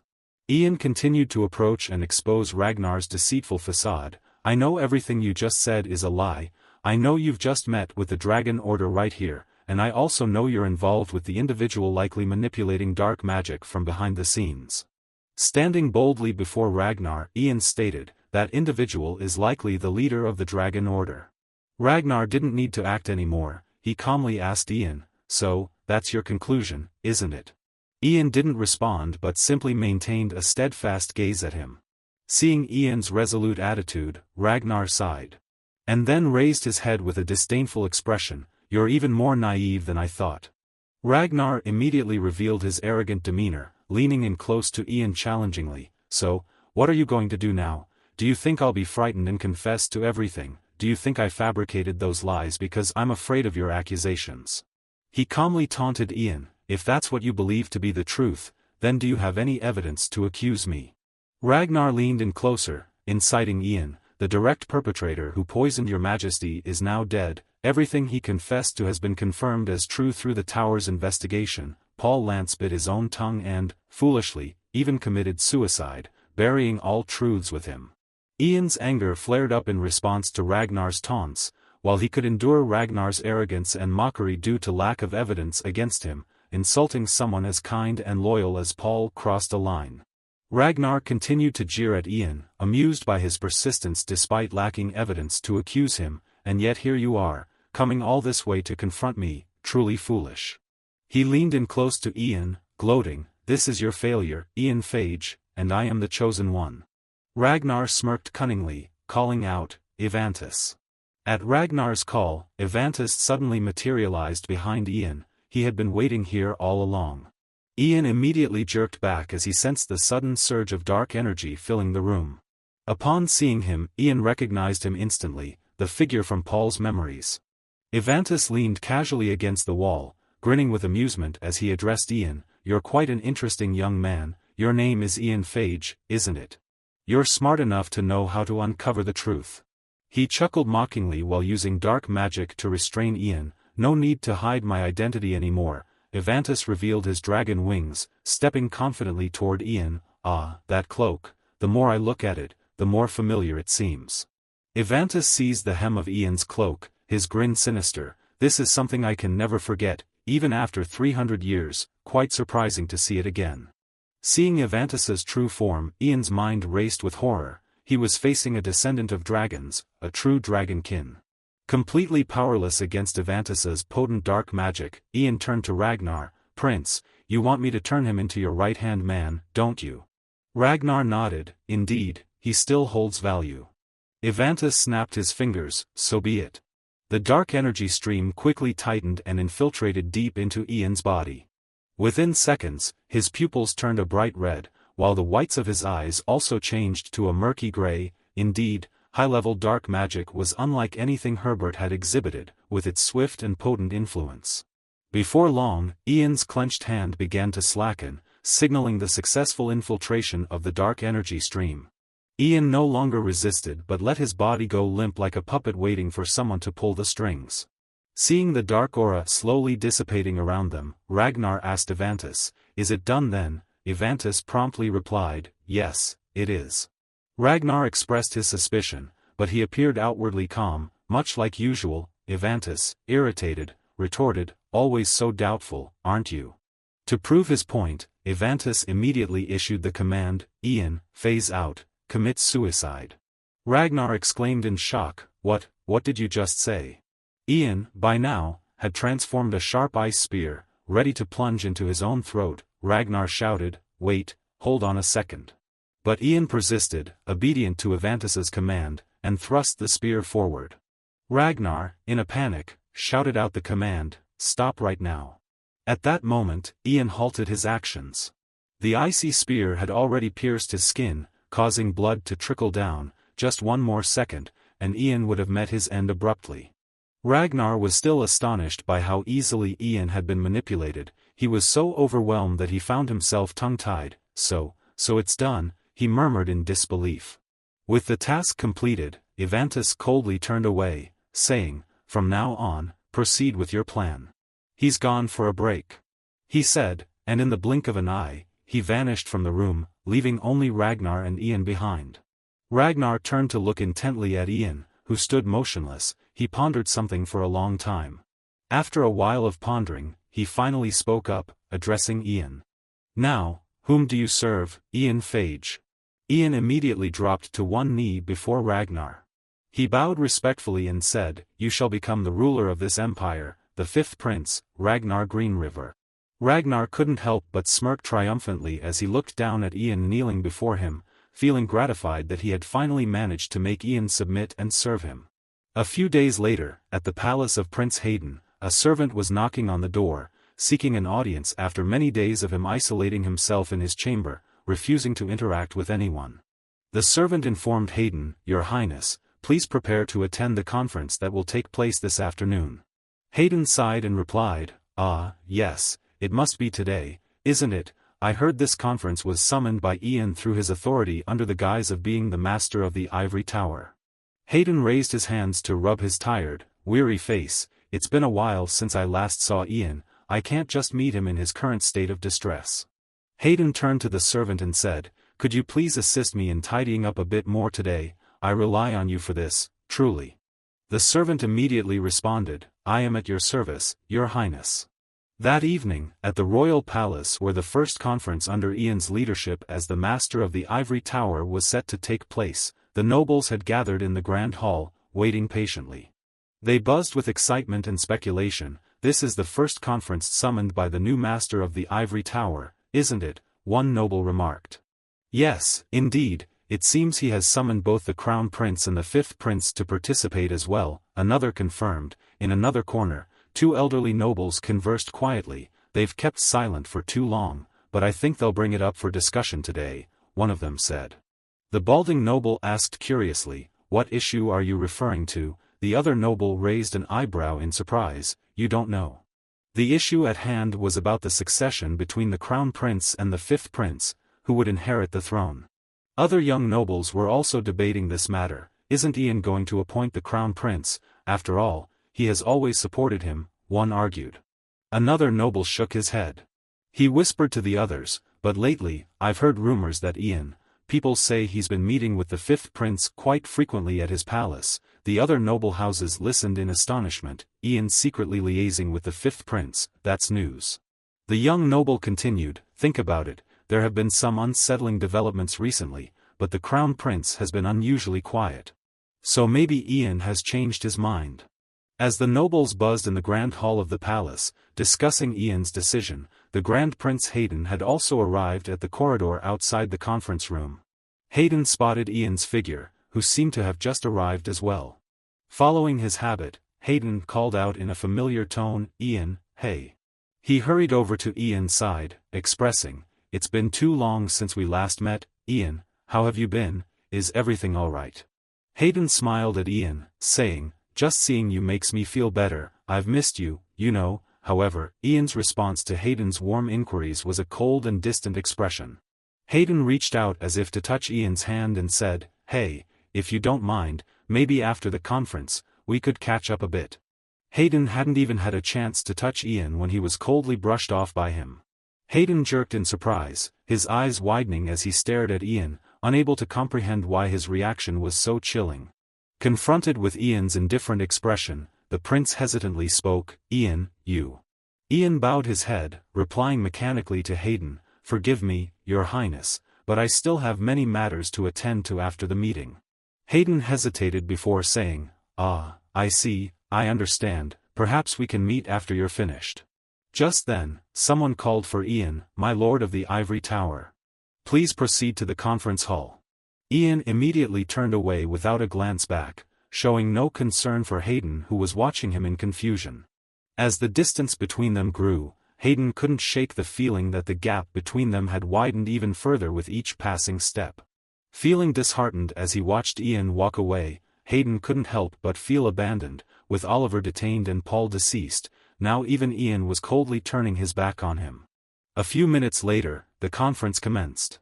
Ian stood at the lectern, addressing all the esteemed members of the council and nobility, thanking them for attending this gathering. "Our empire is currently facing a difficult period with successive horrifying tragedies." Ian began, summarizing the situation for everyone. Following the recent assassination attempt on the emperor by Paul Lance, His Majesty remains unconscious even after 15 days have passed. Even if he does regain consciousness, there's no guarantee that he will be able to continue shouldering the responsibilities of governing the empire as he once did. Ian then directly proposed, "Therefore, we are left with no choice but to make a decision, and I believe everyone knows what that entails. We have lost our leader, our guiding light," Ian continued. His speech unfolding with a predetermined cadence. "Currently, our empire is in a state of alarm, and the aggressors on our borders are becoming increasingly brazen, showing contempt for us. Fear looms, threatening to engulf our land and reduce the once great Green River Empire to chaos if we continue to hesitate. In such uncertain times, we must remain calm, face reality, and find the right path forward," Ian asserted. "By selecting a worthy successor to govern this empire, we can ensure its survival. If we only concern ourselves with superficial matters, the empire will surely falter. What we need to do right now is to elect a leader who can guide us out of this crisis, stabilize the kingdom, and, more importantly, stabilize the political situation currently in turmoil among the three neighboring nations," Ian declared. We need someone who can transform the Green River Empire into the greatest nation in human history. That person is deserving of the crown to become the next ruler of the kingdom, he continued. That is why I, Ian Phage, the current Lord of the Ivory Tower, am stepping forward, Ian proclaimed.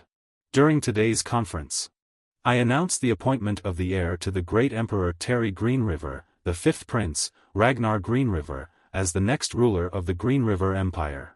As the announcement was made, many nobles who had been supporting Prince Hayden were stunned, turning to each other with whispers and murmurs. But the most shocked person at this moment is none other than the Crown Prince himself. As for Ragnar, he is naturally basking in self-assurance with the proclamation made under his influence. Hayden, unable to control his shock and anger, rushes to the lectern to speak. Heedless with rage, Hayden shouts, "Ian!" Immediately, Hayden reaches out towards Ian, grabbing hold of his collar. The nobles quickly interject, urging him, "Your Highness, please calm down." Ignoring all the attempts to restrain him, Hayden disregards all the council, his voice strained with anger as he questions Ian, how could you do this?" In his fury, Hayden swings his fist directly at Ian's face. Upon the impact, Ian collapses to the ground. Some nobles rush forward to block Hayden, pleading, "Your Highness, please stop, please, calm yourself." However, Hayden persists in his desire to lunge forward, demanding, "Let me go." Ian stares back at Hayden with a cold gaze as the nobles hurry to escort the Crown Prince out of the conference room. Hayden, blocked from advancing further, cannot contain his emotions and bursts into tears. He glares back at Ian, his eyes filled with resentment and pain from feeling betrayed. That evening, Hayden is escorted back to his chambers, and he is placed under loose confinement for his reckless actions. Hayden lies on his bed, feeling despondent, staring blankly at the ceiling. In his heart, there is only emptiness, loneliness, and helplessness. It seems as though all hope has been drained from him. In his dazed state, Hayden doesn't notice as a shadow silently approaches outside the window of his room. The dark figure softly raised its familiar voice, "Your Highness, it is I, Oliver, the deity." Hayden immediately sat up. "Oliver, the captain, how come?" Hayden hurriedly opened the window to the balcony. "Why are you here? I thought you were under house arrest." Oliver quickly moved towards Hayden's wardrobe and said, "My apologies, Your Highness, but there is no time for a detailed explanation. Please dress warmly, we must leave tonight." Hayden, bewildered, asked, "What's going on, why the sudden urgency, and where are we going?" As Oliver picked out clothes for the prince, he replied, "There's a narrow passage behind the palace. We can use it to avoid Ragnar's sentinels who have been dispatched here." "It's a secret passage used for emergencies," Oliver explained hastily. After handing Hayden his cloak, Oliver quickly approached him and whispered, "The entire Second Royal Guard is waiting for you outside the palace." Hayden's eyes widened in astonishment. The entire Second Royal Guard, how? After carefully draping the cloak around Hayden, Oliver immediately knelt down before him. Oliver raised his hand and waited. "Your Highness, we must leave now." Hayden startled, slightly recoiling at the unexpected and unclear purpose of Oliver's action. He hesitated slightly as Oliver refused to provide a clear explanation, especially since he had just been betrayed by one of his most trusted confidants. Nevertheless, Hayden remained true to himself. Unlike Ragnar, who was always vigilant and suspicious of everything, Hayden chose to trust Oliver, despite his concerns. In the quiet night, Oliver silently led the prince through the secret tunnel to escape the palace. The two of them quickly reached the edge of the forest. They were immediately greeted by familiar voices, those of the royal guards. The knights of the Second Royal Guard had gathered here with their supplies and sturdy horses. "Your Highness has arrived, we've been waiting for you," they said. Hayden looked around in surprise at everyone. The knights rushed to embrace him, showering him with praises to uplift the prince's spirits. "Your Highness, we've missed you dearly, you look much handsomer than the last time we saw you," they exclaimed. Hayden turned to Oliver, bewildered. "What's going on, Captain? Could someone please explain what's happening here? Why is everyone gathered like this?" Oliver immediately responded, "Your Highness, the royal court and even the capital are no longer safe. That's why from now on, the Second Royal Guard will protect you. We will escort you to Pierre's territory for your safety." Hayden grew even more surprised upon hearing this. "Pierre's territory, but that's to the east. where Ian has established a sort of permanent alliance, isn't it? Why are we going there? Oliver urged hastily, the deity will explain everything on the way there, please depart with us immediately. Hayden looked worriedly at everyone and said, wait, hold on, if we resist and leave in such haste, it won't just be treason. Deliberate disobedience might lead to all of you losing your titles, or even worse, facing execution for charges of rebellion. Oliver immediately asked Hayden, who else could command us, Your Highness? Hayden, taken aback, responded, what do you mean? Oliver then solemnly addressed Hayden, the second royal guard is your sword and shield, Your Highness, the only one who can give orders to us is you are the sole prince with us. We have never received any order to stand idly by while our prince faces danger, no matter how formidable the enemy, protecting you from harm is our utmost duty. The knights all knelt down reverently before Hayden, declaring their unwavering commitment to fight and protect him. They pleaded for Hayden's permission to continue fulfilling their oath of loyalty since they were entrusted with the duty to serve him. Moved to tears, Hayden looked at the knights who stood by his side, feeling deeply touched. You have my permission, he said softly, continue to fulfill your duty as loyal guardians, you are more than just knights to me. He quickly wiped away his tears and said to Oliver, all right, I understand. But, Captain, on the way, you must explain to me clearly what is happening. Oliver smiled and agreed with Hayden. They hastily departed into the night. The next morning, at the royal palace, the sudden disappearance of the prince was quickly discovered. Damphel, upon receiving the news, hurriedly went to Ragnar. He anxiously said to Ragnar, Your Majesty, we have encountered a bit of a problem. Ragnar immediately asked, what happened? Damphel hastily reported, the prince has disappeared. It wasn't until dawn that our people discovered it, and the second royal guard unit stationed at the palace is also missing. Ragnar furrowed his brow and asked Damphel, have you found out where they went?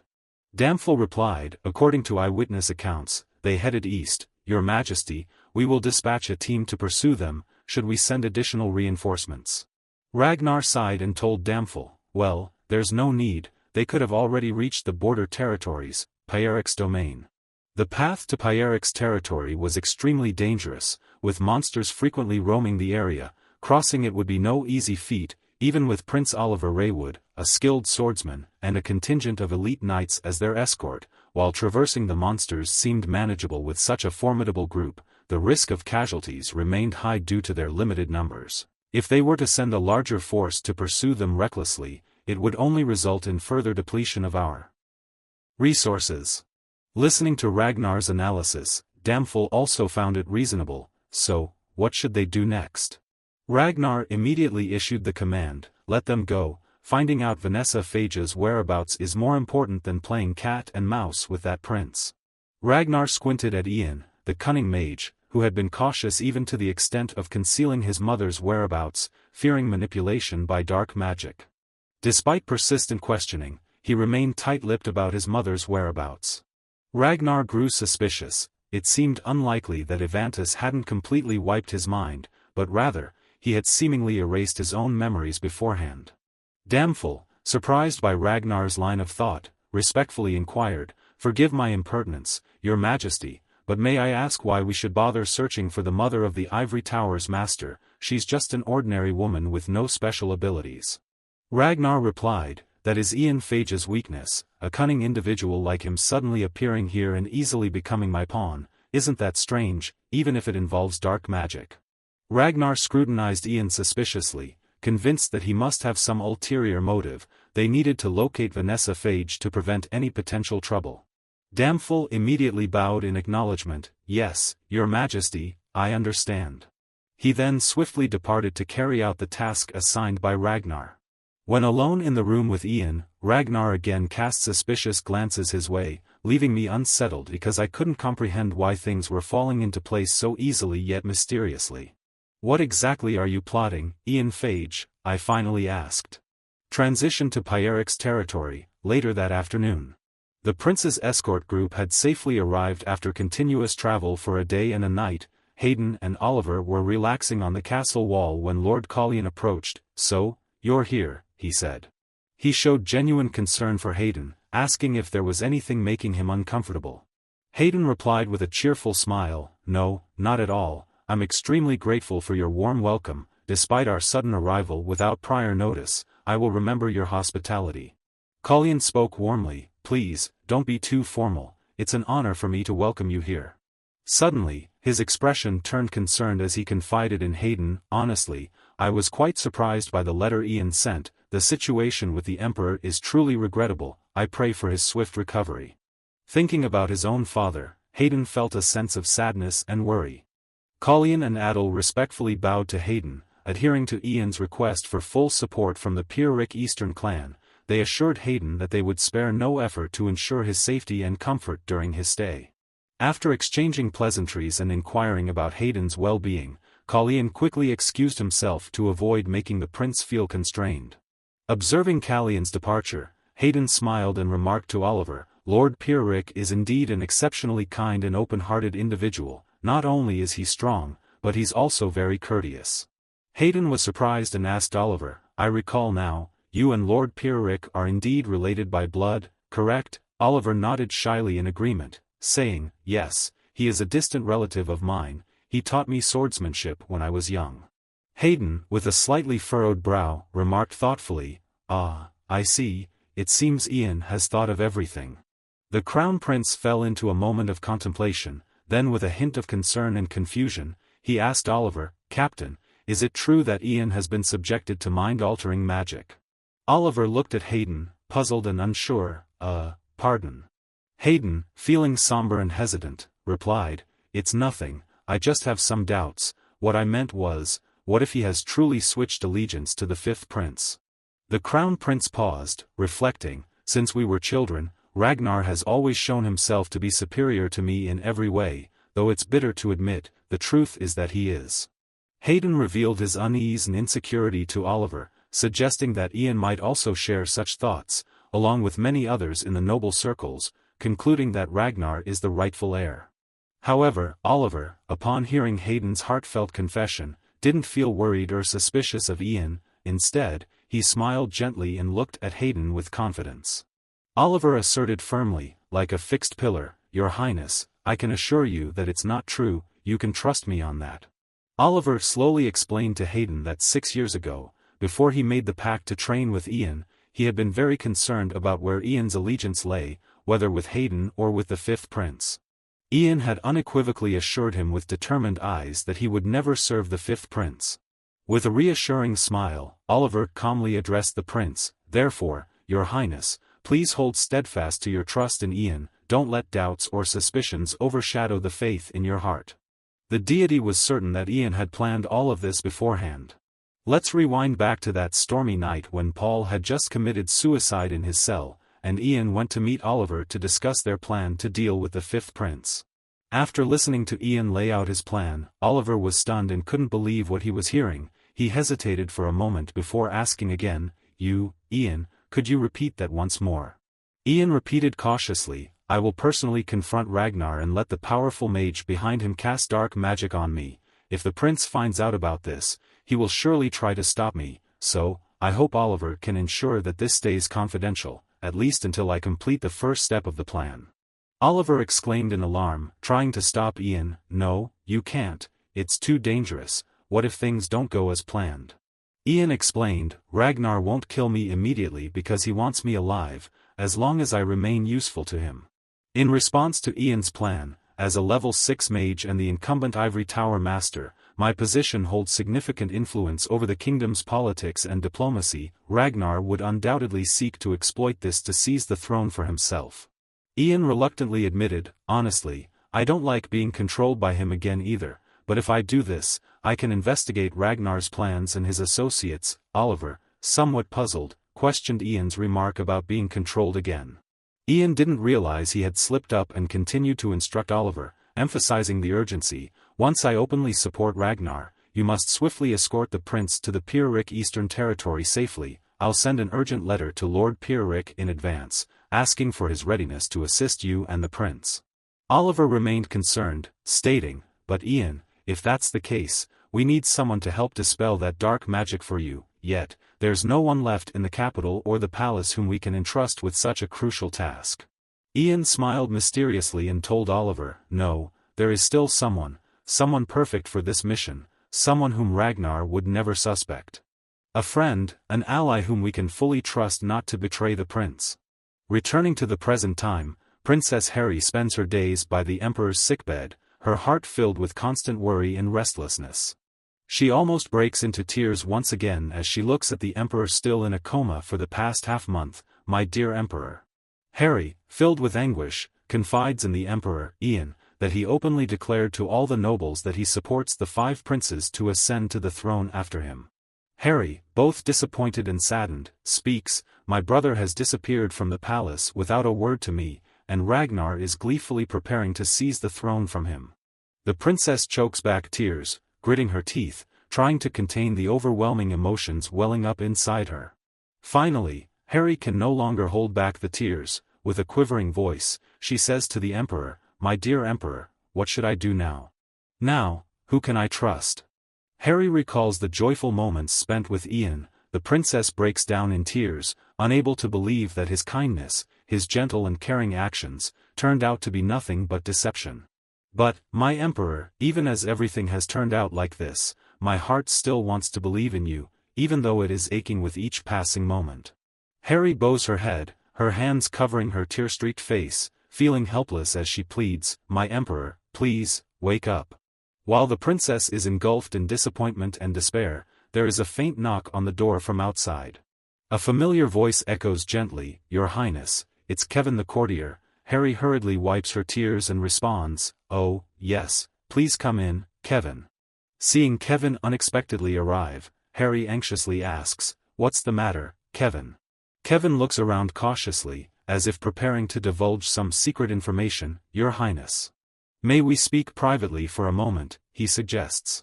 Harry immediately agrees, and the two of them step out into the corridor and head to a secluded corner with few passers-by in the palace.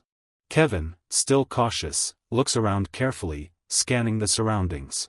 Once he's certain that there's no one else around, he hands Harry a box and says, Your Highness, please accept this. Harry, surprised, asks, Kevin, what is this?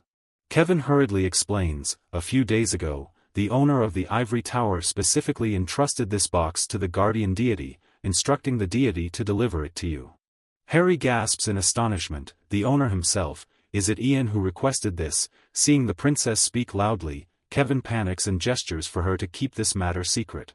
Kevin, concerned, tells Harry, Ian specifically instructed the deity to deliver it to you discreetly, please don't let anyone else overhear. After completing his task, Kevin hastily adds, now, it's time for the deity to depart, Your Highness. Quickly, Kevin leaves the palace to avoid detection by the 5 princes and any suspicion that may arise. The princess stands there dazed for a while, puzzled by what is happening. Holding the box in her hand, Harry wonders what it could be that requires such secrecy. Though Ian has now changed and openly supports the faction of the 5 princes, deep down, the princess still wants to trust him, therefore, she quickly returns to her chambers to examine the mysterious box that Kevin has just delivered. Harry anxiously opens the box, inside finding a necklace with mind-purifying properties, along with a vial of potion and a letter. She hastily unfolds the letter and reads the familiar handwriting of Ian's, addressed to the princess. The deity must be certain that the princess is feeling very surprised at the moment. At the time this letter was delivered, it was likely when the deity had become a completely different person under the control of dark magic. The reason the deity wrote this letter to the princess is because they need her help. The investigation into the poisoning of the Emperor revealed that it wasn't the vice-captain of the Royal Knights, Paul Lance, who was the culprit, but rather he was manipulated by dark magic to do so. The mastermind behind the poisoning is a secret organization called the Long Sect, and behind it is a mysterious sorcerer with powers even greater than the current deity. The 5th prince seems to be colluding with this sect, aiming to seize the throne, perhaps to uncover the truth and seek out the true mastermind behind the Emperor's assassination. The deity was forced to become a puppet of the 5th prince for a time, but assures the princess that it was not their desire to serve him in such a way. The deity needs the princess to do something that they believe only she is most suitable to accomplish. The necklace inside the box is an extremely special item left behind by the former empress. It contains a charm with the ability to purify the mind and resist dark magic at level 8, or perhaps even higher. This is something that could potentially destroy the dark magic controlling the deity. Therefore, if the princess reads this letter, please, wear it on the deity. The charm of the necklace will break the dark magic enchantment upon the deity. As for the liquid inside the vial, it is a concoction made from a flower known as the lander blossom, an extremely rare herb. It has the ability to nullify mana within a person's body and is also a potent poison lethal to even a sorcerer. Princess, the deity earnestly implores you, if the necklace cannot completely dispel the dark magic within the deity, please don't hesitate to use it to kill the deity. After reading Ian's letter, the princess must have been deeply shocked and torn with relentless thoughts about his instructions. Nonetheless, it's not easy to commit to poisoning someone, especially when that person is someone the princess has given her heart to, but what must come, and on a late afternoon a few days later. When Ragnar and Ian arrive at the palace to assess the emperor's condition, Harry steps forward to greet them, saying, "It's been a while, Ragnar." The princess asks Ragnar, "Are you here to see the emperor?" Ragnar falsely responds, "Well, after all, he is still our emperor. Since I am no longer under confinement, I hope I can fulfill the duties of a son as well." Harry, feeling saddened, replies, "I understand."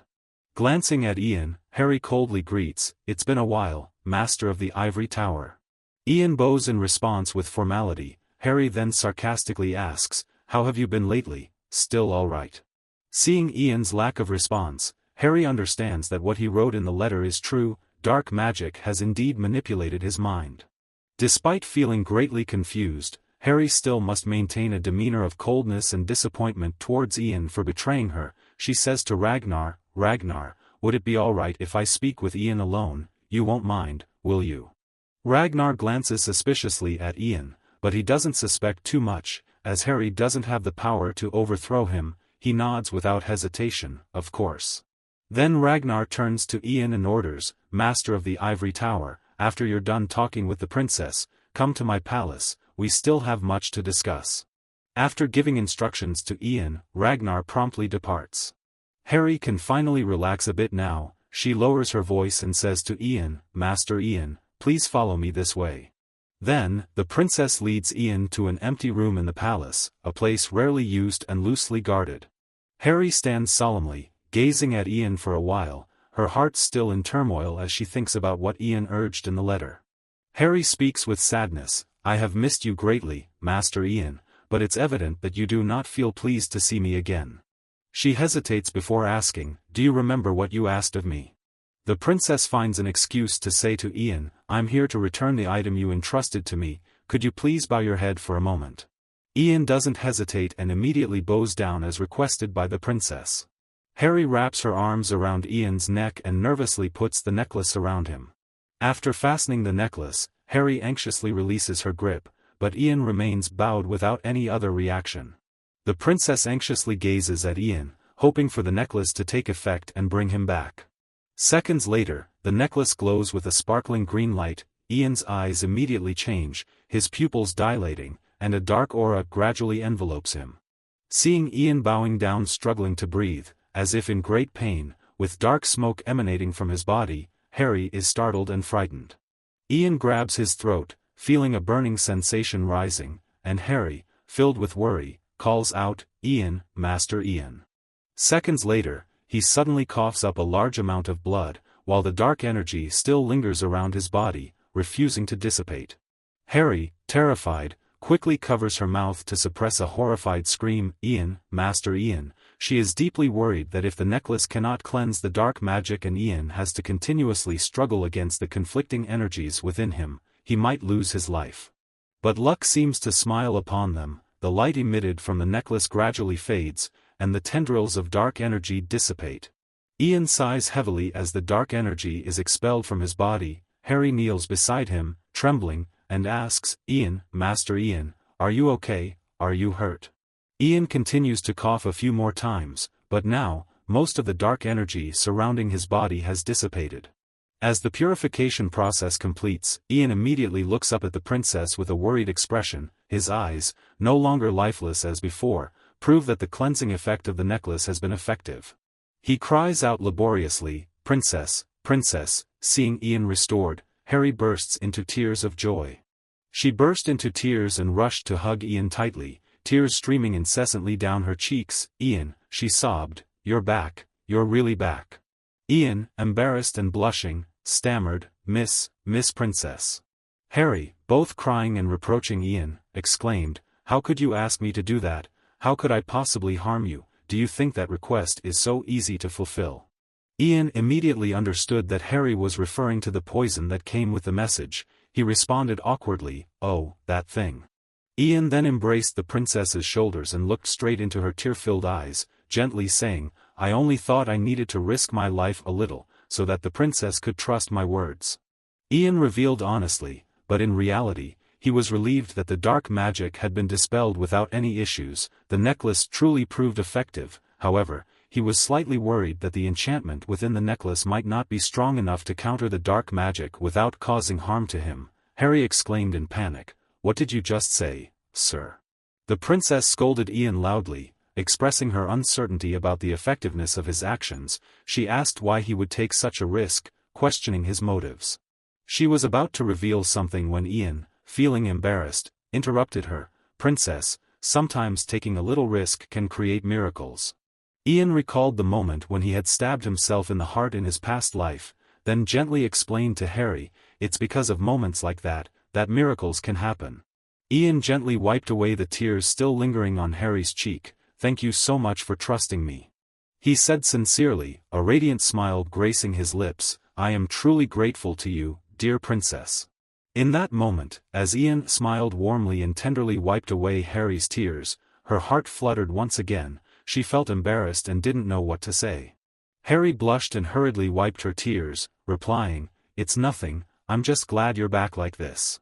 She stood up and reached out to support Ian, who was still weak after dispelling the dark magic. "Ian, there are so many things I want to ask you," she said. The princess immediately inquired, "Firstly, have you discovered anything?" Ian responded promptly, "Yes, Your Highness, I have discovered something worrisome. The forces of the dragon sect are much larger than I anticipated." Ian expressed his concerns, explaining that the former Ivory Tower master, Herbert Leon, held a significant position as one of the high-ranking officials within the sect. There are even dozens of other prominent members within the sect, including high-ranking nobles of our empire. Furthermore, even Lord Damphel Morid, who has faithfully served the throne as the captain of the Royal Knights for decades, has been drawn into this sect. Harry exclaimed in shock, "What, even Lord Damphel?" Ian continued, "The leader of the dragon sect, known as a dragonkin, is the last surviving member of a race that was believed to have been wiped out around 300 years ago. He can transform into a human form and possesses magical abilities far surpassing even a high-level mage. I estimate his power to be at least that of an 8th-level mage. It was the 5th prince himself who freed the last dragonkin, the one sealed by Mitchell Greenriver in a mysterious domain, and then the two collaborated." Harry gasped in fear, "Oh my goodness, Ragnar is usually so clever, how could he be so foolish now? Someone as powerful as him could destroy our kingdom whenever he pleases." Ian agreed with the princess, noting that it seems the dragonkin has been planning this for a long time. He realized that the ultimate goal of this sect is not only to seize control of the Greenriver royal family but also to initiate a war. They plan to use the Empire's formidable military to conquer neighboring territories. Ian expressed his concern to Harry, saying, "Your Highness, the royal palace is now seized and controlled by the 5th prince. This means that every corner of the palace is no longer safe for you." He cautioned her to be extremely careful and not to trust anyone else. Ian emphasized the importance of staying by the Queen's side at all times for safety. Harry looked at Ian uneasily and asked, "What about you, Ian? What are your plans?" Ian replied promptly, "Currently, the plan is for me to pretend that I am still under the influence of the dark magic in order to monitor the 5th prince's every move." Harry exclaimed in alarm, "What? Why would you?" Ian quickly explained to reassure Harry, "I need to find out the method Mitchell Greenriver once used to defeat the dragonkin. So far, I haven't found any information about it in the Ivory Tower's archives, but perhaps there might be something in the royal palace." Harry pondered for a moment. Ancient scrolls, within the royal palace, let's see. Harry suddenly had an idea and softly called out, "Ian." Surprised, Harry suggested, "Would you come with me for a moment? I want to show you something." She then led Ian to a place where only members of the royal family were allowed to access the documents. And she headed straight for a special locked box placed ceremoniously on a separate table in the room. Harry carefully retrieved an ancient book sealed within the box. Ian, surprised, asked, "What's this, Your Highness?" Harry explained, "It's a treasure, an heirloom that my father bestowed upon me." The princess told Ian about the origin of the book. According to her knowledge, it was one of the artifacts left behind by the first royal mage, Mitchell Greenriver, for the royal descendants. It's believed to be a diary, possibly belonging to Mitchell himself or to another significant figure from that time. Ian, astonished, asked why it was only believed to be so. Harry hesitantly replied that it was only speculation because nobody had been able to break the seal on it. She explained that according to historical records, Mitchell Greenriver was a 5th-level mage. But strangely, the seal on this diary reached a much higher level of magic. Harry suggested that since they needed to find the oldest ancient documents possible, Ian should try breaking the seal. Ian accepted the book and replied, "All right, then, I'll give it a try." As Ian examined the book, he pondered, could he break the seal by infusing mana into it? As his energy flowed into the lock symbol on the cover of the book, it began to glow brightly. In a miraculous manner, the diary that had remained sealed for 300 years suddenly reacted to Ian's mana infusion. Looking at the seal on the cover of the diary, Ian's eyes widened in astonishment as he realized. This is Dragon Tongue. Ian immediately began reading the incantations written in Dragon Tongue, and a slow stream of green light emanated from the seal. With a click, the lock gently lifted, and the seal was effortlessly dispelled. Harry exclaimed joyfully, "Ah, the seal is broken. Ian, you're amazing, let's read it together and see what it says." The two of them carefully examined the contents inside. Ian skimmed through and informed Harry, "This is indeed a diary, Mitchell Greenriver's diary. The first section seems to have been written after the war between humans and the Dragonkin ended. Its contents mainly commemorate the sacrifices of mages and knights for the kingdom's peace, as well as detailing plans to leave the devastated lands to build an ivory tower. Additionally, there are notes about obscure high-level magical research." Ian continued to flip through a few more pages and came across a particularly intriguing passage, which read, "On that evening." And in that passage of the diary, a name suddenly caught Ian's attention, Fran.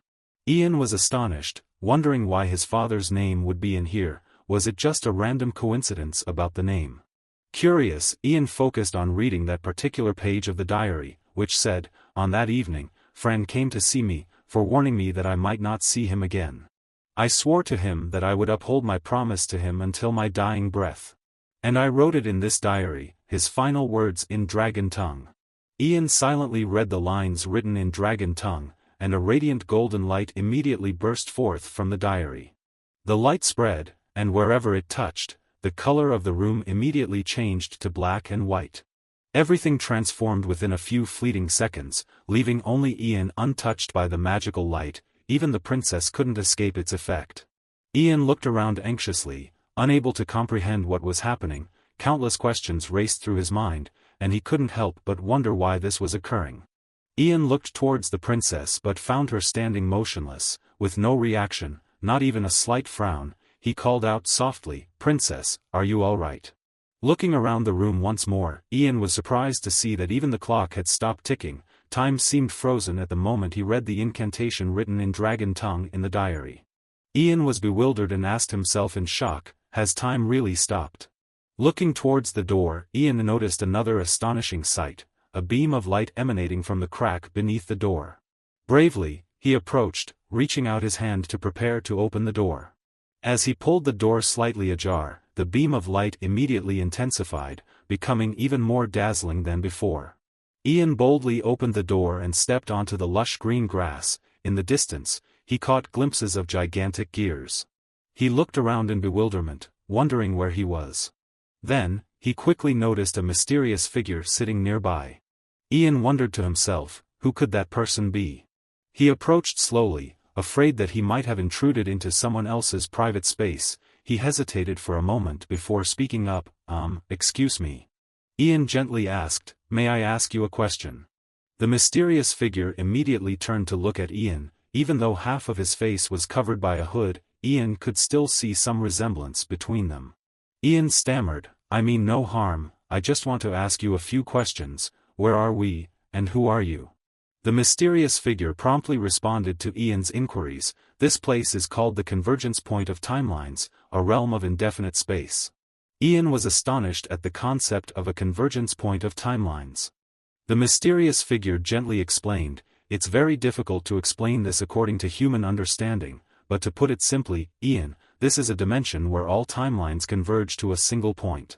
Ian was taken aback when the mysterious figure suddenly addressed him by name. Ian narrowed his eyes skeptically, looking at the man. You know who I am, and who are you? How could you know my name? The man turned back to Ian, a mysterious smile on his face. Ah, my identity, Well, humans call me the First Mage, or the Dragon's Needle. Ian's eyes widened in astonishment as he looked at the man before him. He couldn't believe he was encountering names that seemed to exist only in legends. Amazed, Ian recalled the legends. The Dragon's Needle was said to be a dragon with the ability to manipulate time. As for the First Mage, they were the first human in history to wield magic spontaneously, without the need for guidance, and they passed down their knowledge to other mages. Ian was stunned, wondering if these two legendary figures were actually the same person. Dragon's Needle spoke slowly to Ian. Your presence here means you have read the contents of Mitchell's diary. He made a grave mistake. I cannot fathom why he spared the last of the dragonkind in the current timeline. Was it out of pity, or was it to seek revenge in a more cruel manner than death itself? Human emotions are complex and unpredictable, so I still cannot understand it. Ian listened intently, absorbing the weight of Dragon's Needle's words. The implications of Mitchell's actions were profound, and it seemed there were deeper layers to the situation than Ian had initially realized. Ian was overwhelmed by the flood of new information. He quickly interjected, wait a moment, slow down, what are you talking about, and how are you related to Mitchell Greenriver? Dragon's Needle smiled and replied, we are very close friends, and I am the one who bestowed upon him a special power, a power that allowed him to vanquish the dragonkind. Ian wasted no time in asking, if what you're saying is true, then may I ask you this? Ian listened attentively as Dragon's Needle explained, long ago, the world of humans suffered greatly from the torment inflicted by dark magic. The power of the dragon god had the ability to make all creatures bow down and submit beneath the feet of its wielder. Dragon's Needle continued, however, wielding such power comes with great responsibility and temptation. Mitchell Greenriver was chosen because he possessed a pure heart and the strength to resist the temptations of power. He was entrusted with the task of vanquishing the last of the dragonkind to bring peace to our world. Ian nodded, understanding the weight of the responsibility bestowed upon Mitchell. He then asked, but why didn't you handle the task yourself? Why entrust it to someone else? Ian absorbed the explanation, realizing the intricate balance between light and dark forces in the world. He understood that while the dragonkind felt compassion for the suffering of humans caused by dark magic, they were bound by a higher law that prevented direct interference in human affairs. He pondered Dragon's Needle's words for a moment before asking another question. If that's the case, why did Mitchell Greenriver choose to ally himself with the last of the dragonkind? Wasn't he aware of the potential dangers? Deep in contemplation, Dragon's Needle reflected, however, one cannot simply stand idly by and watch everything unfold, for the sufferings humanity endures are somehow intertwined with the power of dragon gods.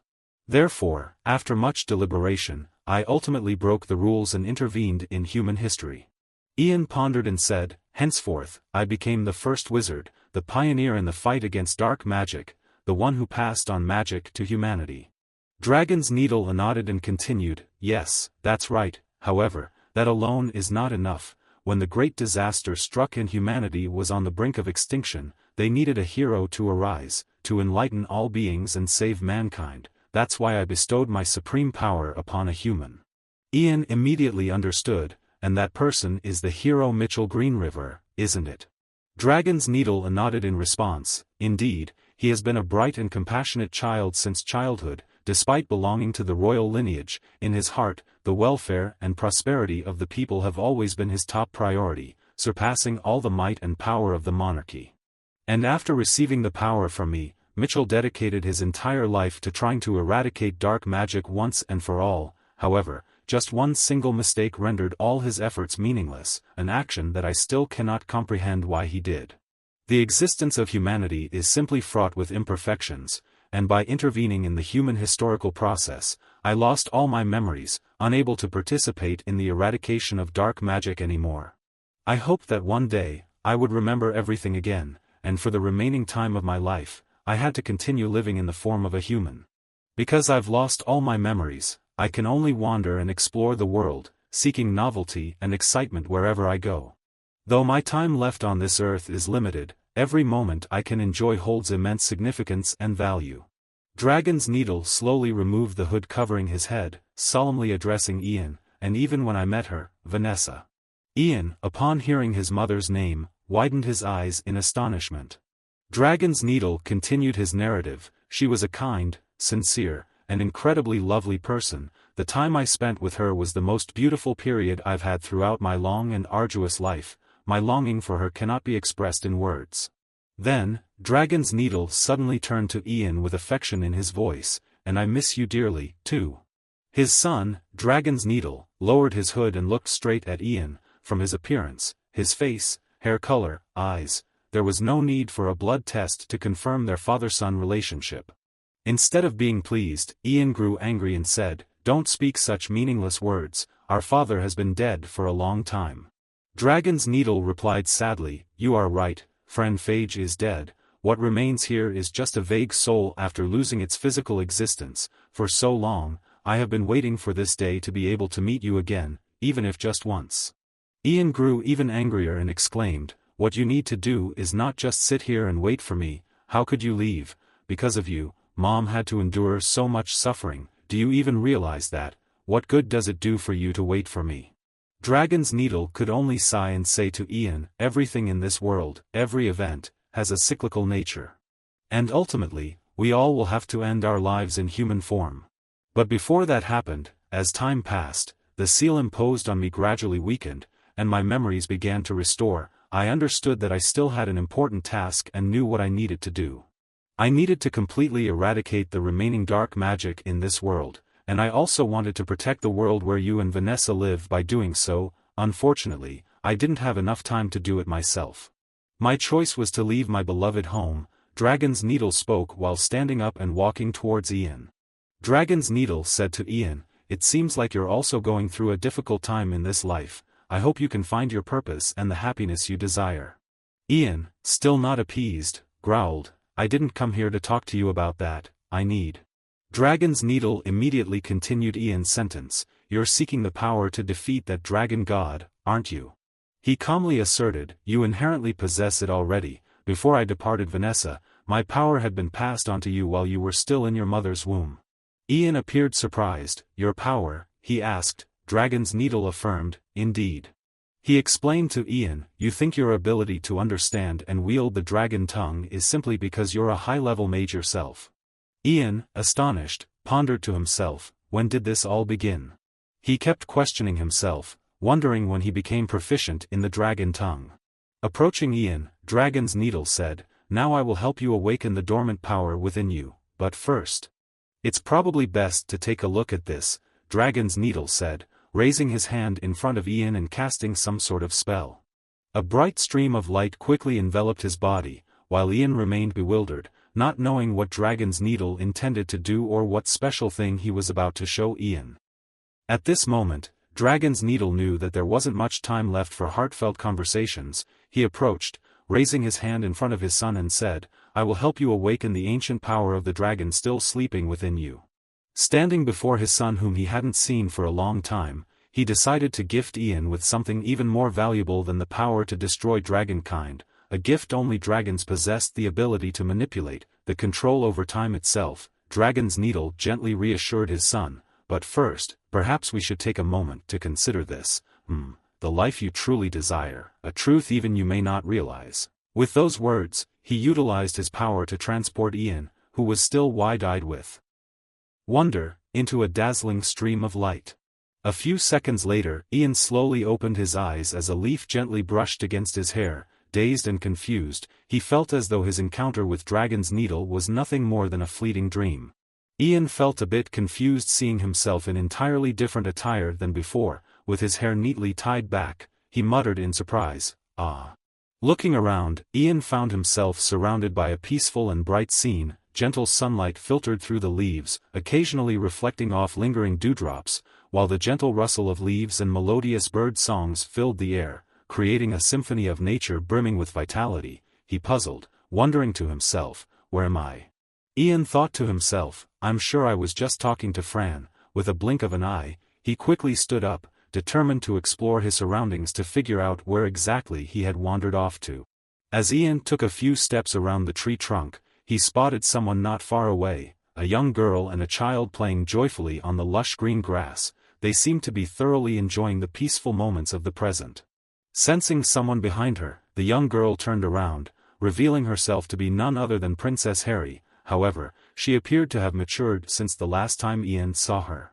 Noticing Ian standing nearby and looking at her, Harry stood up and approached him gently, asking, "Ah, you're awake now." Harry affectionately reached up to pick the leaf off Ian's hair, teasingly chiding him, "Honestly, what were you doing? It took us forever to arrange this outing together, and here you are, sleeping through the whole thing." While Ian was still bewildered, Harry continued to show her caring concern, speaking to him in a sweet tone, "Have you been overworking yourself lately? It seems like I need to tell Big Brother to ease up on your tasks. I don't want you to get too tired." Lost in his thoughts for a while, Ian finally managed to stammer out, "Princess Harry." Hearing this, Harry looked at him in surprise.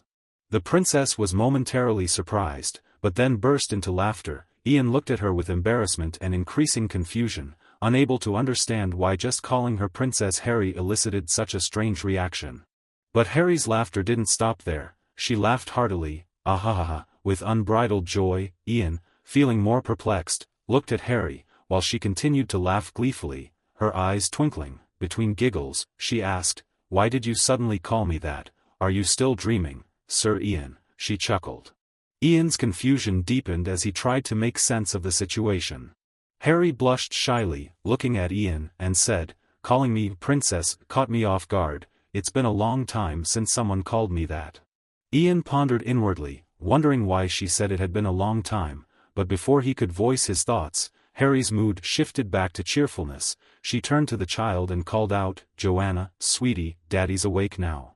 Seeing that the little one seemed to be engrossed in playing with flowers in the distance, the princess called out again, urging the child to come closer, "Joanna, come here quickly to Daddy." At that moment, the little girl finally heard her mother's call and turned back. With excitement in her eyes, she looked towards Ian and exclaimed, "Daddy, Daddy." Recognizing the familiar hair and eye color, it was certain that these traits were passed down from Ian. Calling out joyfully, "Daddy, Daddy," the little girl quickly stood up and ran towards Ian, her arms outstretched as if eagerly anticipating being scooped up and cuddled. Ian stood there in astonishment, unsure whether to run to greet the little girl. Before he could react, Joanna rushed towards him and wrapped her arms around his legs, clinging to him like a koala. Her small and adorable figure stuck to his legs as if glued. Feeling perplexed as he looked down at the child holding onto his leg, Ian couldn't help but mutter to himself, What's happening?" Seeing Ian standing there without responding to Joanna, Harry gently reminded him, "Why are you still standing there like that, Ian? Quickly, hug Joanna," Harry urged gently, "don't keep her waiting." With Joanna eagerly looking up at him with anticipation in her eyes, Ian, though still feeling bewildered, couldn't resist the excitement reflected in her big, sparkling eyes. He reached out his arms to embrace Joanna. Embracing a little angel like Joanna for the first time, Ian felt a surge of affection growing within him. Despite his uncertainty, he didn't want to hold her too tightly, afraid of accidentally dropping her, so he held her gently in his arms.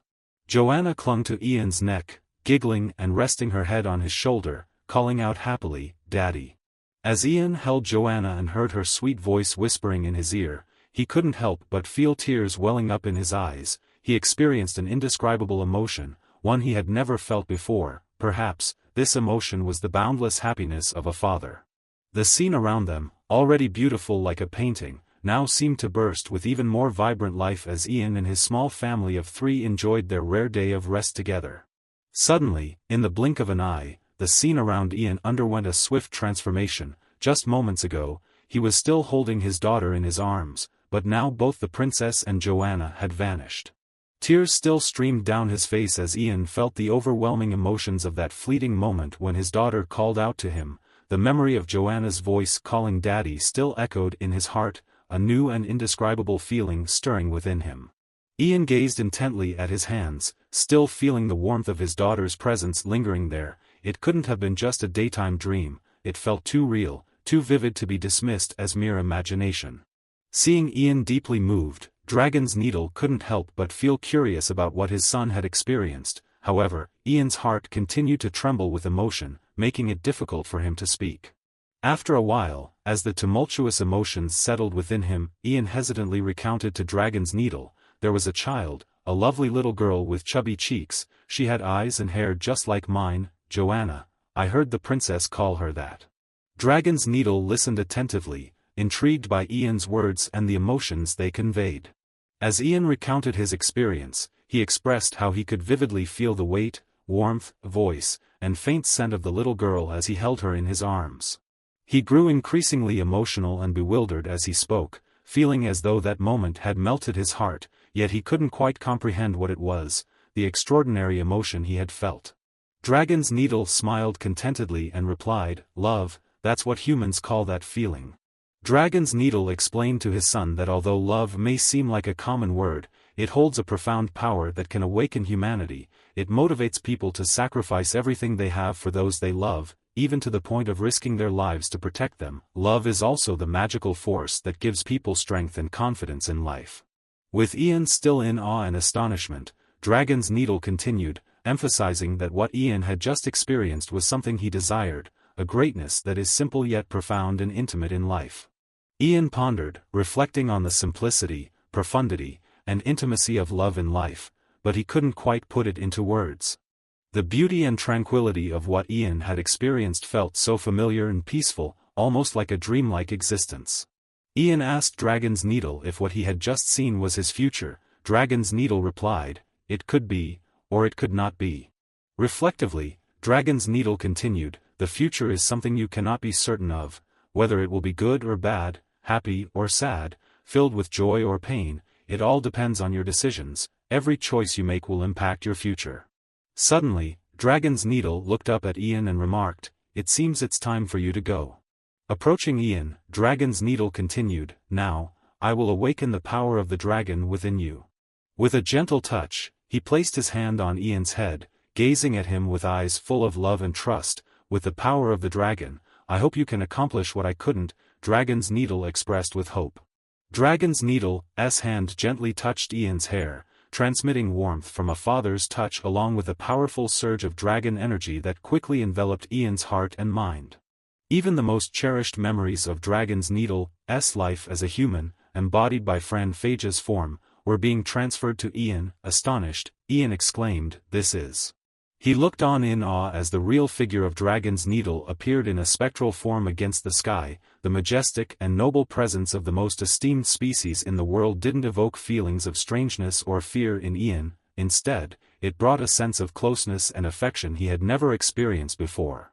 Ian couldn't help but feel a pang of regret, unwilling to leave when he heard Dragon's Needle's warm voice transmitting, "I will always accompany you, I love you." Dragon's Needle looked affectionately at his son one last time before gradually fading into the radiant light of magic, leaving only a lingering echo in Ian's ears, "Forever love you." As the dazzling light gradually blurred the images before his eyes, Dragon's Needle had conveyed all the things he had cherished in his heart to his son. He slowly closed his eyes, now able to peacefully depart from this world without any regrets. In the final moments of existence, in Dragon's Needle's mind, the most beautiful and memorable memories of his entire life flashed before him. Perhaps it was the greatest moment in his thousands, even tens of thousands, of years of existence. It was the time when his heart overflowed with love for Vanessa, and for the child yet to be born. Breaking free from the intersection of timelines, Ian abruptly woke back to reality. Everything around him regained its colors and sounds, as if only a few fleeting seconds had passed.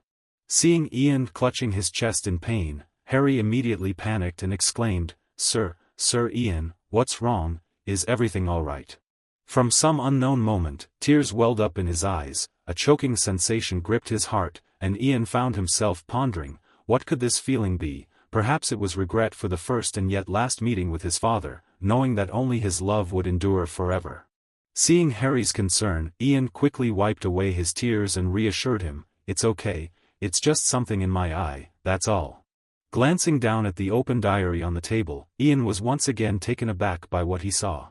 The diary page was immaculately blank, without a single trace of ink. Ian exclaimed in astonishment within himself, realizing that the page, filled with his heartfelt words, had disappeared. Turning to Harry, he asked, "Dear Princess, do you remember what was written on this page?" Harry replied promptly, I'm sorry, but I don't remember." She hesitated before adding, "And that page, it was blank from the beginning." Ian nodded in agreement, acknowledging the understanding. Perhaps the writings in long script within the diary were akin to those in the ancient book he had read in the ivory tower. Once the magic was invoked, the contents would vanish as if they had never existed. Indeed, Dragon's Needle always erased every trace of himself in this world.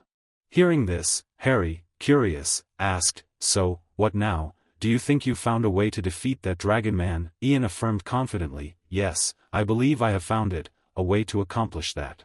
Harry, excited, grasped Ian's hand, exclaiming enthusiastically, "Really, that's absolutely marvelous." Her sudden gesture startled Ian. His face suddenly flushed with embarrassment. Ian found himself unable to look directly at the princess. He awkwardly glanced around, avoiding direct eye contact. Realizing the task at hand, he gently advised Harry, "It seems that I need to speak with Ragnar now, so, I would appreciate it if you could stay by the bedside and take care of His Majesty for me." Worry creased Harry's brow as she asked, "Does that mean there's nothing else I can do to help you?"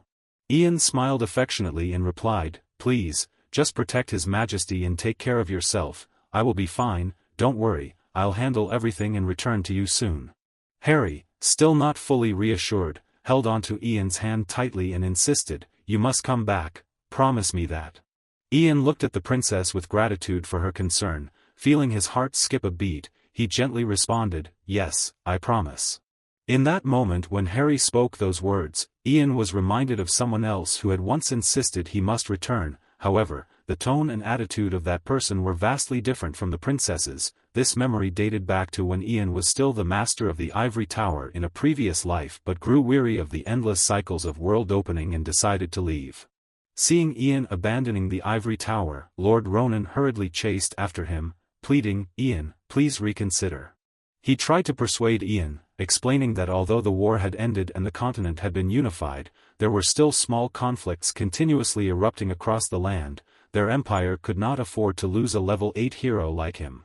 Despite the numerous responsibilities still awaiting him in the ivory tower, Ian was determined to discard everything. He didn't hesitate to reply, "Yes," and continued walking away. With no other option, Ronan resorted to using King Ragnar, who had just ascended to the throne, to threaten Ian. Furthermore, there was no way His Majesty would accept Ian's resignation. Ian halted, but only to turn and tell Ronan that even if His Majesty didn't approve, he would still leave the capital. He had already arranged for Ronan to be nominated as his successor as the Master of the Ivory Tower. Seeing Ian's unwavering determination and his disregard for all persuasion, Ronan could only utter helplessly, "Ian." Ian turned to face Ronan directly, his voice cold and firm. He stated, "The person standing before you right now is not a level 8 hero. He is just a monster, a vile creature." Ronan was shocked by Ian's words, perhaps understanding, yet unable to comprehend the depths of Ian's profound disappointment in himself. However, from Ian's lifeless gaze, Ronan could sense with certainty that Ian's heart was utterly empty, and he would definitely not stay. Therefore, he didn't attempt to hold on to him any longer. Leaving the ivory tower, Ian immediately made his way to the royal palace and went straight to the main hall to meet Ragnar.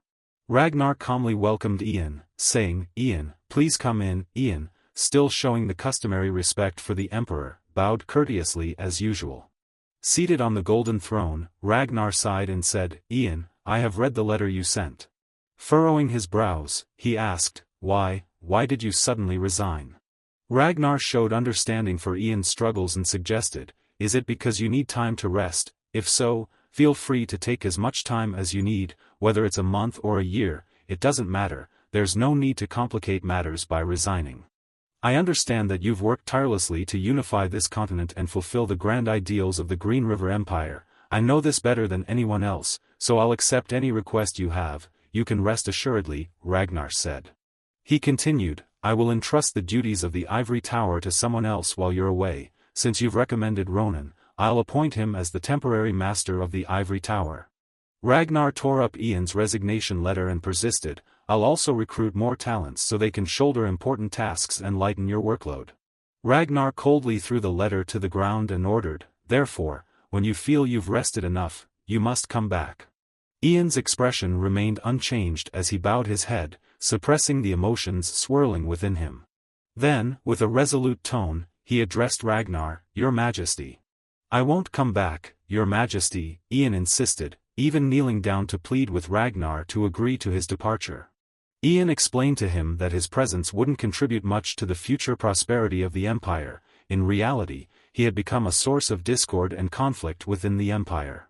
Therefore, he requested permission to resign and return to his homeland. He would completely cease using magic and spend the rest of his life repenting for his actions. He would rather live without magic than continue causing harm, so he begged for Ragnar's approval. Ragnar angrily cut off Ian's words, I won't allow that. Standing up, he exclaimed, Repentance is for losers, I won't allow you to degrade yourself. Glaring at Ian with fury in his eyes, Ragnar continued, Because you have devoted yourself to the Empire more than anyone else, you should be proud of yourself, not seeking redemption. Who dares to doubt the contributions you've made to the Empire? No citizen of this kingdom is allowed to think like that, Ragnar declared firmly. Approaching Ian, Ragnar unexpectedly softened his tone, So please, forget about those unworthy thoughts. Ian looked up at Ragnar in anguish, saying, Even if you tell me to forget them, this hand of mine is already stained with blood, how can I forget? Ragnar tried to console Ian, saying, Ian, those sacrifices were unavoidable, they were not your fault. However, Ian couldn't shake off the dark shadow looming over him. He was consumed by anger and self-blame. Yes, it was true, but those sacrifices were all caused by the actions of a god. He clenched his fists tightly, trembling with resentment. It was his own hands, he used these hands to kill them, he couldn't bear it anymore. The more Ragnar listened, the angrier he became, feeling a sense of betrayal brewing within him. Ian continued to plead, begging Ragnar to allow him to atone for all his sins. Ragnar, now furious, questioned Ian, as a friend, I want to ask you this, just because of this, do you think about leaving me after helping me ascend to the throne? Ragnar coldly glanced over him, we have spent so much time together, how could you discard our friendship over a little feeling of guilt?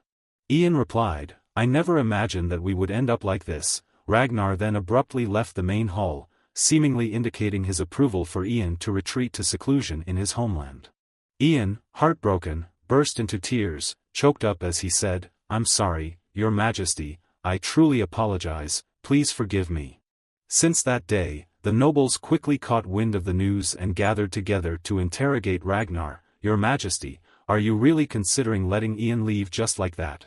A concerned noble spoke up, the remnants of Coldwood and the allies of the rebel army are still stirring at the borders of the country. If news of his resignation at this sensitive time spreads, our authority will surely be compromised.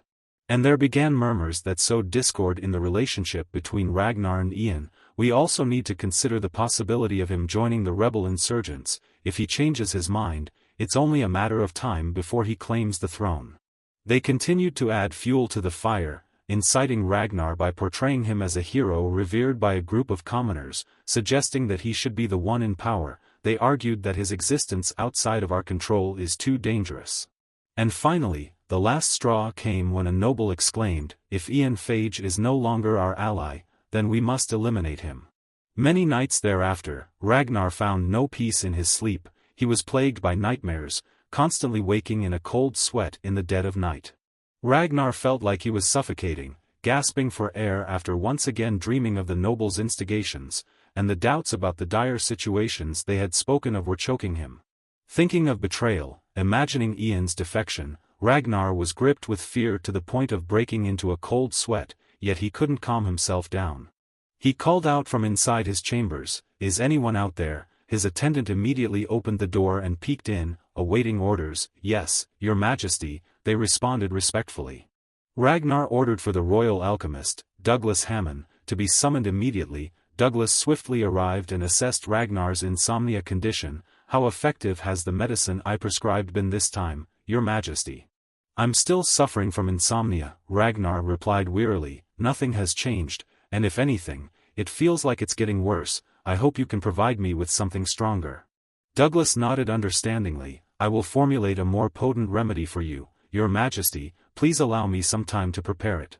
Douglas immediately refused. Your Majesty, that dosage is derived from herbs that could potentially lead to addiction. Increasing the dosage would only have adverse effects on your health.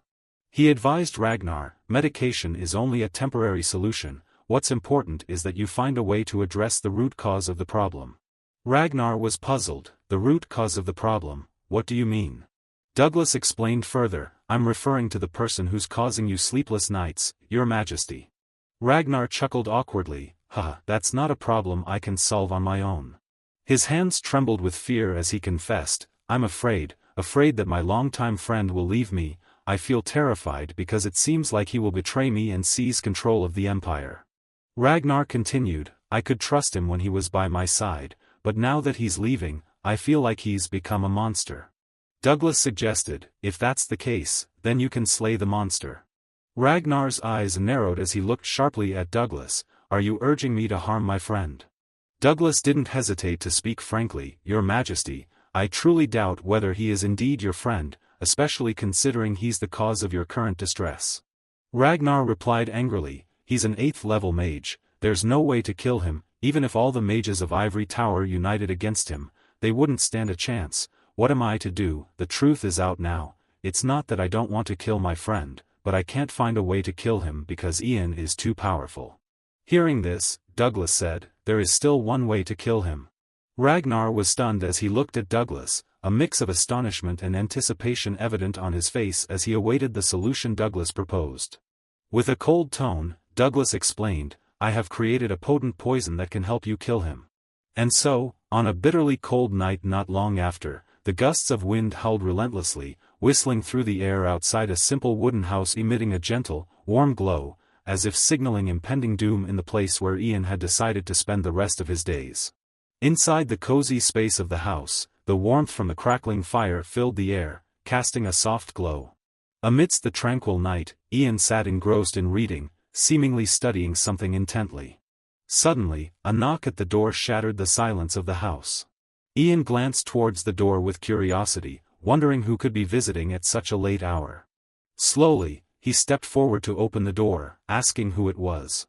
As he lifted his gaze, Ian was struck with astonishment and disbelief, rendered speechless. Standing before him was a close friend, a sworn ally, someone very familiar and dear to him. However, he never expected this sudden visit in the dead of night. Ian stood there in bewilderment for a few moments before he finally stammered, Your Majesty, is it really you? Ragnar smiled warmly and replied, It's been a while, hasn't it, Ian, may I come in? Ian was still taken aback, stuttering as he asked, Why have you come here? Ragnar showed generosity by forgiving Ian and said, Even though you've resigned and retreated into seclusion, we can still occasionally meet like this, can't we? He smiled warmly and continued, Not as a king, but just as longtime friends. I suddenly became curious about my friend and wondered what you've been up to. Ian, without any suspicion, happily invited Ragnar inside. You're always welcome here. Once inside, Ragnar suggested Ian fetch a bottle of wine, deeming it perfect for savoring a glass of red wine while the longtime friends reunited and conversed. As Ian fetched the wine, he curiously asked Ragnar, But Your Majesty, you don't usually enjoy drinking, why did you bring it here? Ragnar chuckled lightly as he poured the wine, I think indulging occasionally isn't so bad, and for this reunion, why not raise a glass, Ragnar cheerfully handed the glass of wine to Ian, saying, Here, take it. Ian, without any suspicion, accepted the glass, thanking him. The two began chatting like old friends reunited. Ragnar curiously asked, How have you been, Ian? You look much fresher since leaving the capital. Ian happily recounted how he had traveled to the newly unified regions of the continent. He had met people from all walks of life and observed their ways of living, which had been a profoundly meaningful experience for him. Sincerely, Ian shared with Ragnar that he had learned a great deal upon returning home. Reflecting on his life, He realized that magic was the only thing he truly knew throughout the years, and it had become somewhat mundane. As winter passed and the snow began to melt, he decided he wanted to start a small farm. Ragnar raised his glass and teased Ian, "I'm sure compared to the life of a hero who unified the continent, your current life seems quite ordinary like that of common folk." He reluctantly added, "Nevertheless, I'm glad you find satisfaction in what you're doing." Ragnar then began to recount the events that had unfolded in the Empire during Ian's absence. Many things had happened since his resignation. After successfully suppressing the Coldwood rebels in the north, the integrity of the Empire had finally been restored. The daughter of Duke Banat, who had once ruled the Duchy of Ro, would soon announce her engagement to the prince. With this marriage, we can strengthen our relationship with Ro peacefully. As Ragnar continued enthusiastically with his storytelling, Ian began to feel increasingly uncomfortable, his body trembling. He couldn't understand what was happening to him. Ragnar, still immersed in his narrative, added, "It's truly wonderful to see the once little prince preparing for his wedding. I think I finally understand to some extent what it felt like for the former emperor." Ian's discomfort intensified, his mind clouded with confusion and unease, as if something was terribly wrong. Ian was gradually collapsing, his body weak and trembling, his breath growing heavier with each passing moment. Meanwhile, Ragnar remained oblivious, continuing his narration without a care, oblivious to Ian's distress. The ivory tower no longer displayed its former greatness without Ian's presence, but it was gradually stabilizing and asserting its value and influence within the royal court. At this moment, Ian fell to his knees in pain, clutching his stomach. Weakly, he called out, Your Majesty," but Ragnar ignored him, fervently recounting the successes of the Empire under his rule, the rapid recovery following the war. Everything seemed to be progressing smoothly, and the Empire was stepping into its finest days, yet Ian was left suffering in silence, his pleas falling on deaf ears. Ragnar abruptly stopped his false joviality, slamming the glass of wine onto the table. He glared at Ian, who was enduring excruciating pain, his voice cold and menacing, "Just disappear right now." Under the flickering flames, Ian's eyes widened in horror as he clenched his mouth shut, trying to stem the flow of blood. Ragnar's chilling words pierced through him like a knife. This poison was designed to neutralize magic in his bloodstream. "Although for you, it will only be temporary," Ragnar said indifferently, as if the physical agony Ian was enduring was an inevitable consequence of his departure. Ian, kneeling at Ragnar's feet, felt every word of the cruel poisoner pierce through him, his heart wrenching with pain, and Ragnar continued to reveal his true malevolent nature, stating, "That's why I've added some other toxins into the mix." Ian, in anguish, asked Ragnar, "But, why would you do this?" Ragnar calmly replied, "You should know the answer already, it's because of your power." Ian felt a mixture of sorrow and horror as he looked at his friend and the king he had faithfully served for years. Ragnar showed no compassion, only criticism, for the power that had seemingly no purpose in the future of the kingdom. Like many other paranoid rulers in the world, Ragnar's conscience had been consumed by his suspicions. If it were a time of war, things might have been different, but in the present, Ian was nothing more than a potential threat that could turn against him at any moment. Ragnar looked into Ian's eyes and echoed the words Ian had spoken before. "You said you would never betray me, you said you would live out the rest of your days in your homeland. Those were your words, weren't they?" Ian could only lift his gaze in shock and disbelief at Ragnar. He never imagined Ragnar would distrust him to such an extent. The flames in the fireplace continued to burn brightly, mirroring the growing suspicion in Ragnar's heart. His voice became sharp, but fear began to creep onto his face. "But Ian, do you know, I have been so afraid of you. It has finally come to light, behind the facade of suspicion lies fear. It is because I fear your power has surpassed my ability to control it that I live in perpetual doubt, and it is this paranoia that only breeds more fear. It's an endless loop that will haunt me until the end, until you are completely gone. I admit, I have almost gone mad with fear of my former friend. A level 8 mage, someone who could overthrow both me and my kingdom at any moment," Ragnar confessed, his fear palpable. Ragnar's fear had driven him to madness, and he didn't hesitate to speak words that felt like daggers piercing Ian's heart. "How could I let such a monster survive?" Even Ragnar himself referred to himself as a monster. Ian must have thought the same, which is why tears streamed down his face uncontrollably. The physical torment, terrifying as it was, paled in comparison to the emotional agony. the pain of betrayal, of being stabbed in the back, of being cast aside without mercy. As he witnessed Ian's suffering in his final moments, Ragnar couldn't deny his own guilt. He furrowed his brow, looking down at Ian with a hint of remorse, saying, "My old friend, I beg of you, never forgive me." With those final words spoken to ensure Ian's demise, Ragnar immediately lifted his head high, regaining the demeanor of a supreme king, standing above all. Having said what needed to be said for Ian's death to be transparent, Ragnar didn't hesitate. He turned coldly and walked away, leaving behind any semblance of remorse he may have felt moments ago. The wooden door swung open just enough for the chilling winter winds to creep into the room for a moment, then it quietly closed, marking the silent end of Ian. Ragnar wasted no time as he stepped outside and immediately issued the command to set it ablaze. Soon after, a fierce fire erupted outside the house, its intense heat engulfing everything in its path. The wind howled louder, fueling the flames even more. Ragnar remained cold and indifferent as he walked straight ahead. The sparks swirled and merged into each other, the flames grew larger and larger, devouring everything in their path. The fire burned fiercely and relentlessly, occasionally whipped by gusts of wind, sending patches of flame and thick black smoke swirling around. The flickering flames seemed like the shadows of twisted creatures dancing behind Ragnar's back, as if reflecting the sinister demon that had possessed his twisted and suspicious soul. For some unknown reason, Ragnar suddenly turned his head back. At that very moment, the flames surged as if someone had just poured more fuel into them. In Ragnar's eyes now, there was nothing but fire. Perhaps his doubts were indeed the most enduring and steadfast flames, the ones that had consumed friendship and loyalty.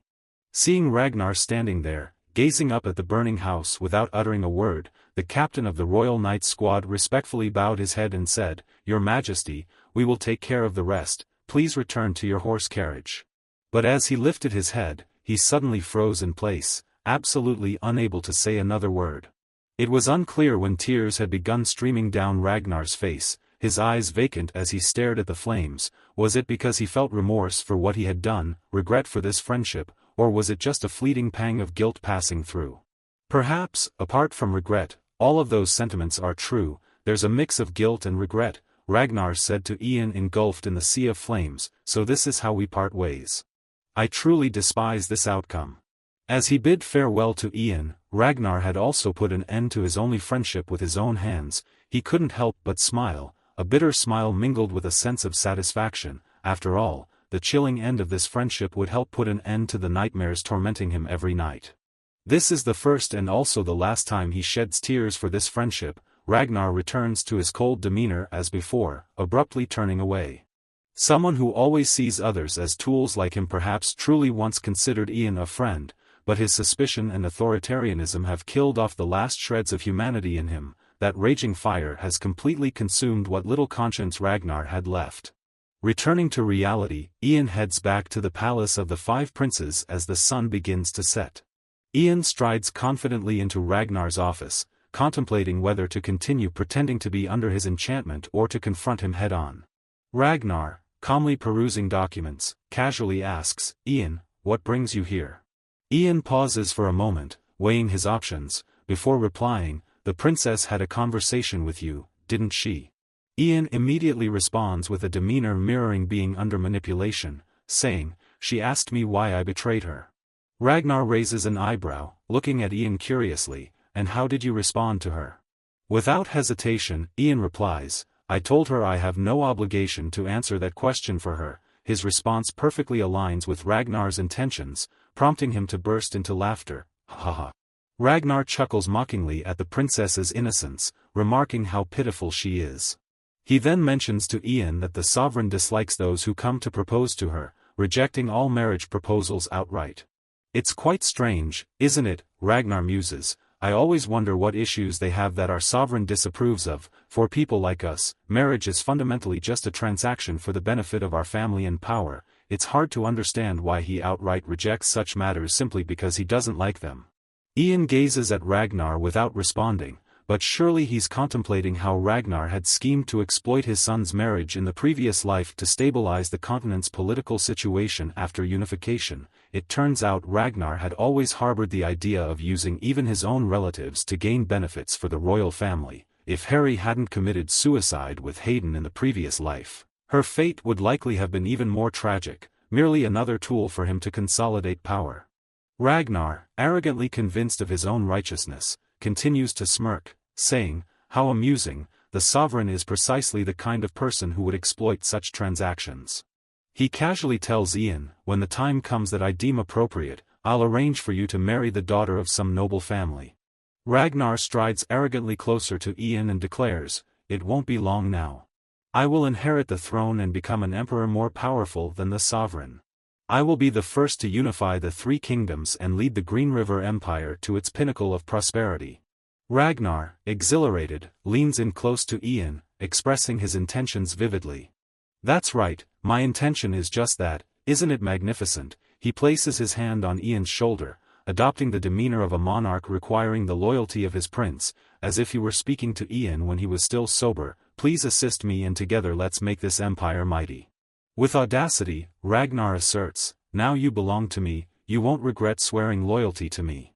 Ian remains silent, contemplating whether to shatter Ragnar's dreams quickly or let him revel in his delusions for a while longer.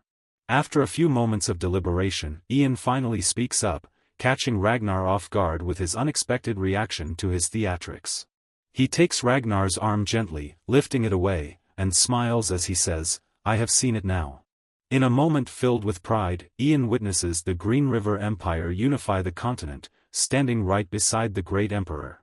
Ragnar looks at Ian in astonishment, asking, "What do you mean?" Ian hints, "I have forsaken everything for the empire and the emperor, for it is the purpose of my life.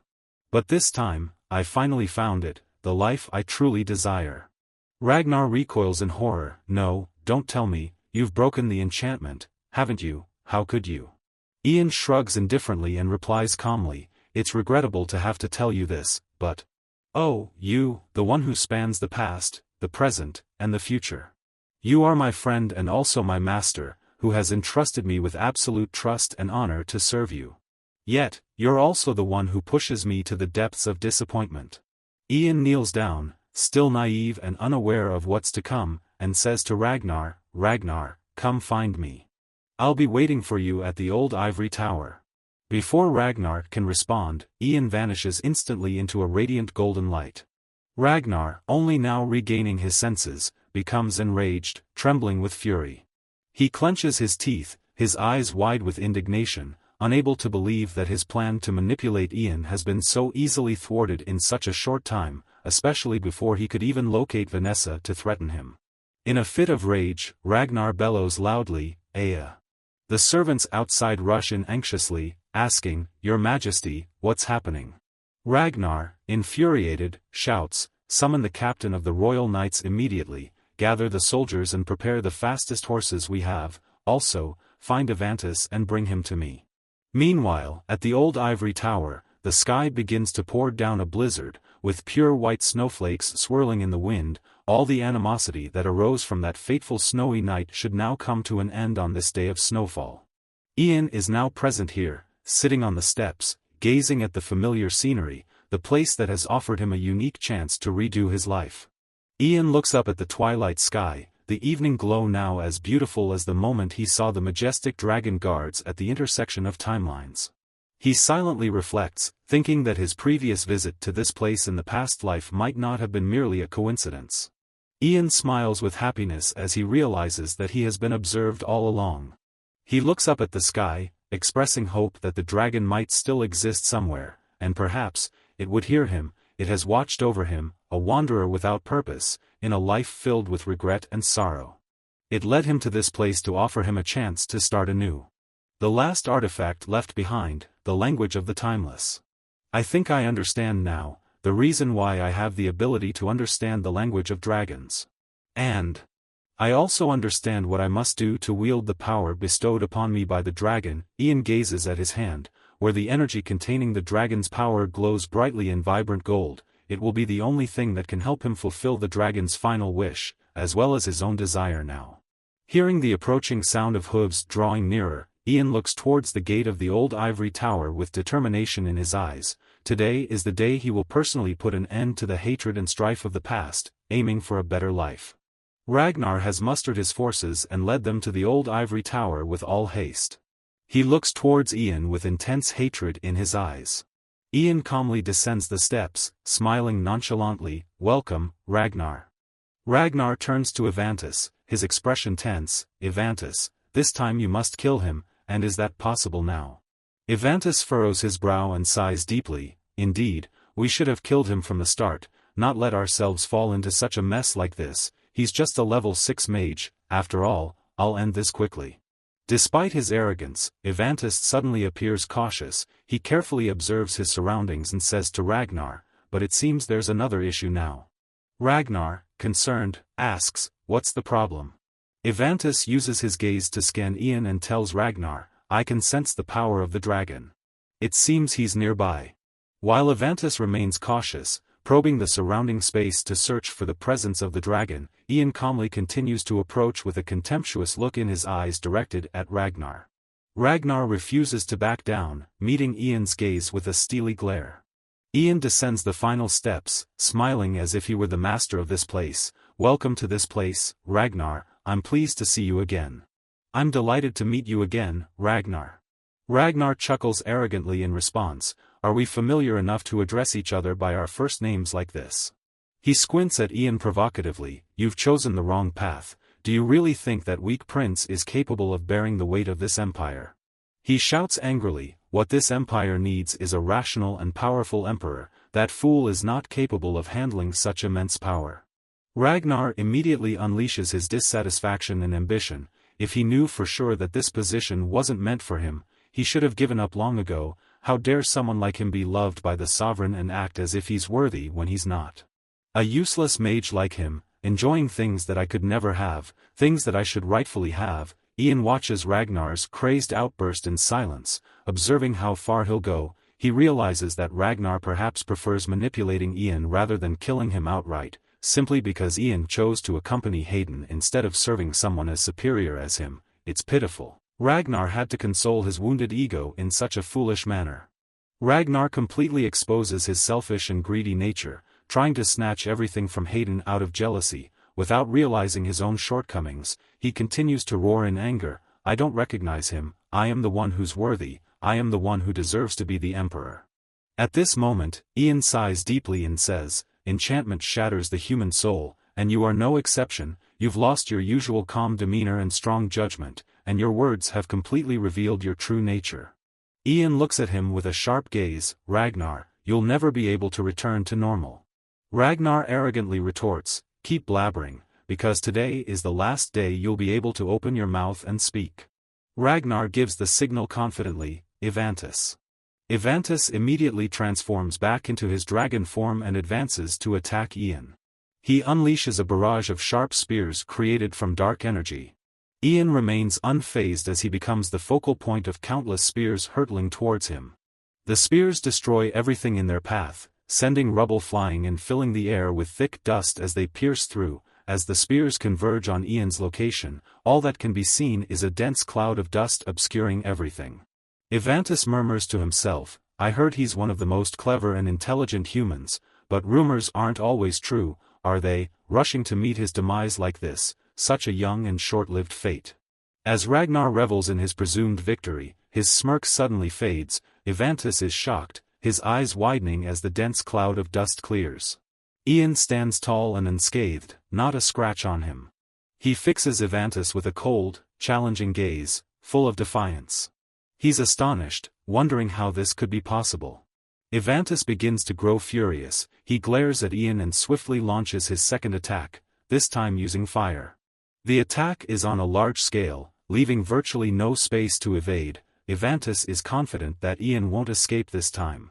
The blazing streams of fire surge towards Ian from all directions, but they cannot even touch a single strand of his hair. Around him, there seems to be an invisible shield that deflects the flames whenever they approach. The more Ian maintains his calm demeanor, the angrier Evantus becomes. He thinks to himself, "Ian Phage, he must be a lower-level mage than me. He shouldn't have the power to resist me. Even if his talent surpasses mine by leaps and bounds, he shouldn't be able to stand against a dragon who has lived through centuries." Evantus continues to ponder this while launching another attack. He conjures countless ice spears and launches them towards Ian, the density resembling a torrential downpour. But as the spears approach Ian, they immediately come to a halt. Evantus watches in horror at this scene, unable to comprehend how it's possible. All of his attacks have been neutralized, none of them have any effect at all. While Evantus is frantically searching for the cause of the problem, Ian calmly stands there with his hand raised, ready to destroy the ice spears that Evantus has just created. Seeing this, Evantus becomes even more terrified. Not only has he blocked his own attacks, but he also senses the energy emanating from Ian. The power of the dragons, he's certain that he can feel that energy on Ian.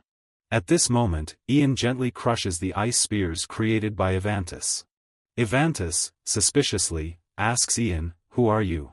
Ian responds mockingly, "Oh, the pitiful last dragonkin, you thirst for the power and might of dragons to the extreme, you even dared to kill your own ancestors to seize that power, but now, your kind is extinct, and you are the one who has been suffering in solitude for 300 years, enduring your punishment.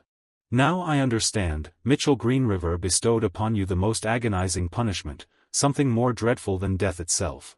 This punishment tormented you every second of every minute for 300 years, even when you slept, it haunted you in nightmares. Compared to that, death seems like a gentle breeze. This punishment rendered your existence utterly worthless. I'm sure you felt anger, hatred, and despair, but you couldn't do anything, utterly helpless. You must have done everything in your power just to survive that humiliation. It's quite commendable," Ian said with a smirk, looking at Evantus with disdain and mockery. He was struck where it hurt, so he screamed in anger, rendered speechless. In a burst of rage, Evantus brandished his claws, ready to pounce and tear Ian apart. He charged forward in a fit of fury, roaring with each thunderous step, "I will kill you, right now," he bellowed. Ian smirked disdainfully, seeing how easily the dragon was provoked. 300 years and still not an ounce of self-discipline, he remarked mockingly, "With such impulsiveness, you must be eager to reunite with your kin." Ian immediately unleashed the power of the dragon, stating, "If you're in such a hurry, then now, I will send you back to your kind, using the very power you've longed for your entire life." A powerful surge of energy enveloped the entire ivory tower. Evantus found himself immobilized by an invisible force, unable to move or resist. Fear gripped him as he realized the extent of this power. Ian gently raised his hand and commanded, "Evantus, the last descendant of the dragon race, end your own life." Evantus, bewildered and stuttering, managed to utter, "You, what are you?" Before he could fully grasp what was happening, he involuntarily drove the spear into his own chest, piercing through his heart. Ian looked down at Evantus with a mixture of pity and resolve. Because, Evantus, sometimes the greatest strength is not in wielding power, but in understanding when to let it go. You sought power at any cost, even sacrificing your own kin, but true strength lies in compassion, in empathy, and in knowing when to choose mercy over vengeance. With those words, Evantus breathed his last, his life fading away as the consequences of his choices caught up with him. Ian stood in silence, watching Evantus breathe his last breath. He felt a mix of relief and sadness knowing that justice had been served, but also acknowledging the tragedy of Evantus's life choices. However, there was still one final task Ian needed to accomplish, resolving his own deep-seated vendetta against Ragnar. Before severing all ties with him completely, Ian took a moment to reflect on their first encounter. Recalling the moment when everything began, Ian couldn't help but feel the weight of its significance. Despite being premeditated, that encounter held immense meaning for him. It marked the start of a journey fraught with conflict and betrayal, but also growth and self-discovery. As Ian prepared to confront Ragnar once more, he knew that this moment would be pivotal in shaping the outcome of their tumultuous relationship. That fleeting moment, unexpectedly, marked the beginning of numerous misfortunes and resentments. In the previous life, the tower owner Herbert was the one who led Ian to follow Ragnar. The first time Ian encountered the 5 princes, Herbert said, "Feel honored, Ian." This was the first time he personally met someone else, and he also said that because Ian was truly talented, he promised to provide anything to serve his development. Herbert reminded Ian to be careful with his actions and words, to behave properly. "You're about to meet someone who will inherit the throne in the future," Herbert said. Ian felt very anxious upon hearing this. After all, he was just a commoner who had never interacted with the nobility, let alone royalty. Herbert and Ian arrived at the door of Ragnar's chamber. The servant immediately announced to him, "Your Majesty, tower owner Herbert requests an audience." Ragnar cheerfully replied, "Let him in." The door slowly swung open, and Ian felt increasingly nervous. He timidly followed Herbert into the chamber, his hands anxiously clasped together. Ragnar warmly welcomed them, saying, "Welcome, tower owner Herbert. And the mage of the ivory tower, Ian Phage." From the very first moment of their meeting, Ragnar did not cease to praise Ian. "Tower owner Herbert here has told me a lot about you. You possess talents that the Academy has never seen before, and you have amazed everyone," Ragnar exclaimed. Ian shyly bowed his head and replied, "Your Majesty, I do not deserve such high praise, I assure you."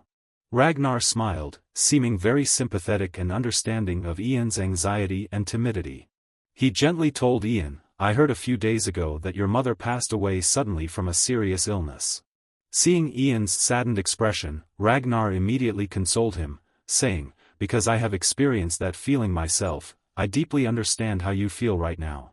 With compassion, Ragnar continued, "I know that no matter what I say, your sorrow will not easily fade away, but I still want to express my deepest condolences to you." Ragnar stepped closer to Ian. He stood before Ian and gently said, "Look up, Ian Phage." Ragnar smiled warmly and spoke kindly to Ian, who was still worried. "Right now, I am not the prince of our empire. I truly want to meet you as a friend." "I hope so too," Ragnar replied. With that, Ragnar's smile grew even warmer and friendlier. It was this very smile that later led Ian to devote his life to him, faithfully serving him until the end. However, the outcome was not as beautiful as that initial moment. Returning to the solemn and majestic scene of the ancient ivory tower. Ian had just dealt with the Dragonborn and was now settling the score with Ragnar. Seeing Ivantis easily defeated by Ian, Ragnar was overcome with fear to the point where he couldn't even lift a foot, standing frozen in place as Ian approached. In this moment, Ragnar had lost all willpower. He couldn't resist or escape from Ian's power, and he knew it all too well. He closed his eyes tightly, gritting his teeth, letting go of everything. Without waiting for Ian to say anything, Ragnar immediately knelt before him. Bitterly, he spoke each word, "I will not beg for mercy from you. Kill me, I would rather be killed here than be taken back to the capital and publicly executed before the people." Ian silently looked at Ragnar with a gaze of pity. From the previous life to this one, despite many events changing, Ragnar remained the same. In the end, despite his failure, he showed no remorse for his actions. Seeing Ian hesitating, Ragnar taunted, "What's this? Don't you hate me? Why do you look at me with pity now?" Ian sighed softly, his voice tinged with sadness. "Hatred only breeds more hatred, Ragnar. I may not forgive you for what you've done, but I can't help but pity you for your choices." Ian continued to look at him with that expression, while Ragnar became increasingly agitated, yelling, "Someone like you, I should have killed you from the start." He screamed, "You monster!" It was the same phrase, whether in this life or the previous one, Ragnar still feared Ian in such a way. Ian's heart ached as he asked, "Is that what you truly feel about me? Are you afraid of me like that?" Ian approached Ragnar once again. In those final moments, he said, "I want to show you something." Ian gently touched Ragnar's hair, using the power of the dragon's blood, and said to him, "I will show you who I am." With the power of the special dragon's blood, a stream of memories from Ian's previous life flooded into Ragnar's mind. He saw the memories of the first time Ian encountered Ragnar, along with all the trust and loyalty that followed. He witnessed the moments when the two journeyed together towards the ideal of making Ragnar the next successor. Even the images of the hostile encounters between Ian and Hayden arose in Ragnar's mind. At that time, Ragnar had been delighted to have a loyal and talented supporter like Ian by his side. Then came the short-lived moments of happiness when Ragnar successfully secured the throne and Ian was rewarded with a mansion and special privileges. But the fleeting days of joy were soon overshadowed. In service to Ragnar's ever-growing thirst for power, Ian relentlessly led armies to conquer lands far and wide. He became a hero credited with unifying nations across the continent. However, the endless months of bloodshed took a toll on Ian's soul and heart, leaving him feeling that life revolving solely around war was empty and meaningless. Ian showed Ragnar the moment he had long desired to achieve, the pinnacle of power he had always coveted, the moment when the Green River Empire stood unified under the rule of 3 kingdoms, with Ian at its forefront. And Ian also showed Ragnar the heated arguments that sparked doubts within him. Even the emotions of pain, regret, and helplessness that Ian experienced in that moment were transmitted to Ragnar. Ragnar felt the suspicion gnawing at his heart from his previous life, at the moment he turned his back and left that room. And then, the memories quickly fast-forwarded to that fateful evening. Ragnar saw himself at that moment, tormented by doubt and fear, just like now, facing the terrifying power of Ian in this life. Now Ragnar understood why Ian harbored such hatred towards him. His own hands in the previous life had inflicted upon Ian the utmost physical and mental pain imaginable. And it was also he, in the previous life, who had warned Ian never to forgive him. Finally, Ian's stream of memories ended in a sea of flames, the fire erupting and jolting Ragnar awake. Ragnar sat there in shock and disbelief. He looked up at Ian, then a smile of happiness flickered across his face, as if he had reunited with his dearest friend after many years apart. Ian Phage, it's you. Ian didn't wait for Ragnar to finish his sentence before coldly conjuring an ice spear, ready to end him. And in that instant, a scream echoed throughout the ivory tower. Ragnar collapsed at Ian's feet, bringing an end to all grievances from the previous life to this one. Ian had killed his eternal enemy with his own hands, yet he felt no joy. Instead, he felt a sense of bitterness and regret, mourning the loss of what could have been a beautiful and enduring friendship, ending with the cold reality of me alive, you dead. It was chilling. Despite the complexity of his current emotions, Ian had nonetheless achieved his initial goal when he decided to take the risk of using the reincarnation spell, and that action would undoubtedly completely change the future. After the death of the Dragonborn and the 5 princes, a large-scale purge was carried out targeting the dragon cult and those associated with it. The purge began with the leader of the royal knights, Captain Damphel, then extended to the nobles who had aided the 5th prince's coup. Thanks to the attentive care of the princess, Emperor Terry Greenriver quickly recovered and regained consciousness. After the emperor regained consciousness and his health improved, the princess carefully recounted to him the events that had transpired during his unconsciousness. The king couldn't hold back his tears. He was deeply pained to hear of the death of his 5th prince. Clearly, it wasn't that the emperor didn't care for Ragnar, rather, Ragnar had strayed too far off course, and the king had been unable to bring his son back. Paul Lance, who was manipulated by dark magic to carry out the assassination attempt on the emperor, was concluded to be innocent. His grave received special care, and he was laid to rest alongside his comrades in the cemetery. The use of ancient dark magic to carry out the 5th prince's coup was considered a rare case in history. Records regarding the Dragonborn Evantus were sealed under the orders of the imperial family, and his existence was kept secret from the world. As time passed, the death of the 5th prince, Ragnar, gradually faded into obscurity in the world's silence. Along with it, Ian's quest for revenge and the seemingly endless journey of emotions came to an end. Some time later, as the capital returned to peace, there remained an unresolved matter within the royal family that needed clarity. Anne, noticing Harry's different attire and her apparent worry, gently inquired about her well-being. "Harry, what's troubling you?" Harry turned to greet him, "Sir Ian." Then she hesitated before speaking, "Actually, I'm very worried." Ian asked the princess, "Do you not regret your decision?" The princess gripped his hand firmly, resolutely replying, "No, I don't regret it." Harry firmly told Ian, "I don't want to hide it anymore, I want to help people with my power." Ian smiled upon hearing this. He knelt down beside her, encouraging the princess, "Please don't worry, Your Highness, everything will be fine in the end." The doors of the Supreme Court's trial chamber were about to be opened. A mage respectfully approached them, inviting them inside. "Master of the Ivory Tower, Your Highness, please come in." Inside, many people were waiting for Ian and Harry. Finally, what was the reason they had to appear in court? Harry stepped forward anxiously, her heart pounding like the hooves of a horse. The judge declared, "The court session to determine the fate of Princess Harry Greenriver, for the crime of practicing and using illegal magic, will begin now." To her surprise, Ian was the judge presiding over this trial. Before the trial process began, he decided to make a special statement. "Before the trial commences, there is something I wish to address." Ian stood up and stepped away from the judge's seat, walking boldly to stand beside Harry. He candidly admitted, I am involved in the accusations against Her Highness the Princess, and therefore, I cannot preside over this trial. I will let Mr. Ronan and Mr. Deckard take charge of the proceedings in my stead. The nobles attending the trial looked at each other in astonishment, not understanding what was happening. Deckard exclaimed in disbelief, What do you mean, Sir Ian?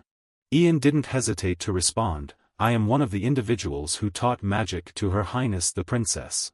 Ronan immediately demanded from Ian, Please, tell us more details. Ian recounted, I have known that the princess is a mage for 6 years now. Even though I have witnessed her using magic right before my eyes, I chose to overlook it because I was certain she had her own reasons. Years later, we had to secretly investigate the Dragon Cult, an organization closely related to that dark magic, which had managed to infiltrate quite deeply into the royal court due to many nobles in the capital being among their ranks. The existence of the dragon people had become an immensely significant threat. Because their leader was a high-level sorcerer capable of turning the entire empire into a sea of blood at will, we had to act cautiously to ensure the safety of everyone. However, human capacity is limited, and there were only so many things we could do on our own. We needed assistance from someone within the royal palace whom we could trust, someone with political power and influence. That's what we proposed to His Excellency. In exchange for teaching him magic and developing that ability secretly, he would have to assist us whenever we needed it. And so, thanks to his assistance, we managed to escape the influence of dark magic and subsequently found a way to defeat the dragon people. After briefly recounting the events, Ian added that more detailed information about this could be found in the report on the uprising of the 5 princes and the investigation into the dragon cult. He emphasized that what he had said was all there was to tell. Ronan then turned to the princess and said, Your Highness, I want to ask you a question. Is what the owner of the ivory tower saying true? Harry, feeling apprehensive, replied, Yes, that's the truth. Ronan continued to press, Now we will give the person a chance to speak, please feel free to say whatever you think. Harry nervously turned back around. The princess looked towards those who had helped her conceal this matter, sensing their deep concern. Harry, feeling uneasy, glanced over at Ian, seemingly awaiting encouragement from him. Ian smiled reassuringly at the princess, silently urging her to speak her truth. Harry took a deep breath to regain her composure and courage. Then, with determination, she addressed the judge, I am the criminal who has violated the laws of our empire. I am ready to accept any punishment that is handed down to me. I do not expect any special treatment just because I am a member of the royal family. I want to receive a punishment in accordance with the laws of the empire and the judgment of the ivory tower. However, Lord Kevin and the maids present here, who knew that I am a sorceress and have concealed that truth, are completely innocent. They simply obeyed my orders without any other choice, as I am a member of the royal family. Please consider this special circumstance and place all the blame solely on me. I earnestly swear this to all those from the ivory tower. Suddenly, behind the princess, the warm voice of the emperor resonated, No, the princess has done nothing wrong. Ian and Harry turned back immediately upon hearing the familiar voice. The judges were also greatly surprised by the appearance of the monarch in this court session. The nobles exclaimed in astonishment, Your Majesty. The king, who had just woken up a few days prior, managed to regain his majestic bearing as he entered the courtroom. Ian, concerned, asked him, Your Majesty, are you all right? The emperor approached Ian with a smile, jesting, I am well. It seems it's not my time to die just yet. The emperor turned to the judges and stated, I want to convey this to the sorcerers of the ivory tower. The princess has done nothing wrong, she simply obeyed my command. He recounted, when Sorcerer Kevin informed me that the princess was a sorceress, I ordered them to keep this information secret because I wanted her to live as a member of the royal family, not as a sorceress. Even though she may have been more cautious with the ivory tower afterward, I am certain that I played a significant role in influencing that decision. The emperor acknowledged that everything happened because of a wrong decision he made and the love he had for the princess. He didn't hesitate to take full responsibility on behalf of the princess, pleading earnestly to everyone, Please, place all the blame on me and give the princess the opportunity to become a sorceress. Deckard and Ronan exchanged glances, nodding to each other in agreement. Ronan immediately delivered the final verdict, stating, Typically, we only announce our decision after consulting with the owner of the ivory tower. However, since the owner of the ivory tower is also involved in this matter, I will be the one to announce our decision. This trial is to judge the serious offense of unlawfully teaching magic and training a sorcerer. We acknowledge the special circumstances. First, the individual responsible for causing Princess Harry Greenriver to be cautious, the head of the ivory tower, Herbert Leon, is deemed an accomplice and the right-hand man of the perpetrator of treason, Ragnar Greenriver. Therefore, his cautious decision is deemed justified. And we have confirmed that His Majesty has not gained any benefits through the use of magic. Therefore, it cannot be concluded that he concealed the truth out of personal ambition. Lastly, because he was able to attain level 4 in a restricted environment, it is evident that his magical talent is exceedingly rare, even if one were to search the entire continent. Therefore, instead of punishment, the ivory tower wants to offer Harry Greenriver one final chance. We will defer the punishment for 5 years, and we want him to take responsibility under the guise of an ivory tower sorcerer during that time. He will be the first to be transferred in another transportation mission taking place within the Empire, and he will also be taught everything he couldn't learn at the Academy through private lectures from the ivory tower. The importance of deferring the punishment lies in what happens during those 5 years, and its outcome will determine what punishment he will receive within that period. And so, at this moment, we declare that Harry Greenriver is no longer a princess of the Empire but a sorcerer of the ivory tower. Harry smiled happily, as her long-awaited wish had finally come true. She could now live truly as herself. Afterwards began the start of peaceful and beautiful days in the capital. Ian visited the princess sometime after the trial ended, and Harry had moved to the academy along with the other students. As soon as she saw Ian, the princess excitedly called out, "Sir Ian." Ian replied, "Your Majesty." Harry chuckled and said, "I'm no longer a princess, just call me by my name, that's fine." Ian smiled and said, "All right then, Harry, do you enjoy life at the ivory tower?" Harry replied shyly, "I really enjoy it. At first, people were a bit distant, but now they have gradually accepted me." She sniffled and continued, "Thank you, it's all because of you. Without you, I wouldn't be a part of the ivory tower. I truly appreciate you." Ian chuckled in response, "As long as you're okay, I'm happy, don't be so formal." Harry blushed and felt a bit embarrassed, unsure of what to say next. Then she hesitated, "Oh, I've heard about you wanting to step down from the position of the ivory tower's owner." Harry stumbled over her words, "Is it because of me? Because I asked you to teach me magic, so?" Ian replied immediately, "No, not at all, you have nothing to do with this." He explained to Harry, "It's just something I need to do, but as long as I'm still a member of the ivory tower, I can't accomplish it. So, I want to meet with you to give you this," Ian said as he opened a box. Inside was a cloak that the Emperor had lent him before. Harry was surprised. "This is," Ian interrupted, "it's Mitchell Greenriver's cloak, which the king bestowed upon me."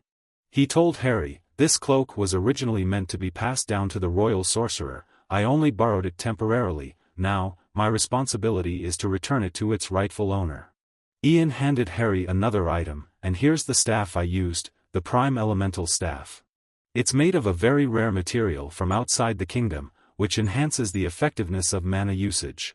Harry gently accepted the staff, and Ian smiled happily as he watched her. He said, "This staff is very light, even women can use it easily." Harry beamed with joy as the staff quickly demonstrated its effectiveness in her hands. Ian then asked, "Do you like it?" Harry enthusiastically replied, "I love it." Seeing Harry's adorable smile, Ian felt happy as well. He gently said to Harry, "And finally, I have a favor to ask." Harry asked curiously, "What is it?" Ian told her, "I'll be leaving the capital soon. This journey will be quite long, possibly several years. During my absence, I'd like you to look after my family, so they can remain safe and sound here in the capital." Harry was taken aback, asking, "Why?" She looked saddened as she questioned Ian, "You're leaving, where are you planning to go?" Ian shook his head and replied, "At the moment, I can't tell you because I myself don't know where I have to go." He recalled what the dragon said, then told Harry, "There are still many dangers lurking in the outside world. I will seek out those dangers, the ones that only I can find and deal with." Harry's mood immediately sank upon hearing this. But after a moment of contemplation, she tightened her grip on the staff and said, "Sir Ian, I have been able to live the life I want. With the power I have in my hands, I will do my utmost to help those in need. I will establish funds to donate to the needy alongside my brother. When my father learned of my plan, he was very pleased and ready to support me. Therefore." Harry hesitated for a moment, gathering all her courage to speak to Ian. "I really hope you can stay by my side," she said urgently. "Please, don't go," she pleaded. Ian looked a bit puzzled and conflicted. Despite hearing Harry's heartfelt plea, Ian remained steadfast in his decision to follow his original intention. He bowed his head apologetically to Harry and said, "I'm sorry." After bidding farewell to Harry, a few days later, Ian sought out the palace of the Grand Prince to bid him farewell before departing. Hayden sighed sadly, "So, you're leaving the capital?" Ian nodded and replied, "Yes, Your Highness." Hayden expressed his disappointment. "Do you know how surprised I was when I heard about your decision to step down as the tower's owner, and now you're leaving too, even though everything has been completely resolved." Hayden, feeling frustrated, blurted out, "And Harry keeps crying all the time." He sternly questioned Ian, "Did you hurt her?" Ian, taken aback, quickly denied it. "What? No, of course not." Hayden tried to smooth things over. It's a bit embarrassing to say, but Harry is actually a very strong-willed woman. The girl is kind-hearted, a model of virtue, and on top of that, she's an extremely talented high-level sorcerer. You won't find another like her," Hayden remarked. Ian awkwardly replied, "She truly is a lovely and strong-willed girl. That's why I sincerely hope she can meet someone better than me and live happily." Hayden, feeling exasperated, scratched his head and ears, muttering, Why do you always chicken out when it comes to feelings?" Feeling unable to break through this stubborn mindset, Hayden quickly changed the subject and asked, "All right, what do you want to talk to me about?" Ian replied sadly, "Before Mr. Paul Lance left, he asked me to do something. He wanted me to convey a message to the Grand Prince and Captain Oliver. He apologized and thanked everyone," Ian conveyed. He felt regretful for not being able to save Paul. He bowed his head and said to Hayden, "I could only do so much. I hope the Grand Prince can forgive him." Seeing Ian still struggling with remorse, Hayden tried to console him. "Ian, you've helped me a lot. If it weren't for you, I would still be a useless, self-deprecating prince," Hayden confessed. He promised Ian, "In the future, I will try even harder. I will become a worthy heir who doesn't disappoint those who have placed their trust in me." He extended his hand with an expectant expression and said, "So, after you've finished what you need to do, come back here and help me, Ian." Ian smiled and replied, "Of course, Your Highness." Hayden then abruptly changed the subject, signaling for Oliver, the captain. Oliver promptly brought a sword to Hayden. Hayden didn't say that drawing the sword out with a cool posture wasn't awesome. Excitedly, he asked Ian, "Does my sword swinging look cool? It took a lot of practice to get it right, you know." Ian still looked bewildered at Hayden, wondering what the prince meant.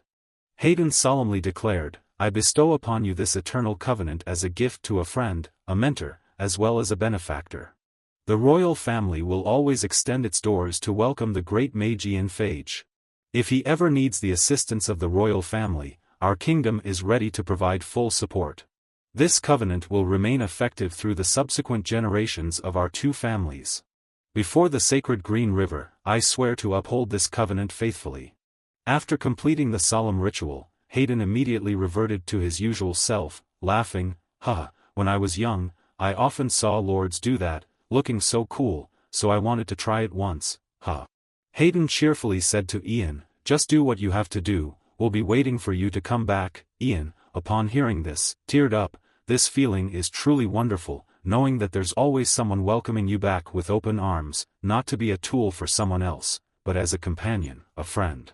Ian, deeply moved, shed tears in Hayden's warm embrace, expressing his gratitude to the prince. That evening, Ian returned to his villa to organize everything carefully before departure. While he was sorting out documents in his office, there came a knock on the door. Vanessa gently asked, "Ian, may I come in?" Ian promptly responded, "Yes, Mom, please come in." He immediately ran to his mother's side, asking, "Why are you here, Mom? You must still be tired from the trip, why don't you rest a bit more?" Ian suddenly panicked as he held Vanessa's hand. He anxiously asked, "Mom, are you okay? Your hand is so cold, and your complexion doesn't look good." Vanessa trembled and replied, "I'm fine, dear." But as soon as she finished speaking, she staggered and fell into Ian's arms. He exclaimed in panic, "Mom, wait a moment, I'll call for help, I'll call the radio and the doctor right away." Vanessa trembled, gripping Ian's hand tightly. "No, don't."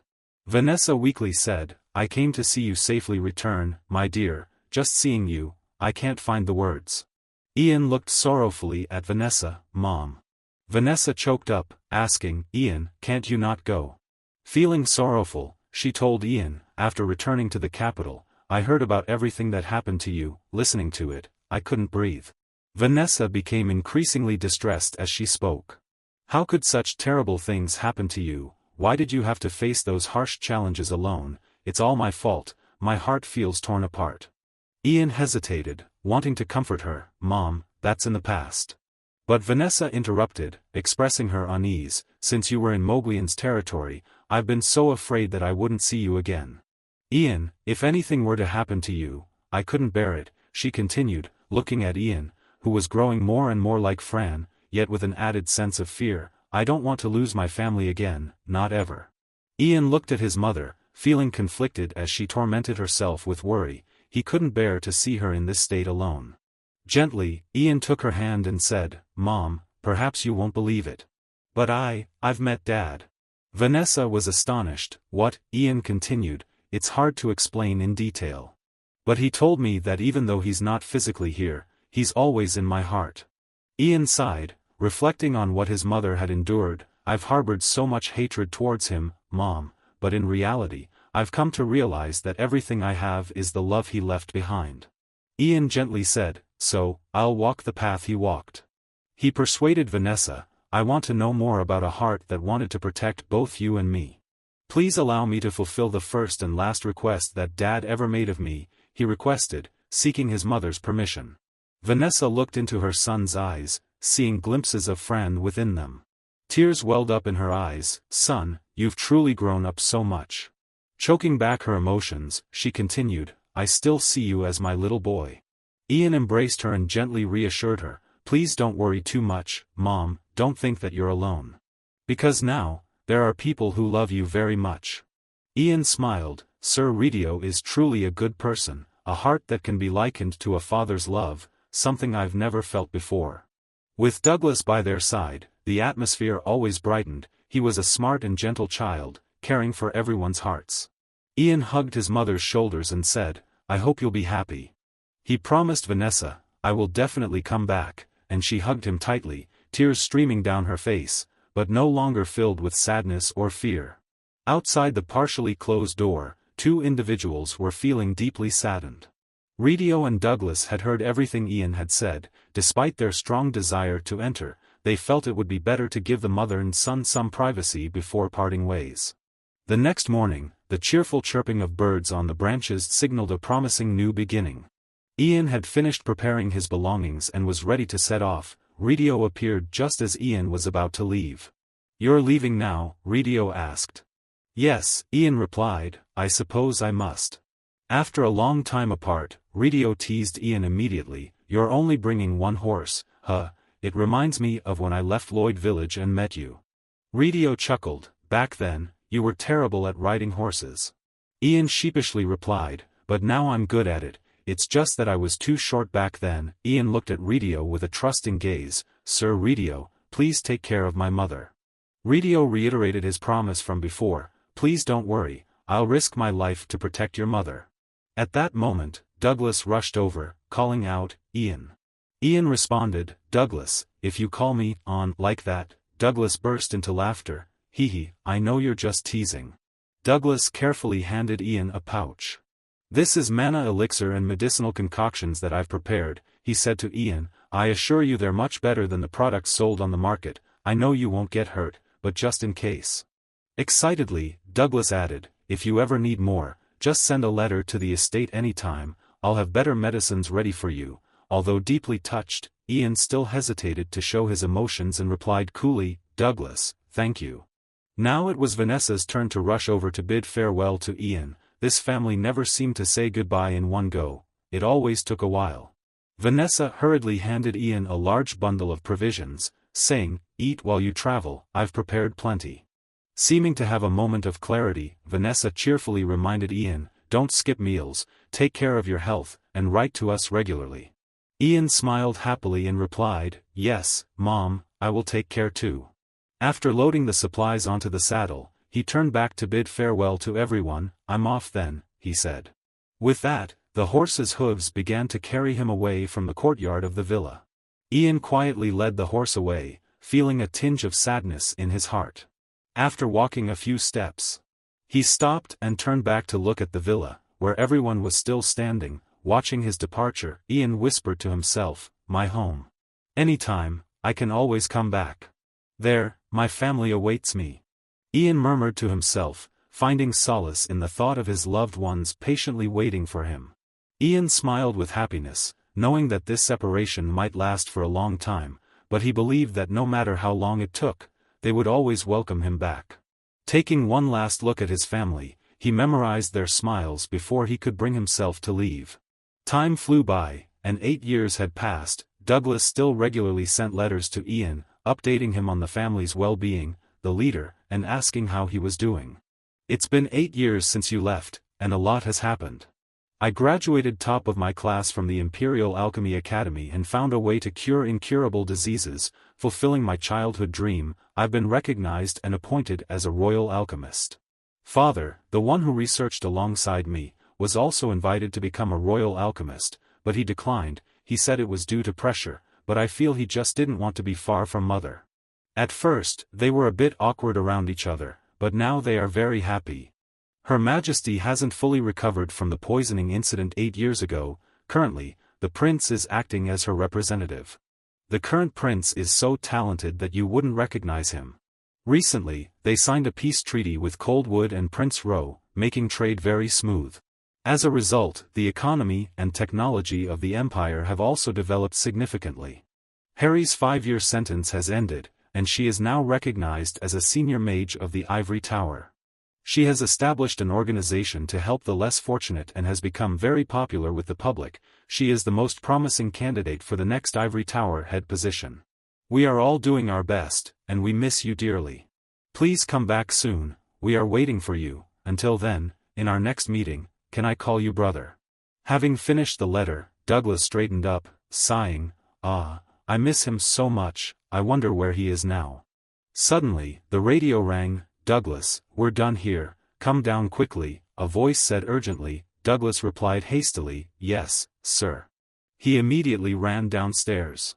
Douglas suddenly opened his eyes wide in astonishment and exclaimed, "Wow! Mom, you look beautiful today." Vanessa beamed and replied, "Thank you, Douglas." She asked with a hint of concern, "Is it all right for me to go with the two of you?" The radio reassured her immediately, "Of course, Queen Tan herself sent the invitation letter and carriage to us." Douglas also excitedly added, "That's right, he has arranged VIP seating for us, we must go." Vanessa responded shyly, "All right then." She smiled and said, "Well then, let's go before it gets late." Meanwhile, at the cemetery reserved for knights, Oliver visited Paul as usual whenever he had a little free time. A knight approached him and said, "Captain, it's time." Oliver nodded and stood up. All right." Oliver was about to leave, but then hesitated for a moment, turning back to look at Paul's grave. With a slightly nostalgic smile, he said, "It would be better with you here.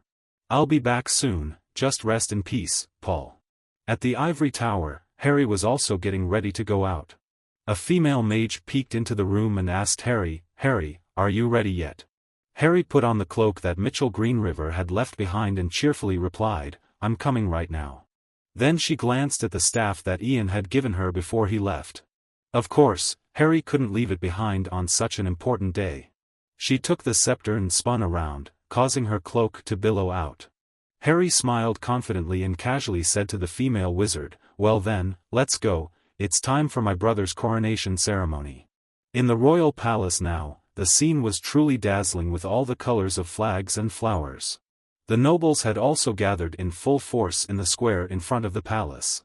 Each of them displayed a clear expression of joy and anticipation, eagerly awaiting the coronation of the wise and kind prince.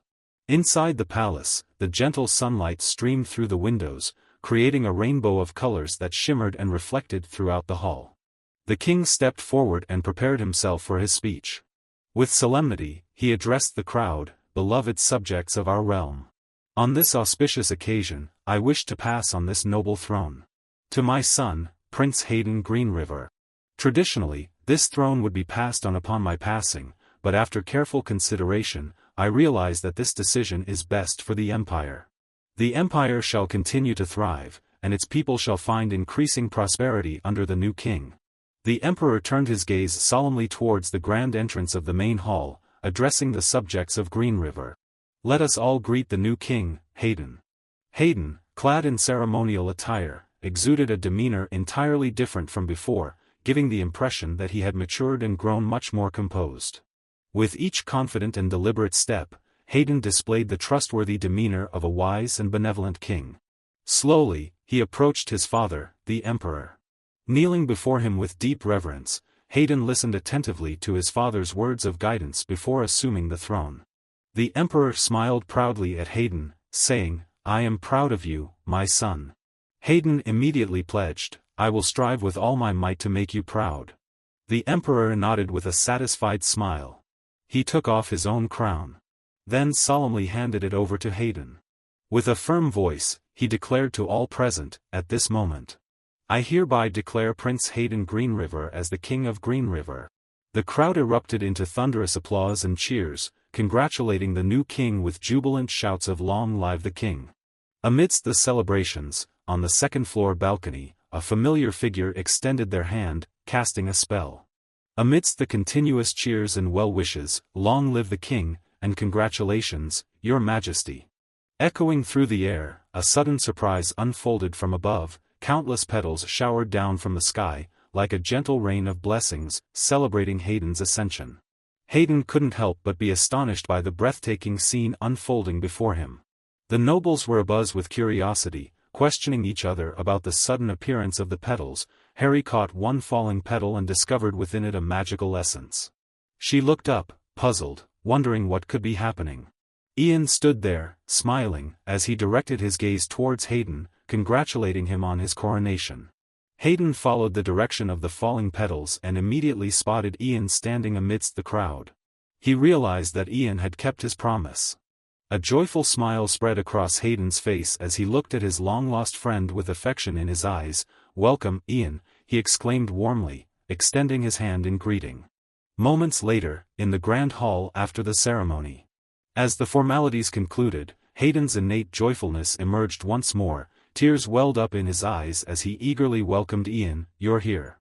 He embraced Ian tightly, shaking his shoulders with excitement. "I've missed you, Ian, I've missed you so much."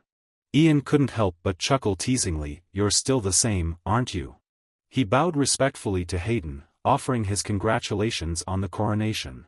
Ian's family was also invited into the hall, rushing over to reunite with him. Vanessa, upon seeing her son, couldn't contain her emotions and called out, "Ian." She held her son tightly, tears streaming down her face as she exclaimed, "Oh my goodness, why didn't you keep in touch with us? Are you okay? Are you eating properly? Do you know how much we miss you?" Douglas, also tearful, clung to Ian's back, expressing his longing. "Ian, I've missed you so much." Ian responded gently, "I've missed all of you too, Mom, Douglas, and Dad as well." Vanessa anxiously inquired, "Have you finished what you needed to do?" Ian smiled brightly and replied, "Yes, everything is truly resolved this time." Hayden cleared his throat softly and interjected, "Ahem, Ian." He gestured towards the side, indicating that Ian had forgotten someone extremely important. Ian turned to follow Hayden's pointing finger, noticing Harry standing there. Upon seeing her, Ian's face lit up with joyous laughter. "Harry." Harry looked shyly and awkwardly at Ian after many years of not seeing him. Ian approached her and inquired, "It's been so long since we last met, are you doing well?" Harry quickly responded, "I'm doing well, and how about you?" Ian casually recounted, "Well, I've just been living a life of wanderlust, you know. Your name, on the other hand, is spoken of everywhere." From the capital to the most remote places and even along the distant borders, everyone tells the story of an honest person who cared for the common folk and orphan children in the ivory tower. You've truly done great things.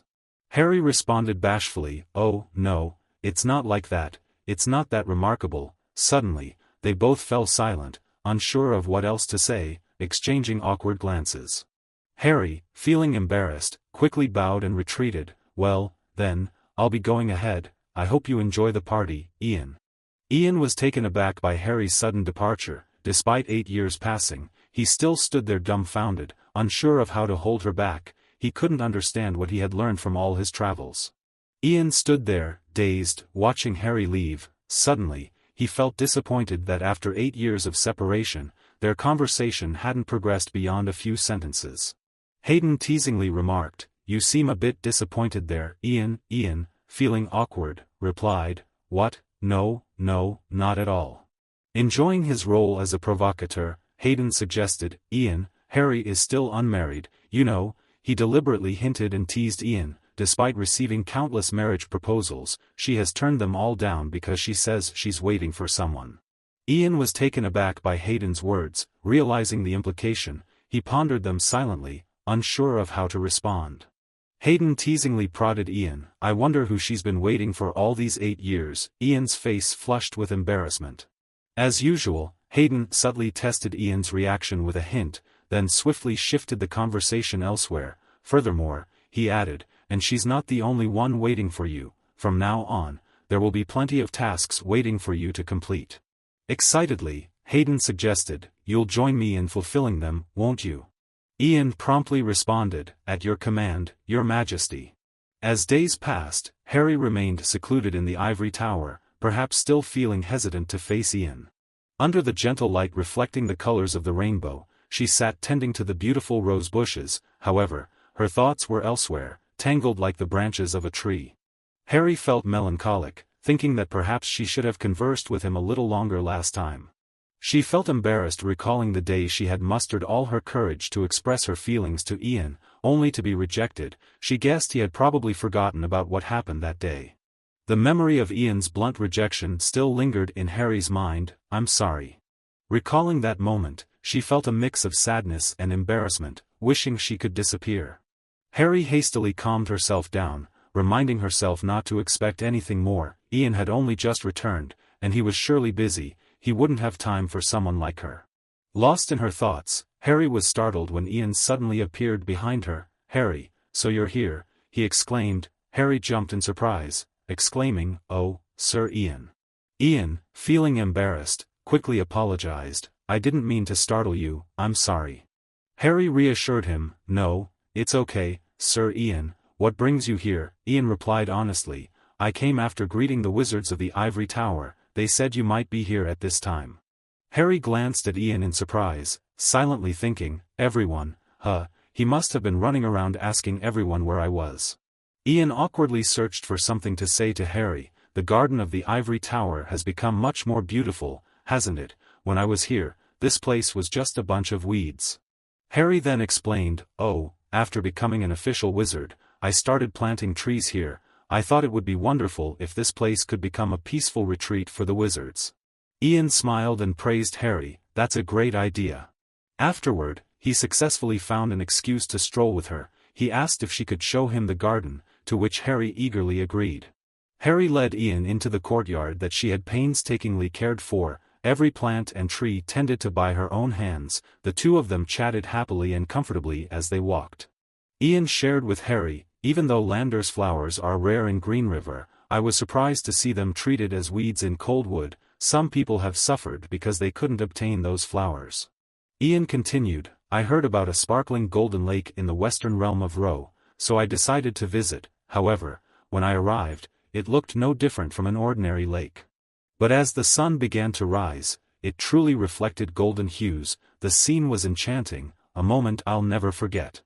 Listening to Ian's fascinating tales, Harry exclaimed joyfully, "You've had an amazing journey, Sir Ian."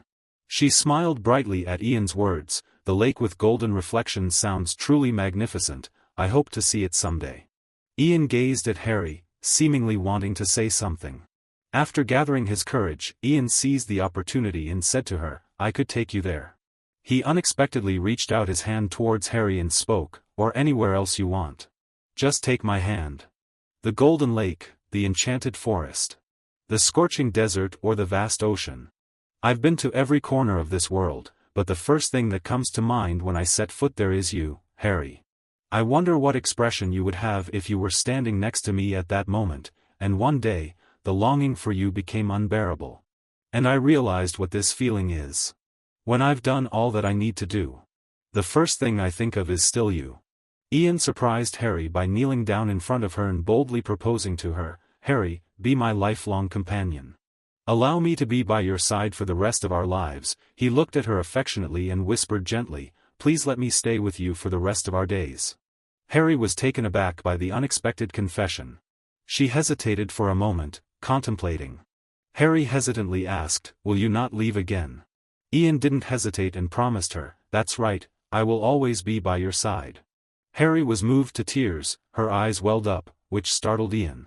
Seeing Harry trembling and sobbing uncontrollably, Ian felt helpless. "Harry," he started, unsure of what to do.